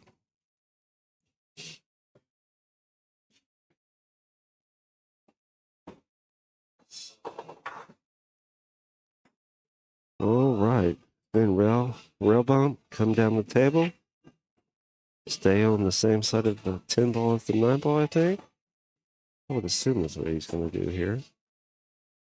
Come back down about 3.5 diamonds. Unless he wants more speed than that because of the way the cut lies. Let's see what the pro stroke does. Yeah, he's going to want more speed. It's one of those things that I myself am working on too, is getting the correct speed to get my ball location is without trying to underhit anything. It's a perfect science if you get it right. Otherwise, it's a close science. But you're just trying to get that feeling, not decelerate or let up on the ball.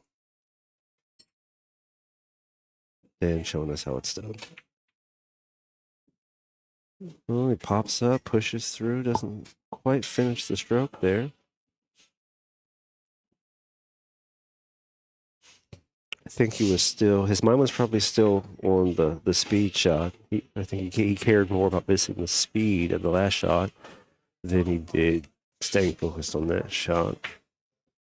Oftentimes, when you're at the skill level and such as Dan or near it or just anywhere up there as you're progressing, you go for a speed on something, you think you got it, you hit it, you don't get to that speed location, and you start to go, what did I do wrong?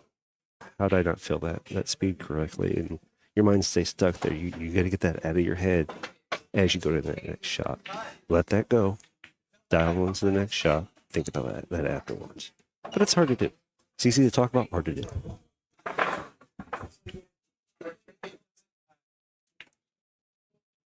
Yeah, if I deflect more, I put right on it, deflected, Yeah, Nick and Dan Louie kind of going over talking about the table there, talking about where he ended up. One of his earlier shots there before the end, about the deflection not coming out quite right for how thick he had it. Getting a little bit of, I think, advice from Dan Louie. How to see that a little bit stronger. Do it once wrong. Adjust. Do it twice wrong, maybe. Adjust. Maybe third time you get that shot right. Once you get it right, your mind, your eyes, and your body goes, oh, that's how I do that? Okay, no problem. And you just go do that again.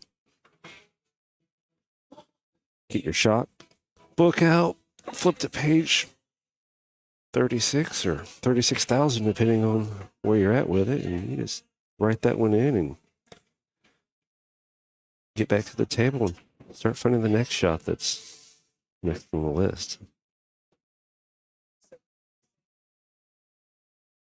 That's some of the skills you learn from playing stronger players or players with more experience. You look at it 5 ways you know how to make it, or 5 ways you see it, and then they get up and show you 2 ways you could have never even thought about that might be easier even. How'd I miss that? And everyone sees it differently, and sometimes it's just I've hit more balls than you. You know, they say 10,000 hours to be good at anything. I think it's 10,000 balls to start to be good at pool. 500,000 to say, look, I play this game. And 1,000,000 to say, okay, I really play this game, and we can compete.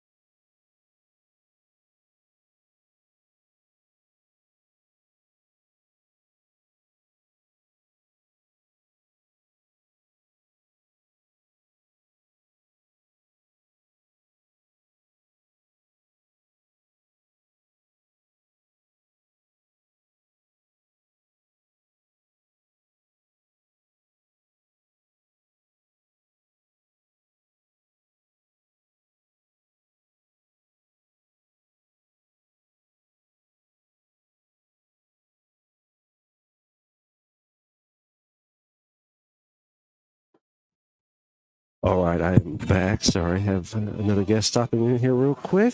Apologize for missing the action. But we are back into it here.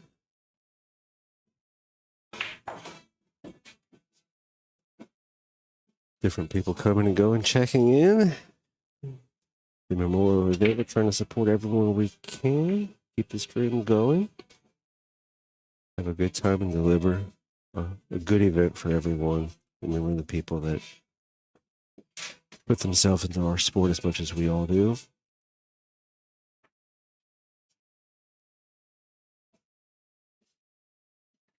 The ones that encourage our lives and work to brighten our days. And hope we brighten theirs as well. All right, looks like he's backed up here pretty good. Nick at the table.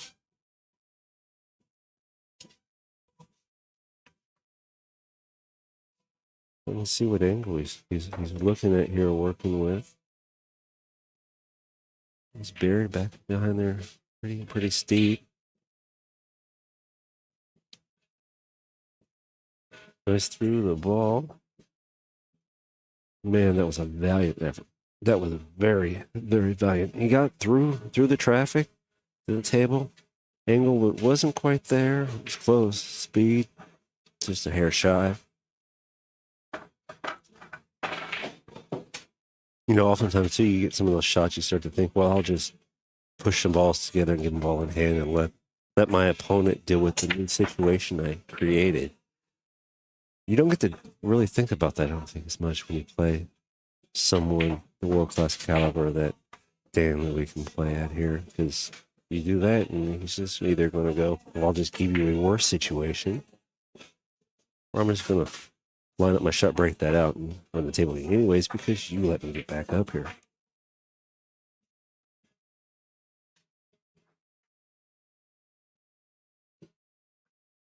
Not the toughest layout, but he's got to get the ball traveling some. Sure, he's packed the ball in a day bag, maybe a light lunch, send it around the table. Ooh, stay out of that pocket. Oh, that chicken salad got warm and spoiled.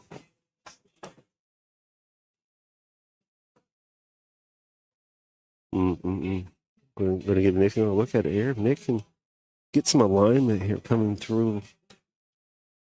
Transition from that 7 to the 8. Hold a path that keeps him on the positive side of it. He might be able to get a 3 beside there. Knock off one more off that 2. Make it 3-4 Dan Louie. That's why he's looking at this angle here. Checking that angle for transition to the 8.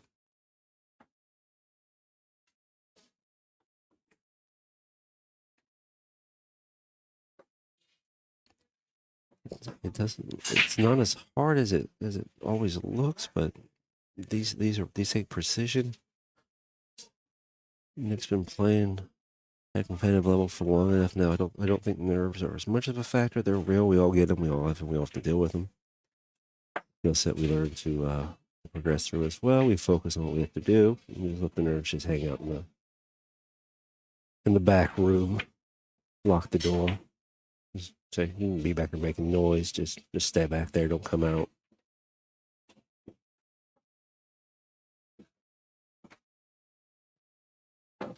Got a decent angle coming there. Just going to check that tangent line coming through. The ball sliding into it a little, put a little bit of reverse to it. And spitting off the rail, get the other side of the 8.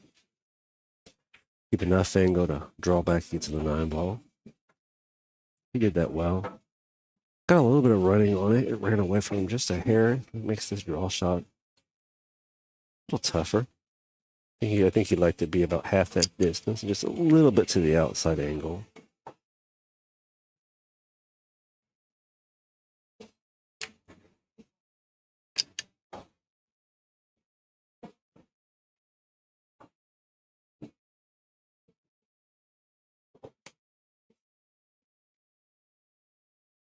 We'll reverse the angle on the spin off of it, maybe drive it to the pocket.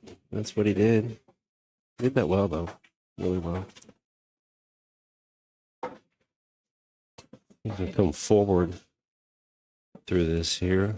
A little bit fuller than you visually see it. Just going to scrub some of that speed off, or let it loose and come to the other side of the 10 ball. Yeah, I think that's what he's going to. It's probably the better play here because you just get to send the ball to the pocket. Let the speed come to the 10. Across the table. Nice push. Yeah, that's what he does. That was the right play and the better play. Don't hold it if you don't have to.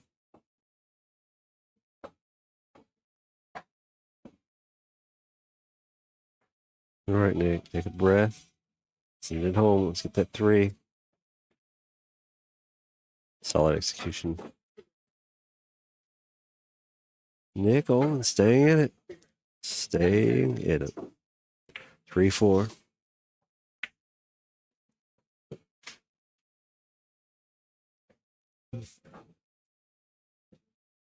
Looks like Dan Louie might be going to take just a real quick break here.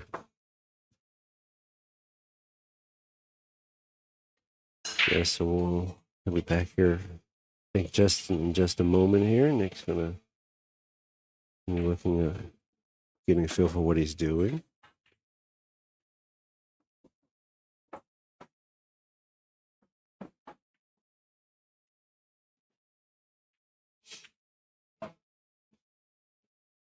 He's going to keep his arm warm, keep his stroke warm, keep his eyes fresh. Not let his head drift out of the game too much. Stay ready for this next set.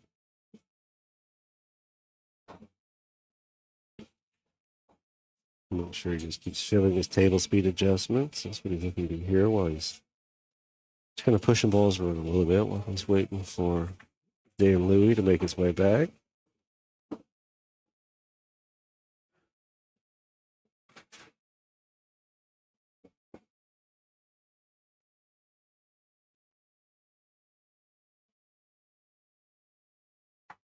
Didn't push, almost got there, Nick.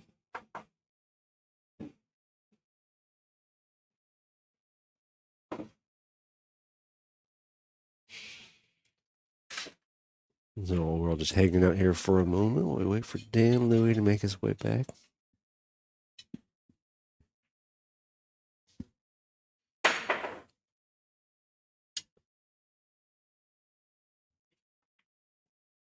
Nick working on getting his feel for the shot as it's coming through. Tournament director coming over here to me. Let me see where we're at with this next set potentially.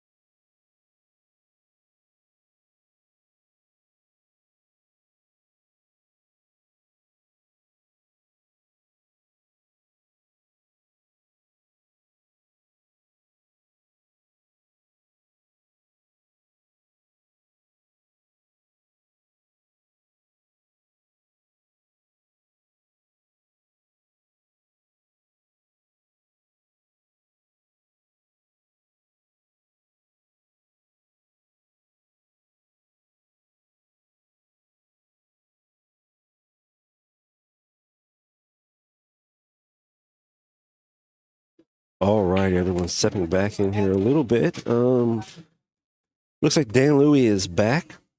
They're going to work on finishing this up. And the tournament director came over and informed me that I think the next match coming up after this is going to be the last live stream match of the evening until tomorrow. We'll transition in tomorrow, and I think there's some raffles in like the final 8 matches tomorrow from what I'm being instructed here. And in the next match, we have Eddie Mattia and Lake McKay, if I'm saying his name correctly. And from what I've been told currently is that, yeah, that will be the last match on the stream today. And we will pick up on tomorrow on the rest of it here. So Dan Louie stepping up here, racking. Nick Ullman wanting to step in here and tie this up. Go to a hill 4-4, get that final match. It is to 5. I did confirm that too. And if not, Dan Louie, get that 5th and final game set in here for him and carry on. All right, so we will put the other player rosters aside. I'm going to stick to what's in front of us because these two fine players have been working really hard and they put it off really nice.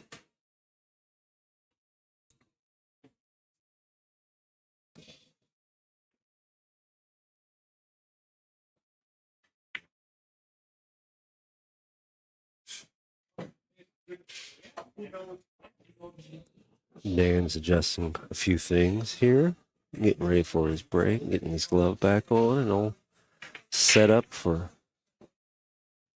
play. Stepping in here. All right, Dan. You know what? We're a champion for whoever's at the table, because I think that's what fair commentation can look like. We all have favorites, but let's try and be neutral here. Neutrally positive. All right, Dan, Louie. It's your time to shine. See that world champion run out. All right, breaks in. One's on the rail. Cue ball is close to it. It looks like it's pretty tied up tight, though. I would talk about so many things I think that he could would do here. But he's so world class, I don't know what he's going to do. I'm just going to be honest there. There's lots of options, but tied to the rail like that, I think he's going to safety, but he might be calling the side over there. His shot ability is spectacularly high, so let's look at things here, but would expect a safety though. There's not a lot of point to driving out so much and going for so much low percentage of what he has here. Just make it hard on Nick and see what Nick can do with a hard play there.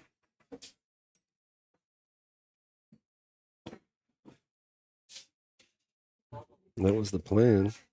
That's what he did. I think the people at home want to look this way, though. I know I do. That's pretty tight in there. He really tucked it up there.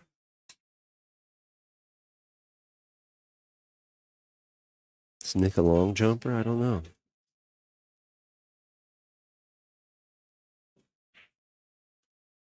Probably likes the rails better. They're safer.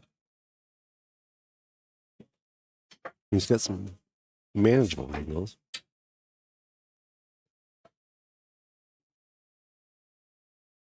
I wonder if we like two rails here, or Nick. I wonder if Nick likes two rails here. It's risky, but if he's confident with it, it's there. It's just a zigzag.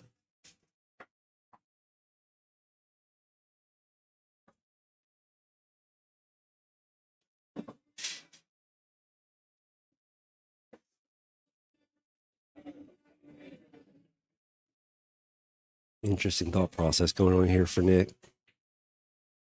He might be looking at a spin off the rail, get a kiss, send it back up the table, bury it back here, and see if you can't give Dan back what Dan gave to him. It's just the stroke has to really like what it sees. Okay, then come two rails, get behind it, put it in the side pocket. Maybe that's the play. Maybe that's the play here. We'll see what it looks like when he gets it. Yeah, maybe two rails.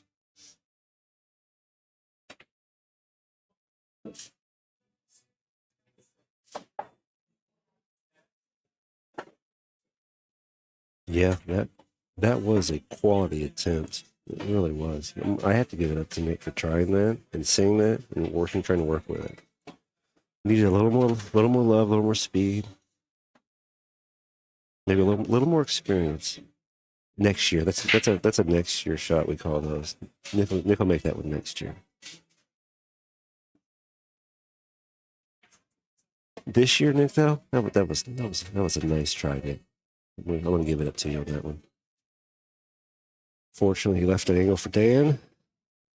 Dan gets this squeaked in there. We'll see what his position looks like afterwards, because he has to send it down the table.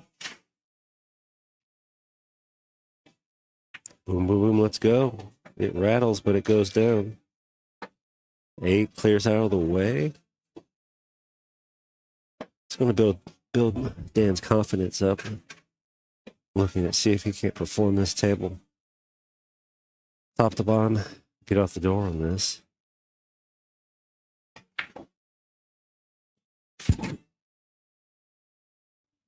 Gotta start really thinking about the level of the out here, though, as well. With Nick performing at such a high level as well. You go to work, get 3 or 4 or 5 of these balls off this table. Start taking safeties away. You start making life easier and easier for Nick. You miss anything, you don't get a safety, then you let Nick put a 4 by his name. We're being a champion for Dan right now. Dan's at the table. Dan looking to get that 5.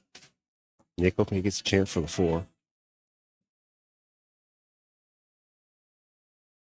Solid action, solid play, solid save. Good Lord. Dan is just mean. You're mean, Dan. Why are you so mean? No, that's well executed, Dan. Well done. Although he does have some angle, he can kick at it. It could be worse. It could be behind it. It could be locked tight, but it's not.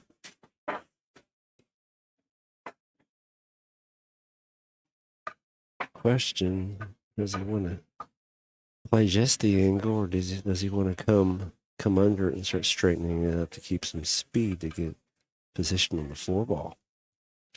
You can start thinking about these things, because just making that bank isn't going to help him too much. If he gets too inside that angle, it's going to make that 4 angle steep, ugly, and not fun. Small adjustments now. That's what we get to here. Most mid-range pool players, with a little bit of skill, we can bang this ball right in there. That's not the problem. The problem is getting position. That 5 is in the way. It's going to play a little bit of havoc with the speed and the angle. But we're on your side, Nick. Get it, Nick.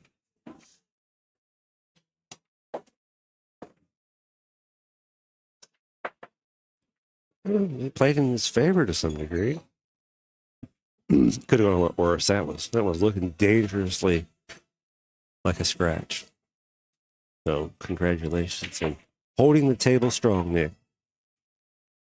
Keeping it interesting for sure. Definitely got some high class play. Potentially a combo shot, or I think Dan's probably going to go for a safety here. He's been killing these safeties. Drifted over and bury it behind the 6 ball. Is that what he's going to do here? No, he went for the combo. Okay. Earlier in this match, I would have said combo. He's just going to combo it in and walk around the table and say that wasn't a good match, Nick. But he started going, let's safety. Let's keep the table in our favor. I'd like to transition to the 4. I guess I lost there. Let's get transition to the 4. Transition to the 5. It's there, obviously. You don't want to come on the wrong side of the 6, but I think Dan knows how to deal with that. It's off the rail with the 5 ball there, so it means he can run it past the pocket. Well, the reason why that's important to the players or people watching that are less familiar is if it's on that rail, when you try to scoot it down that pocket, if there's any little burrs or anything like that sticking out of the ledges of the pocket, it's going to kick the ball out. So if you're off the rail, you just got to hit the ball nice and square to the pocket, and you'll get something you like. But that's not what Dan wanted. Dan does not like this one. Let's look at it from this angle, see what he's got. Straight. He's going to give up a little bit. Can he get dead angle to that 5, though, with a bank? Now, I think is what he's going to be looking at if he doesn't go for safety. I think he might go safe here. That's probably the smarter play. Because he's got that 9 out there. I think he might be able to get that 9 working in his favor. Or if he just gets it up, gets the 5 ball under 6. Just leave the cue ball back across the other side of the table. He's going to make it just a hit chance for Nick. And that's what he's going to do here. Just give Nick a hit chance. Didn't get buried up under the 9 or stay under the 6. Let's go give Nick a chance here. All right, Nick. Let's get up there. Haven't seen your routine breakdown. He doesn't really pop up and do any mechanic mistakes, anything that's going to make us say, you should take a breath here, you should think about it. You're going to get that work right. You're going to execute, and it's all about where your ball speed's going to go for you. Makes for interesting pool that we all want to watch and we all want to talk about. It's a little miss. Can be a big mistake, but you want to play the speed. Watch the concussion there coming through on the 6. And get in position on the 6 too. He gets enough counter spin coming through it. I wonder if he can cut it, miss the 6, come back off the other side long rail and get back on the 6 to the side or 6 up table. Or I guess down table, since we might be pushing it back towards the break box zone of the table. I would think that's probably what he's going to try here. I don't think he wants to run into the 6. Got another player on the other table there. Shooting at the moment, so Nick's going to step away and continue to look at it. Get himself reacquainted with the shot he's looking at. Got a drink of water. Clear your mind, clear your throat. Execute. Commit and execute.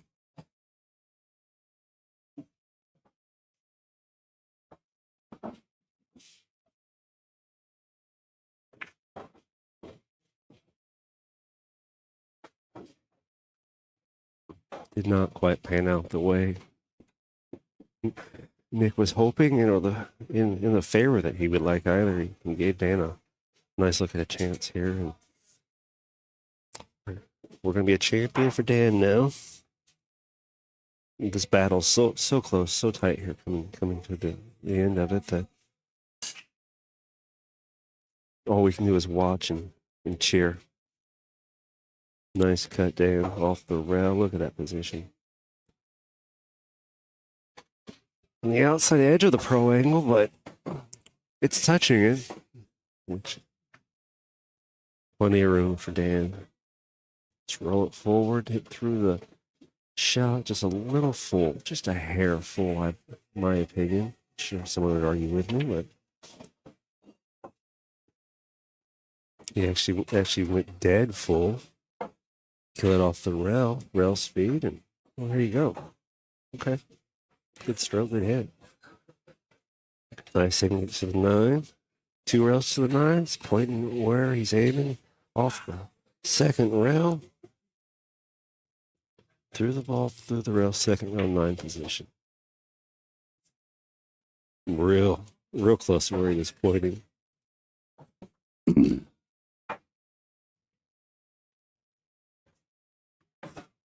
Full shot here, could draw back, could just hold it up off the rail a little and just cut it a little thin. You see what I'm saying? Cut it a little thin.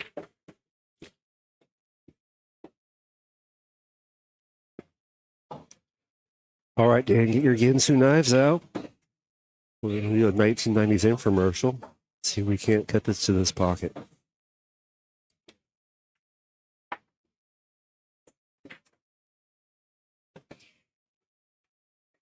Spectacular out there. We've got handshakes, and we've got ourselves a winner, Dan Louie. Nick Ullman, spectacular performance, Vic. You really did. You really came in and fought hard against a stellar player, and you held up. You held up. You got the pressure on him, and you got to him there, and you had a couple opportunities, and they just didn't drift your way.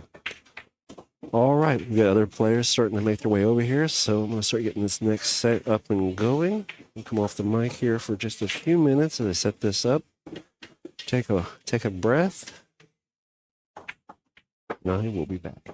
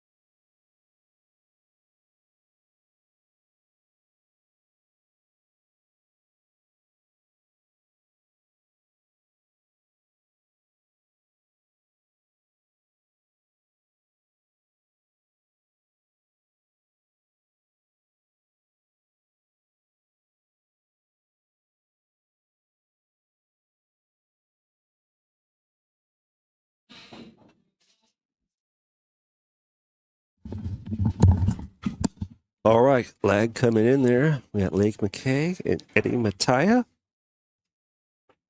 They're coming in race to 5. And from what I've been told, this is the last live stream match of the evening. So we'll get through this. And then we'll get to have a little bit of a break. Come back and do it again tomorrow. Nice bit of action wrapping up that last match. Congratulated Dan Louie. It's very nice and very appreciative. Haven't spent much time ever talking with him, but however, he was very proud, very nice to talk to after his win there. So, thank you, Dan Louie, for having a short conversation with me. Congratulations on excellent play. Hopefully, we'll see you back on the live stream table tomorrow. All right now, they're switching out the player cards that are on top of the table, so each player has their side up there. Above the table, no one can see it, but give you a description here. There's a bar, and those white cards there are that are tripods. They're sitting over the bar, and above the bar there are beads on a rope, and they're different colors. And as the players win, they slide their beads from the outside edge to the inside edge, indicating that they've won a game when they win said game. So they go back and forth doing that, keeping score up there as well as on their scorecards. The event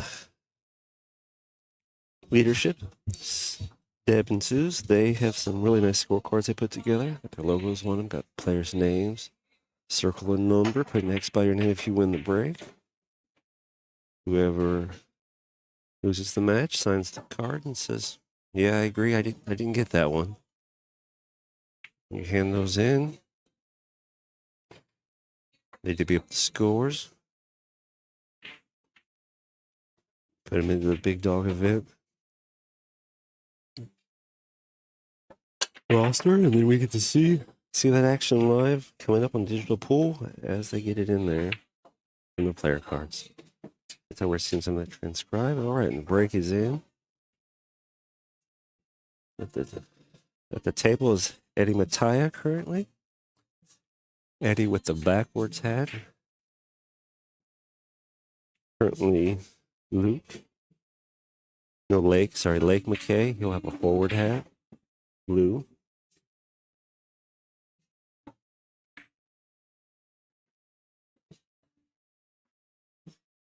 Eddie potentially, I think, look at the side pocket here on this. Look at the way he's lined up to it.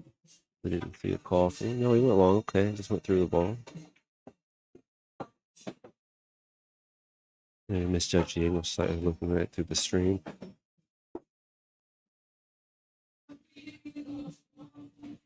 Two ball, looking at the corner some there. We'll take a minute to see what clears, see what doesn't, see how he feels about that.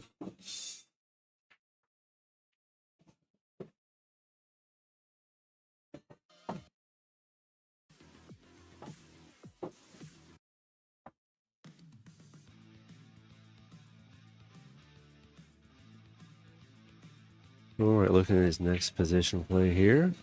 Looks like I have a fellow commentator maybe coming back over here, Jesse Johnson. All right, getting suited up. All right, Jesse, you get your suit of armor on there? I sure do. All right. I'm told this is the last match of the evening for the stream. Oh, well, that's cool. I'm glad I catch it. Yeah, you're coming back in. You missed a really nice one, the last one there. Oh, yeah. Oldman and okay, well, great. So just getting started here. We've got Eddie Mattia and Lake McKay. Eddie, for those watching at the table now, he's got the backwards hat. Lake has the front-facing hat and the headphones, gold chain. I met Eddie years and years ago. Okay. At Malarkey's in Tacoma. Mm-hmm.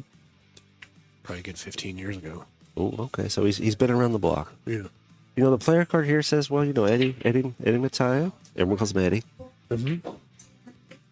Surprised we don't get a fast Eddie. Maybe he doesn't play. He's not the fast player. I don't know. I don't know the guy. We're just throwing some stuff out there. All right, he's from Tacoma, 46 years old. Yeah. played pool for 20 plus years. Started playing at 20 years old. They're getting lower now. Yeah. They started at like 25. We that had a was 26. We had a 20, like a 21, 22. Now we got a 20. So That was super interesting that Stan started at 25. yeah, home pool and scratch billiards. Likes to play on the 9-foot table, bar table weight ball. That's the game currently. Yeah. It's a good one.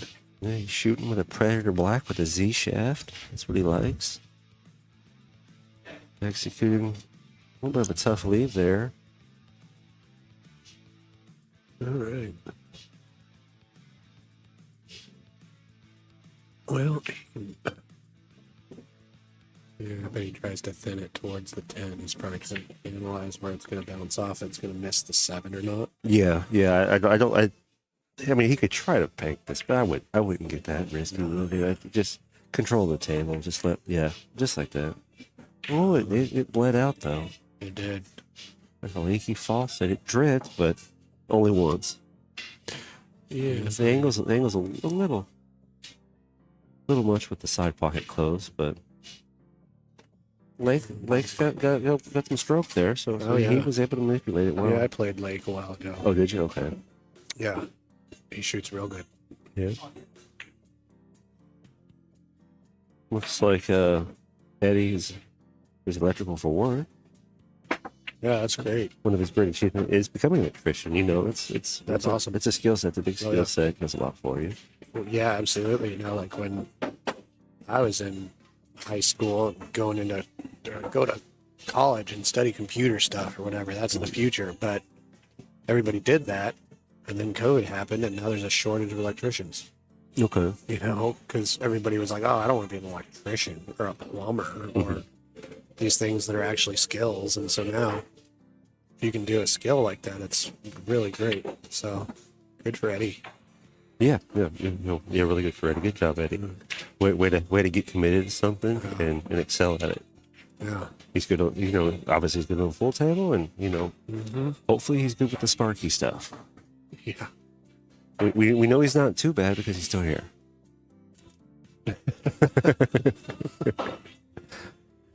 Yeah, I don't know. He's sparky like a slur for electrician. Mm-hmm. It probably depends on who you talk to. One person probably says they it. call him Sparky and get all mad. Yeah, I'll take it on us on the full table one day. Yep. All right. He might just come across to shoot that. Yeah. Yeah, I expected as much. I didn't know if he was going to get angled to. Okay, no, he's got an inside angle there, so he should be fine. Play a little bit of top speed through the left side, maybe cut it, speed it back around, get back to the 9. Oh, that's very nice. That is very nice. Yeah, excellent work, Eddie. Little off angle, but you just step out of it just a hair and counter spin it. I think you're going to be right where you want to be. Like that. Oh, that's textbook. He went through that ball really well. Yeah. That's one thing I noticed. He accelerated through it really well. Yeah, he did. I guess Lake just said that's fine. You got there. That's good sportsmanship for at this level, an event like this. Yeah, he did a good job of giving us a lot to work with. Yeah, Lake was a little bit quieter coming with his bio, but that's fine. You're not required to. It's just hey, if you want us to say stuff about you, put it out there. If you don't, you don't have to. But Lake, age unknown, but apparently his favorite game is squash outside of pool, I would assume. That's kind of like racquetball, right? I believe so. Yeah. I haven't played the game, so I don't know. However, his shooting cue is a Scott ratio, which is currently what I'm using as well. Oh, really? Yeah. Cool. Great cue. Yeah, I love my Scott ratio. What kind of shaft do you use with it? Scott ratio. Okay. Yeah, Killwood. Oh, okay. Yeah, cool. Killwood Scott ratio. The cue itself is Killwood is all the rage now. Yeah, well, you get a little deflection, but you don't get much. Minimal. It's minimal, and you get the wood feel. Right. It's the best of both worlds. So I picked up I decided to get a backup shaft just in case, and I was like, I'm real interested in Keelwood, and I picked up like a fuse or something. Mm-hmm. I played Savannah Easton down in Vegas. Okay. And she plays incredibly well. Yeah, we've seen that. We've seen her play games too. But yeah, she had a discount code, and I was like, perfect. I've been looking for a Keelwood backup shaft. So I picked it up. It's a great shaft. It's got a carbon fiber core. Okay. I mean, whatever that does. Yeah. Well, and for the people out there that don't know what we're talking about, I like to update it when we do kind of change some of those subjects here too. So traditionally, you've had your wood shaft all the time. They also have a lot of deflection, which is just basically movement of the shaft as it impacts things, bending and then side-to-side movement. In a simple way of saying it, and then as of late, carbon fiber today taken off, and carbon fiber works really well, but there's no deflection. The hit feels a little off, and for a lot of players, the adjustment's just more than they want, or they just don't like the way it feels or the way it plays.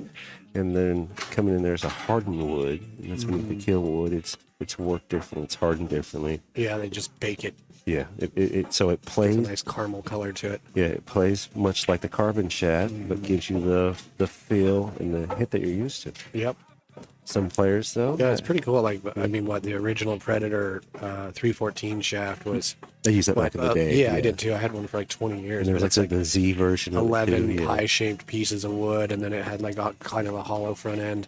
And now it's just like, you don't have to do all that work. Just bake it in the oven at temperature right 20 before minutes. it burns. And get the same effect. I think that's funny. So yeah, it evaporates all the water and caramelizes the sugars. Lake putting a safety up, but I think Yeah, he left it out there though, didn't Yeah, he? I think he sure did.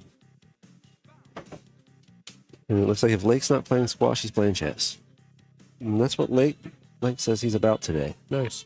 So Yeah, I think there's a spectrum, and chess is at one end and squash is at the other. pulled in the middle, so he's got all three. Yep. He's got all three.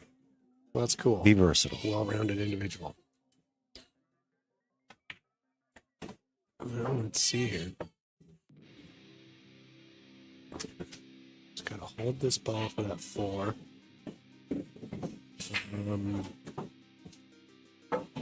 I think he'd like to go kind of center table with this so he can bounce off of that top long rail to get shape on the 6. Yeah, I think he should push through a little thick with a nice stroke. Like that. There we go. Like Perfect. that, yeah. There we go. Now he's got enough angle. He can bounce off the long rail to come down here to where his head is at. Yeah, Shape might on the a light punch hit the dead angle just a hair. See if that's what he does. There we That's go. how a lot of players will play that. Oftentimes that's how I'll play that too. really danger with that shot is if you don't come off the rail enough and you're dead straight, you really your only option is to lag, roll it up and so you have a look at the 7 or jack up and spear it. Yeah. And hope you can draw it straight back. Well, and the difference when you hit 2, versus There you go.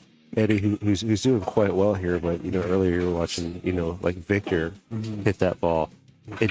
It doesn't even make a sound. It's a dead hit, and his stroke timing is just so on. Oh, that Victor? it's perfectly smooth.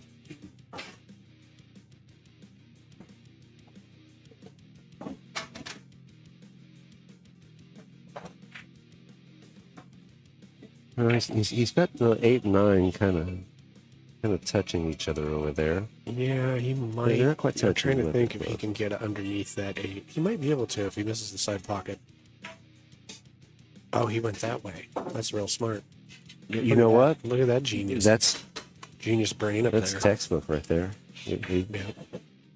We could say that would have been a nice thing to do, but saying it and doing it's 2 things, and he just did it. Yeah, that was a really excellent shot. Didn't even think of that one.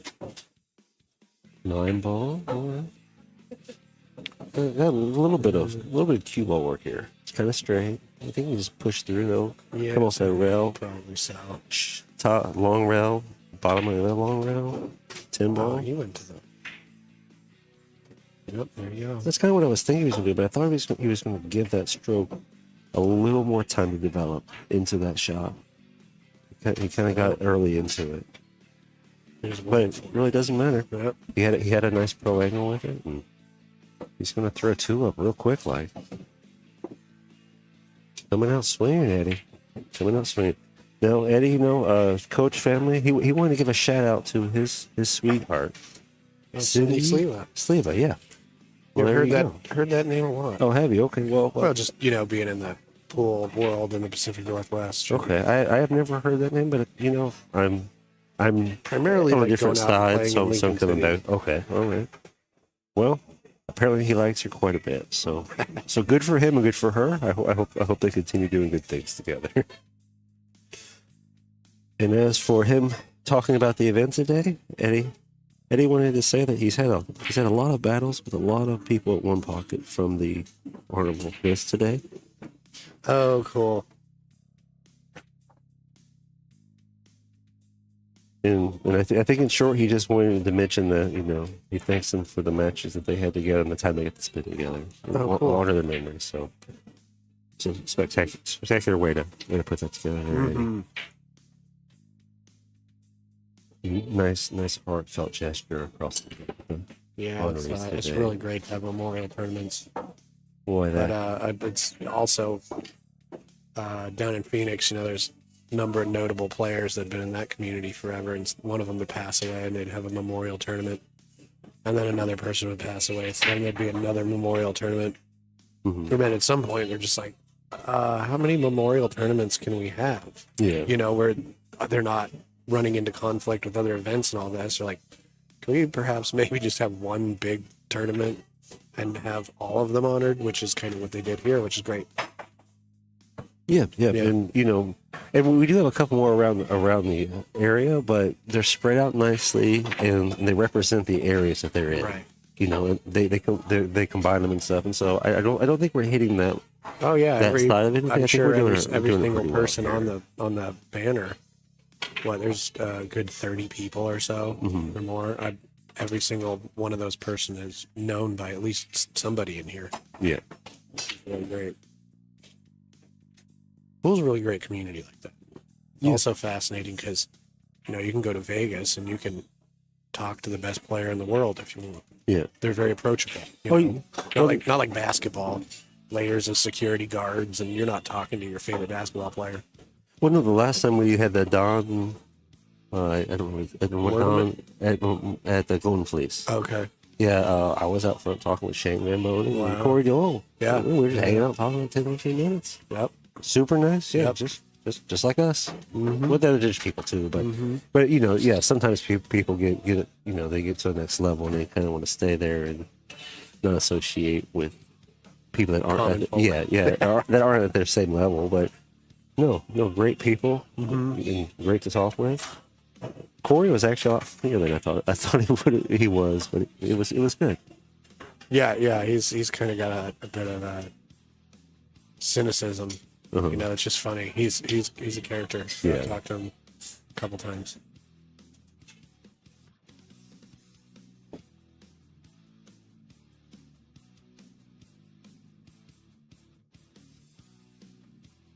They try to cut this or just bake it out of the way and bury it.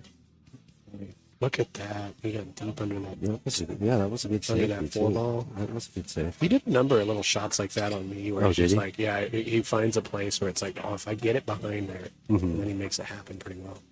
Nice. Yeah. He's from Victoria, British Columbia. I was wondering, have these two, ran into each other before. That's a siding bank here to get that in a little bit. Get it running, just a hair off the rail. Well, it didn't quite carry out there. He played at real good speed. Yeah, he did Play, that was like a one pocket speed,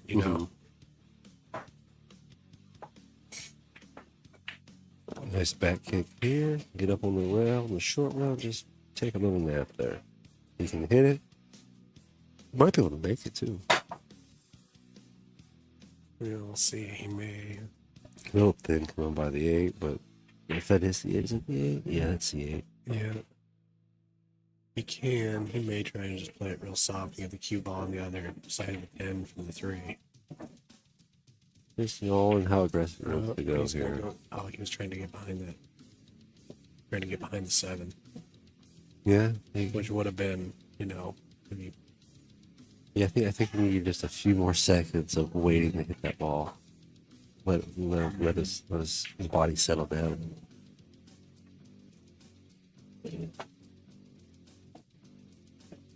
I found that's another thing that I've worked on a lot to try and improve my consistency of potting, and it's just waiting until my breathing just settles my body down and just kind of just kind of squats and settles. You take it out with breath and get that hit. Yep, never hurts to slow down just a hair.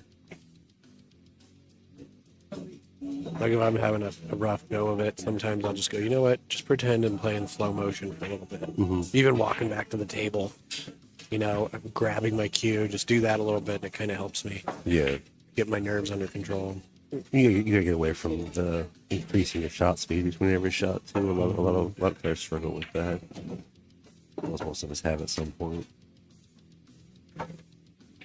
They're slowing down my backstroke. That another thing that got to pay attention to. Yeah, absolutely. Boy, Eddie's putting a little bit of a show for us here, isn't he? No, it's late. Oh no, I guess Lake's putting on the show now. Okay, the hats got me. I was talking about the hats, and they still got me.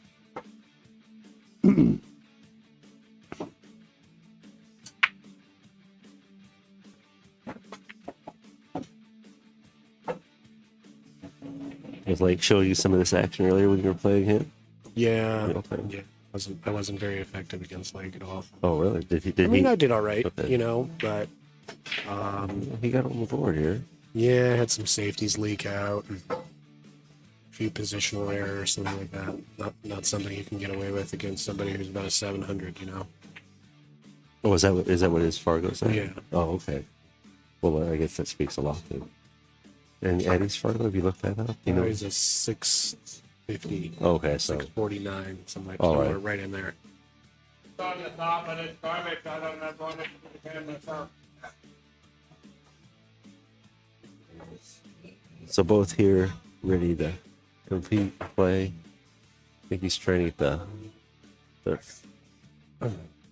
template rack got stuck up there in the light.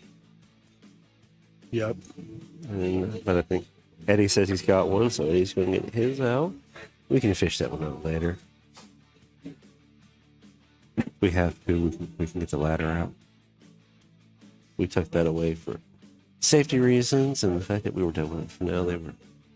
I used it for putting up the streaming equipment here for the match, and then they use it up front to put signs up and stuff. And right. Get everything ready here for the 3-day live stream session that we're working with. I had a nice active chat today too. Oh, okay.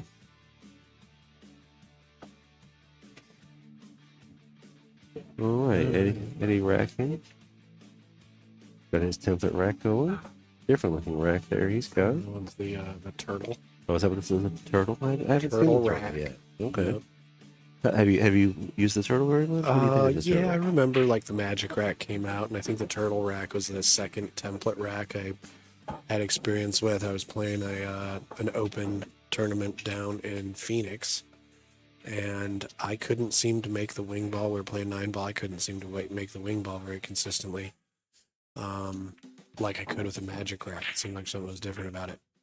But I played Rodney Morth, and he had no problem finding how to make a ball consistently. And I feel that's one of the worst beatings I've ever had. Okay. Well, we got a ball in the side pocket here off that break, so Eddie's got angle on the 1.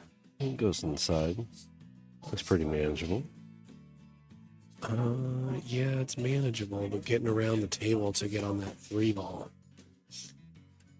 The speed. He's gonna try and go. He's gonna try and go like three or four rails around and get through there. Oh, see, yeah, he almost made it in between 7 and 8. So there's a chance there.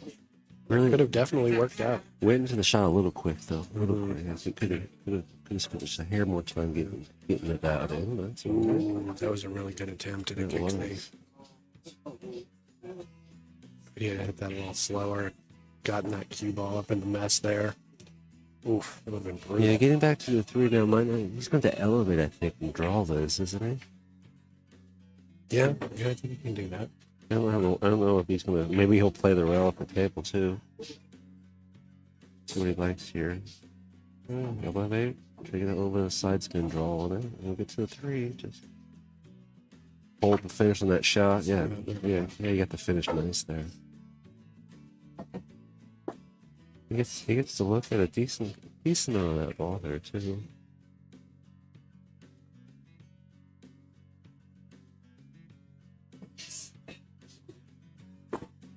The rail with the spin. Pushed through that really well. Nice stroke.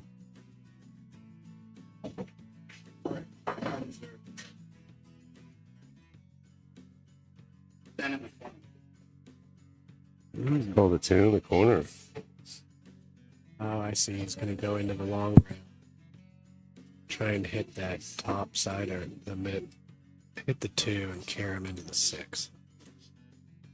The angles and a little off on there, but I guess it's enough for him to feel comfortable trying it. Well, I mean, he's got to hit the 2 anyway, and this is the best way to go at it. So you might as well call that 10. So just to get a little speed on it. Yeah, good for him for noticing that could happen.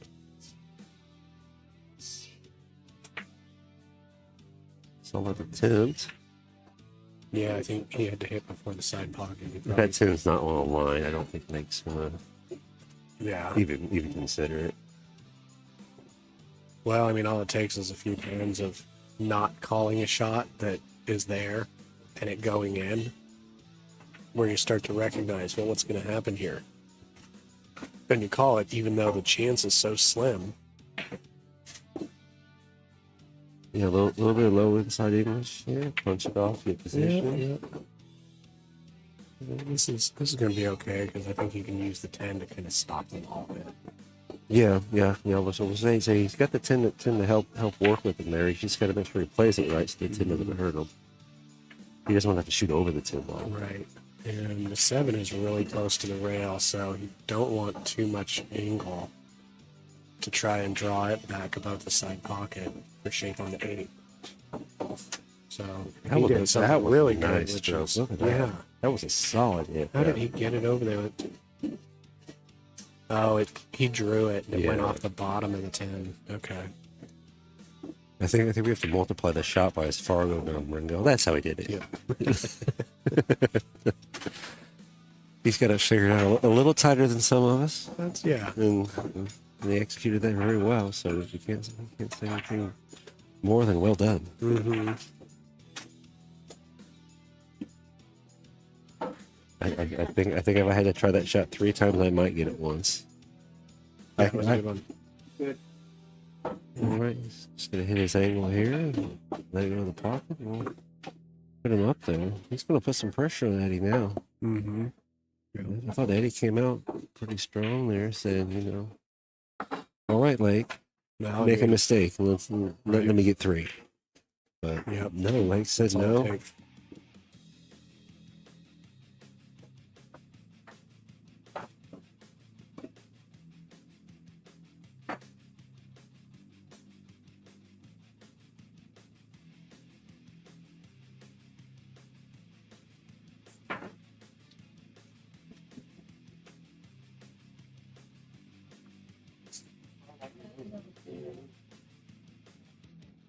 All right, looks like we might have a short break here. I'm not sure where the players heading off to. Maybe going to the bathroom for a short break. Yeah, it looks like that's where they are going. Okay, so we'll get a few minutes here. Cool. Yeah, I mean, you see that thing recently, or that's a couple months ago now, where the player wouldn't really need to take a bathroom break, and they told him no, and so the other player, I guess they both went. Oh, yeah. Or that was down at the CSI event in Vegas. They had a number of wacky rules, and there was definitely some revolt against it. I'm not sure why they decided to change the rules as much as they did. I think the involvement of perhaps the WPA trying to say, look, we have really strict rules. This is why we're valid. Which is good for big governmental organizational bodies that sanction their players, because there's a lot of European players that get stipends from their government for being really good at pool. Okay. And so they need a governing body that has a rule set like that gives what they're doing a lot more credibility. Kind of like the Olympics and all the requirements for athletes there. So that's why. But they had an incident like a Cheska Centeno. She's really excellent female player from the Philippines. One of the best female players in the world. And she was wearing nice dress slacks, but she was wearing ankle socks. And so she went to shoot, and her pant leg lifted up, and they saw she had ankle socks, and they said, nope, you can't wear ankle socks. You've got to go change those socks. Like, I'm not sure why ankle socks would be a thing. Yeah, they're a little heavy-handed on just inconsequential things like that, so... Well, you gotta have some rule sets, and you gotta do figure out where they're gonna be. Yeah. Right now, Eddie is at the table looking at a 1 ball that's buried behind a 9 ball. After the break.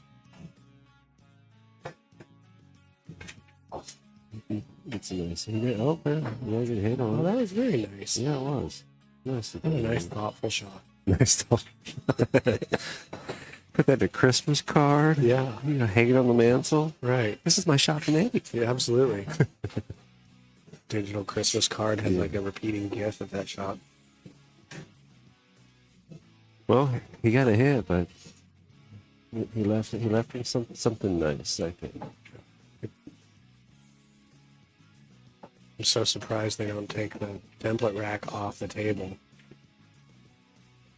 Yeah, I guess it. I think they haven't. I think it's probably because they haven't had to play down there yet. So I think their eyes have just been so focused down there where they're playing that they just haven't. Yeah, focused for me, as I good. always got to peel it off the table and get it out because it's just like another visual clutter. It is. I'm with you know? there too. Yeah, I have that, too. I have that same Yeah. issue. So I often did the same thing. But coming back to pool before the template racks didn't exist, and then to know that they had.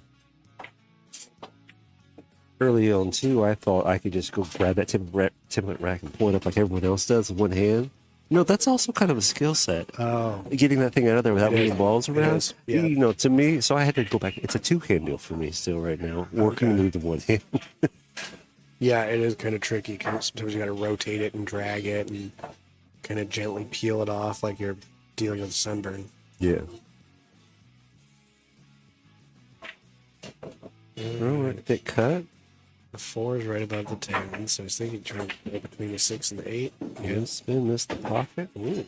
Yeah. That's interesting. Hit the danger zone. Yeah, and he came back across the table. I'm not sure. Careful, get close to a Kenny Loggins situation. Well, that worked out really well It because did. now the cue ball's in the correct side of the table for the 5. So you can just kind of pinch it right there, I think. Or roll forward.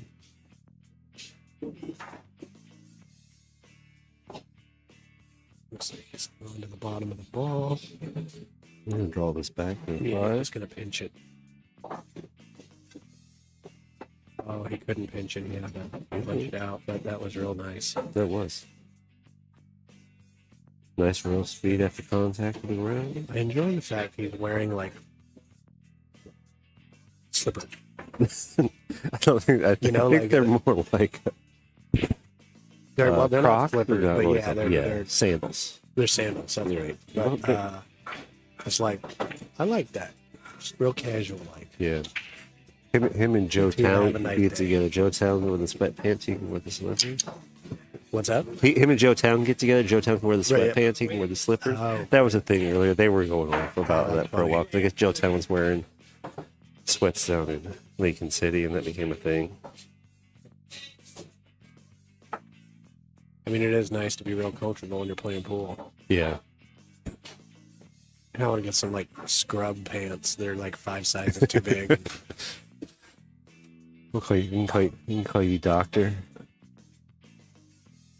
Dr. Pool thing.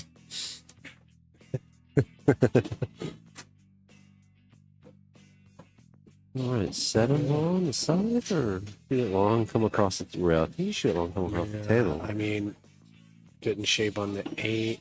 Well, if he comes across the table, he can get to the 8, get a draw shot out of it, keep a positive angle on the 9, come back to the table for the 10. Yeah. One option. I mean, he's got other options too. He can come to the side, go up the table off the short rail, and have the 8 back Yeah, down. I like that. That would draw it in between the 10 and the 8 and come 3 rails up, back up for that 9. Or for the 8. Oh, you got a roll, Timbo. That's that. It rolled in his favor though. So. No, he's just gonna a little bit of bottom on this 8, cut it in. Don't hit it very hard. You might even just tap it. Just tap it. Take your angle. Yeah. I mean, the 10's just like that. Yeah, because the 10's next to the side pocket. I mean, Yeah. Okay. Just don't let it lose too far. yeah.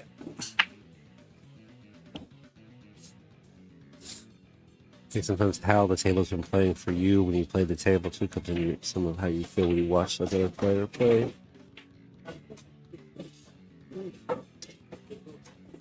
Okay, he gave it back to him there too. Said, "All right, Eddie, you got to it." They are going to 5. I double checked with them too, confirmed. So, Eddie 3, Lake 2.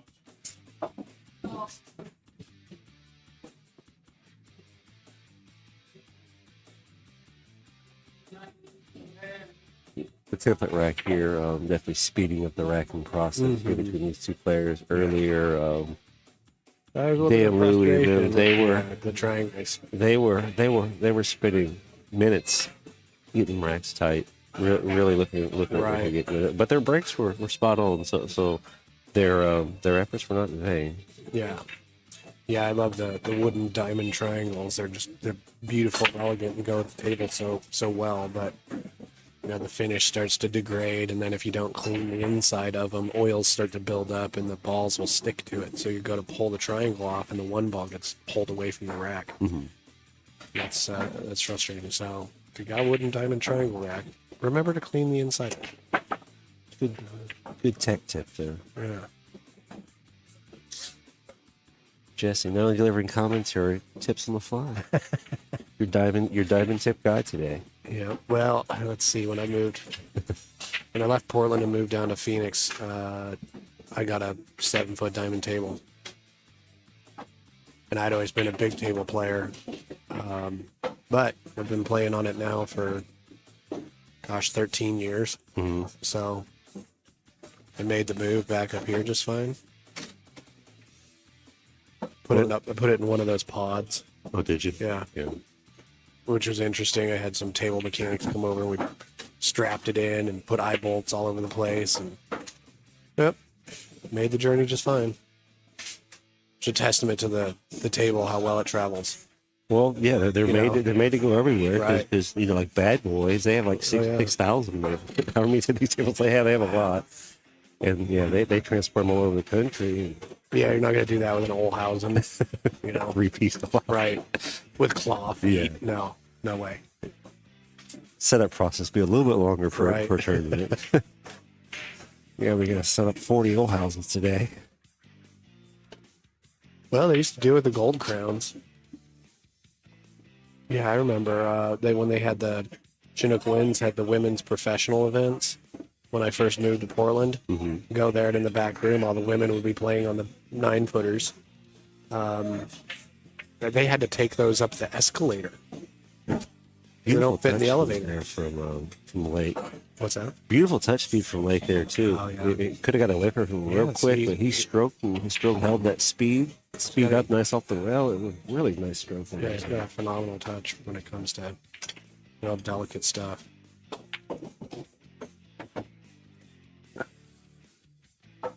Not a bad angle on the 9. Makes the 9 a little bit harder to pop, but once he gets it in there, And this is one of those shots. 10's there for He's him. probably going to hit it into the right pocket. You put a good draw stroke Yeah. on it so that it just goes back and forth. You're probably going to end up closer to one of the long rails. You think it's put the 10 in the opposite pocket where he's putting the 9 then because of the speed? Yep. See, just like that. Pretty much like that, yeah. That's what I thought he was going to straighten it up a little bit more, but either way, he's on the correct side of it, so not too much of a line move. He's good there. Really phenomenal. There it is. His stroke touch really comes through well.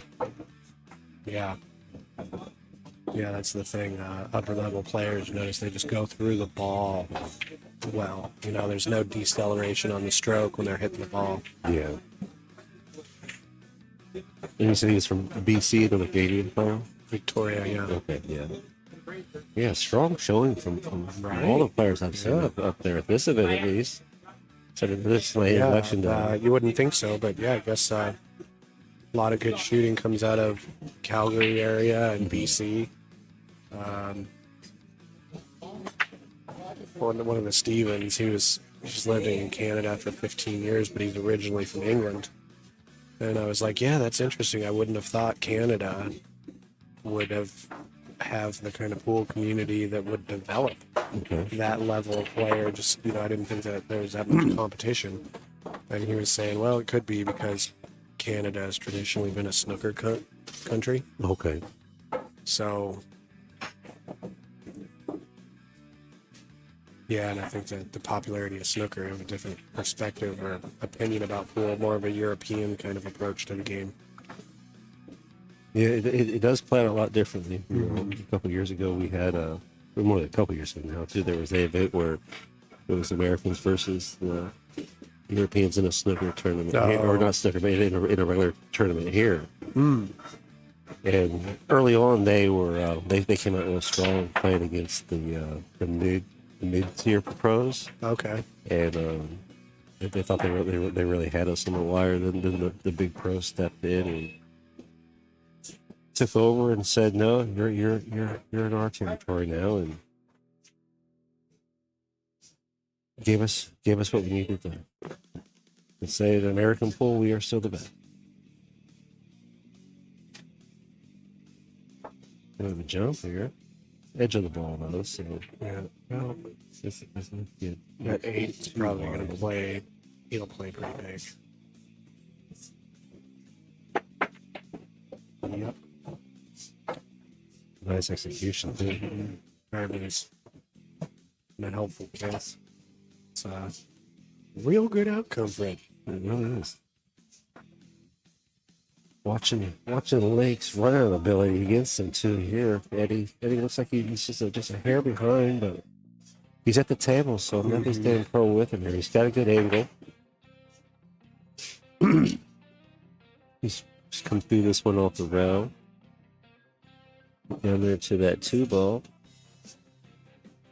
Look at that angle. That 10 ball kind of plays into the angle if he gets too much on one side of it.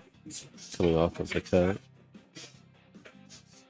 Looking at getting back to the 5 after the 2. I think that's what he has to do. Yeah. Definitely want to get the right track towards the 2. There you go. Pink. No. Well, I can see the good news is you can here under the still- monitor. I guess to. Yeah. Well. Yeah. He didn't want to be on that side of the pocket line. He wants to be maybe. No, that makes a lot of sense. Yeah, because the cue ball's going to be traveling towards the 10-7. Yeah, I don't think he can. Yeah, he can't even really line up very much off angle, and So he's checking. Still He's checking pot to it, see what happens if the rotate it. cue ball goes into the 10 and he uses the 10 to stop it. yeah. He's checking that line to see, well, maybe I can cut the 5 into the side if I do that. But if it rolls too much more than that, If it clears, though, he might be able to go forward, get 2 rails, and come back. yeah, if he can miss the 10. Yeah. So I'm sure he's looked at that now. It might be what he's doing. Yeah, Yeah. I didn't know you could do Oh, that. he had one That rail angle was actually. really Okay. deceptive It on the really screen. was on the screen. Right, he got to the good side of it. Mm-hmm. Sure did. It was a nice recovery. He's still gonna look at that transition though, between 6, 7, 9. You don't make that 9 ball any harder than it already is going to have to be. If he doesn't get a nice straight angle to it, or an off angle straight shot, something that's just throw to the pocket. Somewhere where he is now for the 7, he can go forward with some inside and come back towards the 9.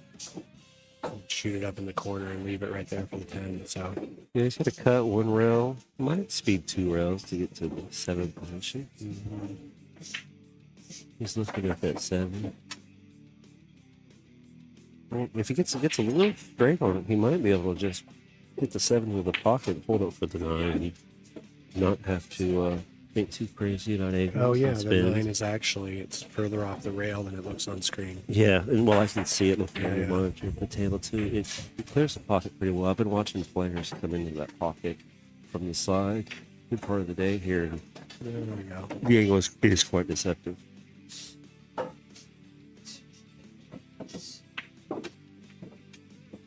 He might play a couple rails here and get to the other side of the 9. Let's see. Yeah, It looks like he's yeah, cueing the ball that way.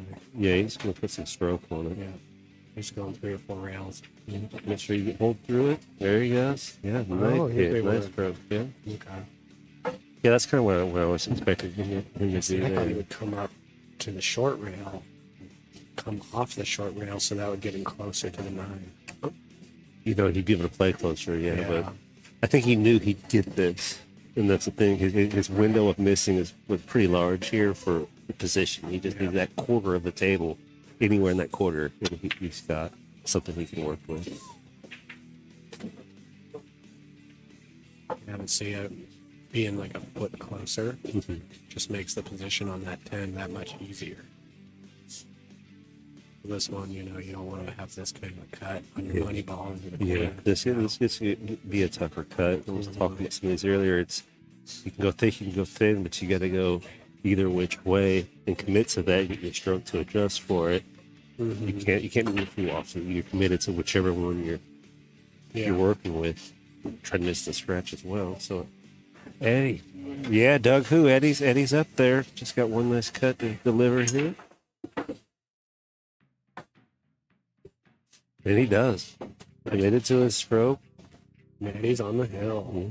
They're on the B side, right? They are on the bead side, yeah. 2-5. I checked with both of them when they came up, and they both agreed that was correct as well. But since I didn't get a chance to go check up front, so they were watching, ready to play. As soon as the other match finished up, they came running. So they were sitting, waiting. They pounced. Well, it looks like Al Perez and Dan Louie are tied at 2 apiece. Oh, are they? Okay. Yeah, they play the winner of that match. Oh, do you? You find that tonight? Mm-hmm. Okay. Yep, just waiting on them.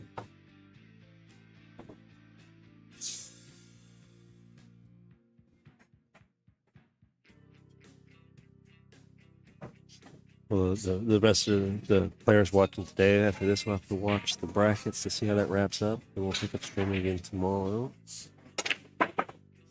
Yeah, how many matches are they playing tonight?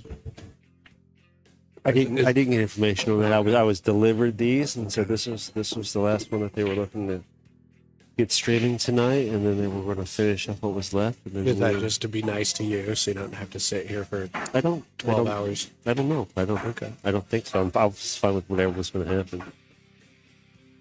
They have the raffle tomorrow. That's what it was, and so they were doing the raffle, and then the last 8 matches I think tomorrow.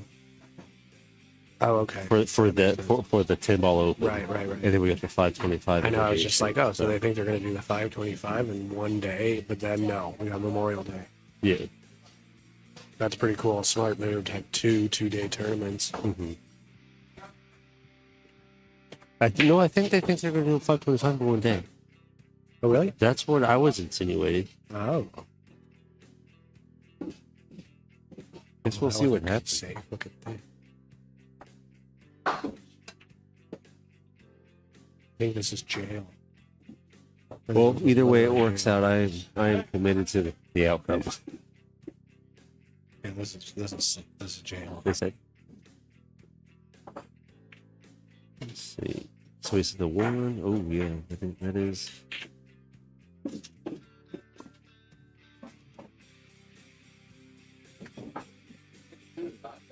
Might be able to jump this though. Yeah, he's gonna try and reverse it off the rail. Yeah, I was gonna say. Yeah, I was gonna say. But Might he's be able to gotta jump be this off the careful rail. And then, He doesn't want to hit either the 8 or the 7, and this is gonna mess Say a bit. and even after the hit, he still has to get the rail. He has to get the rail.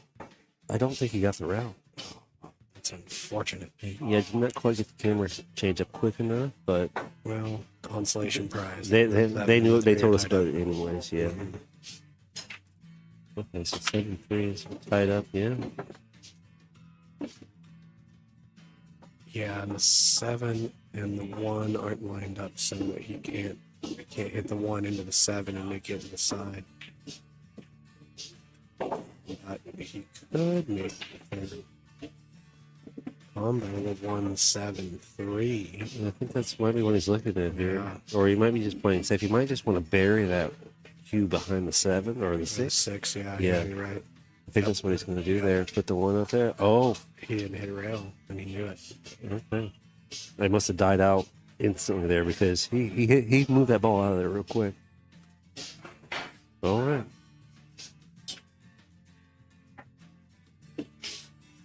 And he looking at what it looks like that the cue ball was right there. Once he goes to working, executing the 1.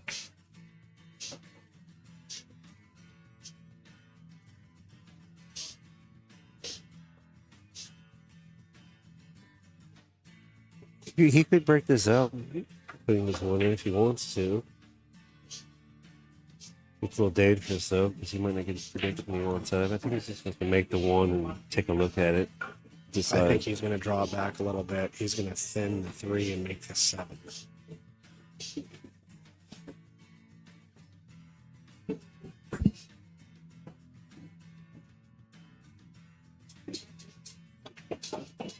Nope. Ooh, Oh, you got a good kiss at it. he needed a little bit more draw to hit that 3 fall in the Yeah, face because yeah, he just yeah. clicked the edge. Yeah. Always going to bank it this either way, so he might have to try to bank it and see if he can't make it work in his favor. Yeah, or he might. We'll see. He I don't may know be if able I to. can- He may be able to kick at it and kick it off the. No, he's looking to thin it.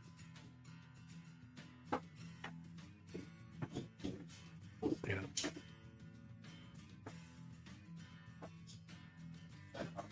Oh, he's gonna kick at it instead.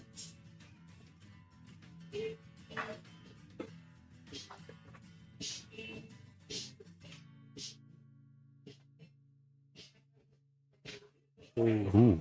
Wow, that was very nice. Yeah, but I think Eddie can slice it in. Yeah, I think you're right. I was going to say the same thing. But what do you, I think you can see it. What do you think's going to happen here, though? He's going to hit that 6. I think he's going to drive into this and take it out of there. He did. Yeah, so he got to it so fast, I didn't get a chance to finish what I was saying. I think he's going to drive into that 6 and just get it all moving out of there.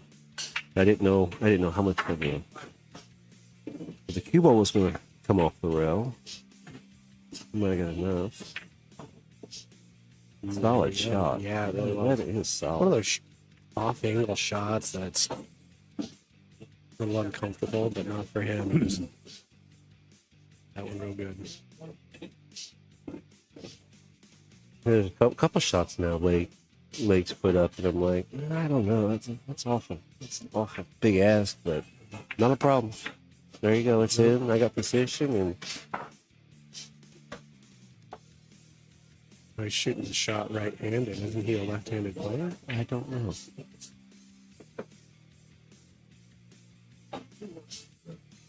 Arm's a little wobbly, so I'm gonna say yeah.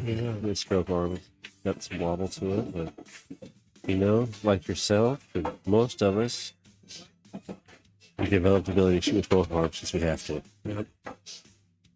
Yeah, I have a limited ability at opposite hand. Yeah, but No, he's right-handed. it's important to have the skill set both directions, though. I'm constantly working on improving my left-hand potting.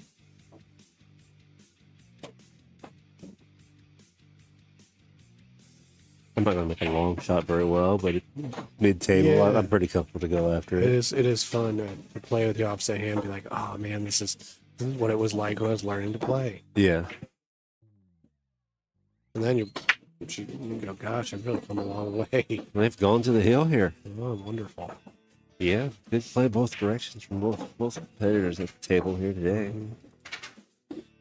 Now, when I played leg before we even lagged, he, was like, "You want to have a side bet?" But I knew better than to say yes to that. But, Usually when asking that, yeah, it's already trouble. right. But of course, I could, negotiate for my own terms. Like, okay, if you beat me by 2, something like that, because of the difference in rating. But it goes, it shows. Well, makes a lot of sense why he's got a solid nerve. Yeah, playing for some money you don't want to lose. His percentage is high too, or at least it's high today on this table of this match. So I'm gonna assume it's strong because I'm not sure we're even seeing him in a gear yet.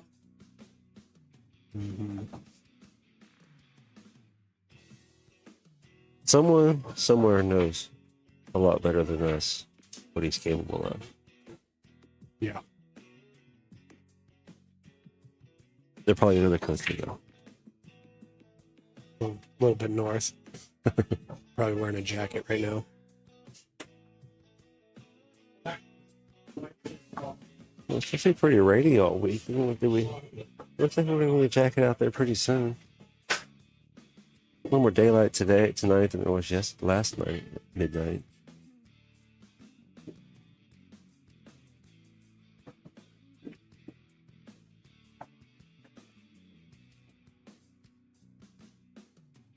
Well, I think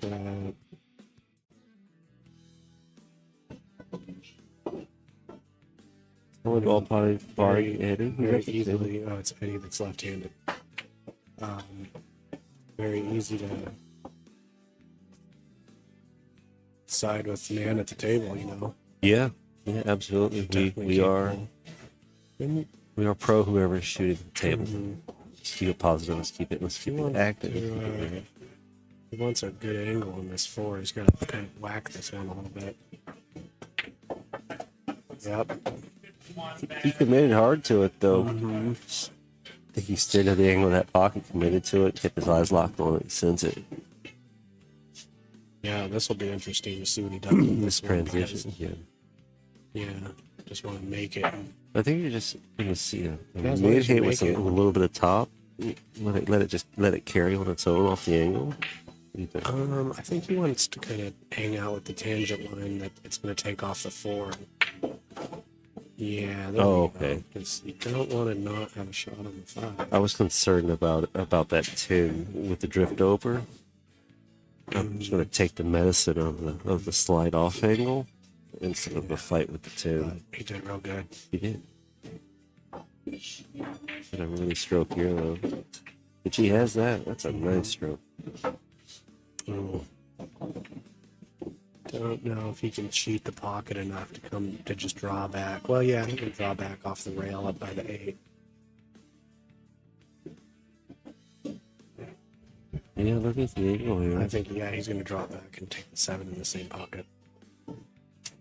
Yeah, I was fully expect that at this point. Okay. Yeah, that's cheat the pocket enough. Those pockets are pretty wide out there. At least the sides are. Of course, a little bit tighter on you, but you don't have a pocket side.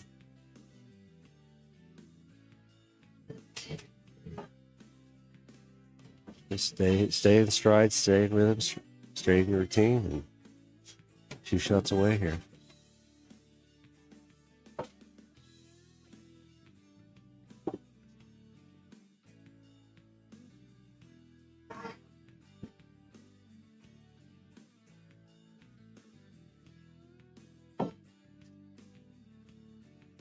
Let's see, it's kind of a flat angle, so he's got to do something, I think he's gonna draw straight back, trying to might miss that use side pocket. Let's see. Yeah. Yeah.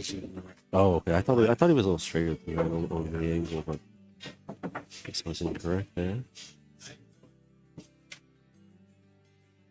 He's gonna go 2 rails into the center of the table. Make a natural hit. Just let the cue ball keep the speed both directions. Solid play. Just gotta make sure your cut angle's coming through the ball correct, so you don't Not too much of it. We are pro Eddie right now, though. Eddie, get some. Step away here just for a minute. That was a good move of getting a glass of water. Yeah. You know, because this transition from the 9 to the 10 is the match. It is. Deep stroke. That spin to miss the side pocket. You may just go back and forth. Yeah, that's what you were speaking about earlier. Just keep the speed and Yeah, just tap it. just to save. Bounce off that other rail. It's a little warm. Yep. Manageable still. Manageable. It's not free now.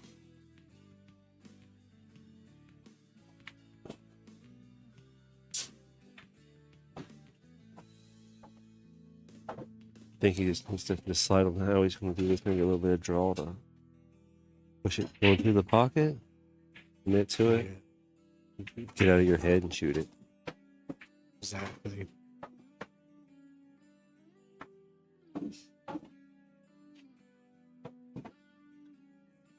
Very nice. Solid out. Well done. Well done, Eddie. Spectacular out there, Eddie.